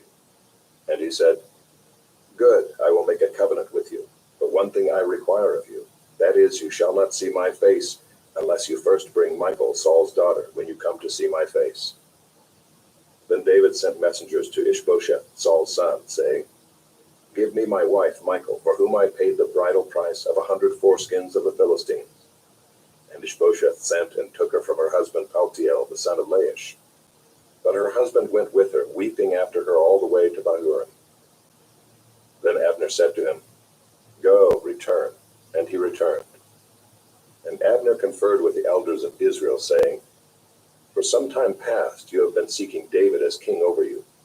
Now then bring it about, for the Lord has promised David, saying, 'By the hand of my servant David I will save my people Israel from the hand of the Philistines, and from the hand of all their enemies.'" Abner also spoke to Benjamin. And then Abner went to tell David at Hebron all that Israel and the whole house of Benjamin thought good to do. When Abner came with 20 men to David at Hebron, David made a feast for Abner and the men who were with him. And Abner said to David, "I will arise and go and will gather all Israel to my lord the king, that they may make a covenant with you, and that you may reign over all that your heart desires." So David sent Abner away, and he went in peace. Just then the servants of David arrived with Joab from a raid, bringing much spoil with them. But Abner was not with David at Hebron, for he had sent him away, and he had gone in peace. When Joab and all the army that was with him came, it was told Joab, "Abner the son of Ner came to the king, and he has let him go, and he is gone in peace." Then Joab went to the king and said, "What have you done? Behold, Abner came to you. Why is it that you have sent him away, so that he is gone? You know that Abner the son of Ner came to deceive you, and to know your going out and your coming in, and to know all that you are doing." When Joab came out from David's presence, he sent messengers after Abner, and they brought him back from the cistern of Sirah. But David did not know about it, and when Abner returned to Hebron, Joab took him aside into the midst of the gate to speak with him privately, and there he struck him in the stomach so that he died, for the blood of Asahel his brother.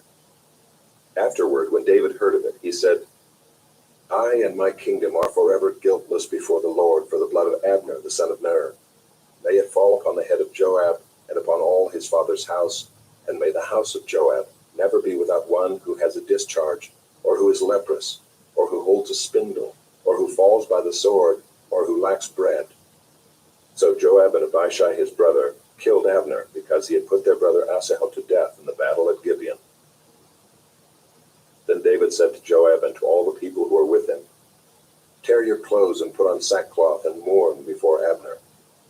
And King David followed the bier. They buried Abner at Hebron, and the king lifted up his voice and wept at the grave of Abner, and all the people wept. And the king lamented for Abner, saying, "Should Abner die as a fool dies? Your hands were not bound, your feet were not fettered, and As one falls before the wicked, you have fallen." And all the people wept again over him. Then all the people came to persuade David to eat bread while it was yet day. But David swore, saying, "God do so to me and more also, if I taste bread or anything else, till the sun goes down." And all the people took notice of it, and it pleased them, as everything that the king did pleased all the people. So all the people and all Israel understood that day that it had not been the king's will to put to death Abner the son of Ner. And the king said to his servants, "Do you not know that a prince and a great man has fallen this day in Israel? And I was gentle today, though anointed king. These men, the sons of Zeruiah, are more severe than I. The Lord repay the evildoer according to his wickedness." Chapter 4. When Ishbosheth, Saul's son, heard that Abner had died at Hebron, his courage failed, and all Israel was dismayed. Now Saul's son had 2 men who were captains of raiding bands. The name of the one was Baanah, and the name of the other Rechab, sons of Rimmon, a man of Benjamin from Beeroth, for Beeroth also is counted part of Benjamin. The Beerothites fled to Gibeon, and have been sojourners there to this day. Jonathan the son of Saul had a son who was crippled in his feet. He was 5 years old when the news about Saul and Jonathan came from Jezreel, and his nurse took him up and fled. And as she fled in her haste, he fell and became lame, and his name was Mephibosheth. Now the sons of Rimmon the Beerothite, Rechab and Baanah, set out, and about the heat of the day they came to the house of Ishbosheth, as he was taking his noonday rest. And they came into the midst of the house as if to get wheat, and they stabbed him in the stomach. Then Rechab and Baanah his brother escaped. When they came into the house, as he lay on his bed in his bedroom, they struck him and put him to death, and beheaded him. They took his head and went by the way of the Arabah all night, and brought the head of Ishbosheth to David at Hebron. And they said to the king, "Here is the head of Ishbosheth, the son of Saul, your enemy, who sought your life. The Lord has avenged my lord the king this day on Saul and on his offspring." But David answered Rechab and Baanah his brother, the sons of Rimmon the Beerothite, "As the Lord lives, who has redeemed my life out of every adversity, when one told me, 'Behold, Saul is dead,' and thought he was bringing good news, I seized him and killed him at Ziklag, which was the reward I gave him for his news. How much more, when wicked men have killed a righteous man in his own house on his bed, shall I not now require his blood at your hand, and destroy you from the earth?" And David commanded his young men, and they killed them, and cut off their hands and feet, and hanged them beside the pool at Hebron. But they took the head of Ishbosheth, and buried it in the tomb of Abner at Hebron. Chapter 5. Then all the tribes of Israel came to David at Hebron, and said, "Behold, we are your bone and flesh. In times past, when Saul was king over us, it was you who led out and brought in Israel, and the Lord said to you, 'You shall be shepherd of my people Israel, and you shall be prince over Israel.'" So all the elders of Israel came to the king at Hebron, and King David made a covenant with them at Hebron before the Lord. And they anointed David king over Israel. David was 30 years old when he began to reign, and he reigned 40 years. At Hebron he reigned over Judah 7 years and 6 months, and at Jerusalem he reigned over all Israel and Judah 33 years. And the king and his men went to Jerusalem against the Jebusites, the inhabitants of the land, who said to David, "You will not come in here, but the blind and the lame will ward you off," thinking, "David cannot come in here." Nevertheless, David took the stronghold of Zion, that is the city of David. And David said on that day, "Whoever would strike the Jebusites, let him get up the water shaft, to attack the lame and the blind, who are hated by David's soul." Therefore it is said, "The blind and the lame shall not come into the house." And David lived in the stronghold, and called it the city of David. And David built the city all around, from the Millo inward. And David became greater and greater, for the Lord, the God of hosts, was with him. And Hiram king of Tyre sent messengers to David, and cedar trees, also carpenters and masons, who built David a house. And David knew that the Lord had established him king over Israel, and that he had exalted his kingdom for the sake of his people Israel. And David took more concubines and wives from Jerusalem after he came from Hebron, and more sons and daughters were born to David.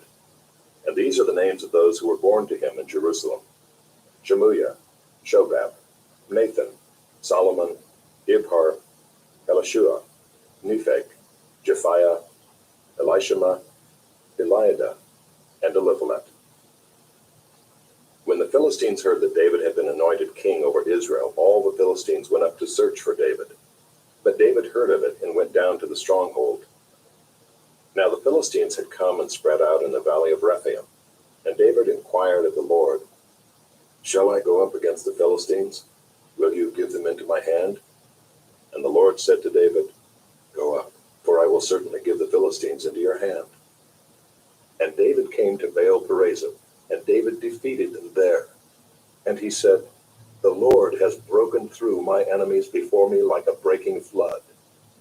Therefore the name of that place is called Baal-perazim. And the Philistines left their idols there, and David and his men carried them away. And the Philistines came up yet again and spread out in the valley of Rephaim. And when David inquired of the Lord, he said, "You shall not go up. Go around to their rear and come against them opposite the balsam trees. And when you hear the sound of marching in the tops of the balsam trees, then rouse yourself, for then the Lord has gone out before you to strike down the army of the Philistines." And David did as the Lord commanded him, and struck down the Philistines from Geba to Gezer.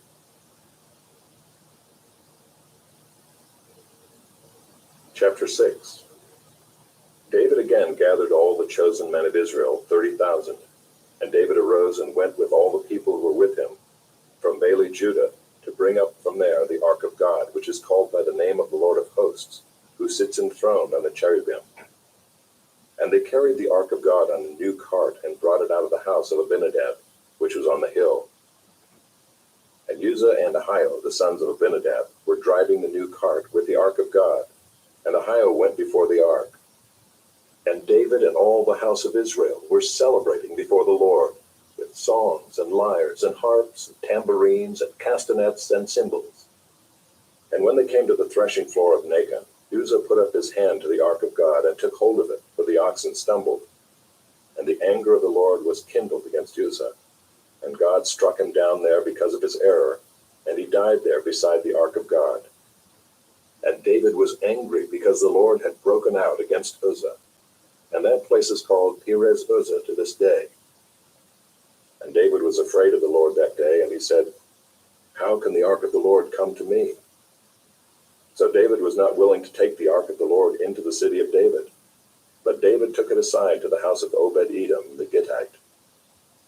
And the ark of the Lord remained in the house of Obed-Edom the Gittite 3 months, and the Lord blessed Obed-Edom and all his household. And it was told King David, "The Lord has blessed the household of Obed-Edom and all that belongs to him because of the ark of God." So David went and brought up the ark of God from the house of Obed-Edom to the city of David with rejoicing. And when those who bore the ark of the Lord had gone 6 steps, he sacrificed an ox and a fattened animal. And David danced before the Lord with all his might. And David was wearing a linen ephod.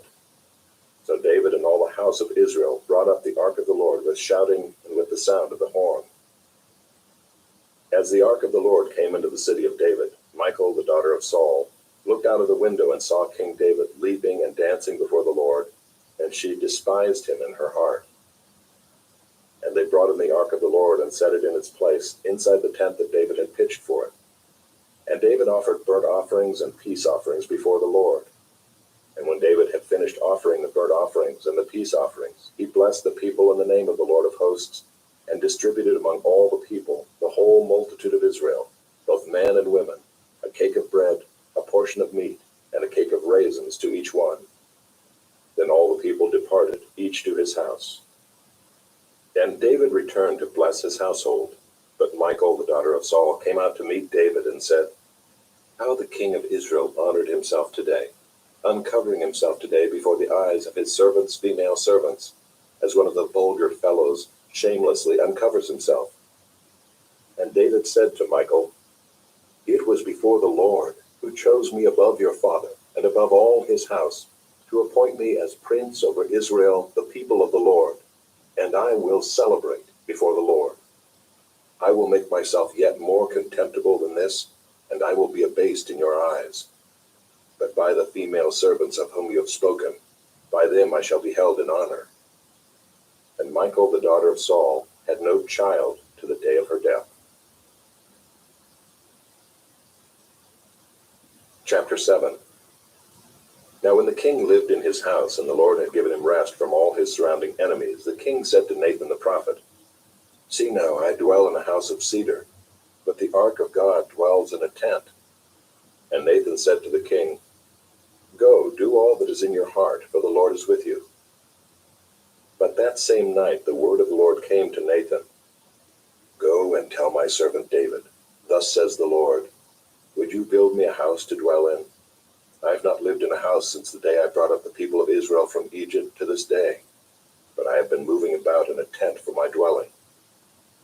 In all places where I have moved with all the people of Israel, did I speak a word with any of the judges of Israel, whom I commanded to shepherd my people Israel, saying, Why have you not built me a house of cedar?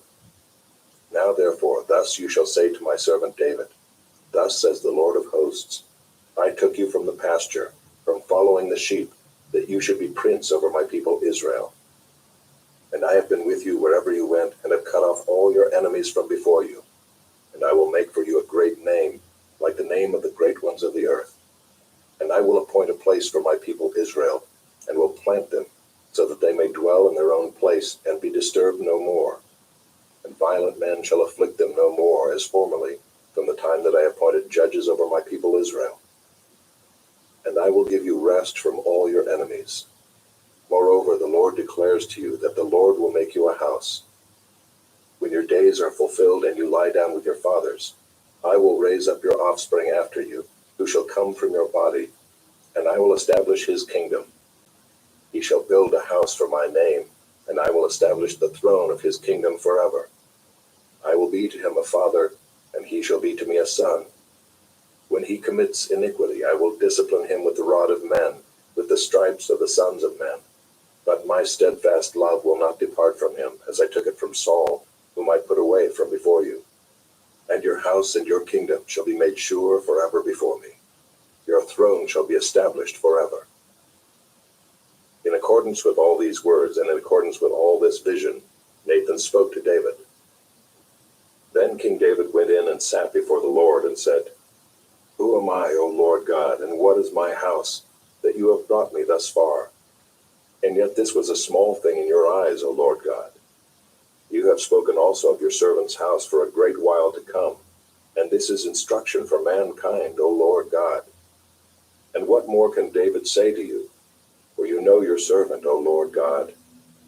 Because of your promise and according to your own heart, you have brought about all this greatness to make your servant know it. Therefore you are great, O Lord God, for there is none like you, and there is no God besides you, according to all that we have heard with our ears. And who is like your people Israel, the one nation on earth whom God went to redeem to be his people, making himself a name and doing for them great and awesome things, by driving out before your people, whom you redeemed for yourself from Egypt, a nation and its gods. And you established for yourself your people Israel to be your people forever. And you, O Lord, became their God. And now, O Lord God, confirm forever the word that you have spoken concerning your servant and concerning his house, and do as you have spoken. And your name will be magnified forever, saying, The Lord of hosts is God over Israel, and the house of your servant David will be established before you. For you, O Lord of hosts, the God of Israel, have made this revelation to your servant, saying, I will build you a house. Therefore your servant has found courage to pray this prayer to you. And now, O Lord God, you are God, and your words are true, and you have promised this good thing to your servant. Now therefore may it please you to bless the house of your servant, so that it may continue forever before you. For you, O Lord God, have spoken, and with your blessing shall the house of your servant be blessed forever.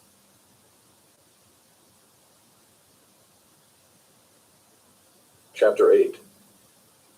After this, David defeated the Philistines and subdued them. And David took Metheg-Ammah out of the hand of the Philistines. And he defeated Moab, and he measured them with a line, making them lie down on the ground. 2 lines he measured to be put to death, and 1 full line to be spared. And the Moabites became servants to David, and brought tribute. David also defeated Hadadezer the son of Rehob, king of Zobah, as he went to restore his power at the river Euphrates. And David took from him 1,700 horsemen and 20,000 foot soldiers. And David hamstrung all the chariot horses, but left enough for 100 chariots. And when the Syrians of Damascus came to help Hadadezer king of Zobah, David struck down 22,000 men of the Syrians. Then David put garrisons in Aram of Damascus, and the Syrians became servants to David and brought tribute. And the Lord gave victory to David wherever he went. And David took the shields of gold that were carried by the servants of Hadadezer, and brought them to Jerusalem. And from Betah and from Berothai, cities of Hadadezer, King David took very much bronze. When Toi king of Hamath heard that David had defeated the whole army of Hadadezer, Toi sent his son Joram to King David, to ask about his health and to bless him because he had fought against Hadadezer and defeated him. For Hadadezer had often been at war with Toi. And Joram brought with him articles of silver, of gold, and of bronze. These also King David dedicated to the Lord, together with the silver and gold that he dedicated from all the nations he subdued, from Edom, Moab, the Ammonites, the Philistines, Amalek, and from the spoil of Hadadezer, the son of Rehob, king of Zobah. And David made a name for himself when he returned from striking down 18,000 Edomites in the valley of Salt. Then he put garrisons in Edom. Throughout all Edom he put garrisons, and all the Edomites became David's servants. And the Lord gave victory to David wherever he went. So David reigned over all Israel, and David administered justice and equity to all his people. Joab the son of Zeruiah was over the army, and Jehoshaphat the son of Ahilud was recorder, and Zadok the son of Ahitub, and Ahimelech the son of Abiathar were priests, and Seraiah was secretary, and Benaiah the son of Jehoiada was over the Kerethites and the Pelethites, and David's sons were priests. Chapter 9.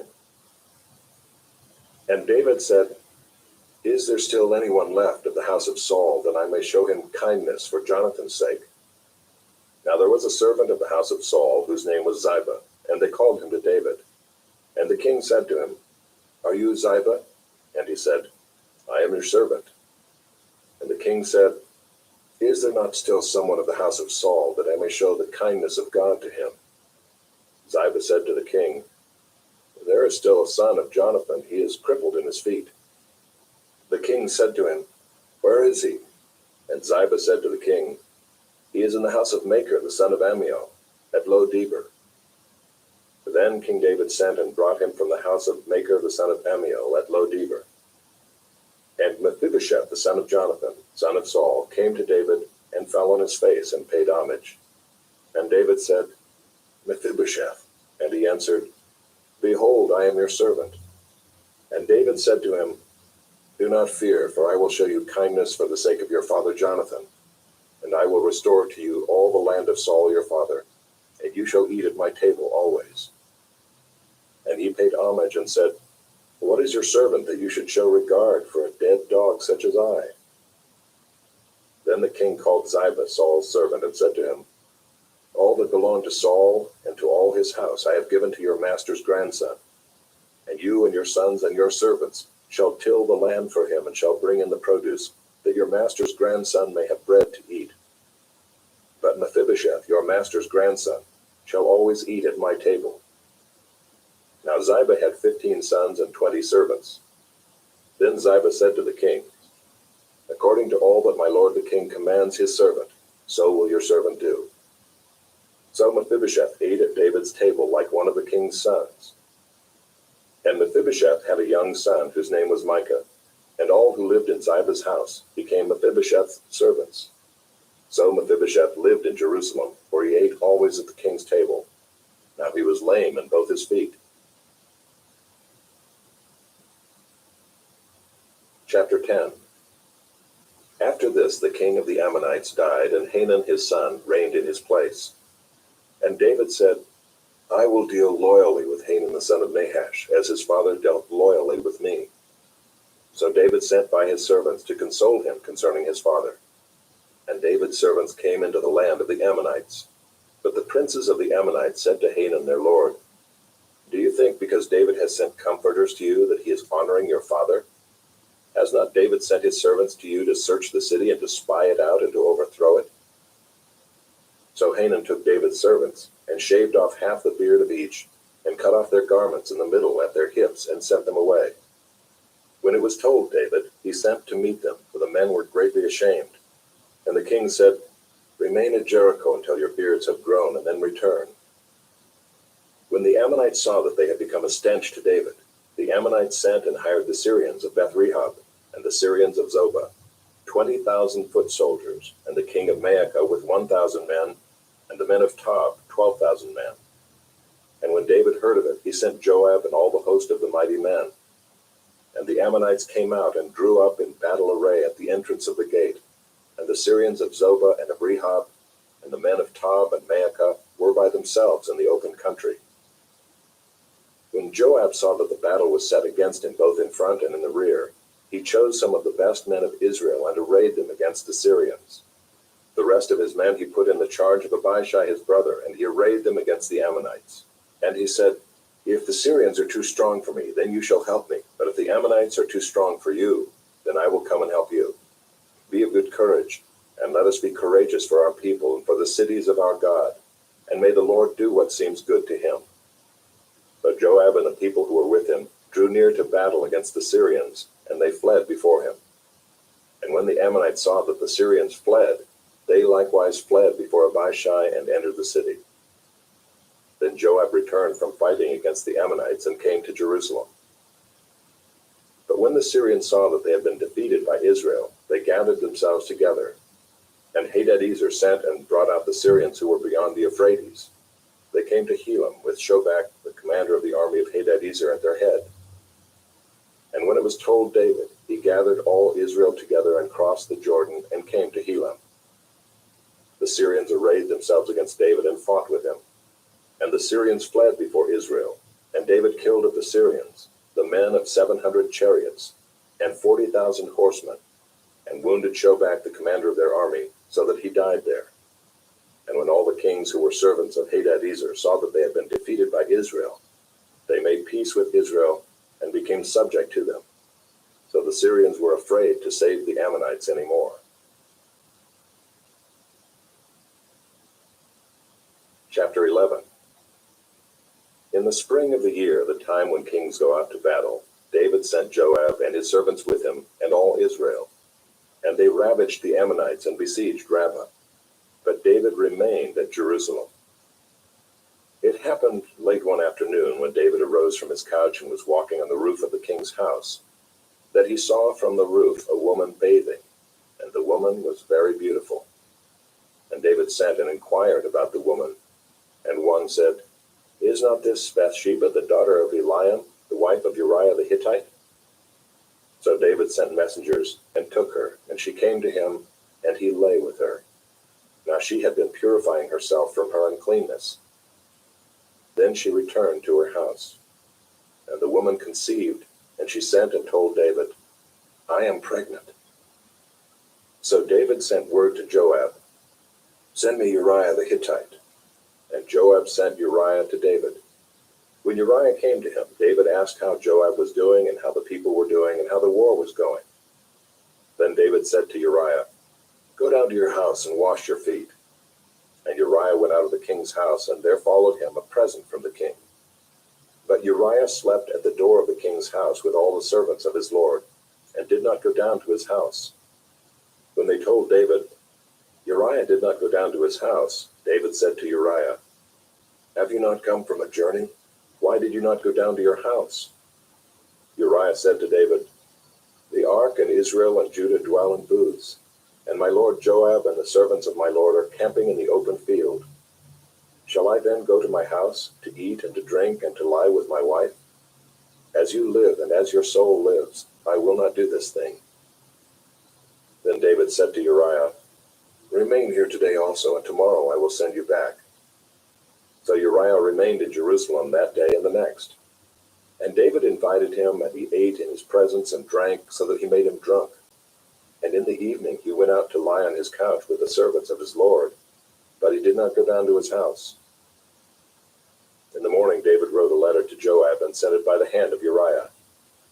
In the letter he wrote, "Set Uriah in the forefront of the hardest fighting, and then draw back from him, that he may be struck down and die." And as Joab was besieging the city, he assigned Uriah to the place where he knew there were valiant men. And the men of the city came out and fought with Joab, and some of the servants of David among the people fell. Uriah the Hittite also died. Then Joab sent and told David all the news about the fighting, and he instructed the messenger, "When you have finished telling all the news about the fighting to the king, then if the king's anger rises, and if he says to you, 'Why did you go so near the city to fight? Did you not know that they would shoot from the wall? Who killed Abimelech the son of Jerubbaal? Did not a woman cast an upper millstone on him from the wall, so that he died at Thebez? Why did you go so near the wall?' Then you shall say, 'Your servant Uriah the Hittite is dead also.'" So the messenger went and came and told David all that Joab had sent him to tell. The messenger said to David, "The men gained an advantage over us and came out against us in the field, but we drove them back to the entrance of the gate. Then the archers shot at your servants from the wall. Some of the king's servants are dead, and your servant Uriah the Hittite is dead also." David said to the messenger, "Thus shall you say to Joab, 'Do not let this matter displease you, for the sword devours now one and now another. Strengthen your attack against the city and overthrow it, and encourage it.'"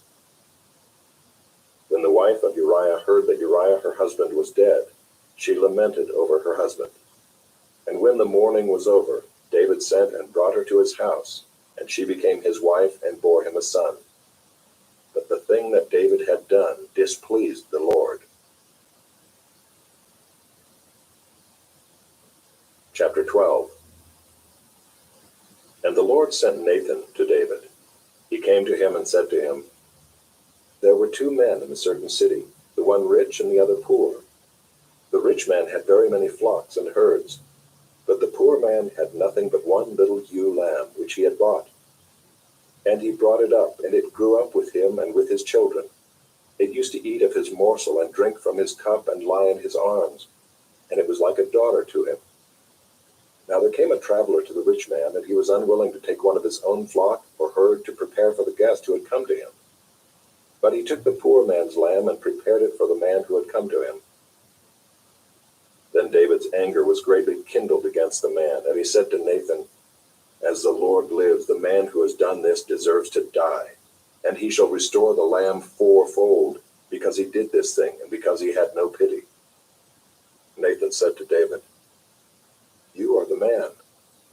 Thus says the Lord, the God of Israel, I anointed you king over Israel, and I delivered you out of the hand of Saul.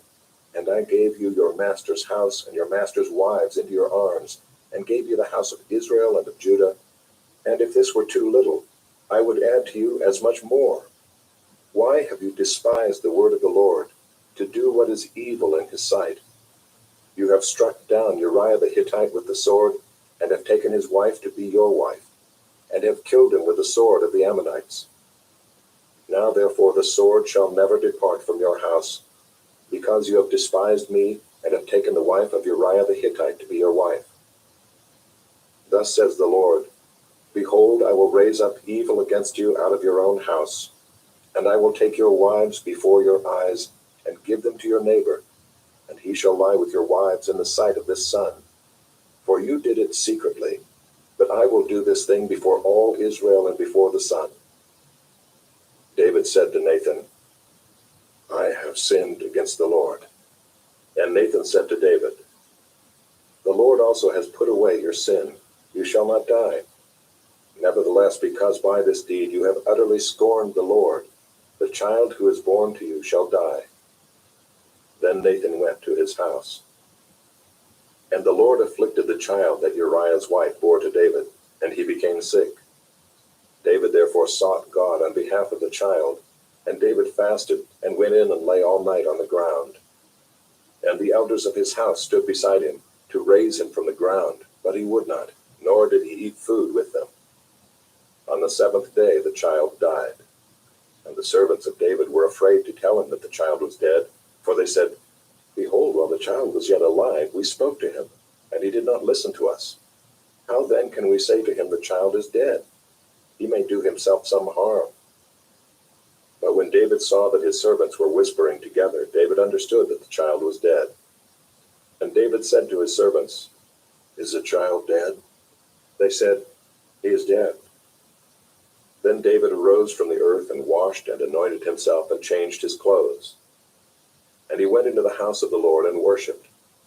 He then went to his own house, and when he asked, they set food before him, and he ate. Then his servants said to him, "What is this thing you have done? You fasted and wept for the child while he was alive, but when the child died, you arose and ate food."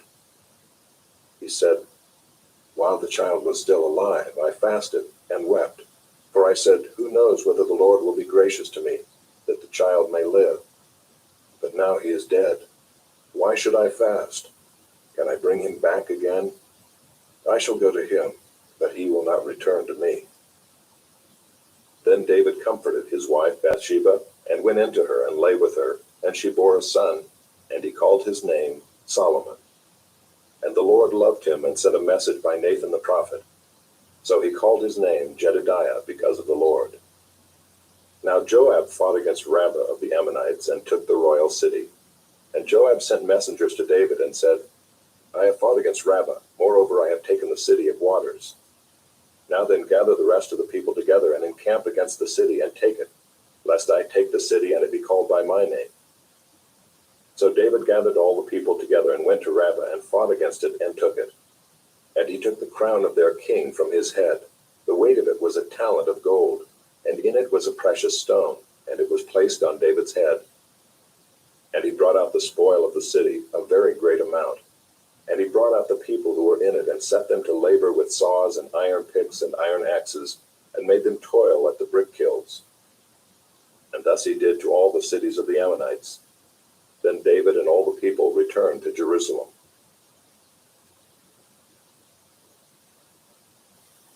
Chapter 13. Now Absalom, David's son, had a beautiful sister whose name was Tamar. And after a time, Amnon, David's son, loved her. And Amnon was so tormented that he made himself ill because of his sister Tamar, for she was a virgin, and it seemed impossible to Amnon to do anything to her. But Amnon had a friend whose name was Jonadab, the son of Shimeah, David's brother.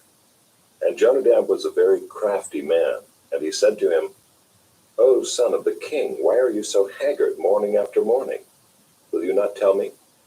Amnon said to him, "I love Tamar, my brother Absalom's sister." Jonadab said to him, "Lie down on your bed and pretend to be ill, and when your father comes to see you, say to him, 'Let my sister Tamar come and give me bread to eat, and prepare the food in my sight, that I may see it and eat it from her hand.'" So Amnon lay down and pretended to be ill. And when the king came to see him, Amnon said to the king, "Please let my sister Tamar come and make a couple of cakes in my sight, that I may eat from her hand."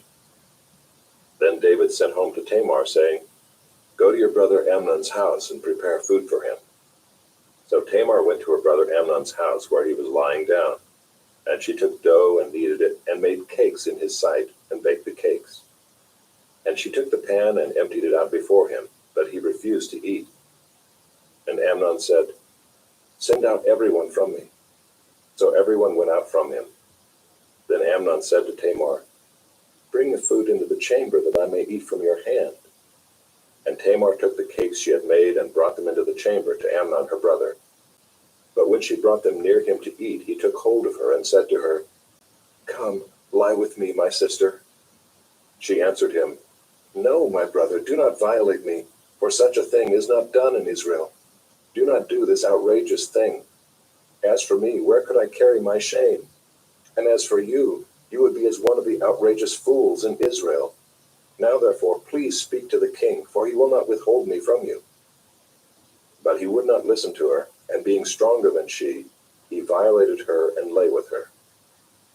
Then Amnon hated her with very great hatred, so that the hatred with which he hated her was greater than the love with which he had loved her. And Amnon said to her, "Get up, go." But she said to him, "No, my brother, for this wrong in sending me away is greater than the other that you did to me." But he would not listen to her. He called the young man who served him and said, "Put this woman out of my presence and bolt the door after her." Now she was wearing a long robe with sleeves, for thus were the virgin daughters of the king dressed. So his servant put her out and bolted the door after her. And Tamar put ashes on her head and tore the long robe that she wore. And she laid her hand on her head and went away, crying aloud as she went. And her brother Absalom said to her, "Has Amnon your brother been with you? Now hold your peace, my sister. He is your brother. Do not take this to heart." So Tamar lived, a desolate woman, in her brother Absalom's house. When King David heard of all these things, he was very angry. But Absalom spoke to Amnon neither good nor bad, for Absalom hated Amnon because he had violated his sister Tamar. After 2 full years, Absalom had sheep shearers at Baal Hazor, which is near Ephraim, and Absalom invited all the king's sons.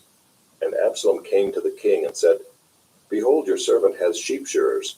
Please let the king and his servants go with your servant." But the king said to Absalom, "No, my son, let us not all go, lest we be burdensome to you." He pressed him, but he would not go, but gave him his blessing. Then Absalom said, "If not, please let my brother Amnon go with us." And the king said to him, "Why should he go with you?" But Absalom pressed him until he let Amnon and all the king's sons go with him. Then Absalom commanded his servants, "Mark when Amnon's heart is merry with wine, and when I say to you, 'Strike Amnon,' then kill him. Do not fear. Have I not commanded you? Be courageous and be valiant." So the servants of Absalom did to Amnon as Absalom had commanded. Then all the king's sons arose, and each mounted his mule and fled. While they were on the way, news came to David, "Absalom has struck down all the king's sons, and not one of them is left." Then the king arose and tore his garments and lay on the earth. And all his servants who were standing by tore their garments. But Jonadab the son of Shimeah, David's brother, said, "Let not my lord suppose that they have killed all the young men, the king's sons, for Amnon alone is dead. For by the command of Absalom this has been determined from the day he violated his sister Tamar. Now therefore let not my lord the king so take it to heart as to suppose that all the king's sons are dead, for Amnon alone is dead." But Absalom fled, and the young man who kept the watch lifted up his eyes and looked, and behold, many people were coming from the road behind him by the side of the mountain. And Jonadab said to the king, "Behold, the king's sons have come, as your servant said, so it has come about." And as soon as he had finished speaking, behold, the king's sons came and lifted up their voice and wept. And the king also and all his servants wept very bitterly. But Absalom fled and went to Talmai, the son of Ammihud, king of Geshur. And David mourned for his son day after day. So Absalom fled and went to Geshur and was there 3 years. And the spirit of the king longed to go out to Absalom, because he was comforted about Amnon, since he was dead. Chapter 14. Now Joab the son of Zeruiah knew that the king's heart went out to Absalom.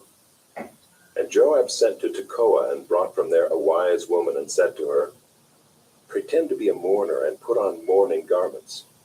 Do not anoint yourself with oil, but behave like a woman who has been mourning many days for the dead. Go to the king and speak thus to him."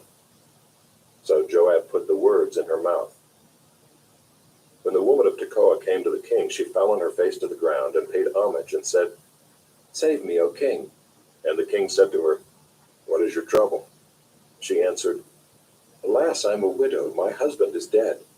And your servant had 2 sons, and they quarreled with one another in the field.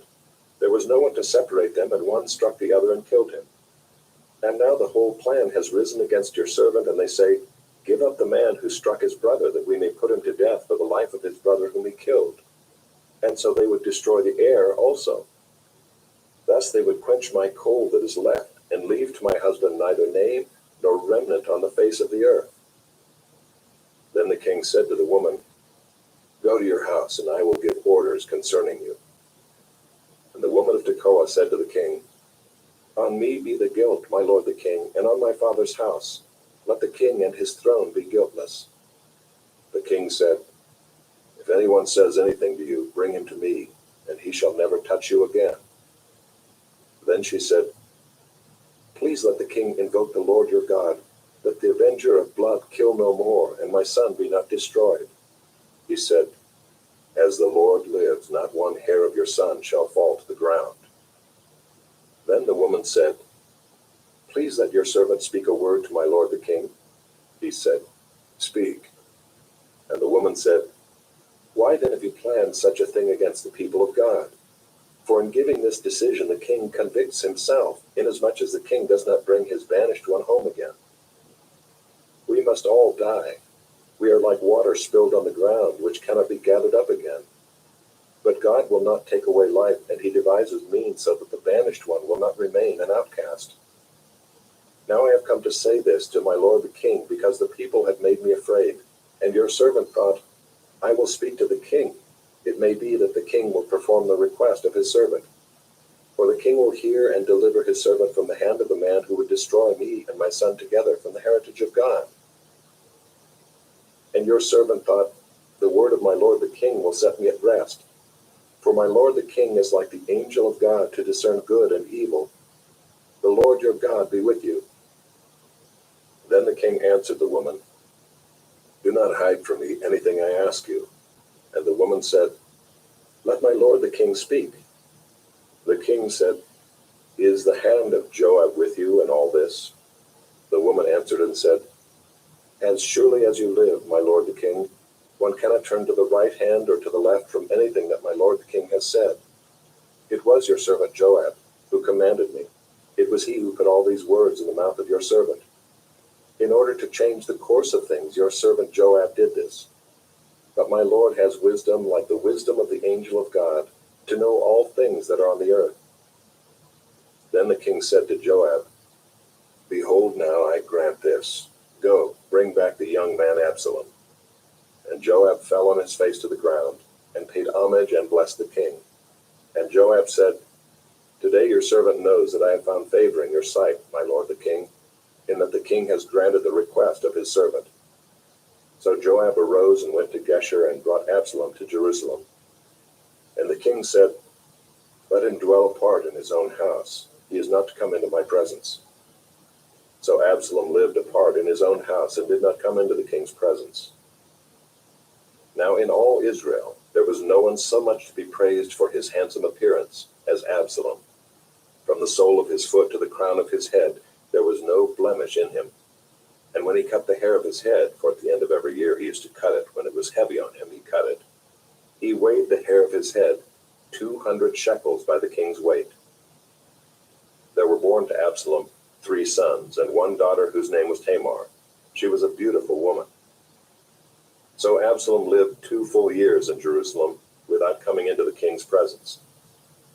Then Absalom sent for Joab to send him to the king, but Joab would not come to him. And he sent a second time, but Joab would not come. Then he said to his servants, "See, Joab's field is next to mine, and he has barley there. Go and set it on fire." So Absalom's servants set the field on fire. Then Joab arose and went to Absalom at his house and said to him, "Why have your servants set my field on fire?"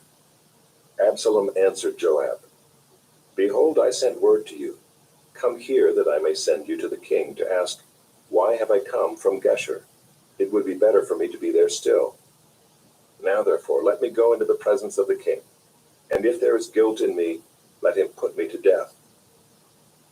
Then Joab went to the king and told him, and he summoned Absalom.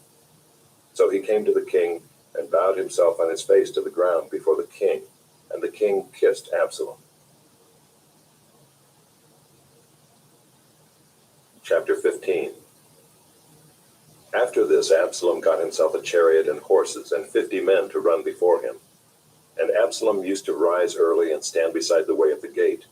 And when any man had a dispute to come before the king for judgment, Absalom would call to him and say, "From what city are you?"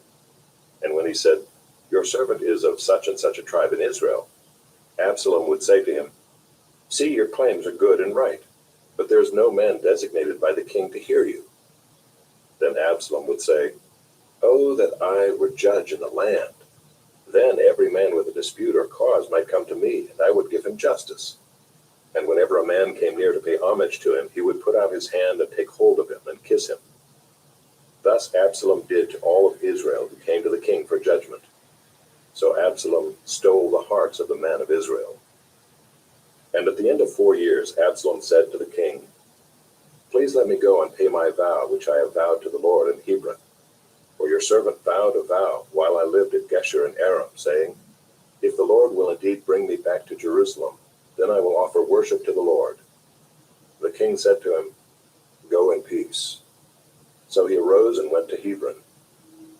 But Absalom sent secret messengers throughout all the tribes of Israel, saying, "As soon as you hear the sound of the trumpet, then say, 'Absalom is king at Hebron.'"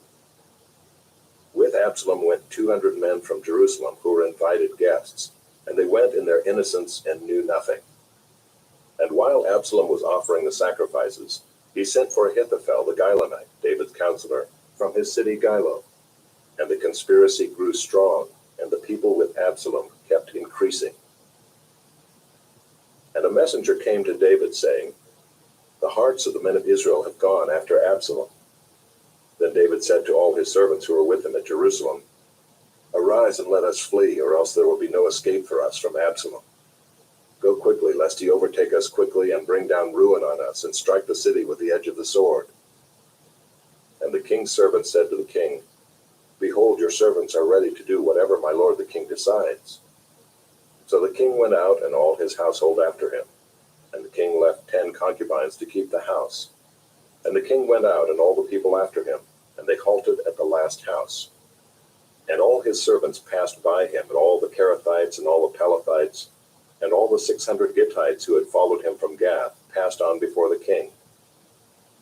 Then the king said to Ittai the Gittite, "Why do you also go with us? Go back and stay with the king, for you are a foreigner and also an exile from your home. You came only yesterday, and shall I today make you wander about with us, since I go I know not where? Go back and take your brothers with you, and may the Lord show steadfast love and faithfulness to you." But Ittai answered the king, "As the Lord lives, and as my lord the king lives, wherever my lord the king shall be, whether for death or for life, there also will your servant be." And David said to Ittai, "Go then, pass on."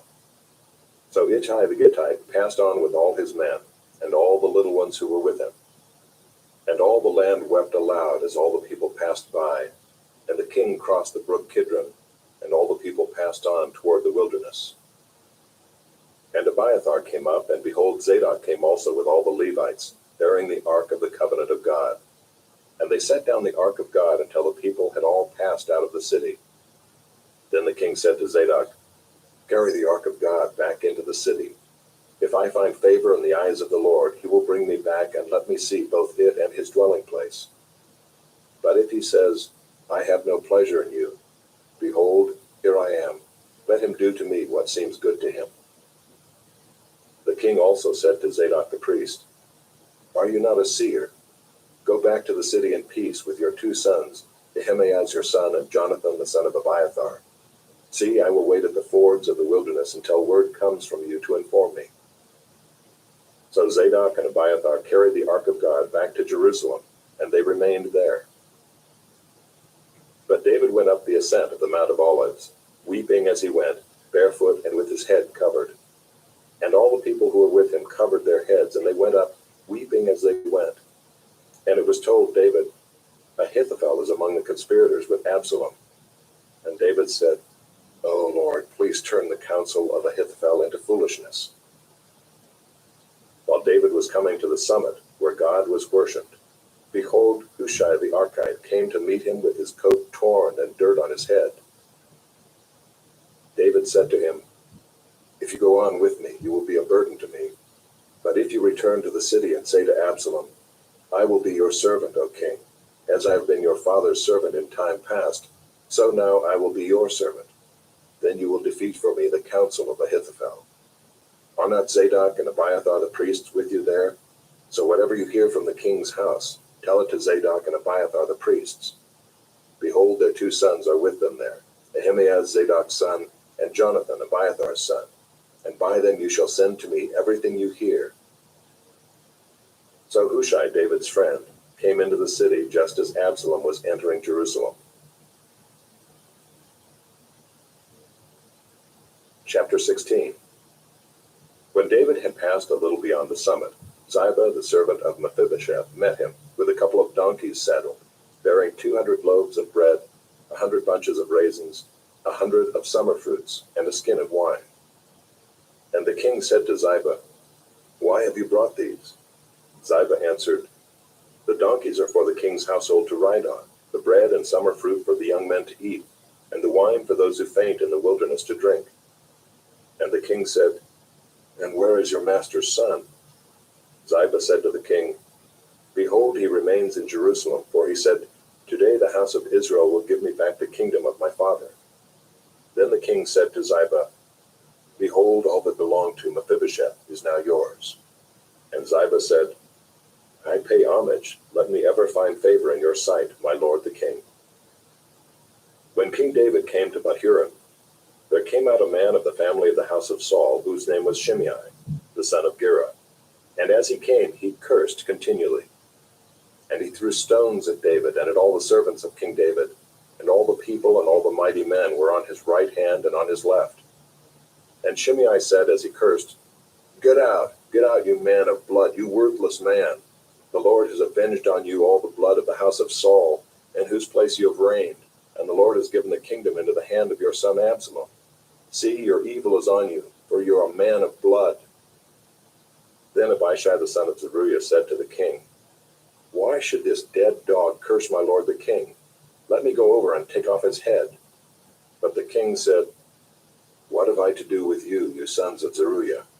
If he is cursing because the Lord has said to him, 'Curse David,' who then shall say, 'Why have you done so?'" And David said to Abishai and to all his servants, "Behold, my own son seeks my life. How much more now may this Benjaminite? Leave him alone and let him curse, for the Lord has told him to. It may be that the Lord will look on the wrong done to me, and that the Lord will repay me with good for his cursing today." So David and his men went on the road, while Shimei went along on the hillside opposite him, and cursed as he went, and threw stones at him and flung dust. And the king and all the people who were with him arrived weary at the Jordan, and there he refreshed himself. Now Absalom and all the people, the men of Israel, came to Jerusalem, and Ahithophel with him. And when Hushai the Archite, David's friend, came to Absalom, Hushai said to Absalom, "Long live the king! Long live the king!" And Absalom said to Hushai, "Is this your loyalty to your friend? Why did you not go with your friend?" And Hushai said to Absalom, "No, for whom the Lord and this people and all the men of Israel have chosen, his I will be, and with him I will remain. And again, whom should I serve? Should it not be his son? As I have served your father, so I will serve you." Then Absalom said to Ahithophel, "Give your counsel. What shall we do?" Ahithophel said to Absalom, "Go into your father's concubines, whom he has left to keep the house, and all Israel will hear that you have made yourself a stench to your father, and the hands of all who are with you will be strengthened." So they pitched a tent for Absalom on the roof, and Absalom went into his father's concubines in the sight of all Israel. Now in those days the counsel that Ahithophel gave was as if one consulted the word of God. So was all the counsel of Ahithophel esteemed, both by David and by Absalom. Chapter 17. Moreover, Ahithophel said to Absalom, "Let me choose 12,000 men, and I will arise and pursue David tonight. I will come upon him while he is weary and discouraged, and throw him into a panic, and all the people who are with him will flee. I will strike down only the king, and I will bring all the people back to you as a bride comes home to her husband.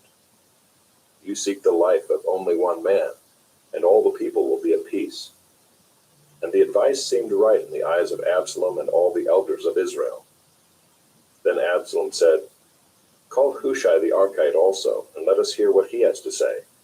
And when Hushai came to Absalom, Absalom said to him, Thus has Ahithophel spoken. Shall we do as he says? If not, you speak. Then Hushai said to Absalom, This time the counsel that Ahithophel has given is not good. Hushai said, You know that your father and his men are mighty men, and that they are enraged like a bear robbed of her cubs in the field. Besides, your father is expert in war. He will not spend the night with the people. Behold, even now he has hidden himself in one of the pits or in some other place. And as soon as some of the people fall at the first attack, whoever hears it will say, There has been a slaughter among the people who follow Absalom. Then even the valiant men whose heart is like the heart of a lion will utterly melt with fear, for all Israel knows that your father is a mighty man, and that those who are with him are valiant men. But my counsel is that all Israel be gathered to you from Dan to Beersheba, as the sand by the sea for multitude, and that you go to battle in person. So we shall come upon him in some place where he is to be found, and we shall light upon him as the dew falls on the ground. And of him and all the men with him, not one will be left. If he withdraws into a city, then all Israel will bring ropes to that city, and we shall drag it into the valley, until not even a pebble is to be found there.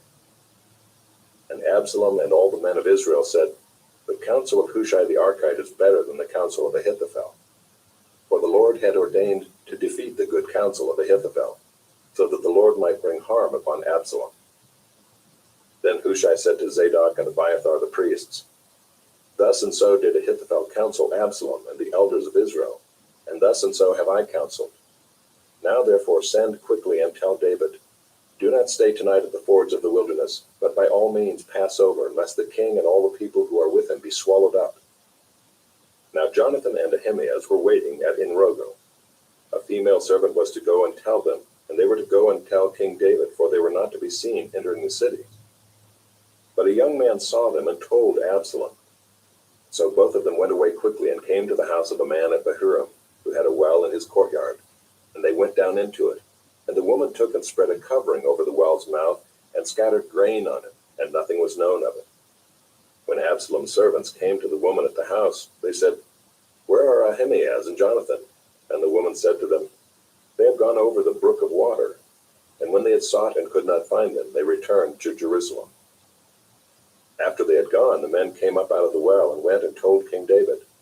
They said to David, Arise and go quickly over the water, for thus and so has Ahithophel counseled against you. Then David arose and all the people who were with him, and they crossed the Jordan.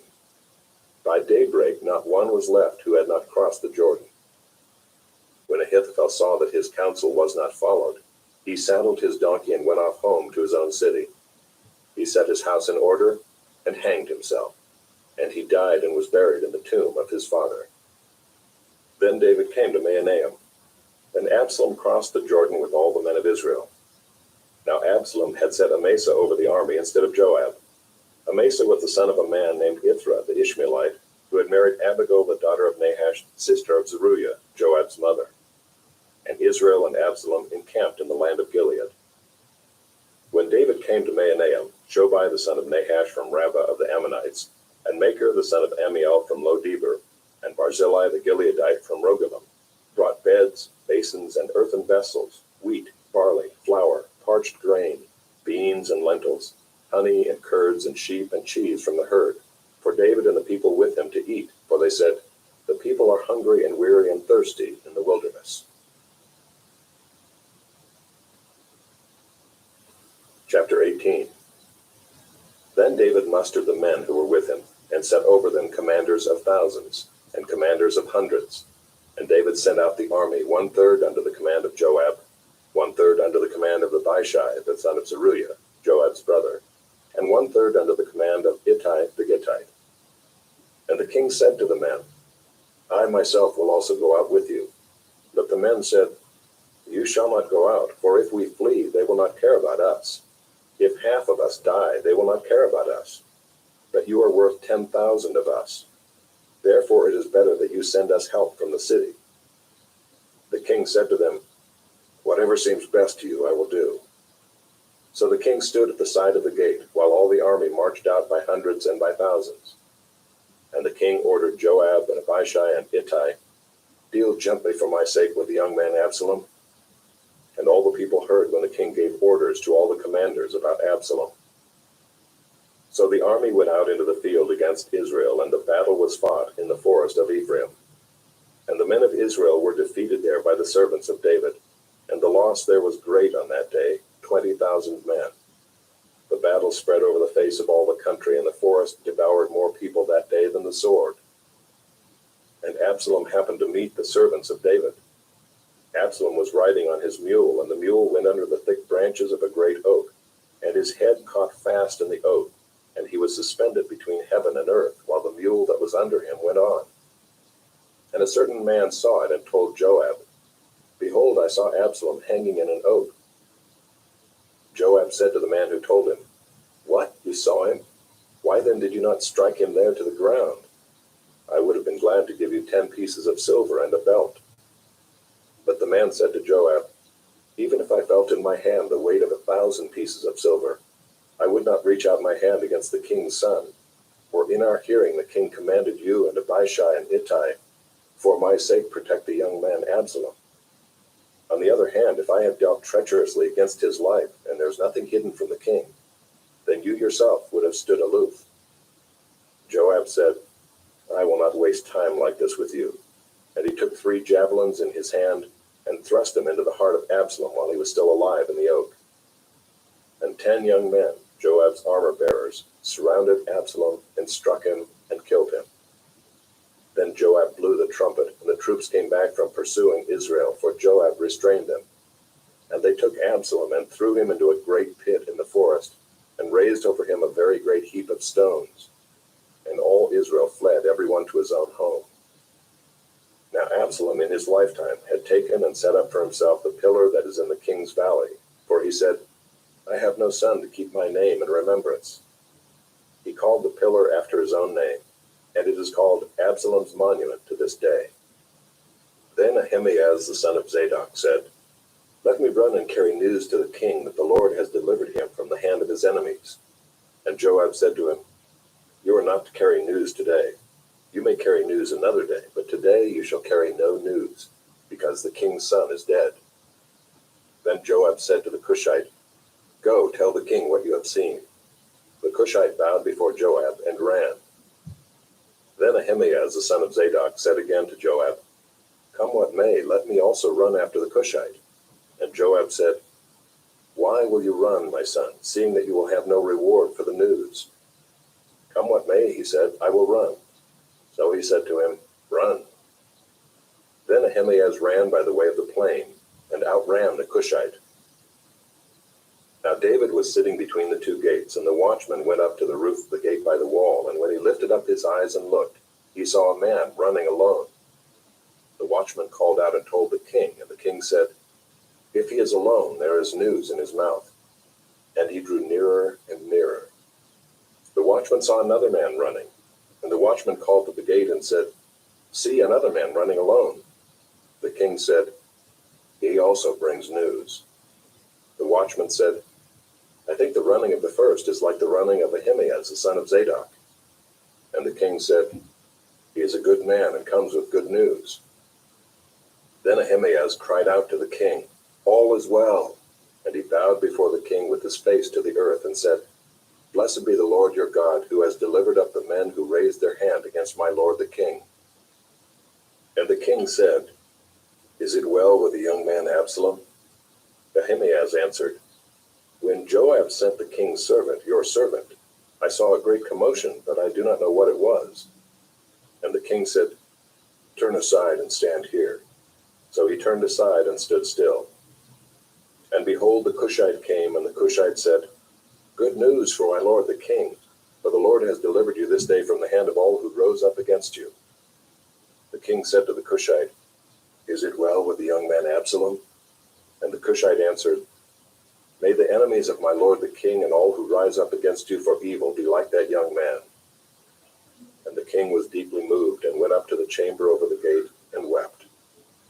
And as he went, he said, Oh, my son Absalom, my son Absalom, would I had died instead of you, O Absalom, my son, my son. Chapter 19. It was told Joab, Behold, the king is weeping and mourning for Absalom. So the victory that day was turned into mourning for all the people, for the people heard that day, the king is grieving for his son. And the people stole into the city that day as people steal in who are ashamed when they flee in battle. The king covered his face, and the king cried with a loud voice, "Oh, my son Absalom! Oh, Absalom, my son, my son!" Then Joab came into the house to the king and said, "You have today covered with shame the faces of all your servants, who have this day saved your life and the lives of your sons and your daughters, and the lives of your wives and your concubines, because you love those who hate you and hate those who love you. For you have made it clear today that commanders and servants are nothing to you. For today I know that if Absalom were alive and all of us were dead today, then you would be pleased. Now therefore arise, go out and speak kindly to your servants. For I swear by the Lord, if you do not go, not a man will stay with you this night, and this will be worse for you than all the evil that has come upon you from your youth until now." Then the king arose and took his seat in the gate, and the people were all told, "Behold, the king is sitting in the gate." And all the people came before the king. Now Israel had fled every man to his own home, and all the people were arguing throughout all the tribes of Israel, saying, "The king delivered us from the hand of our enemies and saved us from the hand of the Philistines. And now he has fled out of the land from Absalom. But Absalom, whom we anointed over us, is dead in battle. Now therefore, why do you say nothing about bringing the king back?" And King David sent his message to Zadok and Abiathar the priests. "Say to the elders of Judah, why should you be the last to bring the king back to his house, when the word of all Israel has come to the king? You are my brothers, you are my bone and my flesh. Why then should you be the last to bring back the king? And say to Amasa, are you not my bone and my flesh?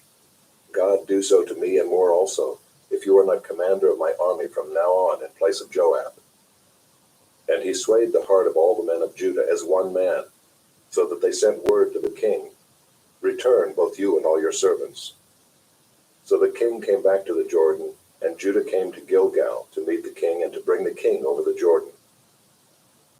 And Shimei the son of Gera, the Benjaminite from Bahurim, hurried to come down with the men of Judah to meet King David, and with him were 1,000 men from Benjamin.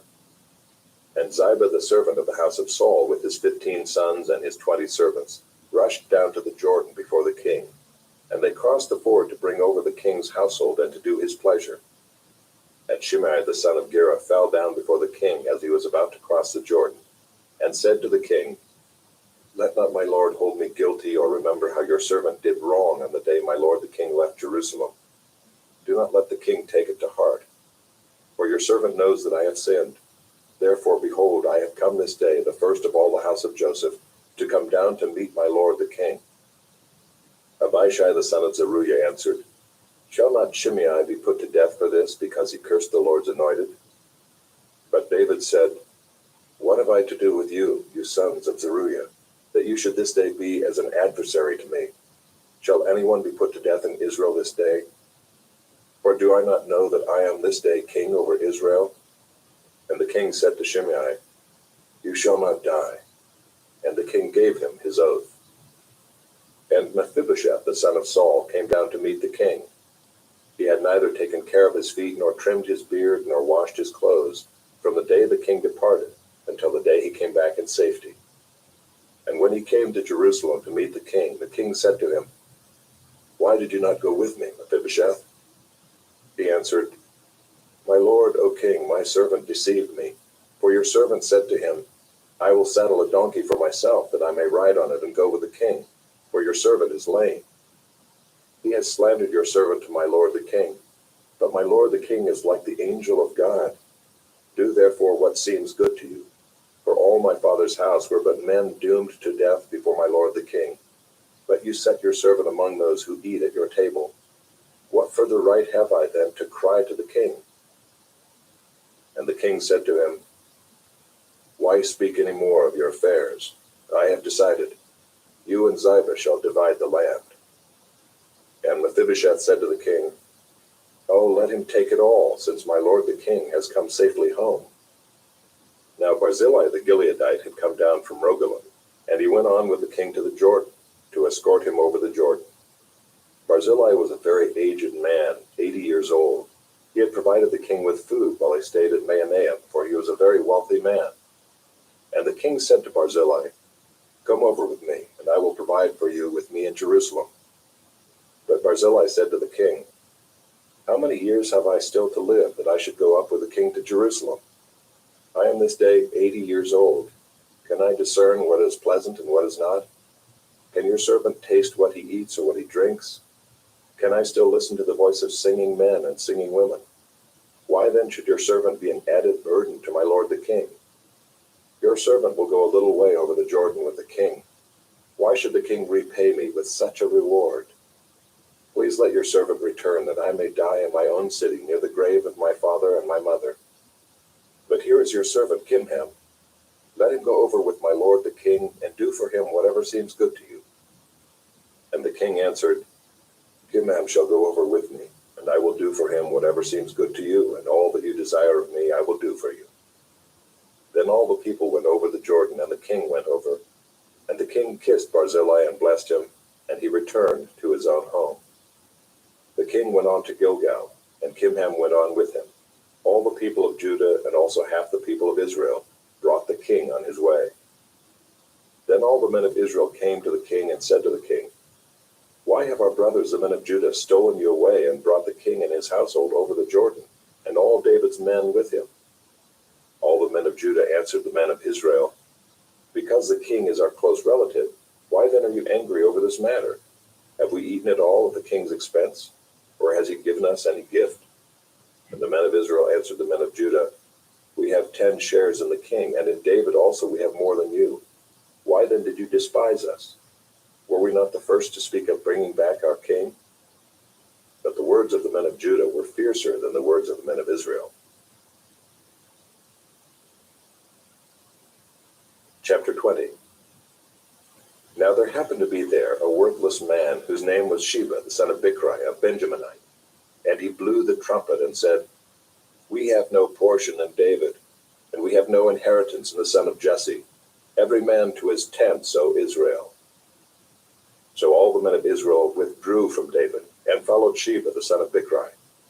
But the men of Judah followed their king steadfastly from the Jordan to Jerusalem.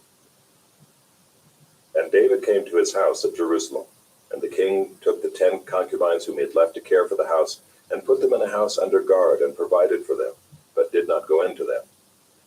So they were shut up until the day of their death, living as if in widowhood. Then the king said to Amasa, "Call the men of Judah together to me within 3 days, and be here yourself." So Amasa went to summon Judah, but he delayed beyond the set time that had been appointed him. And David said to Abishai, "Now Sheba the son of Bichri will do us more harm than Absalom. Take your lord's servants and pursue him, lest he get himself to fortified cities and escape from us." And there went out after him Joab's men, and the Kerethites and the Pelethites, and all the mighty men. They went out from Jerusalem to pursue Sheba the son of Bichri.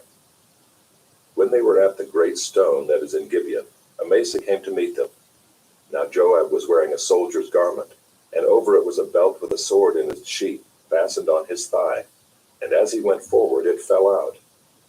And Joab said to Amasa, "Is it well with you, my brother?" And Joab took Amasa by the beard with his right hand to kiss him. But Amasa did not observe the sword that was in Joab's hand. So Joab struck him with it in the stomach, and spilled his entrails to the ground without striking a second blow, and he died. Then Joab and Abishai his brother pursued Sheba the son of Bichri. And one of Joab's young men took his stand by Amasa and said, "Whoever favors Joab, and whoever is for David, let him follow Joab." And Amasa lay wallowing in his blood in the highway, and anyone who came by, seeing him, stopped. And when the man saw that all the people stopped, he carried Amasa out of the highway into the field, and threw a garment over him. When he was taken out of the highway, all the people went on after Joab to pursue Sheba the son of Bichri. And Sheba passed through all the tribes of Israel to Abel of Bethmaachah, and all the Bichrites assembled and followed him in. And all the men who were with Joab came and besieged him in Abel of Bethmaachah. They cast up a mound against the city, and it stood against the rampart, and they were battering the wall to throw it down. Then a wise woman called from the city, "Listen, listen, tell Joab, 'Come here, that I may speak to you.' And he came near her, and the woman said, 'Are you Joab?' He answered, 'I am.' Then she said to him, 'Listen to the words of your servant.' And he answered, 'I am listening.'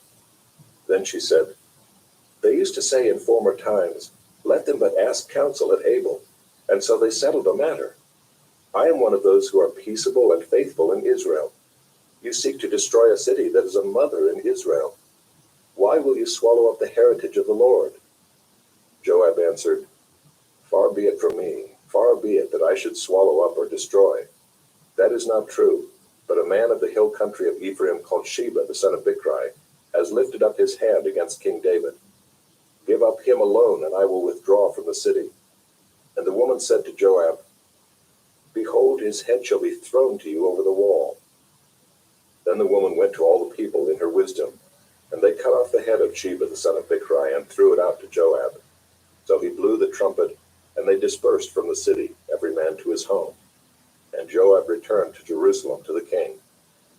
Now Joab was in command of all the army of Israel, and Benaiah the son of Jehoiada was in command of the Kerethites and the Pelethites. And Adoram was in charge of the forced labor, and Jehoshaphat the son of Ahilud was the recorder, and Sheba was secretary, and Zadok and Abiathar were priests, and Ira the Jairite was also David's priest. Chapter 21. Now there was a famine in the days of David for 3 years, year after year, and David sought the face of the Lord. And the Lord said, 'There is blood guilt on Saul and on his house, because he put the Gibeonites to death.' So the king called the Gibeonites and spoke to them. Now the Gibeonites were not of the people of Israel, but of the remnant of the Amorites. Although the people of Israel had sworn to spare them, Saul had sought to strike them down in his zeal for the people of Israel and Judah. And David said to the Gibeonites, 'What shall I do for you? And how shall I make atonement, that you may bless the heritage of the Lord?' The Gibeonites said to him, 'It is not a matter of silver or gold between us and Saul or his house, neither is it for us to put any man to death in Israel.' And he said, 'What do you say that I shall do for you?'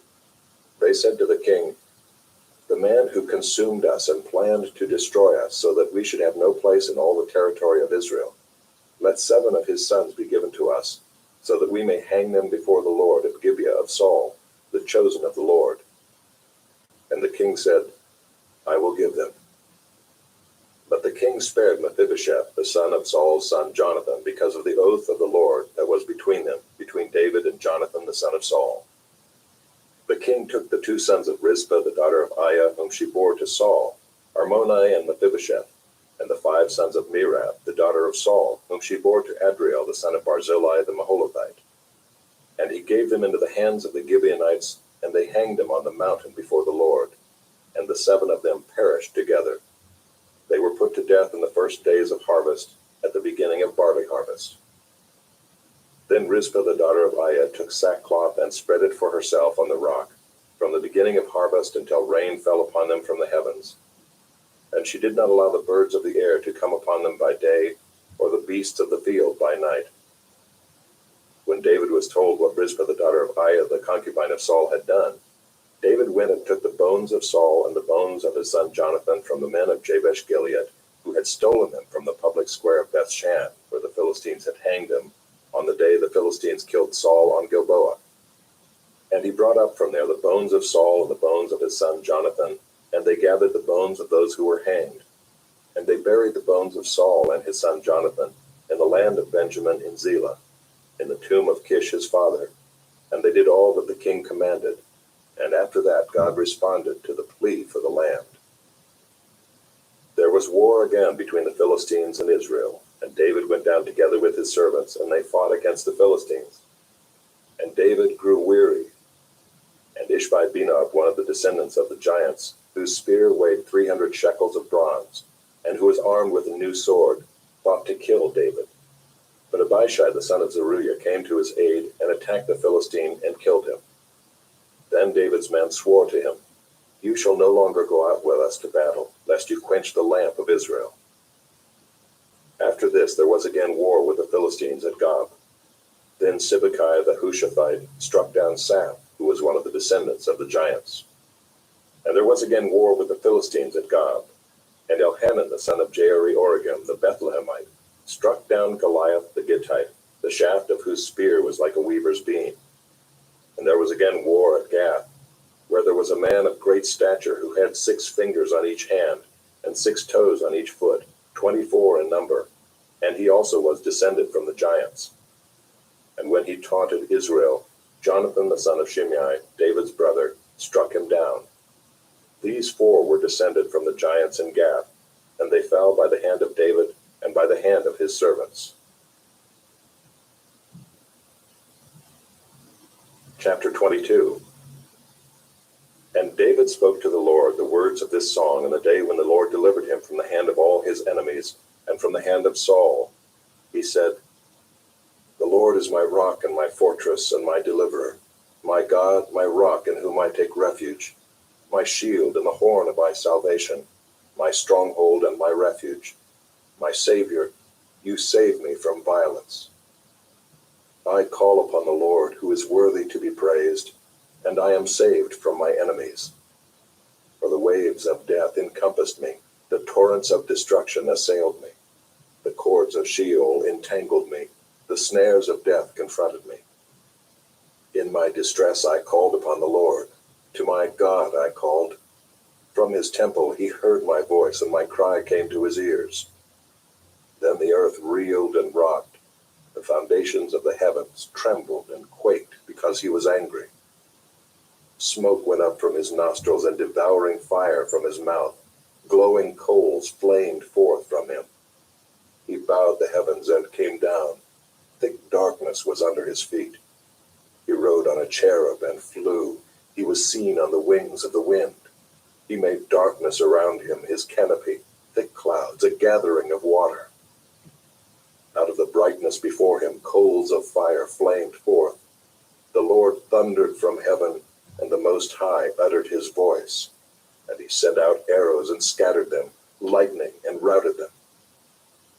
Then the channels of the sea were seen. The foundations of the world were laid bare, at the rebuke of the Lord, at the blast of the breath of his nostrils.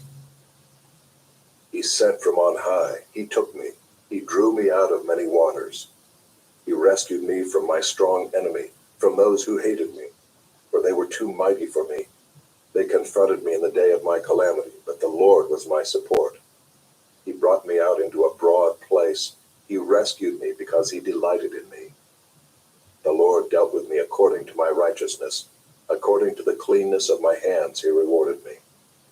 For I have kept the ways of the Lord, and have not wickedly departed from my God. For all his rules were before me, and from his statutes I did not turn aside. I was blameless before him, and I kept myself from guilt. And the Lord has rewarded me according to my righteousness, according to my cleanness in his sight. With the merciful you show yourself merciful. With the blameless man you show yourself blameless. With the purified you deal purely, and with the crooked you make yourself seem tortuous. You save a humble people, but your eyes are on the haughty to bring them down. For you are my lamp, O Lord, and my God lightens my darkness. For by you I can run against a troop, and by my God I can leap over a wall. This God, his way is perfect. The word of the Lord proves true. He is a shield for all those who take refuge in him. For who is God but the Lord, and who is a rock except our God? This God is my strong refuge, and has made my way blameless. He made my feet like the feet of a deer, and set me secure on the heights. He trains my hands for war, so that my arms can bend a bow of bronze. You have given me the shield of your salvation, and your gentleness made me great.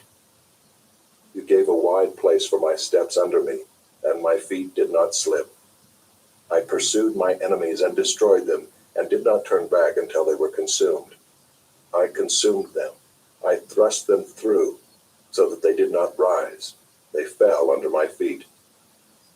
For you equipped me with strength for the battle. You made those who rise against me sink under me.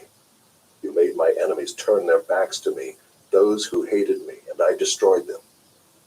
They looked, but there was none to save. They cried to the Lord, but he did not answer them. I beat them fine as the dust of the earth. I crushed them and stamped them down like the mire of the streets. You delivered me from strife with my people. You kept me as the head of the nations. People whom I had not known served me. Foreigners came cringing to me. As soon as they heard of me, they obeyed me. Foreigners lost heart and came trembling out of their fortresses.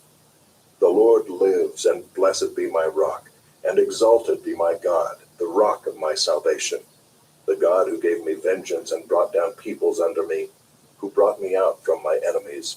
You exalted me above those who rose against me. You delivered me from men of violence. For this I will praise you, O Lord, among the nations, and sing praises to your name. Great salvation he brings to his king, and shows steadfast love to his anointed, to David and his offspring forever.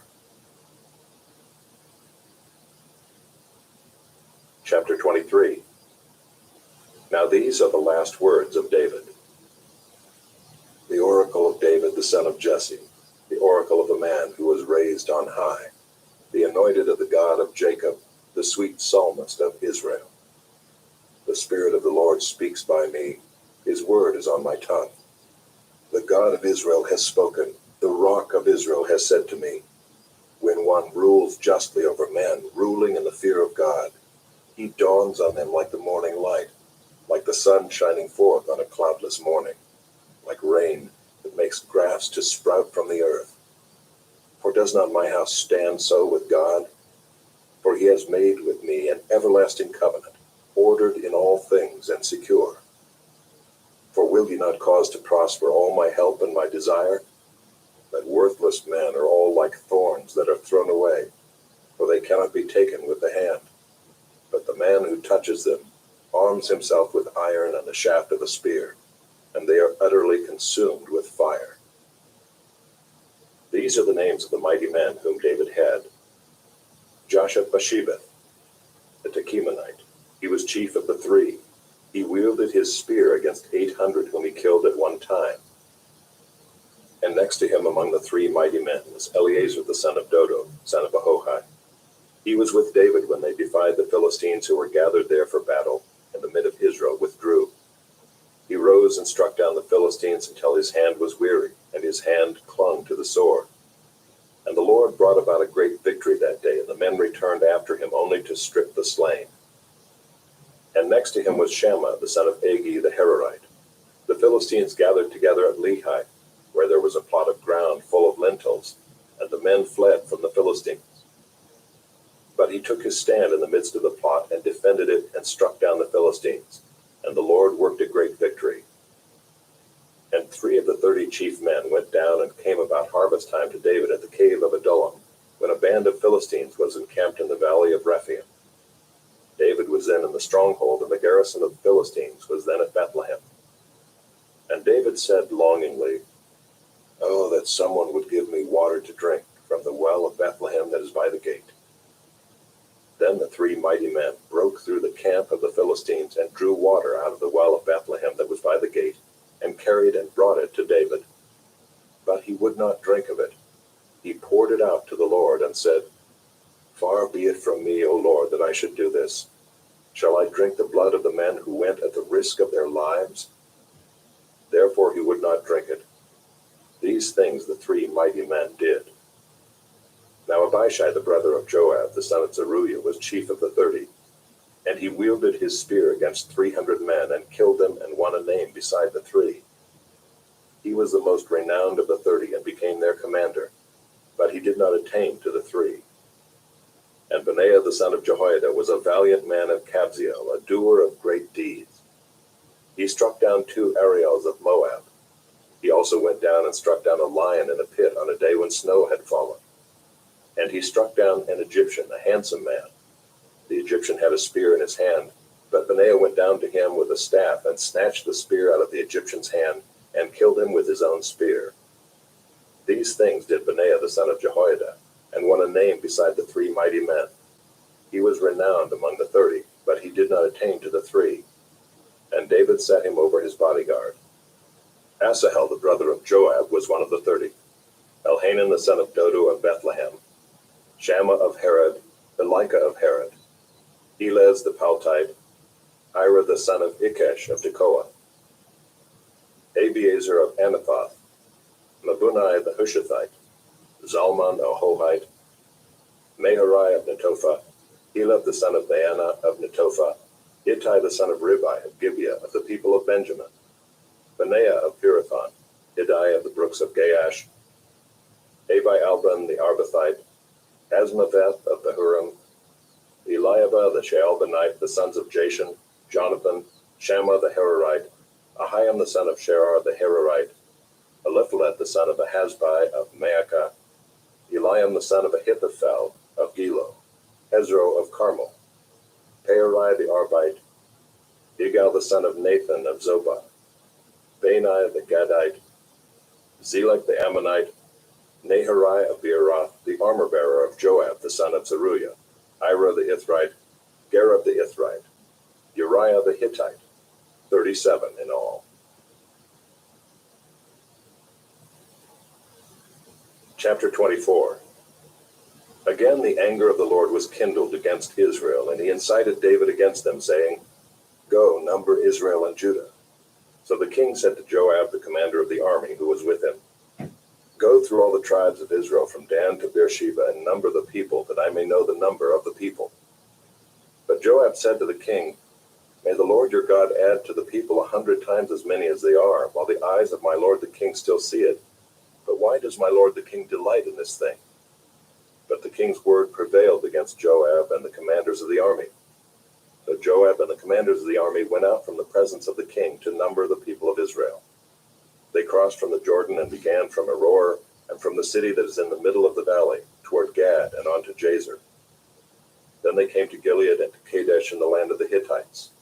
And they came to Dan, and from Dan they went around to Sidon, and came to the fortress of Tyre, and to all the cities of the Hivites and Canaanites. And they went out to the Negeb of Judah at Beersheba.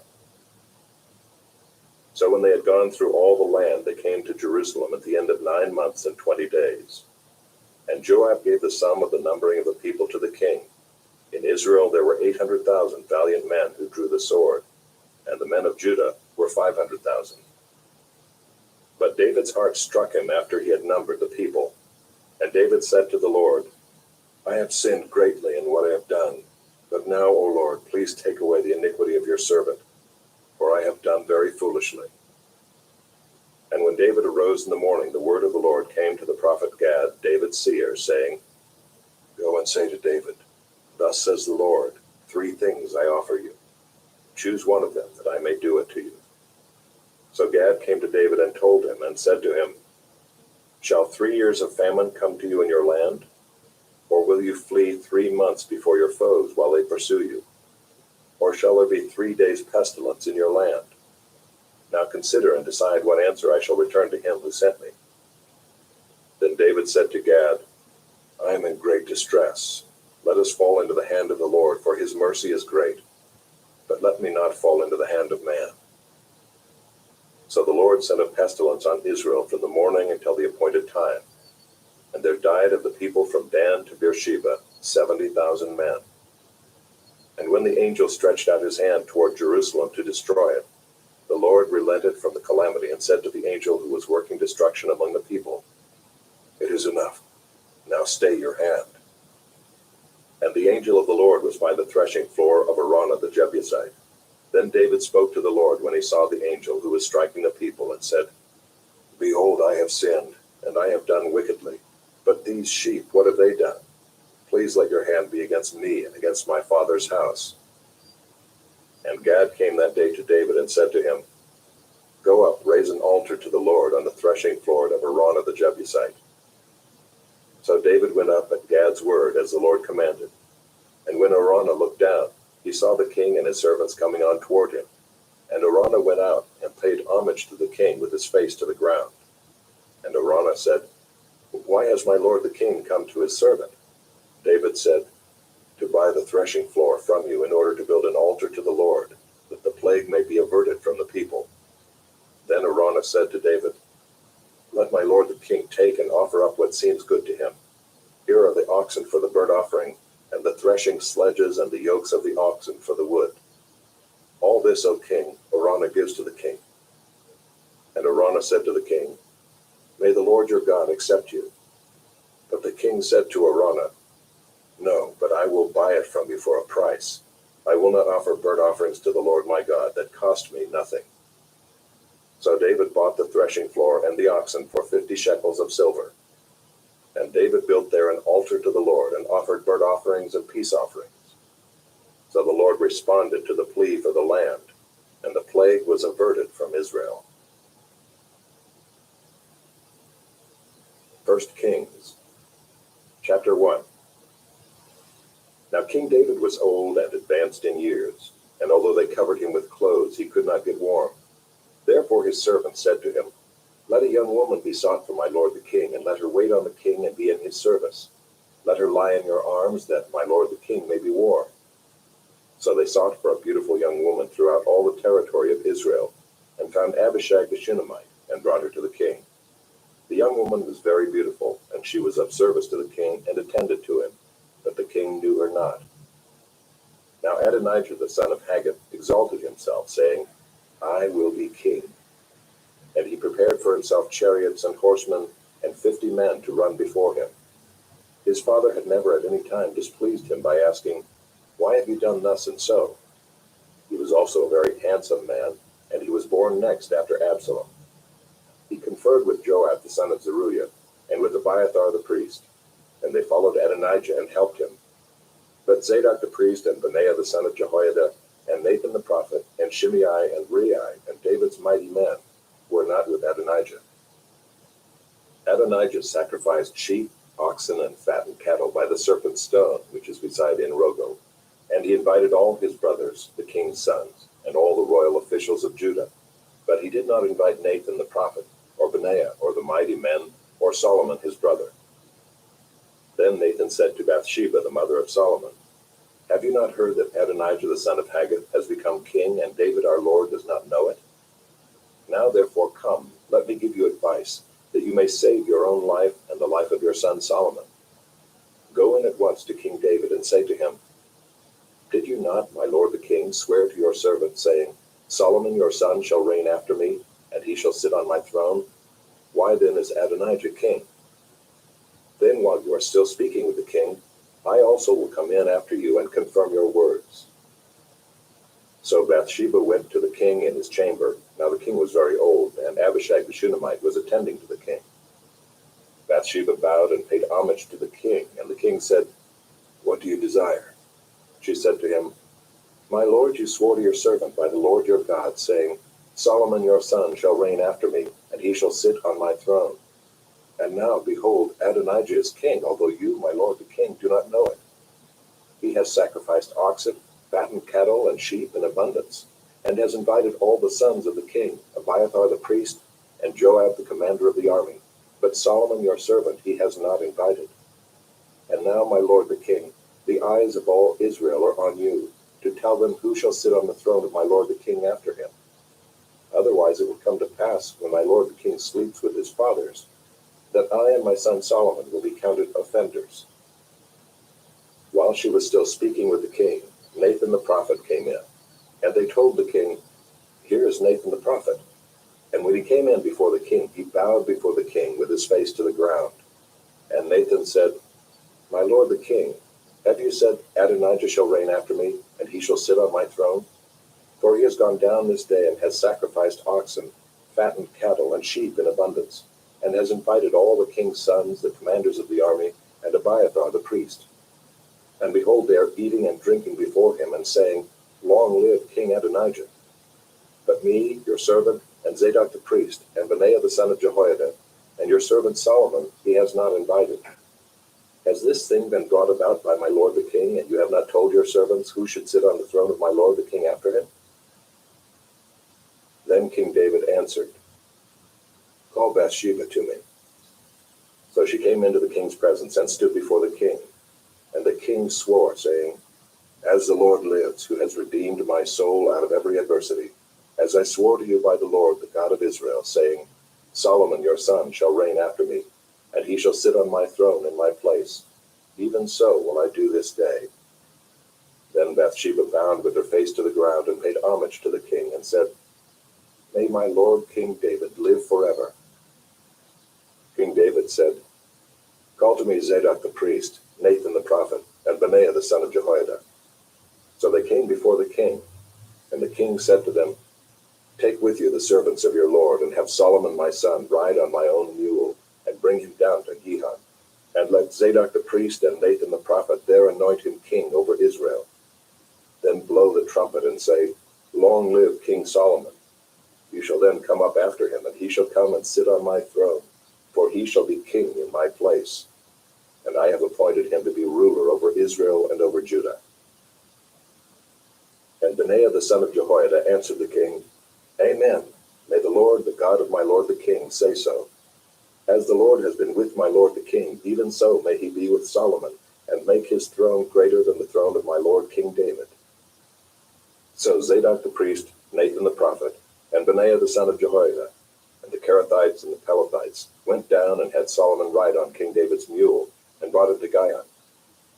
There Zadok the priest took the horn of oil from the tent and anointed Solomon. Then they blew the trumpet, and all the people said, "Long live King Solomon!" And all the people went up after him, playing on pipes and rejoicing with great joy, so that the earth was split by their noise. Adonijah and all the guests who were with him heard it as they finished feasting. And when Joab heard the sound of the trumpet, he said, "What does this uproar in the city mean?" While he was still speaking, behold, Jonathan the son of Abiathar the priest came. And Adonijah said, "Come in, for you are a worthy man, and bring good news." Jonathan answered Adonijah, "No, for our lord King David has made Solomon king, and the king has set with him Zadok the priest, Nathan the prophet, and Benaiah the son of Jehoiada, and the Kerethites and the Pelethites. And they had him ride on the king's mule. And Zadok the priest and Nathan the prophet have anointed him king at Gihon, and they have gone up from there rejoicing, so that the city is in an uproar. This is the noise that you have heard.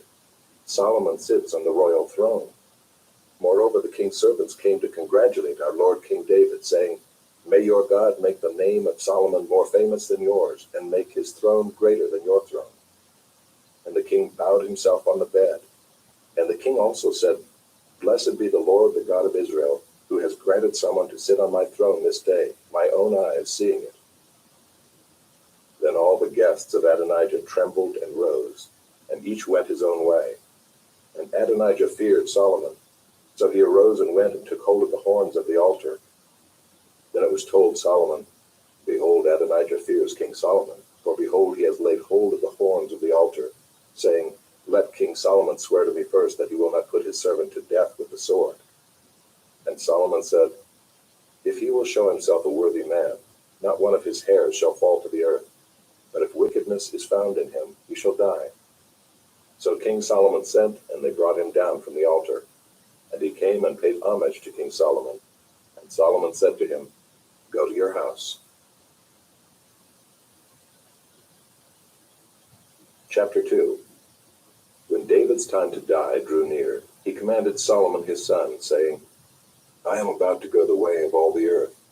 Be strong and show yourself a man, and keep the charge of the Lord your God, walking in his ways and keeping his statutes, his commandments, his rules, and his testimonies, as it is written in the law of Moses, that you may prosper in all that you do and wherever you turn, that the Lord may establish his word that he spoke concerning me, saying, If your sons pay close attention to their way, to walk before me in faithfulness with all their heart and with all their soul, you shall not lack a man on the throne of Israel. Moreover, you also know what Joab the son of Zeruiah did to me, how he dealt with the two commanders of the armies of Israel, Abner the son of Ner, and Amasa the son of Jether, whom he killed, avenging in time of peace for blood that had been shed in war, and putting the blood of war on the belt around his waist and on the sandals on his feet.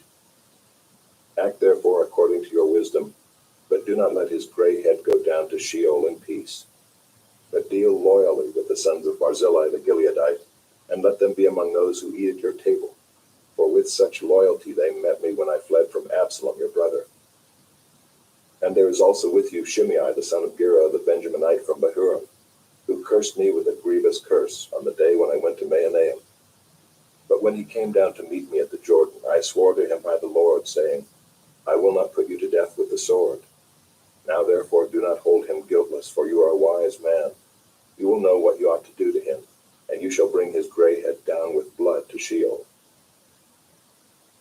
Then David slept with his fathers and was buried in the city of David. And the time that David reigned over Israel was 40 years. He reigned 7 years in Hebron and 33 years in Jerusalem. So Solomon sat on the throne of David his father, and his kingdom was firmly established. Then Adonijah the son of Haggith came to Bathsheba, the mother of Solomon, and she said, Do you come peacefully? He said, Peacefully. Then he said, I have something to say to you. She said, Speak. He said, You know that the kingdom was mine, and that all Israel fully expected me to reign. However, the kingdom has turned about and become my brother's, for it was his from the Lord. And now I have one request to make of you. Do not refuse me. She said to him, Speak. And he said, Please ask King Solomon, if he will not refuse you, to give me Abishag the Shunammite as my wife.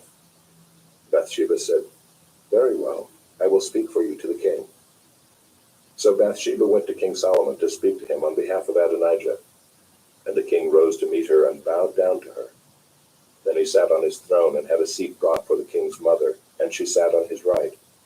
Then she said, I have one small request to make of you. Do not refuse me. And the king said to her, Make your request, my mother, for I will not refuse you.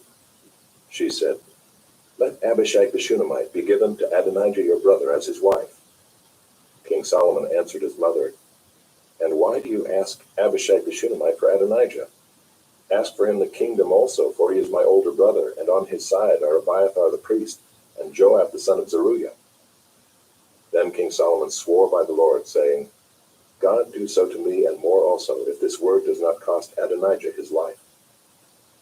Now therefore, as the Lord lives, who has established me and placed me on the throne of David my father, and who has made me a house as he promised, Adonijah shall be put to death today.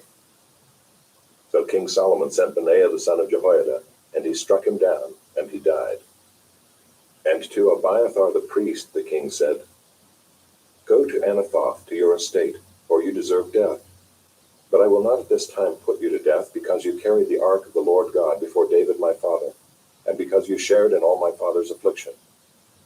So Solomon expelled Abiathar from being priest to the Lord, thus fulfilling the word of the Lord that he had spoken concerning the house of Eli in Shiloh. When the news came to Joab, for Joab had supported Adonijah, although he had not supported Absalom, Joab fled to the tent of the Lord and caught hold of the horns of the altar. And when it was told King Solomon, Joab has fled to the tent of the Lord, and behold, he is beside the altar, Solomon sent Benaiah the son of Jehoiada, saying, Go, strike him down. So Benaiah came to the tent of the Lord and said to him, The king commands, come out. But he said, No, I will die here. Then Benaiah brought the king word again, saying, Thus said Joab, and thus he answered me. The king replied to him, Do as he has said, strike him down and bury him, and thus take away from me and from my father's house the guilt for the blood that Joab shed without cause. The Lord will bring back his bloody deeds on his own head, because without the knowledge of my father David, he attacked and killed with the sword 2 men more righteous and better than himself, Abner the son of Ner, commander of the army of Israel, and Amasa the son of Jether, commander of the army of Judah. So shall their blood come back on the head of Joab and on the head of his descendants forever. But for David and for his descendants, and for his house and for his throne, there shall be peace from the Lord forevermore. Then Benaiah the son of Jehoiada went up and struck him down and put him to death, and he was buried in his own house in the wilderness. The king put Benaiah the son of Jehoiada over the army in place of Joab, and the king put Zadok the priest in the place of Abiathar. Then the king sent and summoned Shimei and said to him, Build yourself a house in Jerusalem and dwell there, and do not go out from there to any place whatever. For on the day you go out and cross the brook Kidron, know for certain that you shall die. Your blood shall be on your own head. And Shimei said to the king, What you say is good, as my lord the king has said, so will your servant do. So Shimei lived in Jerusalem many days. But it happened at the end of 3 years that 2 of Shimei's servants ran away to Achish, son of Maacah, king of Gath. And when it was told Shimei, Behold, your servants are in Gath, Shimei arose and saddled a donkey and went to Gath to Achish to seek his servants. Shimei went and brought his servants from Gath. And when Solomon was told that Shimei had gone from Jerusalem to Gath and returned, the king sent and summoned Shimei and said to him, Did I not make you swear by the Lord and solemnly warn you, saying, Know for certain that on the day you go out and go to any place whatever, you shall die? And you said to me, What you say is good, I will obey. Why then have you not kept your oath to the Lord and the commandment with which I commanded you? The king also said to Shimei, You know in your own heart all the harm that you did to David my father. So the Lord will bring back your harm on your own head. But King Solomon shall be blessed, and the throne of David shall be established before the Lord forever. Then the king commanded Benaiah the son of Jehoiada, and he went out and struck him down, and he died. So the kingdom was established in the hand of Solomon. Chapter 3. Solomon made a marriage alliance with Pharaoh, king of Egypt. He took Pharaoh's daughter and brought her into the city of David until he had finished building his own house and the house of the Lord and the wall around Jerusalem. The people were sacrificing at the high places, however, because no house had yet been built for the name of the Lord. Solomon loved the Lord, walking in the statutes of David his father. Only he sacrificed and made offerings at the high places. And the king went to Gibeon to sacrifice there, for that was the great high place. Solomon used to offer 1,000 burnt offerings on that altar. At Gibeon the Lord appeared to Solomon in a dream by night, and God said, Ask what I shall give you. And Solomon said, You have shown great and steadfast love to your servant David my father, because he walked before you in faithfulness, in righteousness, and in uprightness of heart toward you. And you have kept for him this great and steadfast love, and have given him a son to sit on his throne this day. And now, O Lord my God, you have made your servant king in place of David my father, although I am but a little child.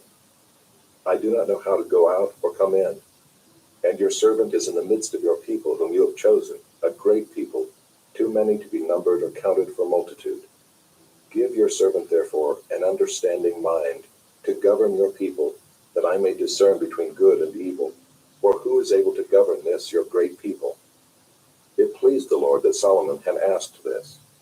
And God said to him, Because you have asked this, and have not asked for yourself long life or riches or the life of your enemies, but have asked for yourself understanding to discern what is right. Behold, I now do according to your word. Behold, I give you a wise and discerning mind, so that none like you has been before you, and none like you shall arise after you. I give you also what you have not asked, both riches and honor, so that no other king shall compare with you all your days. And if you will walk in my ways, keeping my statutes and my commandments, as your father David walked, then I will lengthen your days. And Solomon awoke, and behold, it was a dream. Then he came to Jerusalem and stood before the ark of the covenant of the Lord, and offered up burnt offerings and peace offerings, and made a feast for all his servants. Then 2 prostitutes came to the king and stood before him. The one woman said, O my lord, this woman and I live in the same house, and I gave birth to a child while she was in the house.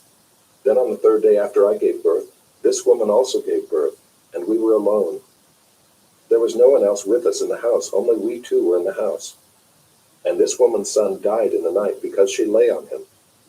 And she arose at midnight, and took my son from beside me while your servant slept, and laid him at her breast, and laid her dead son at my breast. When I rose in the morning to nurse my child, behold, he was dead. But when I looked at him closely in the morning, behold, he was not the child that I had borne. But the other woman said, No, the living child is mine, and the dead child is yours. The first said, No, the dead child is yours, and the living child is mine. Thus they spoke before the king. Then the king said, The one says, This is my son that is alive, and your son is dead. And the other says, No, but your son is dead, and my son is the living one. And the king said, "Bring me a sword." So a sword was brought before the king. And the king said, "Divide the living child in two, and give half to the one and half to the other." Then the woman whose son was alive said to the king, because her heart yearned for her son, "O my lord, give her the living child, and by no means put him to death."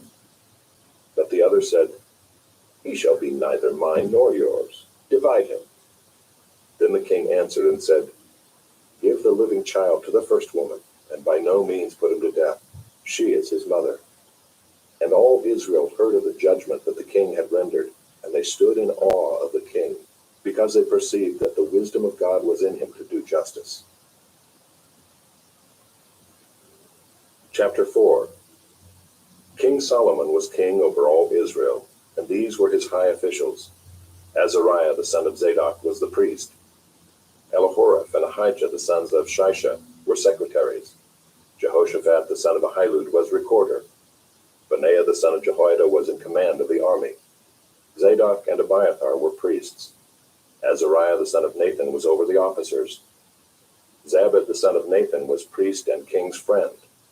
Ahishar was in charge of the palace, and Adoniram the son of Abda was in charge of the forced labor. Solomon had 12 officers over all Israel, who provided food for the king and his household. Each man had to make provision for 1 month in the year. These were their names: Ben-Hur in the hill country of Ephraim, Ben-Deker in Makaz, Shaalbim, Beth-Shemesh, and Elon Beth-Hanan, Ben-Hesed in Arubah. To him belonged Soko and all the land of Hepher. Ben-Abinadab in all Naphath Dor. He had Taphath, the daughter of Solomon, as his wife. Baanah the son of Ahilud in Taanach, Megiddo and all Beth-shean that is beside Zarethan below Jezreel, and from Beth-shean to Abel-Maholah, as far as the other side of Jokmeah. Ben-Geber in Ramoth-Gilead. He had the villages of Jair the son of Manasseh, which are in Gilead, and he had the region of Argob, which is in Bashan, 60 great cities with walls and bronze bars. Ahinadab the son of Iddo in Mahanaim, Ahimaaz in Naphtali. He had taken Basemath the daughter of Solomon as his wife. Baanah the son of Hushai in Asher and Baaloth. Jehoshaphat the son of Haruiah in Issachar. Shimei the son of Elah in Benjamin.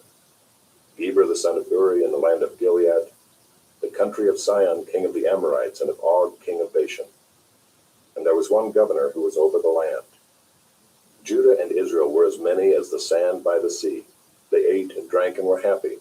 Solomon ruled over all the kingdoms from the Euphrates to the land of the Philistines and to the border of Egypt. They brought tribute and served Solomon all the days of his life. Solomon's provision for 1 day was 30 cors of fine flour and 60 cors of meal, 10 fat oxen and 20 pasture-fed cattle, 100 sheep, besides deer, gazelles, roebucks, and fattened fowl. For he had dominion over all the region west of the Euphrates, from Tiphsah to Gaza, over all the kings west of the Euphrates. And he had peace on all sides around him. And Judah and Israel lived in safety, from Dan even to Beersheba, every man under his vine and under his fig tree, all the days of Solomon. Solomon also had 40,000 stalls of horses for his chariots, and 12,000 horsemen. And those officers supplied provisions for King Solomon and for all who came to King Solomon's table, each one in his month. They let nothing be lacking. Barley also and straw for the horses and swift steeds they brought to the place where it was required, each according to his duty. And God gave Solomon wisdom and understanding beyond measure, and breadth of mind like the sand on the seashore, so that Solomon's wisdom surpassed the wisdom of all the people of the east and all the wisdom of Egypt. For he was wiser than all other men, wiser than Ethan the Ezrahite, and Heman, Calcol, and Darda the sons of Mahol, and his fame was in all the surrounding nations. He also spoke 3,000 proverbs, and his songs were 1,005. He spoke of trees, from the cedar that is in Lebanon to the hyssop that grows out of the wall. He spoke also of beasts, and of birds, and of reptiles, and of fish. And people of all nations came to hear the wisdom of Solomon, and from all the kings of the earth who had heard of his wisdom. Chapter 5. Now Hiram, king of Tyre, sent his servants to Solomon when he heard that they had anointed him king in place of his father, for Hiram always loved David. And Solomon sent word to Hiram, "You know that David my father could not build a house for the name of the Lord his God because of the warfare with which his enemies surrounded him, until the Lord put them under the soles of his feet. But now the Lord my God has given me rest on every side. There is neither adversary nor misfortune. And so I intend to build a house for the name of the Lord my God, as the Lord said to David my father, 'Your son, whom I will set on your throne in your place, shall build the house for my name.' Now therefore command that cedars of Lebanon be cut for me, and my servants will join your servants, and I will pay you for your servants such wages as you set, for you know that there is no one among us who knows how to cut timber like the Sidonians." As soon as Hiram heard the words of Solomon, he rejoiced greatly and said, "Blessed be the Lord this day, who has given to David a wise son to be over this great people." And Hiram sent to Solomon, saying, "I have heard the message that you have sent to me. I am ready to do all you desire in the matter of cedar and cypress timber. My servant shall bring it down to the sea from Lebanon, and I will make it into rafts to go by sea to the place you direct. And I will have them broken up there, and you shall receive it. And you shall meet my wishes by providing food for my household." So Hiram supplied Solomon with all the timber of cedar and cypress that he desired, while Solomon gave Hiram 20,000 cores of wheat as food for his household, and 20,000 cores of beaten oil. Solomon gave this to Hiram year by year, and the Lord gave Solomon wisdom as he promised him. And there was peace between Hiram and Solomon, and the two of them made a treaty. King Solomon drafted forced labor out of all Israel, and the draft numbered 30,000 men. And he sent them to Lebanon, 10,000 a month in shifts. They would be a month in Lebanon and 2 months at home. Adoniram was in charge of the draft. Solomon also had 70,000 burden bearers and 80,000 stone cutters in the hill country, besides Solomon's 3,300 chief officers who were over the work, who had charge of the people who carried on the work.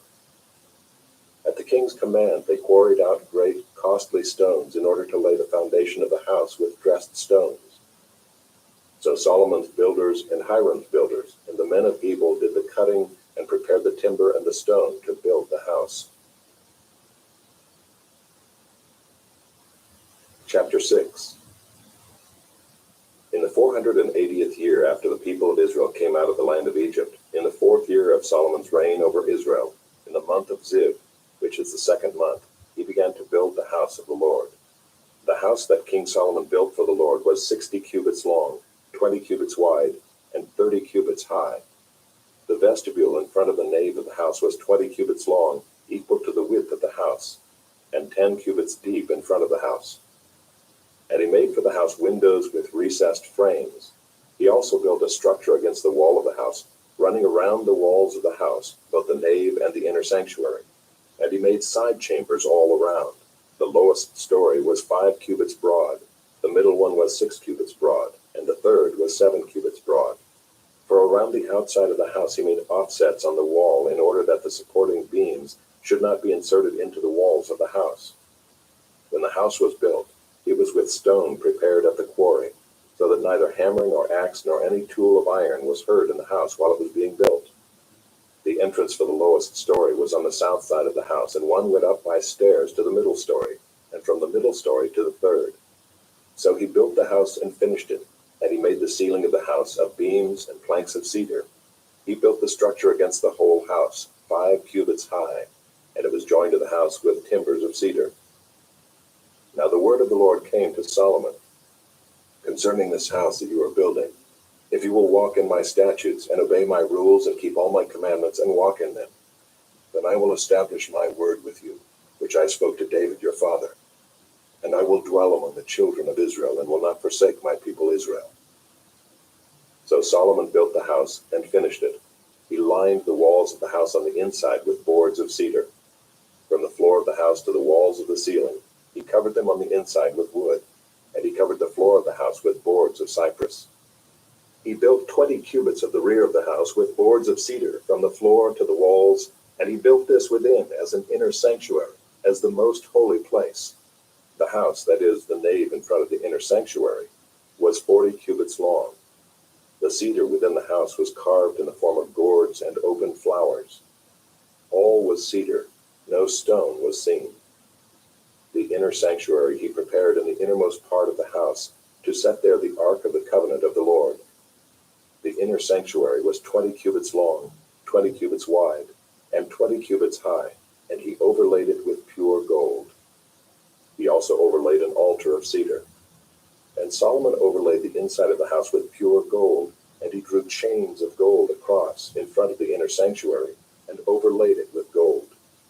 And he overlaid the whole house with gold, until all the house was finished. Also the whole altar that belonged to the inner sanctuary he overlaid with gold. In the inner sanctuary he made 2 cherubim of olive wood, each 10 cubits high. 5 cubits was the length of one wing of the cherub, and 5 cubits the length of the other wing of the cherub. It was 10 cubits from the tip of one wing to the tip of the other. The other cherub also measured 10 cubits.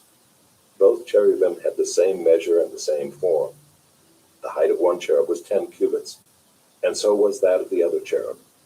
He put the cherubim in the innermost part of the house, and the wings of the cherubim were spread out so that a wing of one touched the one wall, and a wing of the other cherub touched the other wall.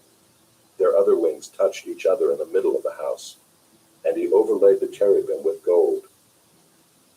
Around all the walls of the house he carved engraved figures of cherubim and palm trees and open flowers in the inner and outer rooms. The floor of the house he overlaid with gold in the inner and outer rooms. For the entrance to the inner sanctuary he made doors of olive wood. The lintel and the doorpost were 5-sided. He covered the 2 doors of olive wood with carvings of cherubim, palm trees, and open flowers. He overlaid them with gold and spread gold on the cherubim and on the palm trees.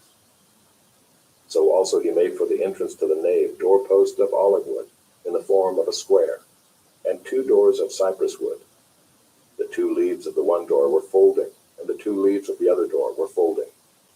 On them he carved cherubim and palm trees and open flowers, and he overlaid them with gold evenly applied on the carved work. He built the inner court with 3 courses of cut stone and 1 course of cedar beams. In the 4th year the foundation of the house of the Lord was laid in the month of Ziv. And in the 11th year, in the month of Bul, which is the 8th month, the house was finished in all its parts, and according to all its specifications. He was 7 years in building it. Chapter 7. Solomon was building his own house 13 years, and he finished his entire house. He built the house of the forest of Lebanon. Its length was 100 cubits, and its breadth 50 cubits, and its height 30 cubits, and it was built on 4 rows of cedar pillars, with cedar beams on the pillars. And it was covered with cedar above the chambers that were on the 45 pillars, 15 in each row. There were window frames in 3 rows, and window opposite window in 3 tiers. All the doorways and windows had square frames, and window was opposite window in 3 tiers. And he made the hall of pillars. Its length was 50 cubits, and its breadth 30 cubits. There was a porch in front with pillars, and a canopy in front of them. And he made the hall of the throne, where he was to pronounce judgment, even the hall of judgment. It was finished with cedar from floor to rafters. His own house, where he was to dwell, in the other court back of the hall, was of like workmanship. Solomon also made a house like this hall for Pharaoh's daughter, whom he had taken in marriage. All these were made of costly stones, cut according to measure, sawed with saws, back and front, even from the foundation to the coping, and from the outside to the great court. The foundation was of costly stones, huge stones, stones of 8 and 10 cubits, and above were costly stones cut according to measurement and cedar. The great court had 3 courses of cut stone all around, and a course of cedar beams. So had the inner court of the house of the Lord, and the vestibule of the house. And King Solomon sent and brought Hiram from Tyre. He was the son of a widow of the tribe of Naphtali, and his father was a man of Tyre, a worker in bronze. And he was full of wisdom, understanding, and skill for making any work in bronze. He came to King Solomon and did all his work. He cast 2 pillars of bronze. 18 cubits was the height of one pillar, and a line of 12 cubits measured its circumference. It was hollow, and its thickness was 4 fingers. The second pillar was the same. He also made 2 capitals of cast bronze to set on the tops of the pillars. The height of the one capital was 5 cubits, and the height of the other capital was 5 cubits. There were lattices of checker work with wreaths of chain work for the capitals on the tops of the pillars, a lattice for the one capital, and a lattice for the other capital. Likewise, he made pomegranates in 2 rows around the one lattice work to cover the capital that was on the top of the pillar, and he did the same with the other capital. Now the capitals that were on the tops of the pillars in the vestibule were of lily work, 4 cubits. The capitals were on the 2 pillars and also above the rounded projection which was beside the lattice work. There were 200 pomegranates in 2 rows all around, and so with the other capital. He set up the pillars at the vestibule of the temple. He set up the pillar on the south and called its name Jachin, and he set up the pillar on the north and called its name Boaz. And on the tops of the pillars was lily work. Thus the work of the pillars was finished. Then he made the sea of cast metal. It was round, 10 cubits from brim to brim, and 5 cubits high, and a line of 30 cubits measured its circumference. Under its brim were gourds for 10 cubits, compassing the sea all around. The gourds were in 2 rows, cast with it when it was cast. It stood on 12 oxen, 3 facing north, 3 facing west, 3 facing south, and 3 facing east. The sea was set on them, and all their rear parts were inward. Its thickness was a handbreadth, and its brim was made like the brim of a cup, like the flower of a lily. It held 2,000 baths. He also made the 10 stands of bronze. Each stand was 4 cubits long, 4 cubits wide, and 3 cubits high. This was the construction of the stands. They had panels, and the panels were set in the frames. And on the panels that were set in the frames were lions, oxen, and cherubim. On the frames, both above and below the lions and oxen, there were wreaths of beveled work. Moreover, each stand had 4 bronze wheels and axles of bronze, and at the 4 corners were supports for a basin. The supports were cast with wreaths at the side of each. Its opening was within a crown that projected upward 1 cubit. Its opening was round as a pedestal is made, 1.5 cubits deep. At its opening there were carvings, and its panels were square, not round. And the 4 wheels were underneath the panels. The axles of the wheels were of one piece with the stands, and the height of the wheel was 1.5 cubits. The wheels were made like a chariot wheel. Their axles, their rims, their spokes, and their hubs were all cast. There were 4 supports at the 4 corners of each stand. The supports were of one piece with the stands. And on the top of the stand there was a round band 0.5 cubit high, and on the top of the stand its stays and its panels were of one piece with it. And on the surfaces of its stays and on its panels he carved cherubim, lions, and palm trees, according to the space of each, with wreaths all around. After this manner he made the 10 stands. All of them were cast alike, of the same measure and the same form. And he made 10 basins of bronze. Each basin held 40 baths. Each basin measured 4 cubits, and there was a basin for each of the 10 stands. And he set the stands, 5 on the south side of the house, and 5 on the north side of the house. And he set the sea at the southeast corner of the house. Hiram also made the pots, the shovels, and the basins.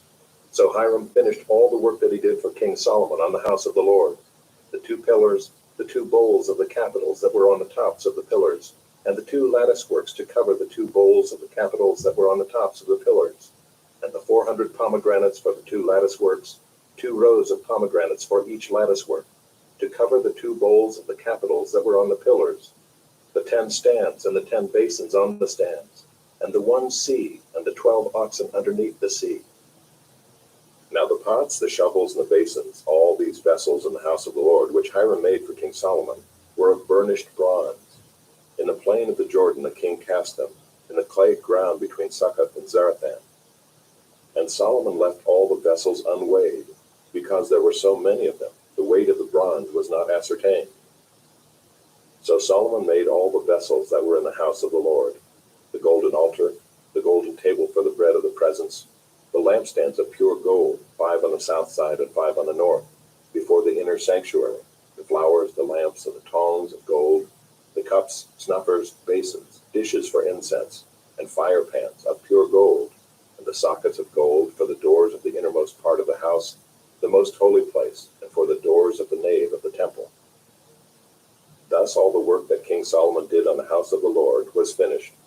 And Solomon brought in the things that David his father had dedicated, the silver, the gold, and the vessels, and stored them in the treasuries of the house of the Lord. Chapter 8. Then Solomon assembled the elders of Israel and all the heads of the tribes, the leaders of the fathers' houses of the people of Israel, before King Solomon in Jerusalem, to bring up the ark of the covenant of the Lord out of the city of David, which is Zion. And all the men of Israel assembled to King Solomon at the feast in the month of Ethanim, which is the 7th month. And all the elders of Israel came, and the priests took up the ark.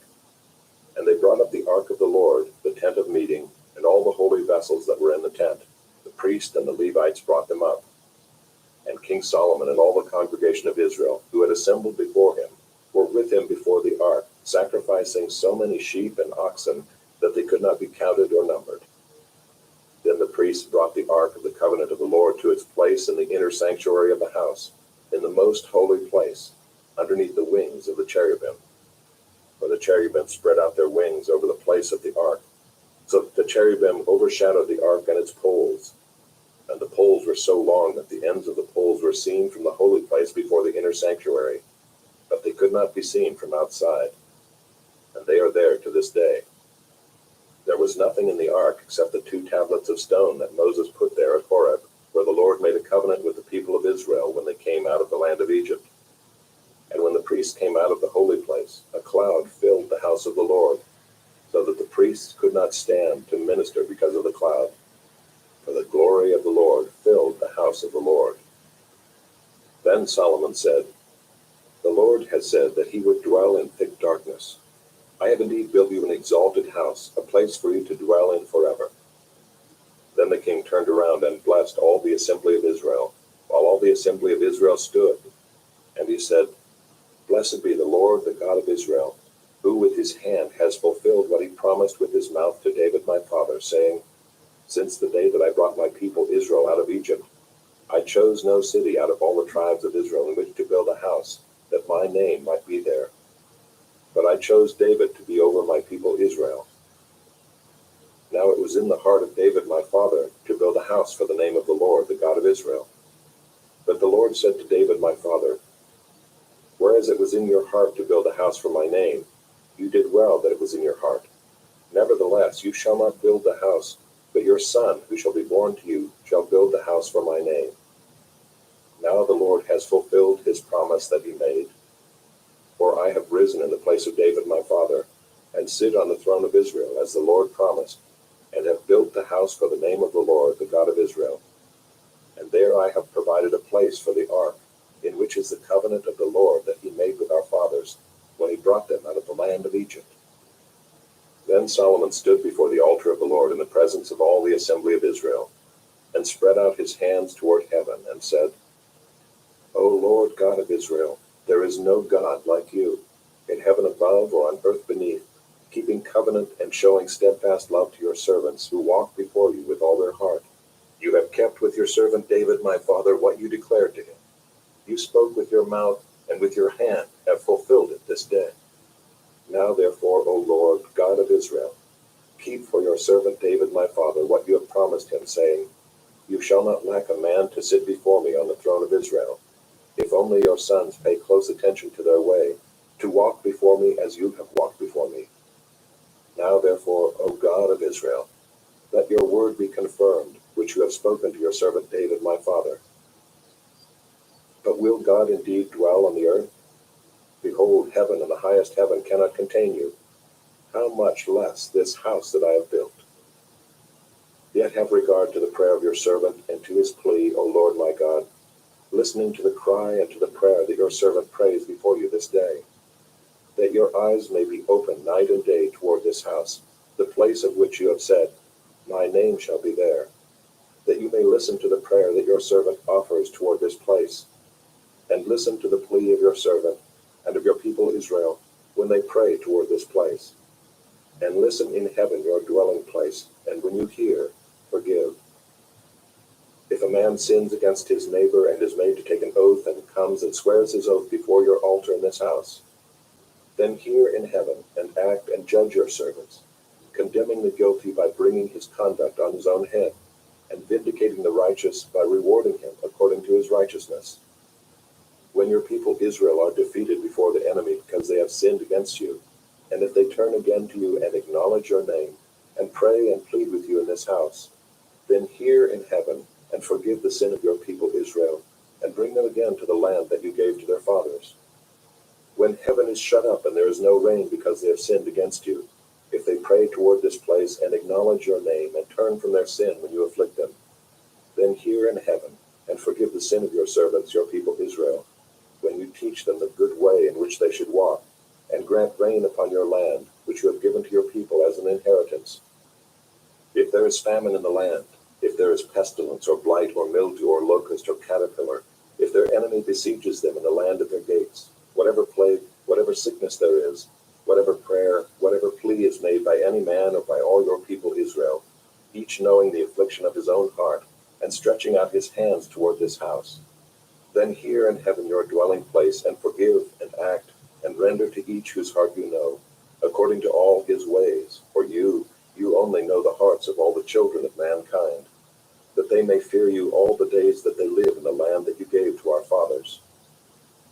Likewise, when a foreigner who is not of your people Israel comes from a far country for your name's sake, for they shall hear of your great name and your mighty hand, and of your outstretched arm, when he comes and prays toward this house, hear in heaven your dwelling place, and do according to all for which the foreigner calls to you, in order that all the peoples of the earth may know your name, and fear you, as do your people Israel, and that they may know that this house that I have built is called by your name.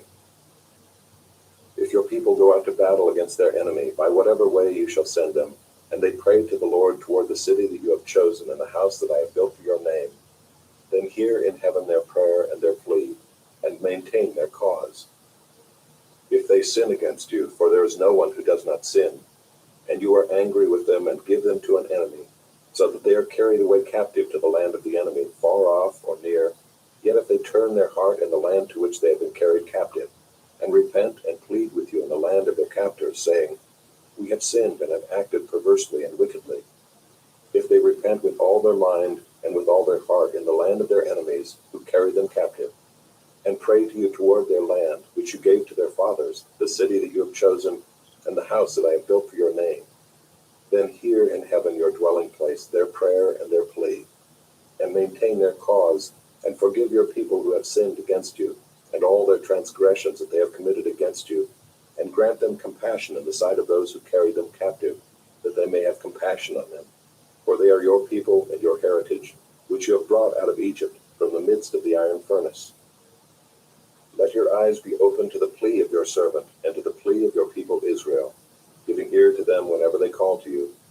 For you separated them from among all the peoples of the earth to be your heritage, as you declared through Moses your servant, when you brought our fathers out of Egypt, O Lord God. Now as Solomon finished offering all this prayer and plea to the Lord, he arose from before the altar of the Lord, where he had knelt with hands outstretched toward heaven. And he stood and blessed all the assembly of Israel with a loud voice, saying, Blessed be the Lord who has given rest to his people Israel, according to all that he promised. Not one word has failed of all his good promise, which he spoke by Moses his servant. The Lord our God be with us, as he was with our fathers. May he not leave us or forsake us, that he may incline our hearts to him, to walk in all his ways and to keep his commandments, his statutes, and his rules, which he commanded our fathers. Let these words of mine, with which I have pleaded before the Lord, be near to the Lord our God day and night, and may he maintain the cause of his servant and the cause of his people Israel, as each day requires, that all the peoples of the earth may know that the Lord is God, there is no other. Let your heart therefore be wholly true to the Lord our God, walking in his statutes and keeping his commandments, as at this day. Then the king and all Israel with him offered sacrifice before the Lord. Solomon offered as peace offerings to the Lord 22,000 oxen and 120,000 sheep. So the king and all the people of Israel dedicated the house of the Lord. The The same day the king consecrated the middle of the court that was before the house of the Lord, for there he offered the burnt offering and the grain offering and the fat pieces of the peace offerings, because the bronze altar that was before the Lord was too small to receive the burnt offering and the grain offering and the fat pieces of the peace offerings. So Solomon held the feast at that time, and all Israel with him, a great assembly, from Lebo Hamath to the brook of Egypt, before the Lord our God, 7 days. On the 8th day he sent the people away, and they blessed the king and went to their homes joyful and glad of heart for all the goodness that the Lord had shown to David his servant, and to Israel his people. Chapter 9. As soon as Solomon had finished building the house of the Lord and the king's house and all that Solomon desired to build, the Lord appeared to Solomon a second time, as he had appeared to him at Gibeon. And the Lord said to him, I have heard your prayer and your plea, which you have made before me. I have consecrated this house that you have built by putting my name there forever. My eyes and my heart will be there for all time. And as for you, if you will walk before me as David your father walked, with integrity of heart and uprightness, doing according to all that I have commanded you, and keeping my statutes and my rules, then I will establish your royal throne over Israel forever, as I promised David your father, saying, You shall not lack a man on the throne of Israel. But if you turn aside from following me, you or your children, and do not keep my commandments and my statutes that I have set before you, but go and serve other gods and worship them, then I will cut off Israel from the land that I have given them, and the house that I have consecrated for my name I will cast out of my sight. And Israel will become a proverb and a byword among all peoples. And this house will become a heap of ruins. Everyone passing by it will be astonished and will hiss, and they will say, Why has the Lord done thus to this land and to this house? Then they will say, Because they abandoned the Lord their God, who brought their fathers out of the land of Egypt, and laid hold on other gods, and worshipped them, and served them. Therefore the Lord has brought all this disaster on them.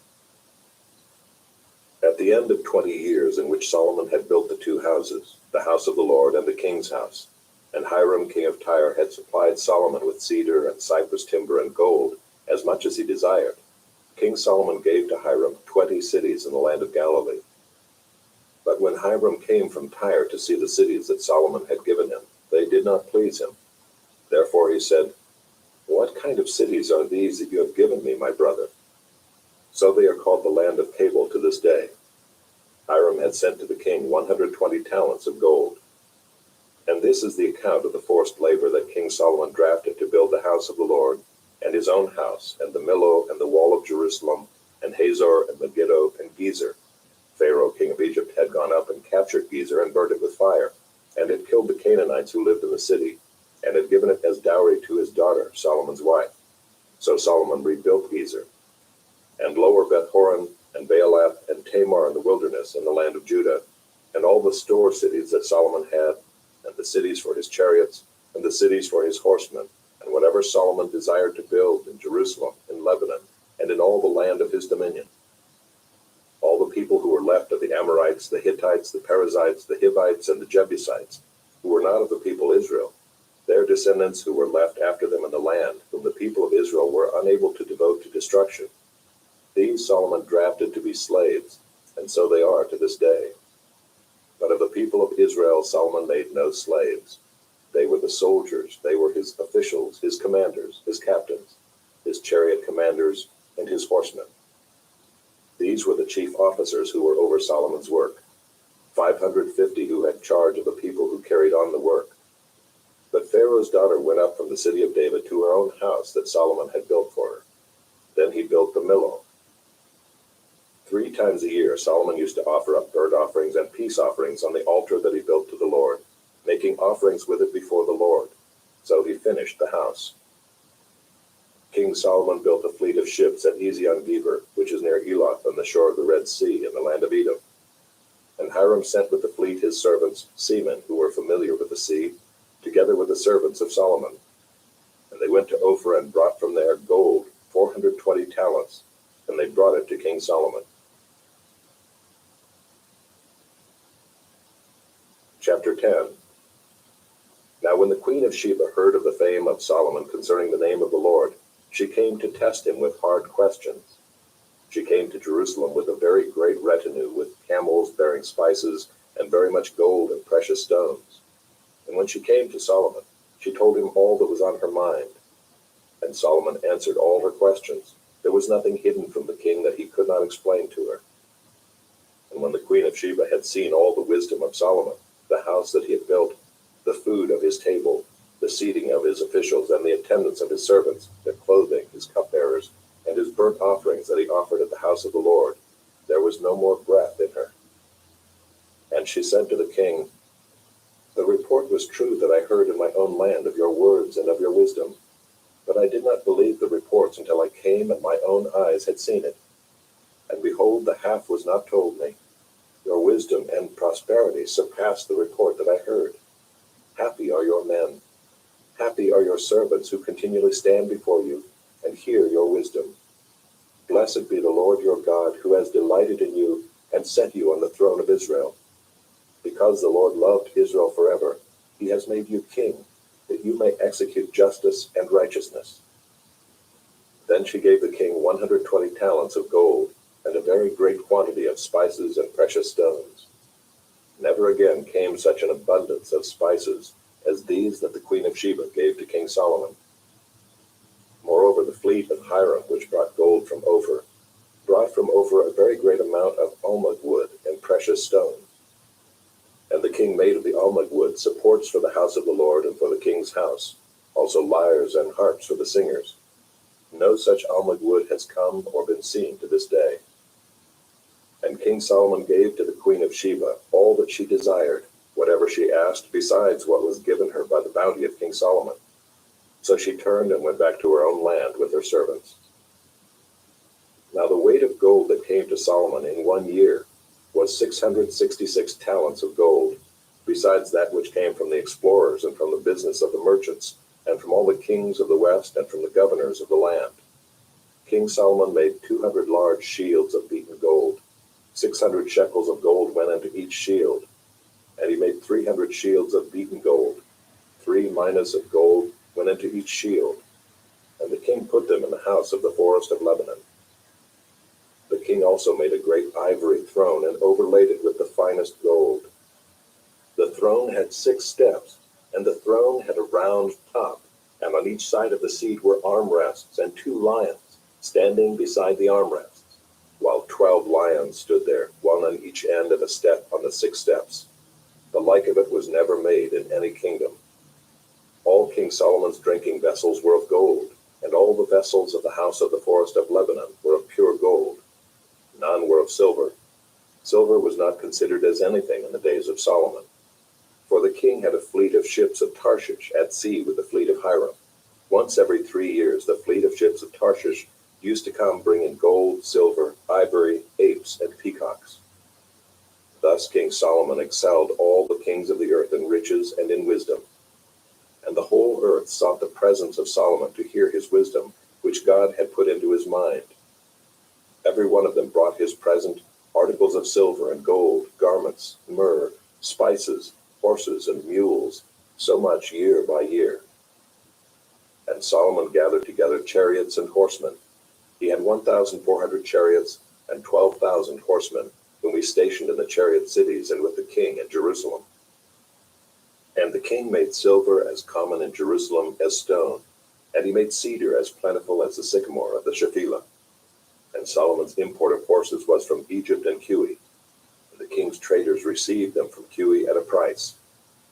A chariot could be imported from Egypt for 600 shekels of silver, and a horse for 150.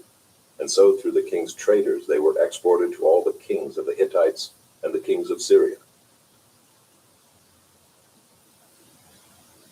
Chapter 11.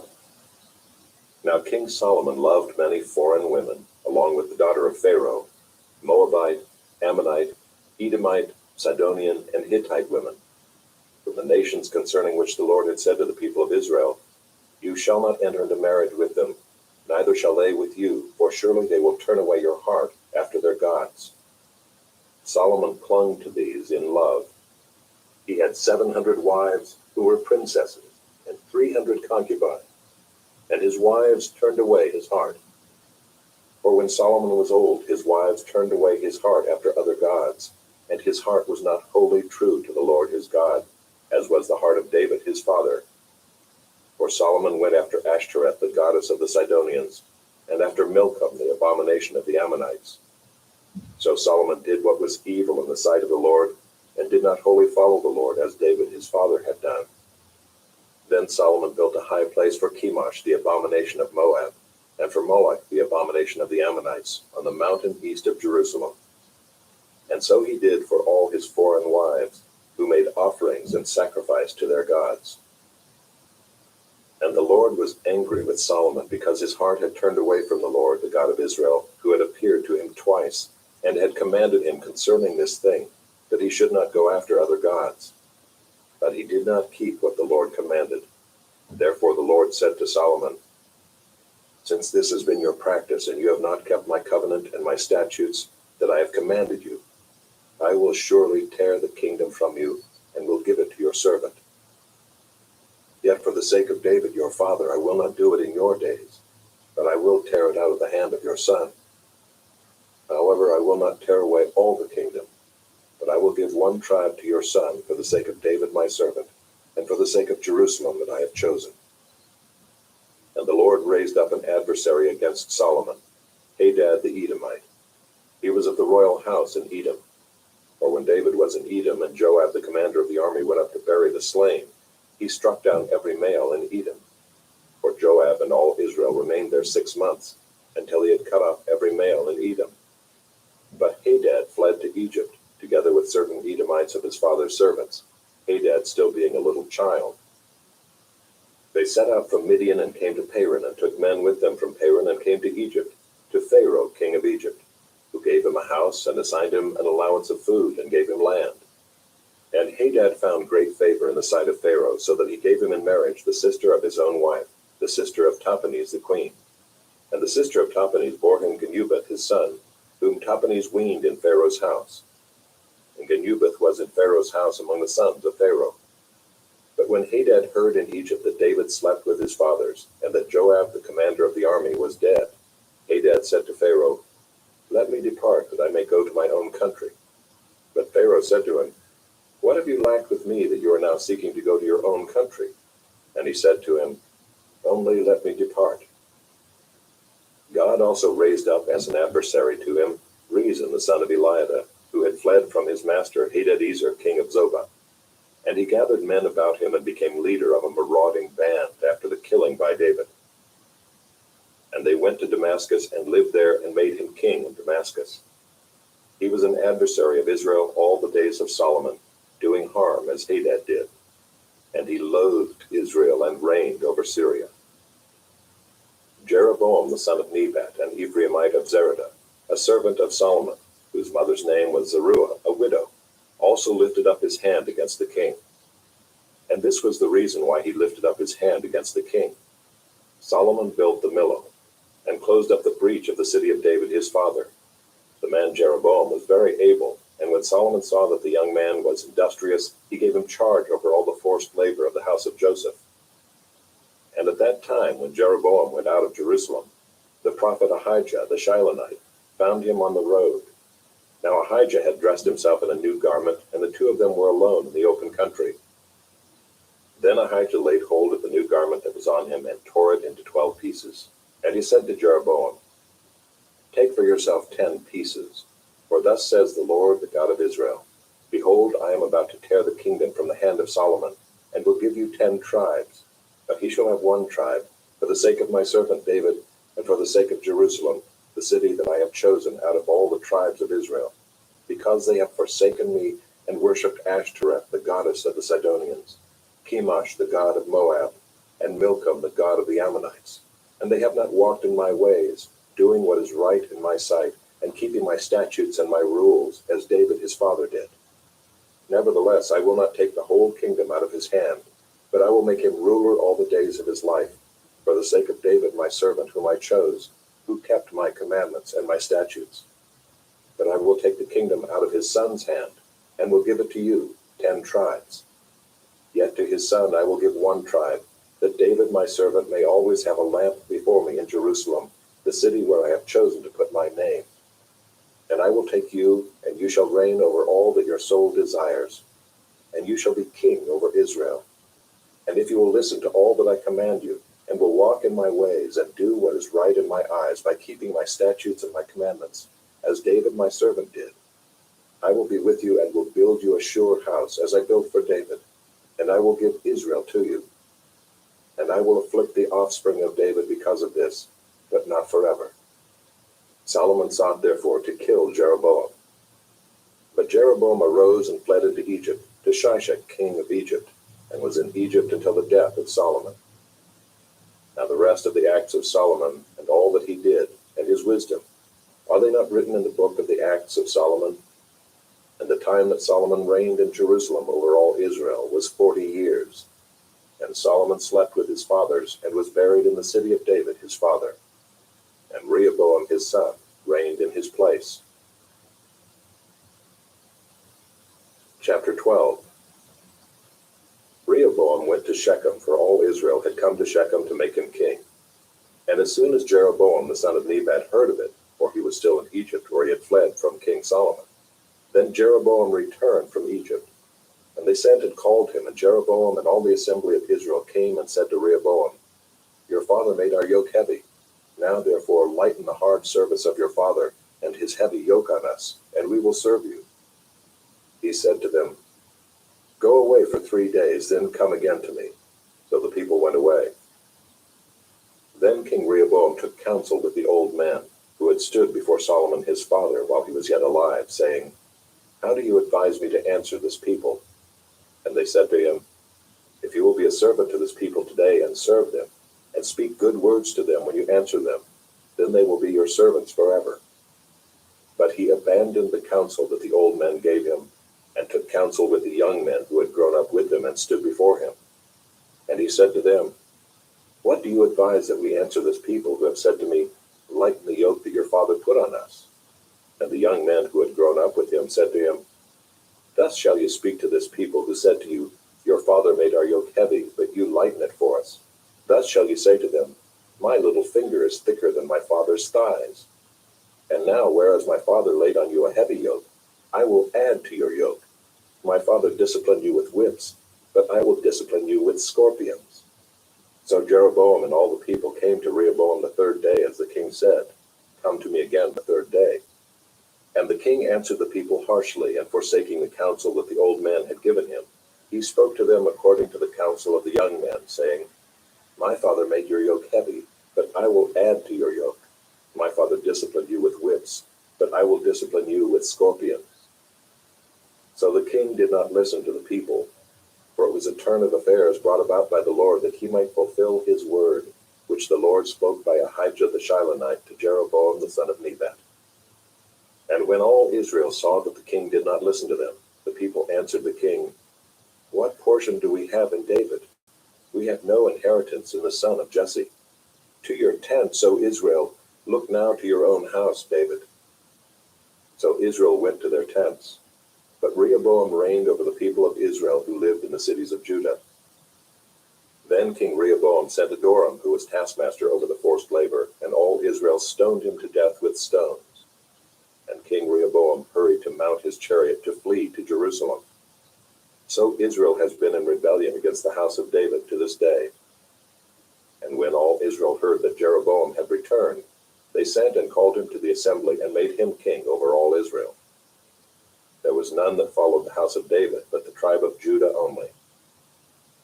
When Rehoboam came to Jerusalem, he assembled all the house of Judah and the tribe of Benjamin, 180,000 chosen warriors, to fight against the house of Israel, to restore the kingdom to Rehoboam the son of Solomon. But the word of God came to Shemaiah the man of God. Say to Rehoboam the son of Solomon, king of Judah, and to all the house of Judah and Benjamin, and to the rest of the people, Thus says the Lord, You shall not go up or fight against your relatives, the people of Israel. Every man return to his home, for this thing is from me. So they listened to the word of the Lord and went home again, according to the word of the Lord. Then Jeroboam built Shechem in the hill country of Ephraim, and lived there. And he went out from there and built Penuel. And Jeroboam said in his heart, "Now the kingdom will turn back to the house of David. If this people go up to offer sacrifices in the temple of the Lord at Jerusalem, then the heart of this people will turn again to their Lord, to Rehoboam king of Judah, and they will kill me and return to Rehoboam king of Judah." So the king took counsel and made 2 calves of gold.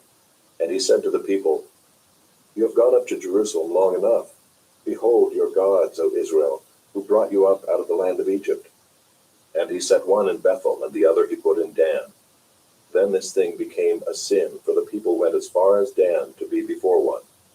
He also made temples on high places, and appointed priests from among all the people, who were not of the Levites. And Jeroboam appointed a feast on the 15th day of the 8th month, like the feast that was in Judah, and he offered sacrifices on the altar. So he did in Bethel, sacrificing to the calves that he made. And he placed in Bethel the priests of the high places that he had made. He went up to the altar that he had made in Bethel on the 15th day in the 8th month, in the month that he had devised from his own heart. And he instituted a feast for the people of Israel, and went up to the altar to make offerings. Chapter 13. And behold, a man of God came out of Judah by the word of the Lord to Bethel. Jeroboam was standing by the altar to make offerings. And the man cried against the altar by the word of the Lord, and said, "O altar, altar, thus says the Lord, behold, a son shall be born to the house of David, Josiah by name, and he shall sacrifice on you the priests of the high places who make offerings on you, and human bones shall be burned on you." And he gave a sign the same day, saying, "This is the sign that the Lord has spoken. Behold, the altar shall be torn down, and the ashes that are on it shall be poured out." And when the king heard the saying of the man of God, which he cried against the altar at Bethel, Jeroboam stretched out his hand from the altar, saying, "Seize him." And his hand, which he stretched out against him, dried up, so that he could not draw it back to himself. The altar also was torn down, and the ashes poured out from the altar, according to the sign that the man of God had given by the word of the Lord. And the king said to the man of God, "Entreat now the favor of the Lord your God, and pray for me, that my hand may be restored to me." And the man of God entreated the Lord, and the king's hand was restored to him, and became as it was before. And the king said to the man of God, "Come home with me, and refresh yourself, and I will give you a reward." And the man of God said to the king, "If you give me half your house, I will not go in with you. And I will not eat bread or drink water in this place. For so it was commanded me by the word of the Lord, saying, You shall neither eat bread nor drink water, nor return by the way that you came." So he went another way, and did not return by the way that he came to Bethel. Now an old prophet lived in Bethel, and his sons came and told him all that the man of God had done that day in Bethel. They also told to their father the words that he had spoken to the king. And their father said to them, "Which way did he go?" And his sons showed him the way that the man of God who came from Judah had gone. And he said to his sons, "Saddle the donkey for me."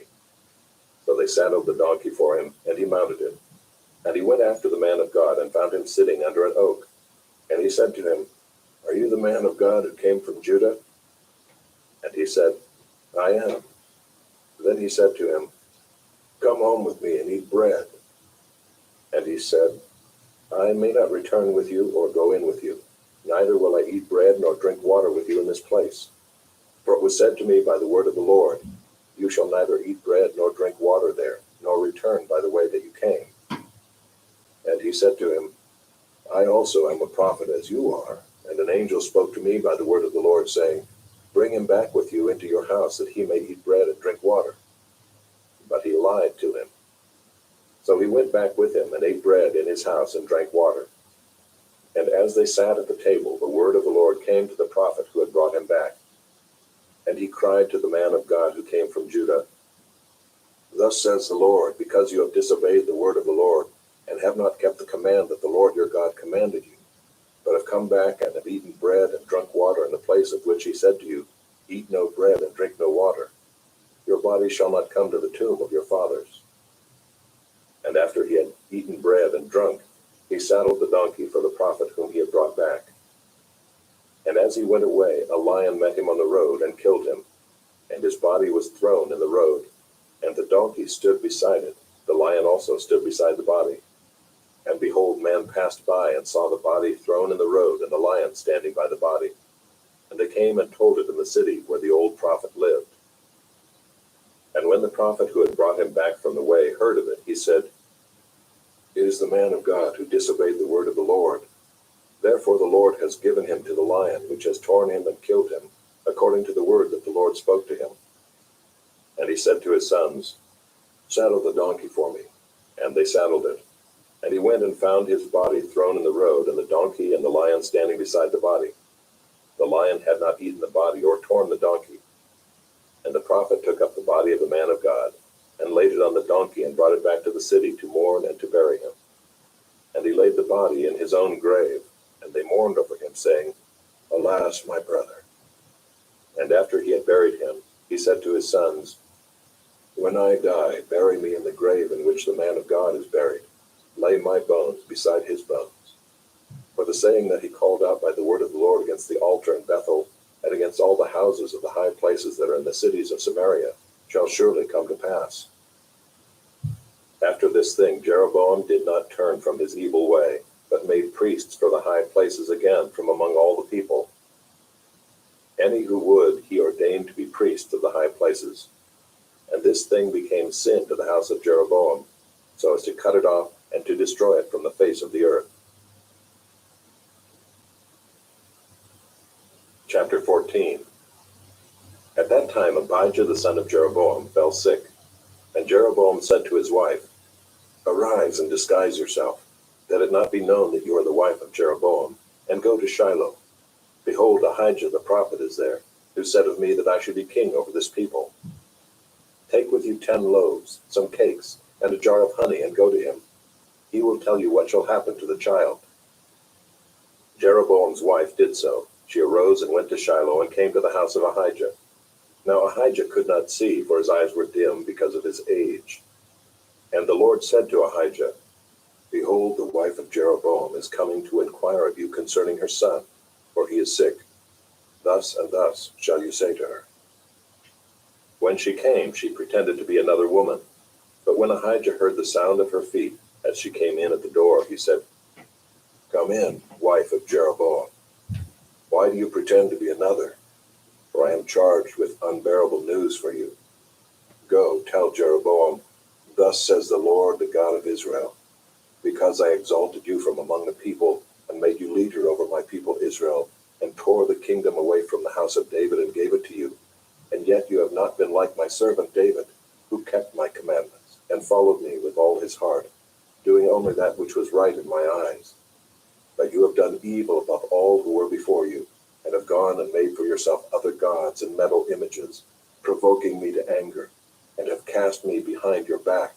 Therefore, behold, I will bring harm upon the house of Jeroboam, and will cut off from Jeroboam every male, both bond and free, in Israel, and will burn up the house of Jeroboam as a man burns up dung until it is all gone. Anyone belonging to Jeroboam who dies in the city, the dogs shall eat, and anyone who dies in the open country, the birds of the heavens shall eat, for the Lord has spoken it. Arise, therefore, go to your house. When your feet enter the city, the child shall die, and all Israel shall mourn for him and bury him. For he only of Jeroboam shall come to the grave, because in him there is found something pleasing to the Lord, the God of Israel, in the house of Jeroboam. Moreover, the Lord will raise up for himself a king over Israel, who shall cut off the house of Jeroboam today. And henceforth the Lord will strike Israel as a reed is shaken in the water, and root up Israel out of this good land that he gave to their fathers, and scatter them beyond the Euphrates, because they have made their Asherim, provoking the Lord to anger. And he will give Israel up because of the sins of Jeroboam, which he sinned and made Israel to sin. Then Jeroboam's wife arose and departed and came to Tirzah. And as she came to the threshold of the house, the child died. And all Israel buried him and mourned for him, according to the word of the Lord which he spoke by his servant Ahijah the prophet. Now the rest of the acts of Jeroboam, how he warred and how he reigned, behold, they are written in the book of the Chronicles of the kings of Israel. And the time that Jeroboam reigned was 22 years, and he slept with his fathers, and Nadab his son reigned in his place. Now Rehoboam the son of Solomon reigned in Judah. Rehoboam was 41 years old when he began to reign, and he reigned 17 years in Jerusalem, the city that the Lord had chosen out of all the tribes of Israel, to put his name there. His mother's name was Naamah the Ammonite. And Judah did what was evil in the sight of the Lord, and they provoked him to jealousy with their sins that they committed, more than all that their fathers had done.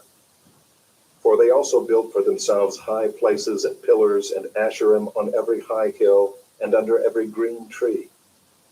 And there were also male cult prostitutes in the land. They did according to all the abominations of the nations that the Lord drove out before the people of Israel. In the 5th year of King Rehoboam, Shishak king of Egypt came up against Jerusalem. He took away the treasures of the house of the Lord and the treasures of the king's house.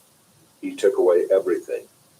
He also took away all the shields of gold that Solomon had made, and King Rehoboam made in their place shields of bronze, and committed them to the hands of the officers of the guard, who kept the door of the king's house. And as often as the king went into the house of the Lord, the guard carried them and brought them back to the guard room. Now the rest of the acts of Rehoboam and all that he did, are they not written in the book of the Chronicles of the kings of Judah? And there was war between Rehoboam and Jeroboam continually. And Rehoboam slept with his fathers, and was buried with his fathers in the city of David. His mother's name was Naamah the Ammonite. And Abijam his son reigned in his place. Chapter 15. Now in the 18th year of King Jeroboam the son of Nebat, Abijam began to reign over Judah. He reigned for 3 years in Jerusalem. His mother's name was Maacah, the daughter of Abishalom. And he walked in all the sins that his father did before him, and his heart was not wholly true to the Lord his God, as the heart of David his father. Nevertheless, for David's sake the Lord his God gave him a lamp in Jerusalem, setting up his son after him, and establishing Jerusalem, because David did what was right in the eyes of the Lord, and did not turn aside from anything that he commanded him all the days of his life, except in the matter of Uriah the Hittite. Now there was war between Rehoboam and Jeroboam all the days of his life. The rest of the acts of Abijam and all that he did, are they not written in the book of the Chronicles of the kings of Judah? And there was war between Abijam and Jeroboam. And Abijam slept with his fathers, and they buried him in the city of David. And Asa his son reigned in his place. In the 20th year of Jeroboam king of Israel, Asa began to reign over Judah. And he reigned 41 years in Jerusalem. His mother's name was Maacah, the daughter of Abishalom. And Asa did what was right in the eyes of the Lord, as David his father had done. He put away the male cult prostitutes out of the land, and removed all the idols that his fathers had made. He also removed Maacah his mother from being queen mother, because she had made an abominable image for Asherah. And Asa cut down her image and burned it at the brook Kidron. But the high places were not taken away. Nevertheless, the heart of Asa was wholly true to the Lord all his days. And he brought into the house of the Lord the sacred gifts of his father, and his own sacred gifts, silver and gold and vessels.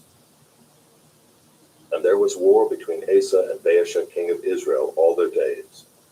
Baasha king of Israel went up against Judah and built Ramah, that he might permit no one to go out or come in to Asa king of Judah. Then Asa took all the silver and the gold that were left in the treasures of the house of the Lord, and the treasures of the king's house, and gave them into the hands of his servants. And King Asa sent them to Ben-Hadad the son of Tabrimah, the son of Hezion, king of Syria, who lived in Damascus, saying, Let there be a covenant between me and you, as there was between my father and your father. Behold, I am sending to you a present of silver and gold. Go, break your covenant with Baasha king of Israel, that he may withdraw from me. And Ben-Hadad listened to King Asa, and sent the commanders of his armies against the cities of Israel, and conquered Ijon, Dan, Abel-Beth-Maacah, and all Kinneroth, with all the land of Naphtali. And when Baasha heard of it, he stopped building Ramah, and he lived in Tirzah. Then King Asa made a proclamation to all Judah, none was exempt, and they carried away the stones of Ramah and its timber, with which Baasha had been building, and with them King Asa built Geba, Benjamin, and Mizpah.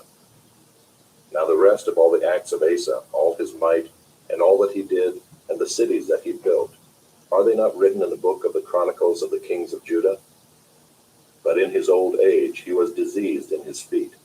And Asa slept with his fathers, and was buried with his fathers in the city of David his father. And Jehoshaphat his son reigned in his place. Nadab the son of Jeroboam began to reign over Israel in the 2nd year of Asa king of Judah. And he reigned over Israel 2 years.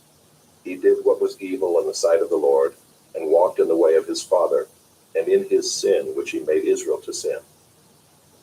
Baasha the son of Ahijah of the house of Issachar conspired against him. And Baasha struck him down at Gibbethon, which belonged to the Philistines, for Nadab and all Israel were laying siege to Gibbethon. So Baasha killed him in the 3rd year of Asa king of Judah, and reigned in his place. And as soon as he was king, he killed all the house of Jeroboam.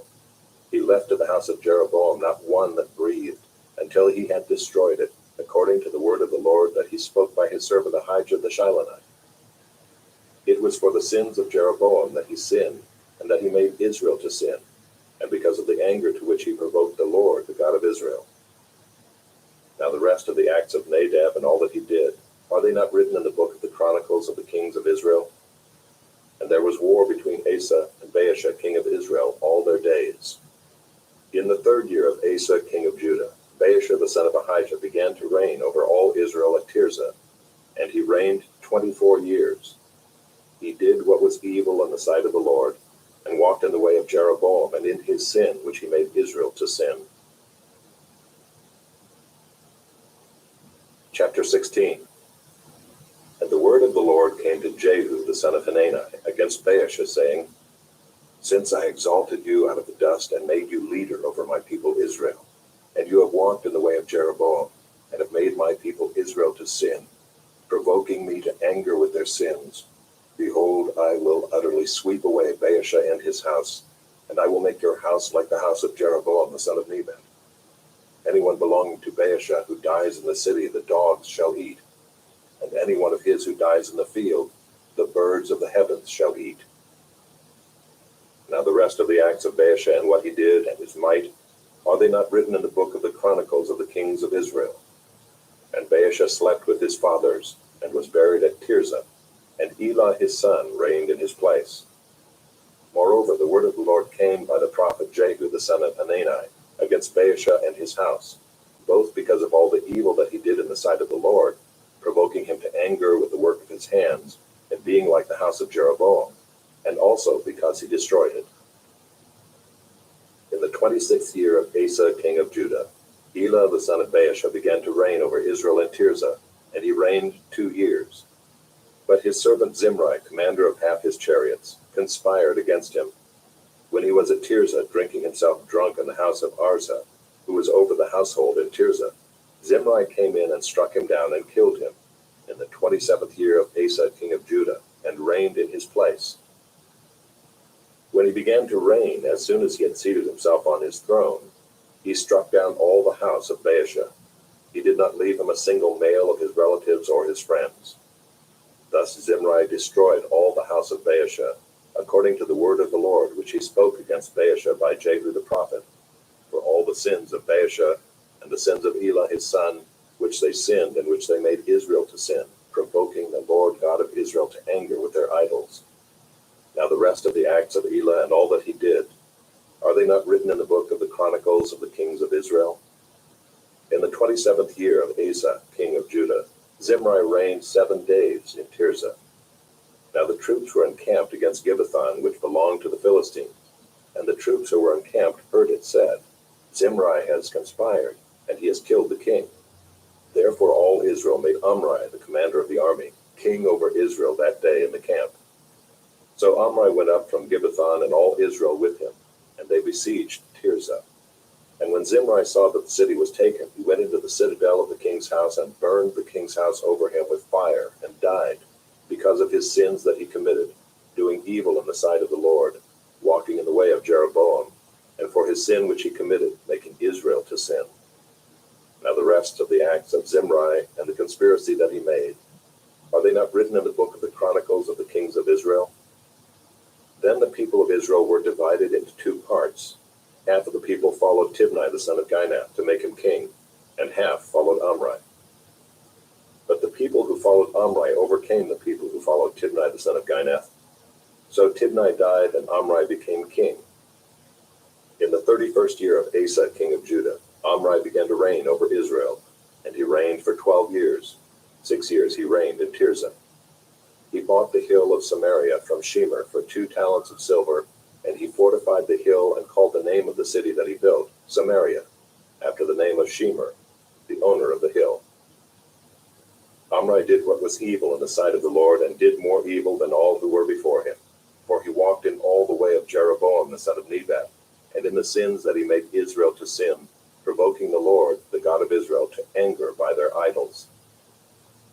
Now the rest of the acts of Omri that he did, and the might that he showed, are they not written in the book of the Chronicles of the kings of Israel? And Omri slept with his fathers, and was buried in Samaria, and Ahab his son reigned in his place. In the 38th year of Asa king of Judah, Ahab the son of Omri began to reign over Israel. And Ahab the son of Omri reigned over Israel in Samaria 22 years. And Ahab the son of Omri did evil in the sight of the Lord, more than all who were before him. And as if it had been a light thing for him to walk in the sins of Jeroboam the son of Nebat, he took for his wife Jezebel, the daughter of Ethbaal, king of the Sidonians, and went and served Baal and worshipped him. He erected an altar for Baal in the house of Baal, which he built in Samaria. And Ahab made an Asherah. Ahab did more to provoke the Lord, the God of Israel, to anger than all the kings of Israel who were before him. In his days Hiel of Bethel built Jericho. He laid its foundation at the cost of Abiram his firstborn, and set up its gates at the cost of his youngest son Segub, according to the word of the Lord, which he spoke by Joshua the son of Nun. Chapter 17. Now Elijah the Tishbite of Tishbe in Gilead said to Ahab, As the Lord the God of Israel lives, before whom I stand, there shall be neither dew nor rain these years, except by my word. And the word of the Lord came to him, Depart from here and turn eastward, and hide yourself by the brook Kerith, which is east of the Jordan. You shall drink from the brook, and I have commanded the ravens to feed you there. So he went and did according to the word of the Lord. He went and lived by the brook Kerith that is east of the Jordan. And the ravens brought him bread and meat in the morning, and bread and meat in the evening, and he drank from the brook. And after a while the brook dried up, because there was no rain in the land. Then the word of the Lord came to him, Arise, go to Zarephath, which belongs to Sidon, and dwell there. Behold, I have commanded a widow there to feed you. So he arose and went to Zarephath, and when he came to the gate of the city, behold, a widow was there gathering sticks. And he called to her and said, Bring me a little water in a vessel, that I may drink. And as she was going to bring it, he called to her and said, Bring me a morsel of bread in your hand. And she said, As the Lord your God lives, I have nothing baked, only a handful of flour in a jar, and a little oil in a jug. And now I am gathering a couple of sticks, that I may go in and prepare it for myself and my son, that we may eat it and die. And Elijah said to her, Do not fear, go and do as you have said. But first make me a little cake of it, and bring it to me, and afterward make something for yourself and your son. For thus says the Lord, the God of Israel, The jar of flour shall not be spent, and the jug of oil shall not be emptied, until the day that the Lord sends rain upon the earth. And she went and did as Elijah said, and she and he and her household ate for many days. The jar of flour was not spent, neither did the jug of oil become empty, according to the word of the Lord that he spoke by Elijah. After this, the son of the woman, the mistress of the house, became ill, and his illness was so severe that there was no breath left in him. And she said to Elijah, What have you against me, O man of God? You have come to me to bring my sin to remembrance, and to cause the death of my son. And he said to her, Give me your son. And he took him from her arms, and carried him up into the upper chamber where he lodged, and laid him on his own bed. And he cried to the Lord, O Lord my God, have you brought calamity even upon the widow with whom I sojourn, by killing her son? Then he stretched himself upon the child 3 times and cried to the Lord, O Lord my God, let this child's life come into him again. And the Lord listened to the voice of Elijah, and the life of the child came into him again, and he revived. And Elijah took the child and brought him down from the upper chamber into the house, and delivered him to his mother. And Elijah said, See, your son lives. And the woman said to Elijah, Now I know that you are a man of God, and that the word of the Lord in your mouth is truth. Chapter 18. After many days the word of the Lord came to Elijah in the 3rd year, saying, Go, show yourself to Ahab, and I will send rain upon the earth. So Elijah went to show himself to Ahab.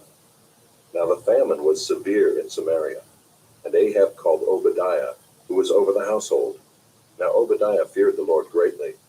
And when Jezebel cut off the prophets of the Lord, Obadiah took 100 prophets, and hid them by 50s in a cave, and fed them with bread and water. And Ahab said to Obadiah, Go through the land to all the springs of water, and to all the valleys. Perhaps we may find grass, and save the horses and mules alive, and not lose some of the animals. So they divided the land between them to pass through it. Ahab went in one direction by himself, and Obadiah went in another direction by himself.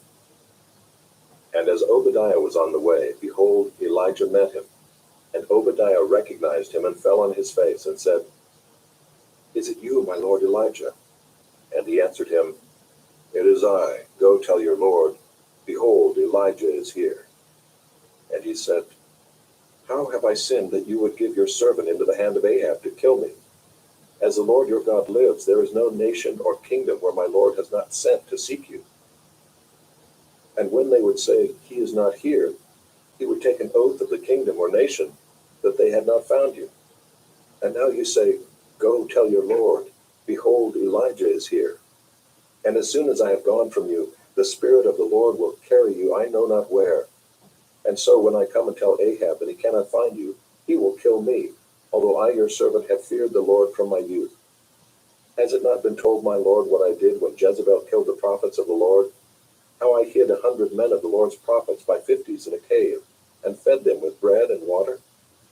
And now you say, Go tell your lord, Behold, Elijah is here, and he will kill me. And Elijah said, As the Lord of hosts lives, before whom I stand, I will surely show myself to him today. So Obadiah went to meet Ahab and told him, and Ahab went to meet Elijah. When Ahab saw Elijah, Ahab said to him, Is it you, you troubler of Israel? And he answered, I have not troubled Israel, but you have, and your father's house, because you have abandoned the commandments of the Lord and followed the Baals. Now therefore send and gather all Israel to me at Mount Carmel, and the 450 prophets of Baal, and the 400 prophets of Asherah, who eat at Jezebel's table. So Ahab sent to all the people of Israel and gathered the prophets together at Mount Carmel. And Elijah came near to all the people and said, How long will you go limping between 2 different opinions? If the Lord is God, follow him. But if Baal, then follow him. And the people did not answer him a word. Then Elijah said to the people, even I only am left a prophet of the Lord, but Baal's prophets are 450 men. Let 2 bulls be given to us, and let them choose 1 bull for themselves, and cut it in pieces and lay it on the wood, but put no fire to it. And I will prepare the other bull and lay it on the wood, and put no fire to it. And you call upon the name of your God, and I will call upon the name of the Lord, and the God who answers by fire, he is God. And all the people answered, It is well spoken.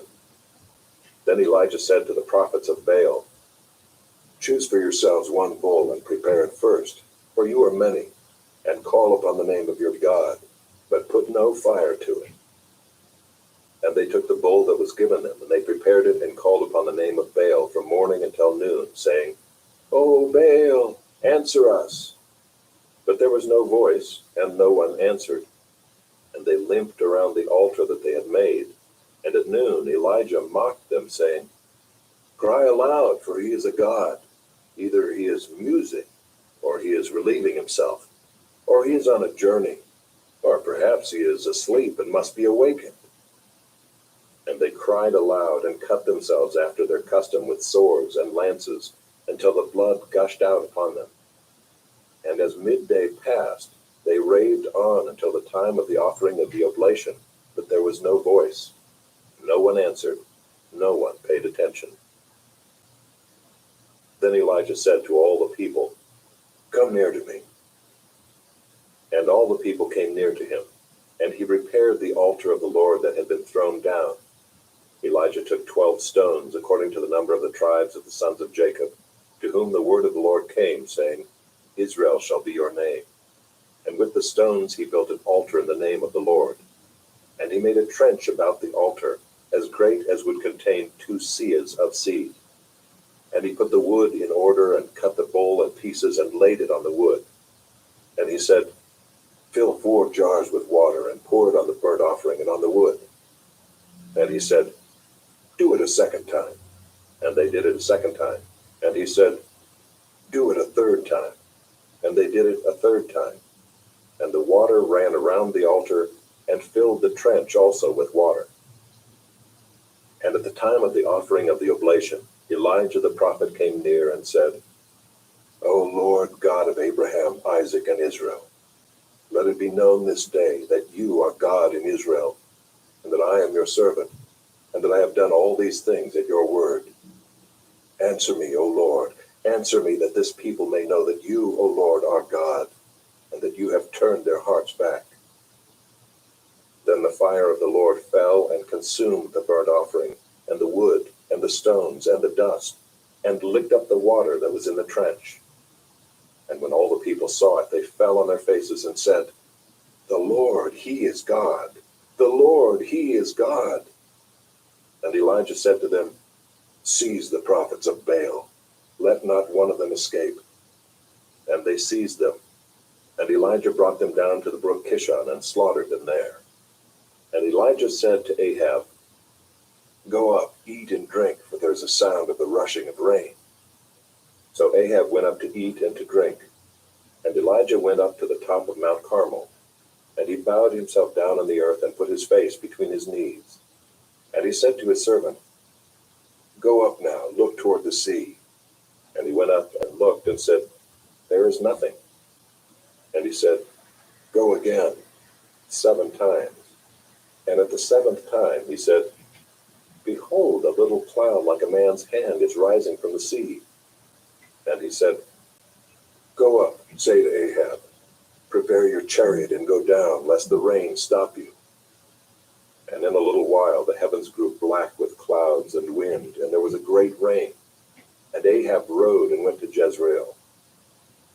And the hand of the Lord was on Elijah, and he gathered up his garment and ran before Ahab to the entrance of Jezreel. Chapter 19. Ahab told Jezebel all that Elijah had done, and how he had killed all the prophets with the sword. Then Jezebel sent a messenger to Elijah, saying, "So may the gods do to me, and more also, if I do not make your life as the life of one of them by this time tomorrow." Then he was afraid, and he arose and ran for his life, and came to Beersheba, which belongs to Judah, and left his servant there.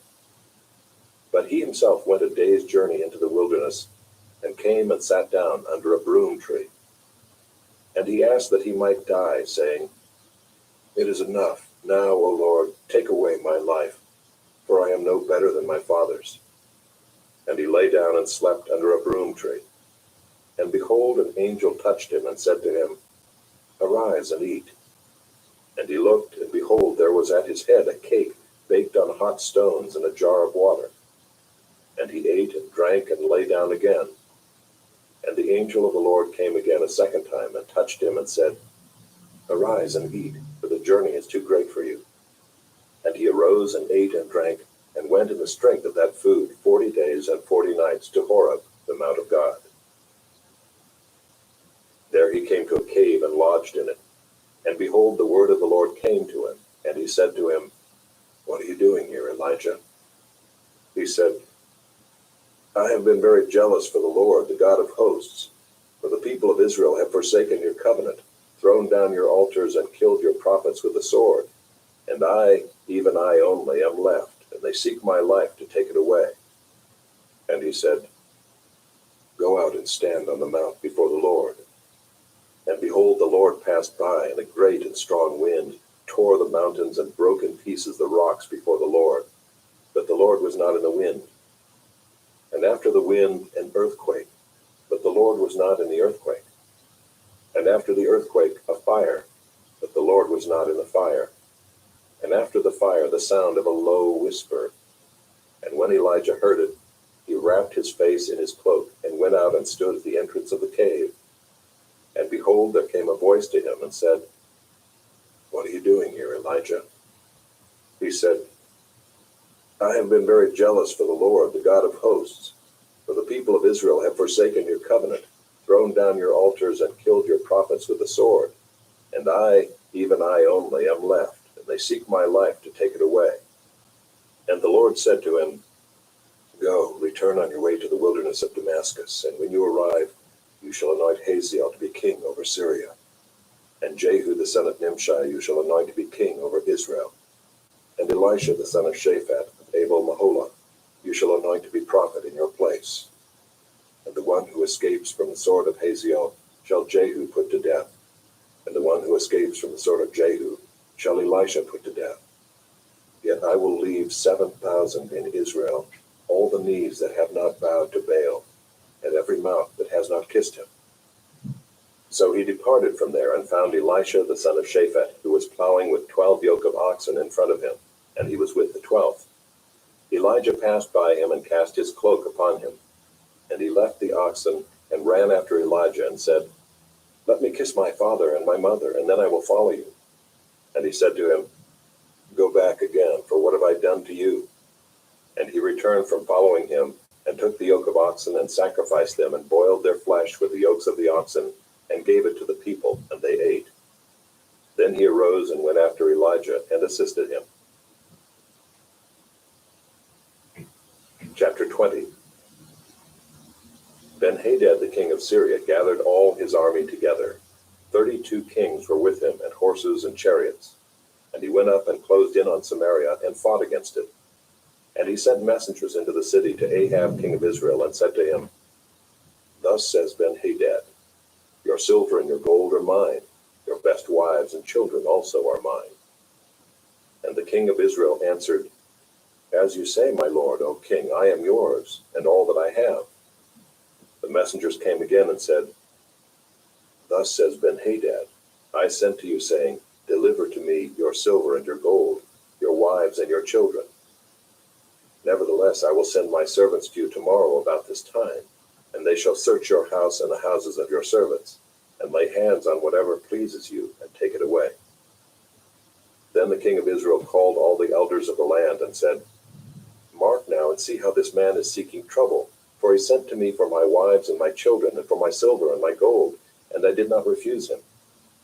And all the elders and all the people said to him, "Do not listen or consent."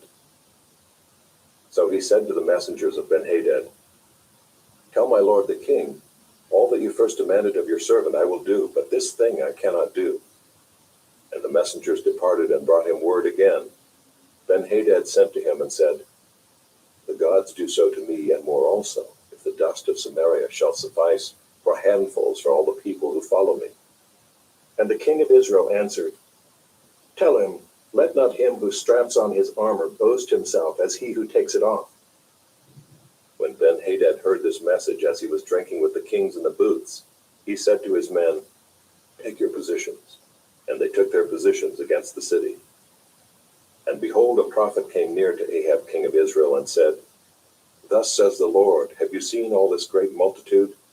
Behold, I will give it into your hand this day, and you shall know that I am the Lord." And Ahab said, "By whom?" He said, "Thus says the Lord, by the servants of the governors of the districts." Then he said, "Who shall begin the battle?" He answered, You. Then he mustered the servants of the governors of the districts, and they were 232. And after them he mustered all the people of Israel, 7,000. And they went out at noon, while Ben-Hadad was drinking himself drunk in the booths, he and the 32 kings who helped him. The servants of the governors of the districts went out first.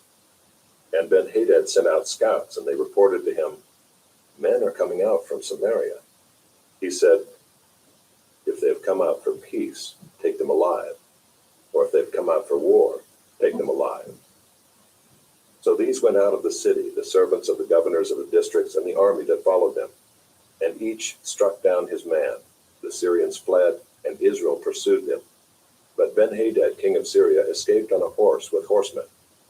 And the king of Israel went out and struck the horses and chariots, and struck the Syrians with a great blow. Then the prophet came near to the king of Israel and said to him, Come, strengthen yourself, and consider well what you have to do. For in the spring the king of Syria will come up against you. And the servants of the king of Syria said to him, Their gods are gods of the hills, and so they were stronger than we. But let us fight against them in the plain, and surely we shall be stronger than they. And do this, remove the kings each from his post, and put commanders in their places, and muster an army like the army that you have lost, horse for horse, and chariot for chariot. Then we will fight against them in the plain, and surely we shall be stronger than they. And he listened to their voice and did so. In the spring Ben-Hadad mustered the Syrians, and went up to Aphek to fight against Israel. And the people of Israel were mustered and were provisioned and went against them. The people of Israel encamped before them like two little flocks of goats, but the Syrians filled the country. And a man of God came near and said to the king of Israel, Thus says the Lord, because the Syrians have said, The Lord is a God of the hills, but he is not a God of the valleys. Therefore I will give all this great multitude into your hand, and you shall know that I am the Lord. And they encamped opposite one another 7 days. Then on the 7th day the battle was joined, and the people of Israel struck down of the Syrians 100,000 foot soldiers in 1 day. And the rest fled into the city of Aphek, and the wall fell upon 27,000 men who were left. Ben-Hadad also fled, and entered an inner chamber in the city.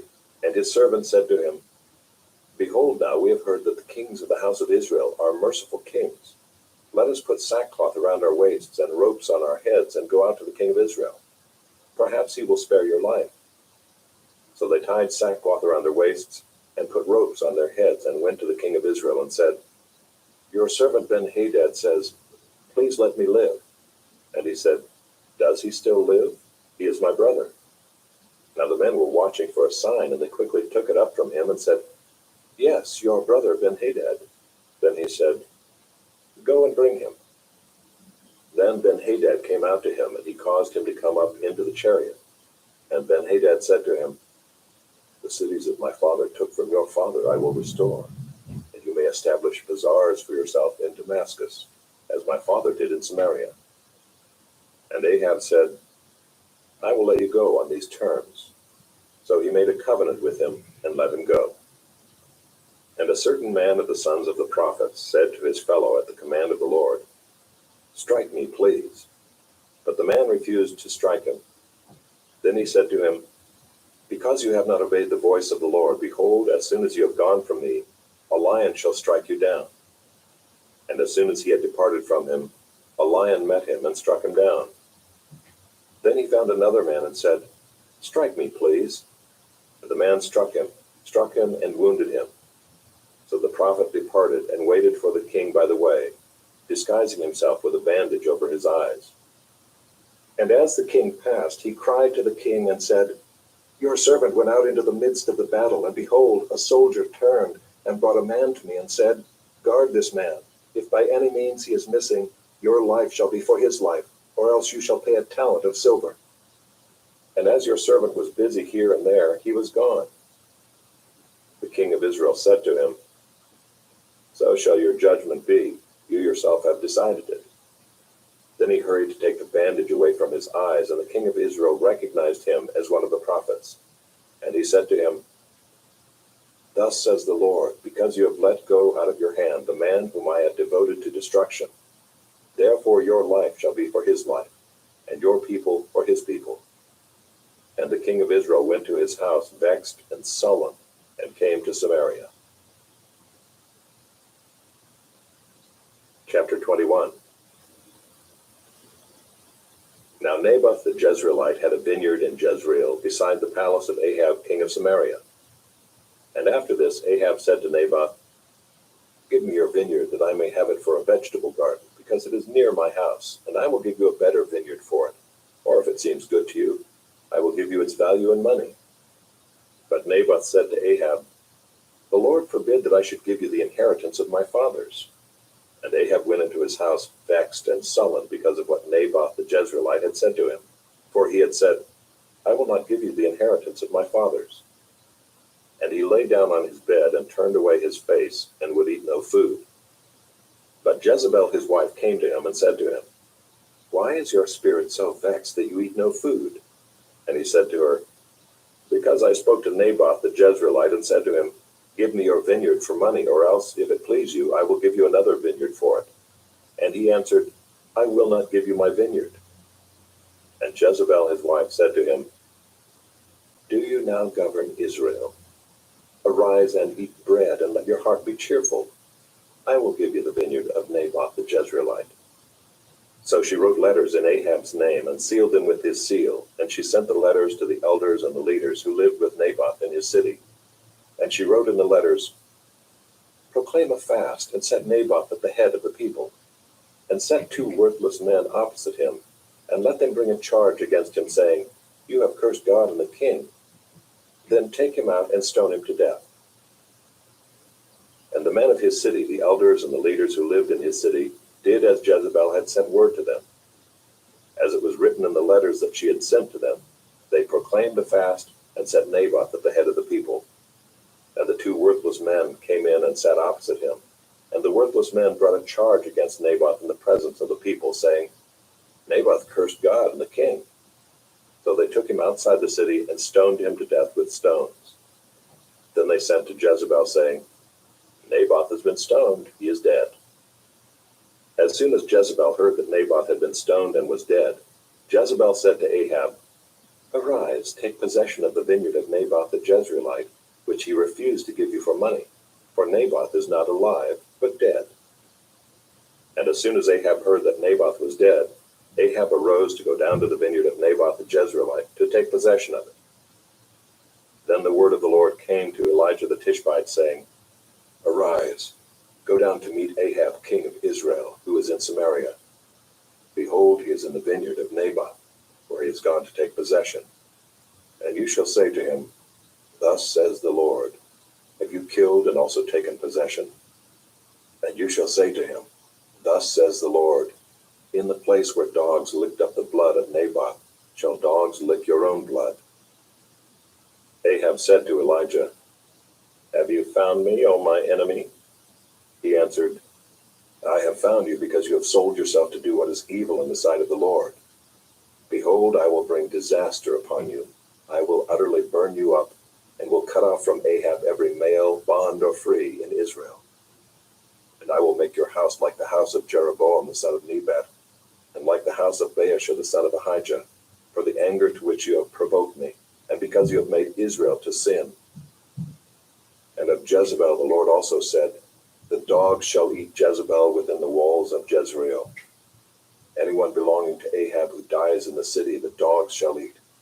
And any one of his who dies in the open country, the birds of the heavens shall eat. There was none who sold himself to do what was evil in the sight of the Lord like Ahab, whom Jezebel his wife incited. He acted very abominably, in going after idols, as the Amorites had done, whom the Lord cast out before the people of Israel.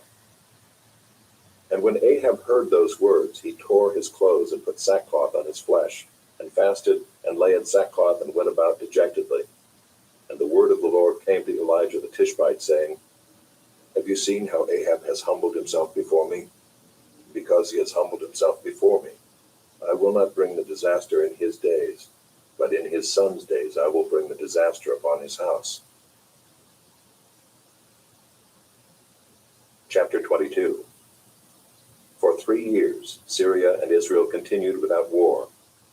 But in the 3rd year, Jehoshaphat the king of Judah came down to the king of Israel. And the king of Israel said to his servants, "Do you know that Ramoth Gilead belongs to us, and we keep quiet and do not take it out of the hand of the king of Syria?" And he said to Jehoshaphat, "Will you go with me to battle at Ramoth Gilead?" And Jehoshaphat said to the king of Israel, "I am as you are, my people as your people, my horses as your horses." And Jehoshaphat said to the king of Israel, "Inquire first for the word of the Lord." Then the king of Israel gathered the prophets together, about 400 men, and said to them, "Shall I go to battle against Ramoth Gilead, or shall I refrain?" And they said, "Go up, for the Lord will give it into the hand of the king." But Jehoshaphat said, "Is there not here another prophet of the Lord of whom we may inquire?" And the king of Israel said to Jehoshaphat, "There is yet one man by whom we may inquire of the Lord, Micaiah the son of Imlah, but I hate him, for he never prophesies good concerning me, but evil."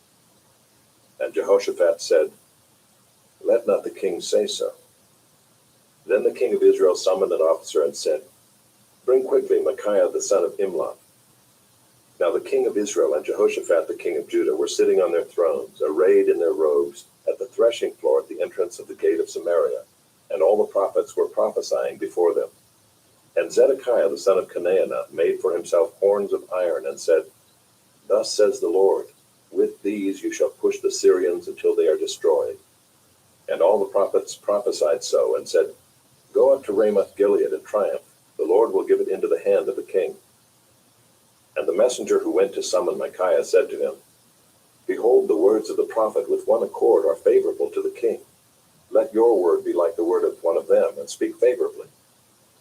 But Micaiah said, "As the Lord lives, what the Lord says to me, that I will speak." And when he had come to the king said to him, "Micaiah, shall we go to Ramoth Gilead to battle, or shall we refrain?" And he answered him, "Go up and triumph. The Lord will give it into the hand of the king." But the king said to him, "How many times shall I make you swear that you speak to me nothing but the truth in the name of the Lord?"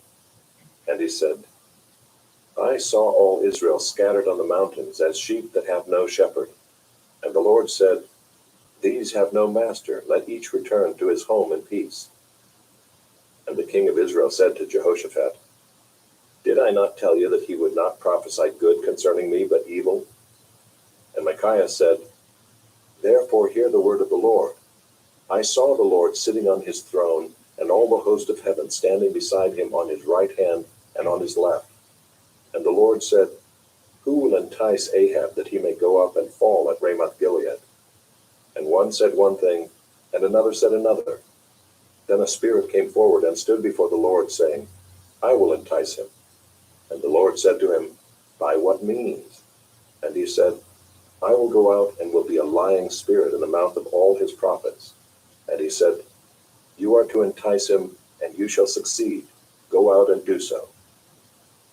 Now therefore, behold, the Lord has put a lying spirit in the mouth of all these your prophets. The Lord has declared disaster for you. Then Zedekiah the son of Chenaanah came near and struck Micaiah on the cheek and said, How did the Spirit of the Lord go from me to speak to you? And Micaiah said, Behold, you shall see on that day when you go into an inner chamber to hide yourself. And the king of Israel said, Seize Micaiah and take him back to Ammon, the governor of the city, and to Joash the king's son, and say, Thus says the king, Put this fellow in prison and feed him meager rations of bread and water until I come in peace. And Micaiah said, If you return in peace, the Lord has not spoken by me. And he said, Hear, all you peoples. So the king of Israel and Jehoshaphat the king of Judah went up to Ramoth Gilead. And the king of Israel said to Jehoshaphat, I will disguise myself and go into battle, but you wear your robes. And the king of Israel disguised himself and went into battle. Now the king of Syria had commanded the 32 captains of his chariots, Fight with neither small nor great, but only with the king of Israel. And when the captains of the chariots saw Jehoshaphat, they said, It is surely the king of Israel. So they turned to fight against him. And Jehoshaphat cried out. And when the captains of the chariots saw that it was not the king of Israel, They turned back from pursuing him. But a certain man drew his bow at random and struck the king of Israel between the scale armor and the breastplate. Therefore he said to the driver of his chariot, "Turn around and carry me out of the battle, for I am wounded." And the battle continued that day, and the king was propped up in his chariot facing the Syrians, until at evening he died. And the blood of the wound flowed into the bottom of the chariot, and about sunset a cry went through the army, "Every man to his city, and every man to his country." So the king died and was brought to Samaria. And they buried the king in Samaria. And they washed the chariot by the pool of Samaria, and the dogs licked up his blood, and the prostitutes washed themselves in it, according to the word of the Lord that he had spoken. Now the rest of the acts of Ahab and all that he did, and the ivory house that he built, and all the cities that he built, are they not written in the book of the Chronicles of the kings of Israel? So Ahab slept with his fathers, and Ahaziah his son reigned in his place. Jehoshaphat the son of Asa began to reign over Judah in the 4th year of Ahab king of Israel. Jehoshaphat was 35 years old when he began to reign, and he reigned 25 years in Jerusalem. His mother's name was Azubah, the daughter of Shilhi. He walked in all the way of Asa his father. He did not turn aside from it, doing what was right in the sight of the Lord. Yet the high places were not taken away, and the people still sacrificed and made offerings on the high places. Jehoshaphat also made peace with the king of Israel. Now the rest of the acts of Jehoshaphat and his might that he showed, and how he warred, are they not written in the book of the Chronicles of the kings of Judah? And from the land he exterminated the remnant of the male cult prostitutes who remained in the days of his father Asa. There was no king in Edom, a deputy was king. Jehoshaphat made ships of Tarshish to go to Ophir for gold, but they did not go, for the ships were wrecked at Ezion-Geber. Then Ahaziah the son of Ahab said to Jehoshaphat, "Let my servants go with your servants in the ships." But Jehoshaphat was not willing. And Jehoshaphat slept with his fathers and was buried with his fathers in the city of David his father, and Jehoram his son reigned in his place. Ahaziah the son of Ahab began to reign over Israel in Samaria in the 17th year of Jehoshaphat king of Judah, and he reigned 2 years over Israel. He did what was evil in the sight of the Lord, and walked in the way of his father and in the way of his mother, and in the way of Jeroboam the son of Nebat, who made Israel to sin.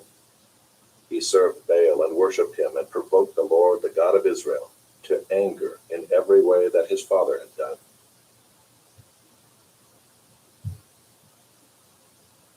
This audiobook has been broken into multiple parts to make the download faster.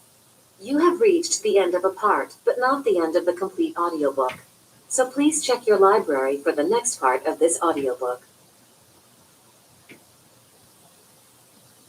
You are listening to the ESV Hear the Word Audio Bible, read by David Cochran Heath, produced in 2008 by Crossway Bibles. 2 Kings, chapter 1.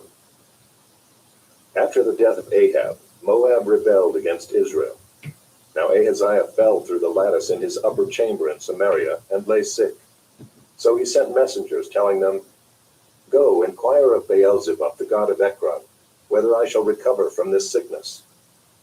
But the angel of the Lord said to Elijah the Tishbite, "Arise, go up to meet the messenger of the king of Samaria, and say to them, Is it because there is no God in Israel that you are going to inquire of Beelzebub, the god of Ekron? Now therefore thus says the Lord, you shall not come down from the bed to which you have gone up, but you shall surely die." So Elijah went. The messengers returned to the king, and he said to them, "Why have you returned?"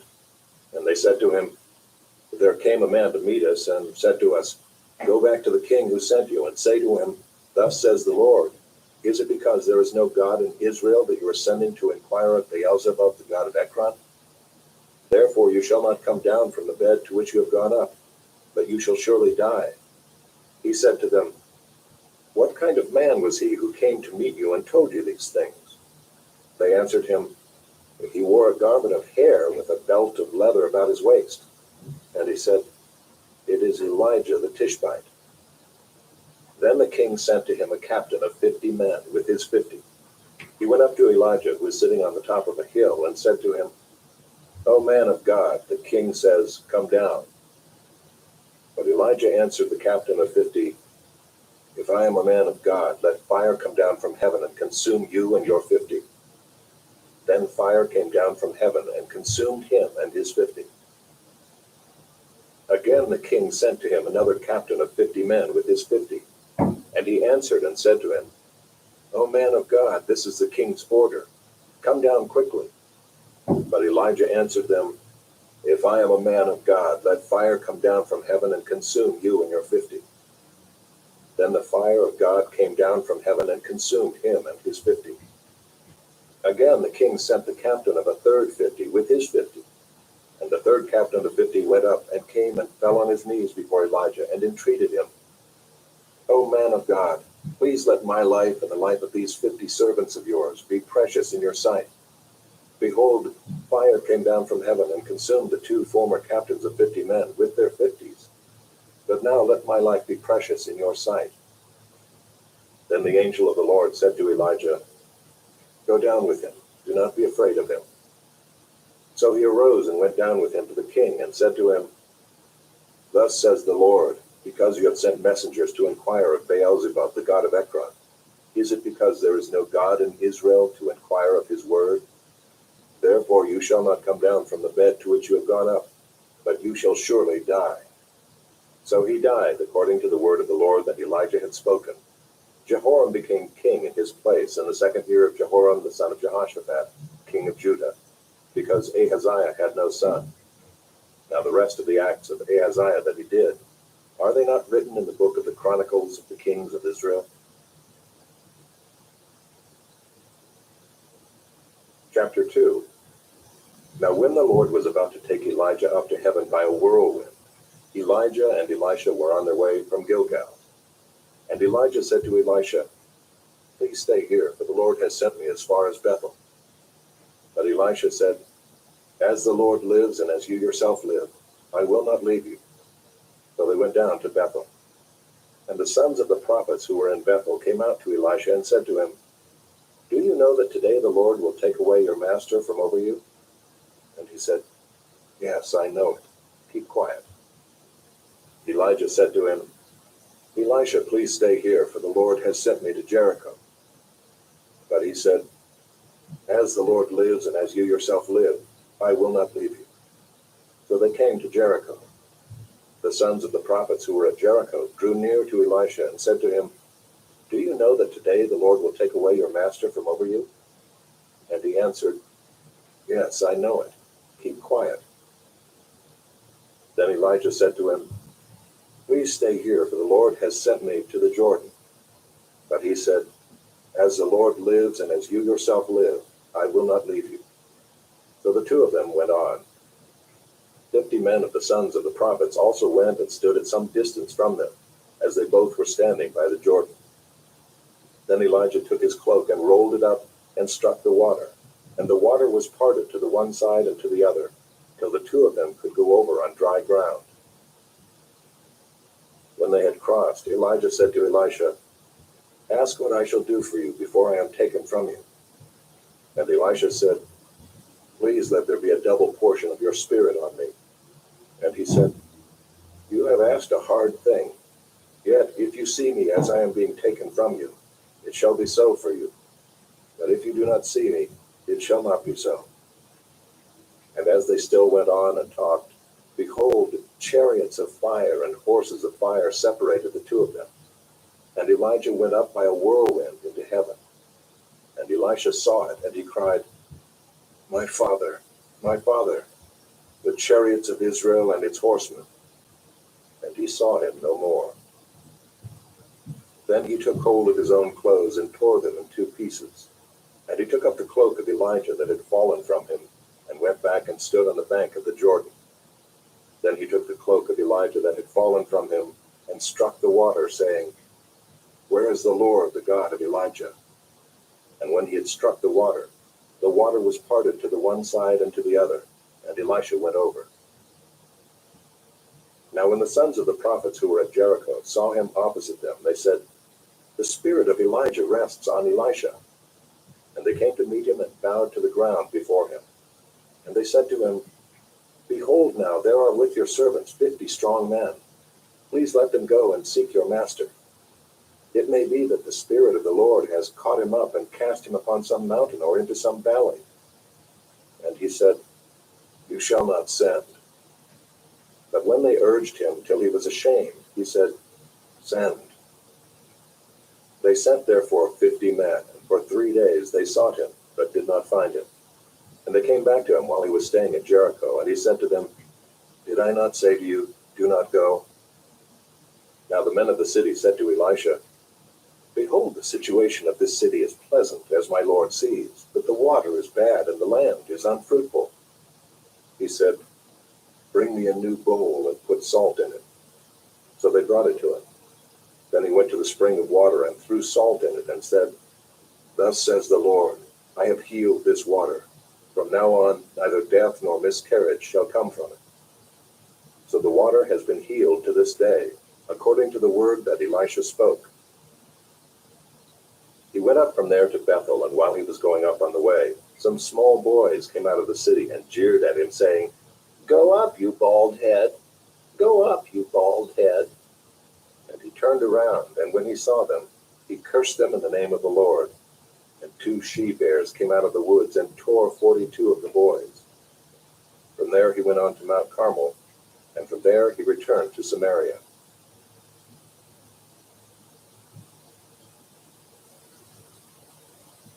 Chapter 3. In the 18th year of Jehoshaphat king of Judah, Jehoram the son of Ahab became king over Israel and Samaria, and he reigned 12 years. He did what was evil in the sight of the Lord, though not like his father and mother, for he put away the pillar of Baal that his father had made. Nevertheless he clung to the sin of Jeroboam the son of Nebat, which he made Israel to sin. He did not depart from it. Now Mesha, king of Moab, was a sheep breeder, and he had to deliver to the king of Israel 100,000 lambs and the wool of 100,000 rams. But when Ahab died, the king of Moab rebelled against the king of Israel. So King Jehoram marched out of Samaria at that time and mustered all Israel. And he went and sent word to Jehoshaphat king of Judah, "The king of Moab has rebelled against me. Will you go with me to battle against Moab?" And he said, "I will go. I am as you are, my people as your people, my horses as your horses." Then he said, "By which way shall we march?" Jehoram answered, "By the way of the wilderness of Edom." So the king of Israel went with the king of Judah and the king of Edom. And when they had made a circuitous march of 7 days, there was no water for the army or for the animals that followed them. Then the king of Israel said, "Alas, the Lord has called these 3 kings to give them into the hand of Moab." And Jehoshaphat said, "Is there no prophet of the Lord here, through whom we may inquire of the Lord?" Then one of the king of Israel's servants answered, "Elisha the son of Shaphat is here, who poured water on the hands of Elijah." And Jehoshaphat said, "The word of the Lord is with him." So the king of Israel and Jehoshaphat and the king of Edom went down to him. And Elisha said to the king of Israel, "What have I to do with you? Go to the prophets of your father and to the prophets of your mother." But the king of Israel said to him, "No, it is the Lord who has called these 3 kings to give them into the hand of Moab." And Elisha said, "As the Lord of hosts lives, before whom I stand, were it not that I have regard for Jehoshaphat the king of Judah, I would neither look at you nor see you. But now bring me a musician." And when the musician played, the hand of the Lord came upon him. And he said, "Thus says the Lord, I will make this dry stream bed full of pools. For thus says the Lord, you shall not see wind or rain, but that stream bed shall be filled with water, so that you shall drink, you, your livestock, and your animals. This is a light thing in the sight of the Lord. He will also give the Moabites into your hand, and you shall attack every fortified city and every choice city, and shall fell every good tree, and stop up all springs of water, and ruin every good piece of land with stones." The next morning, about the time of offering the sacrifice, Behold, water came from the direction of Edom, till the country was filled with water. When all the Moabites heard that the kings had come up to fight against them, all who were able to put on armor, from the youngest to the oldest, were called out and were drawn up at the border. And when they rose early in the morning and the sun shone on the water, the Moabites saw the water opposite them as red as blood. And they said, "This is blood. The kings have surely fought together and struck one another down. Now then, Moab, to the spoil." But when they came to the camp of Israel, the Israelites rose and struck the Moabites till they fled before them. And they went forward, striking the Moabites as they went. And they overthrew the cities, and on every good piece of land every man threw a stone until it was covered. They stopped every spring of water and felled all the good trees, till only stones were left in Kir Hareseth, and the slingers surrounded and attacked it. When the king of Moab saw that the battle was going against him, he took with him 700 swordsmen to break through opposite the king of Edom, but they could not. Then he took his oldest son, who was to reign in his place, and offered him for a burnt offering on the wall. And there came great wrath against Israel, and they withdrew from him and returned to their own land.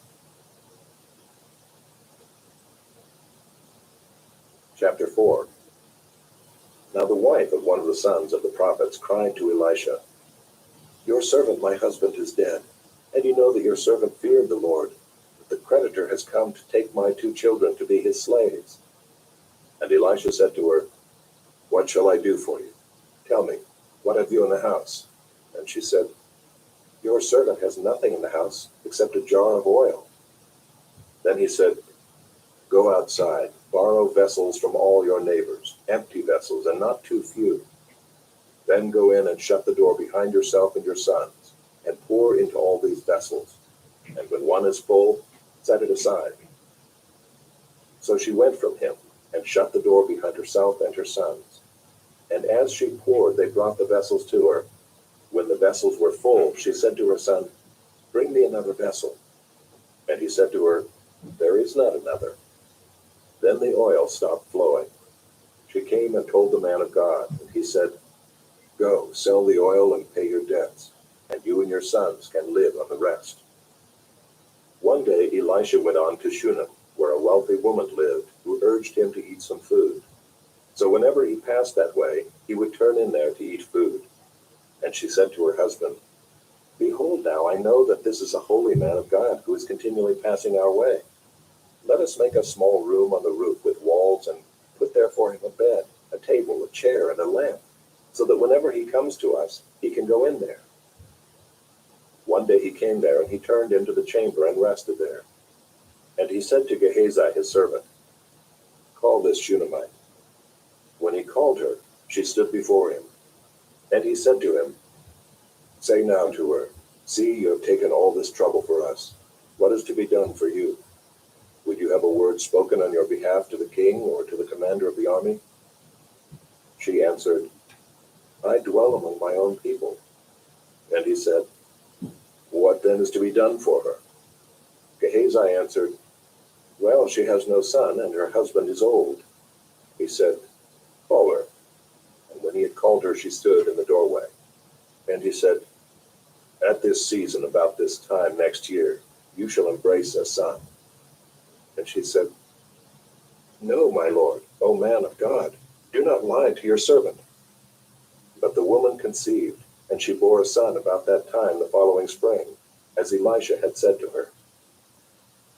When the child had grown, he went out one day to his father among the reapers. And he said to his father, "Oh, my head, my head." The father said to his servant, "Carry him to his mother." And when he had lifted him and brought him to his mother, the child sat on her lap till noon, and then he died. And she went up and laid him on the bed of the man of God, and shut the door behind him, and went out. Then she called to her husband, and said, "Send me one of the servants and one of the donkeys, that I may quickly go to the man of God and come back again." And he said, "Well, why will you go to him today? It is neither a new moon nor Sabbath." She said, "All is well." Then she saddled the donkey, and she said to her servant, "Urge the animal on. Do not slacken the pace for me unless I tell you." So she set out and came to the man of God at Mount Carmel, When the man of God saw her coming, he said to Gehazi his servant, "Look, there is the Shunammite. Run at once to meet her, and say to her, 'Is all well with you? Is all well with your husband? Is all well with the child?' And she answered, 'All is well.' And when she came to the mountain to the man of God, she caught hold of his feet. And Gehazi came to push her away, but the man of God said, 'Leave her alone, for she is in bitter distress, and the Lord has hidden it from me and has not told me.' Then she said, 'Did I ask my Lord for a son? Did I not say, do not deceive me?' He said to Gehazi, 'Tie up your garment and take my staff in your hand and go.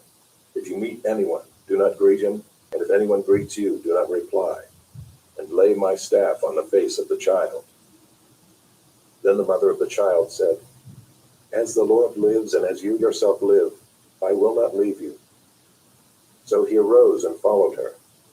Gehazi went on ahead and laid the staff on the face of the child, but there was no sound or sign of life. Therefore he returned to meet him and told him, 'The child is not awakened.' When Elisha came into the house, he saw the child lying dead on his bed. So he went in and shut the door behind the two of them and prayed to the Lord. Then he went up and lay on the child, putting his mouth on his mouth, his eyes on his eyes, and his hands on his hands. And as he stretched himself upon him, the flesh of the child became warm. Then he got up again and walked once back and forth in the house, and went up and stretched himself upon him. The child sneezed 7 times, and the child opened his eyes. Then he summoned Gehazi and said, 'Call this Shunammite.' So he called her, and when she came to him, he said, 'Pick up your son.' She came and fell at his feet, bowing to the ground. Then she picked up her son and went out. And Elisha came again to Gilgal, when there was a famine in the land. And as the sons of the prophets were sitting before him, he said to his servant, 'Set on the large pot and boil stew for the sons of the prophets.' One of them went out into the field to gather herbs, and found a wild vine, and gathered from it his lap full of wild gourds, and came and cut them up into the pot of stew, not knowing what they were. And they poured out some for the men to eat. But while they were eating of the stew, they cried out, 'O man of God, there is death in the pot,' and they could not eat it. He said, 'Then bring flour.' And he threw it into the pot, and said, 'Pour some out for the men, that they may eat.' And there was no harm in the pot. A man came from Baal Shalishah, bringing the man of God bread of the firstfruits, 20 loaves of barley and fresh ears of grain in his sack. And Elisha said, 'Give to the men, that they may eat.' But his servant said, 'How can I set this before 100 men?' So he repeated, 'Give them to the men, that they may eat. For thus says the Lord, they shall eat and have some left.' So he set it before them, and they ate and had some left, according to the word of the Lord.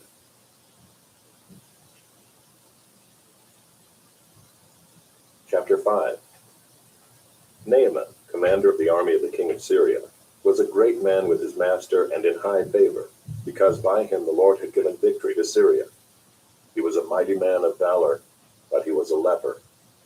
Now the Syrians, on one of their raids, had carried off a little girl from the land of Israel, and she worked in the service of Naaman's wife.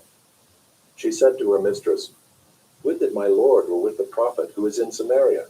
He would cure him of his leprosy.' So Naaman went in and told his Lord, 'Thus and so spoke the girl from the land of Israel.' And the king of Syria said, 'Go now, and I will send a letter to the king of Israel.' So he went, taking with him 10 talents of silver, 6,000 shekels of gold, and 10 changes of clothing. And he brought the letter to the king of Israel, which read, 'When this letter reaches you, know that I have sent to you Naaman my servant, that you may cure him of his leprosy.' And when the king of Israel read the letter, he tore his clothes and said, 'Am I God, to kill and to make alive, that this man sends word to me to cure a man of his leprosy? Only consider and see how he is seeking a quarrel with me.'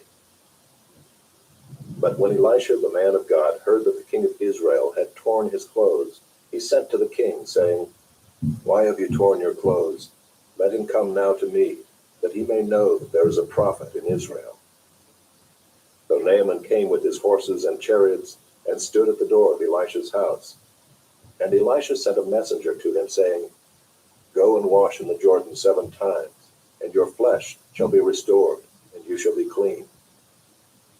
But Naaman was angry and went away, saying, Behold, I thought that he would surely come out to me and stand and call upon the name of the Lord his God, and wave his hand over the place and cure the leper.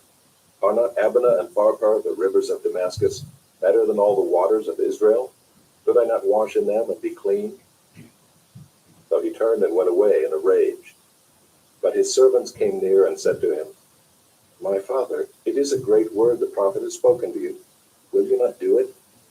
Has he actually said to you, Wash and be clean? So he went down and dipped himself 7 times in the Jordan, according to the word of the man of God. And his flesh was restored, like the flesh of a little child, and he was clean. Then he returned to the man of God, he and all his company, and he came and stood before him. And he said, Behold, I know that there is no God in all the earth but in Israel. So accept now a present from your servant. But he said, As the Lord lives, before whom I stand, I will receive none. And he urged him to take it, but he refused. Then Naaman said, If not, please let there be given to your servant 2 mule loads of earth. For from now on your servant will not offer burnt offering or sacrifice to any god but the Lord. In this matter may the Lord pardon your servant, when my master goes into the house of Rimmon to worship there, leaning on my arm, and I bow myself in the house of Rimmon. When I bow myself in the house of Rimmon, the Lord pardon your servant in this matter. He said to him, Go in peace. But when Naaman had gone from him a short distance, Gehazi, the servant of Elisha the man of God, said, See, my master has spared this Naaman the Syrian, in not accepting from his hand what he brought. As the Lord lives, I will run after him and get something from him. So Gehazi followed Naaman.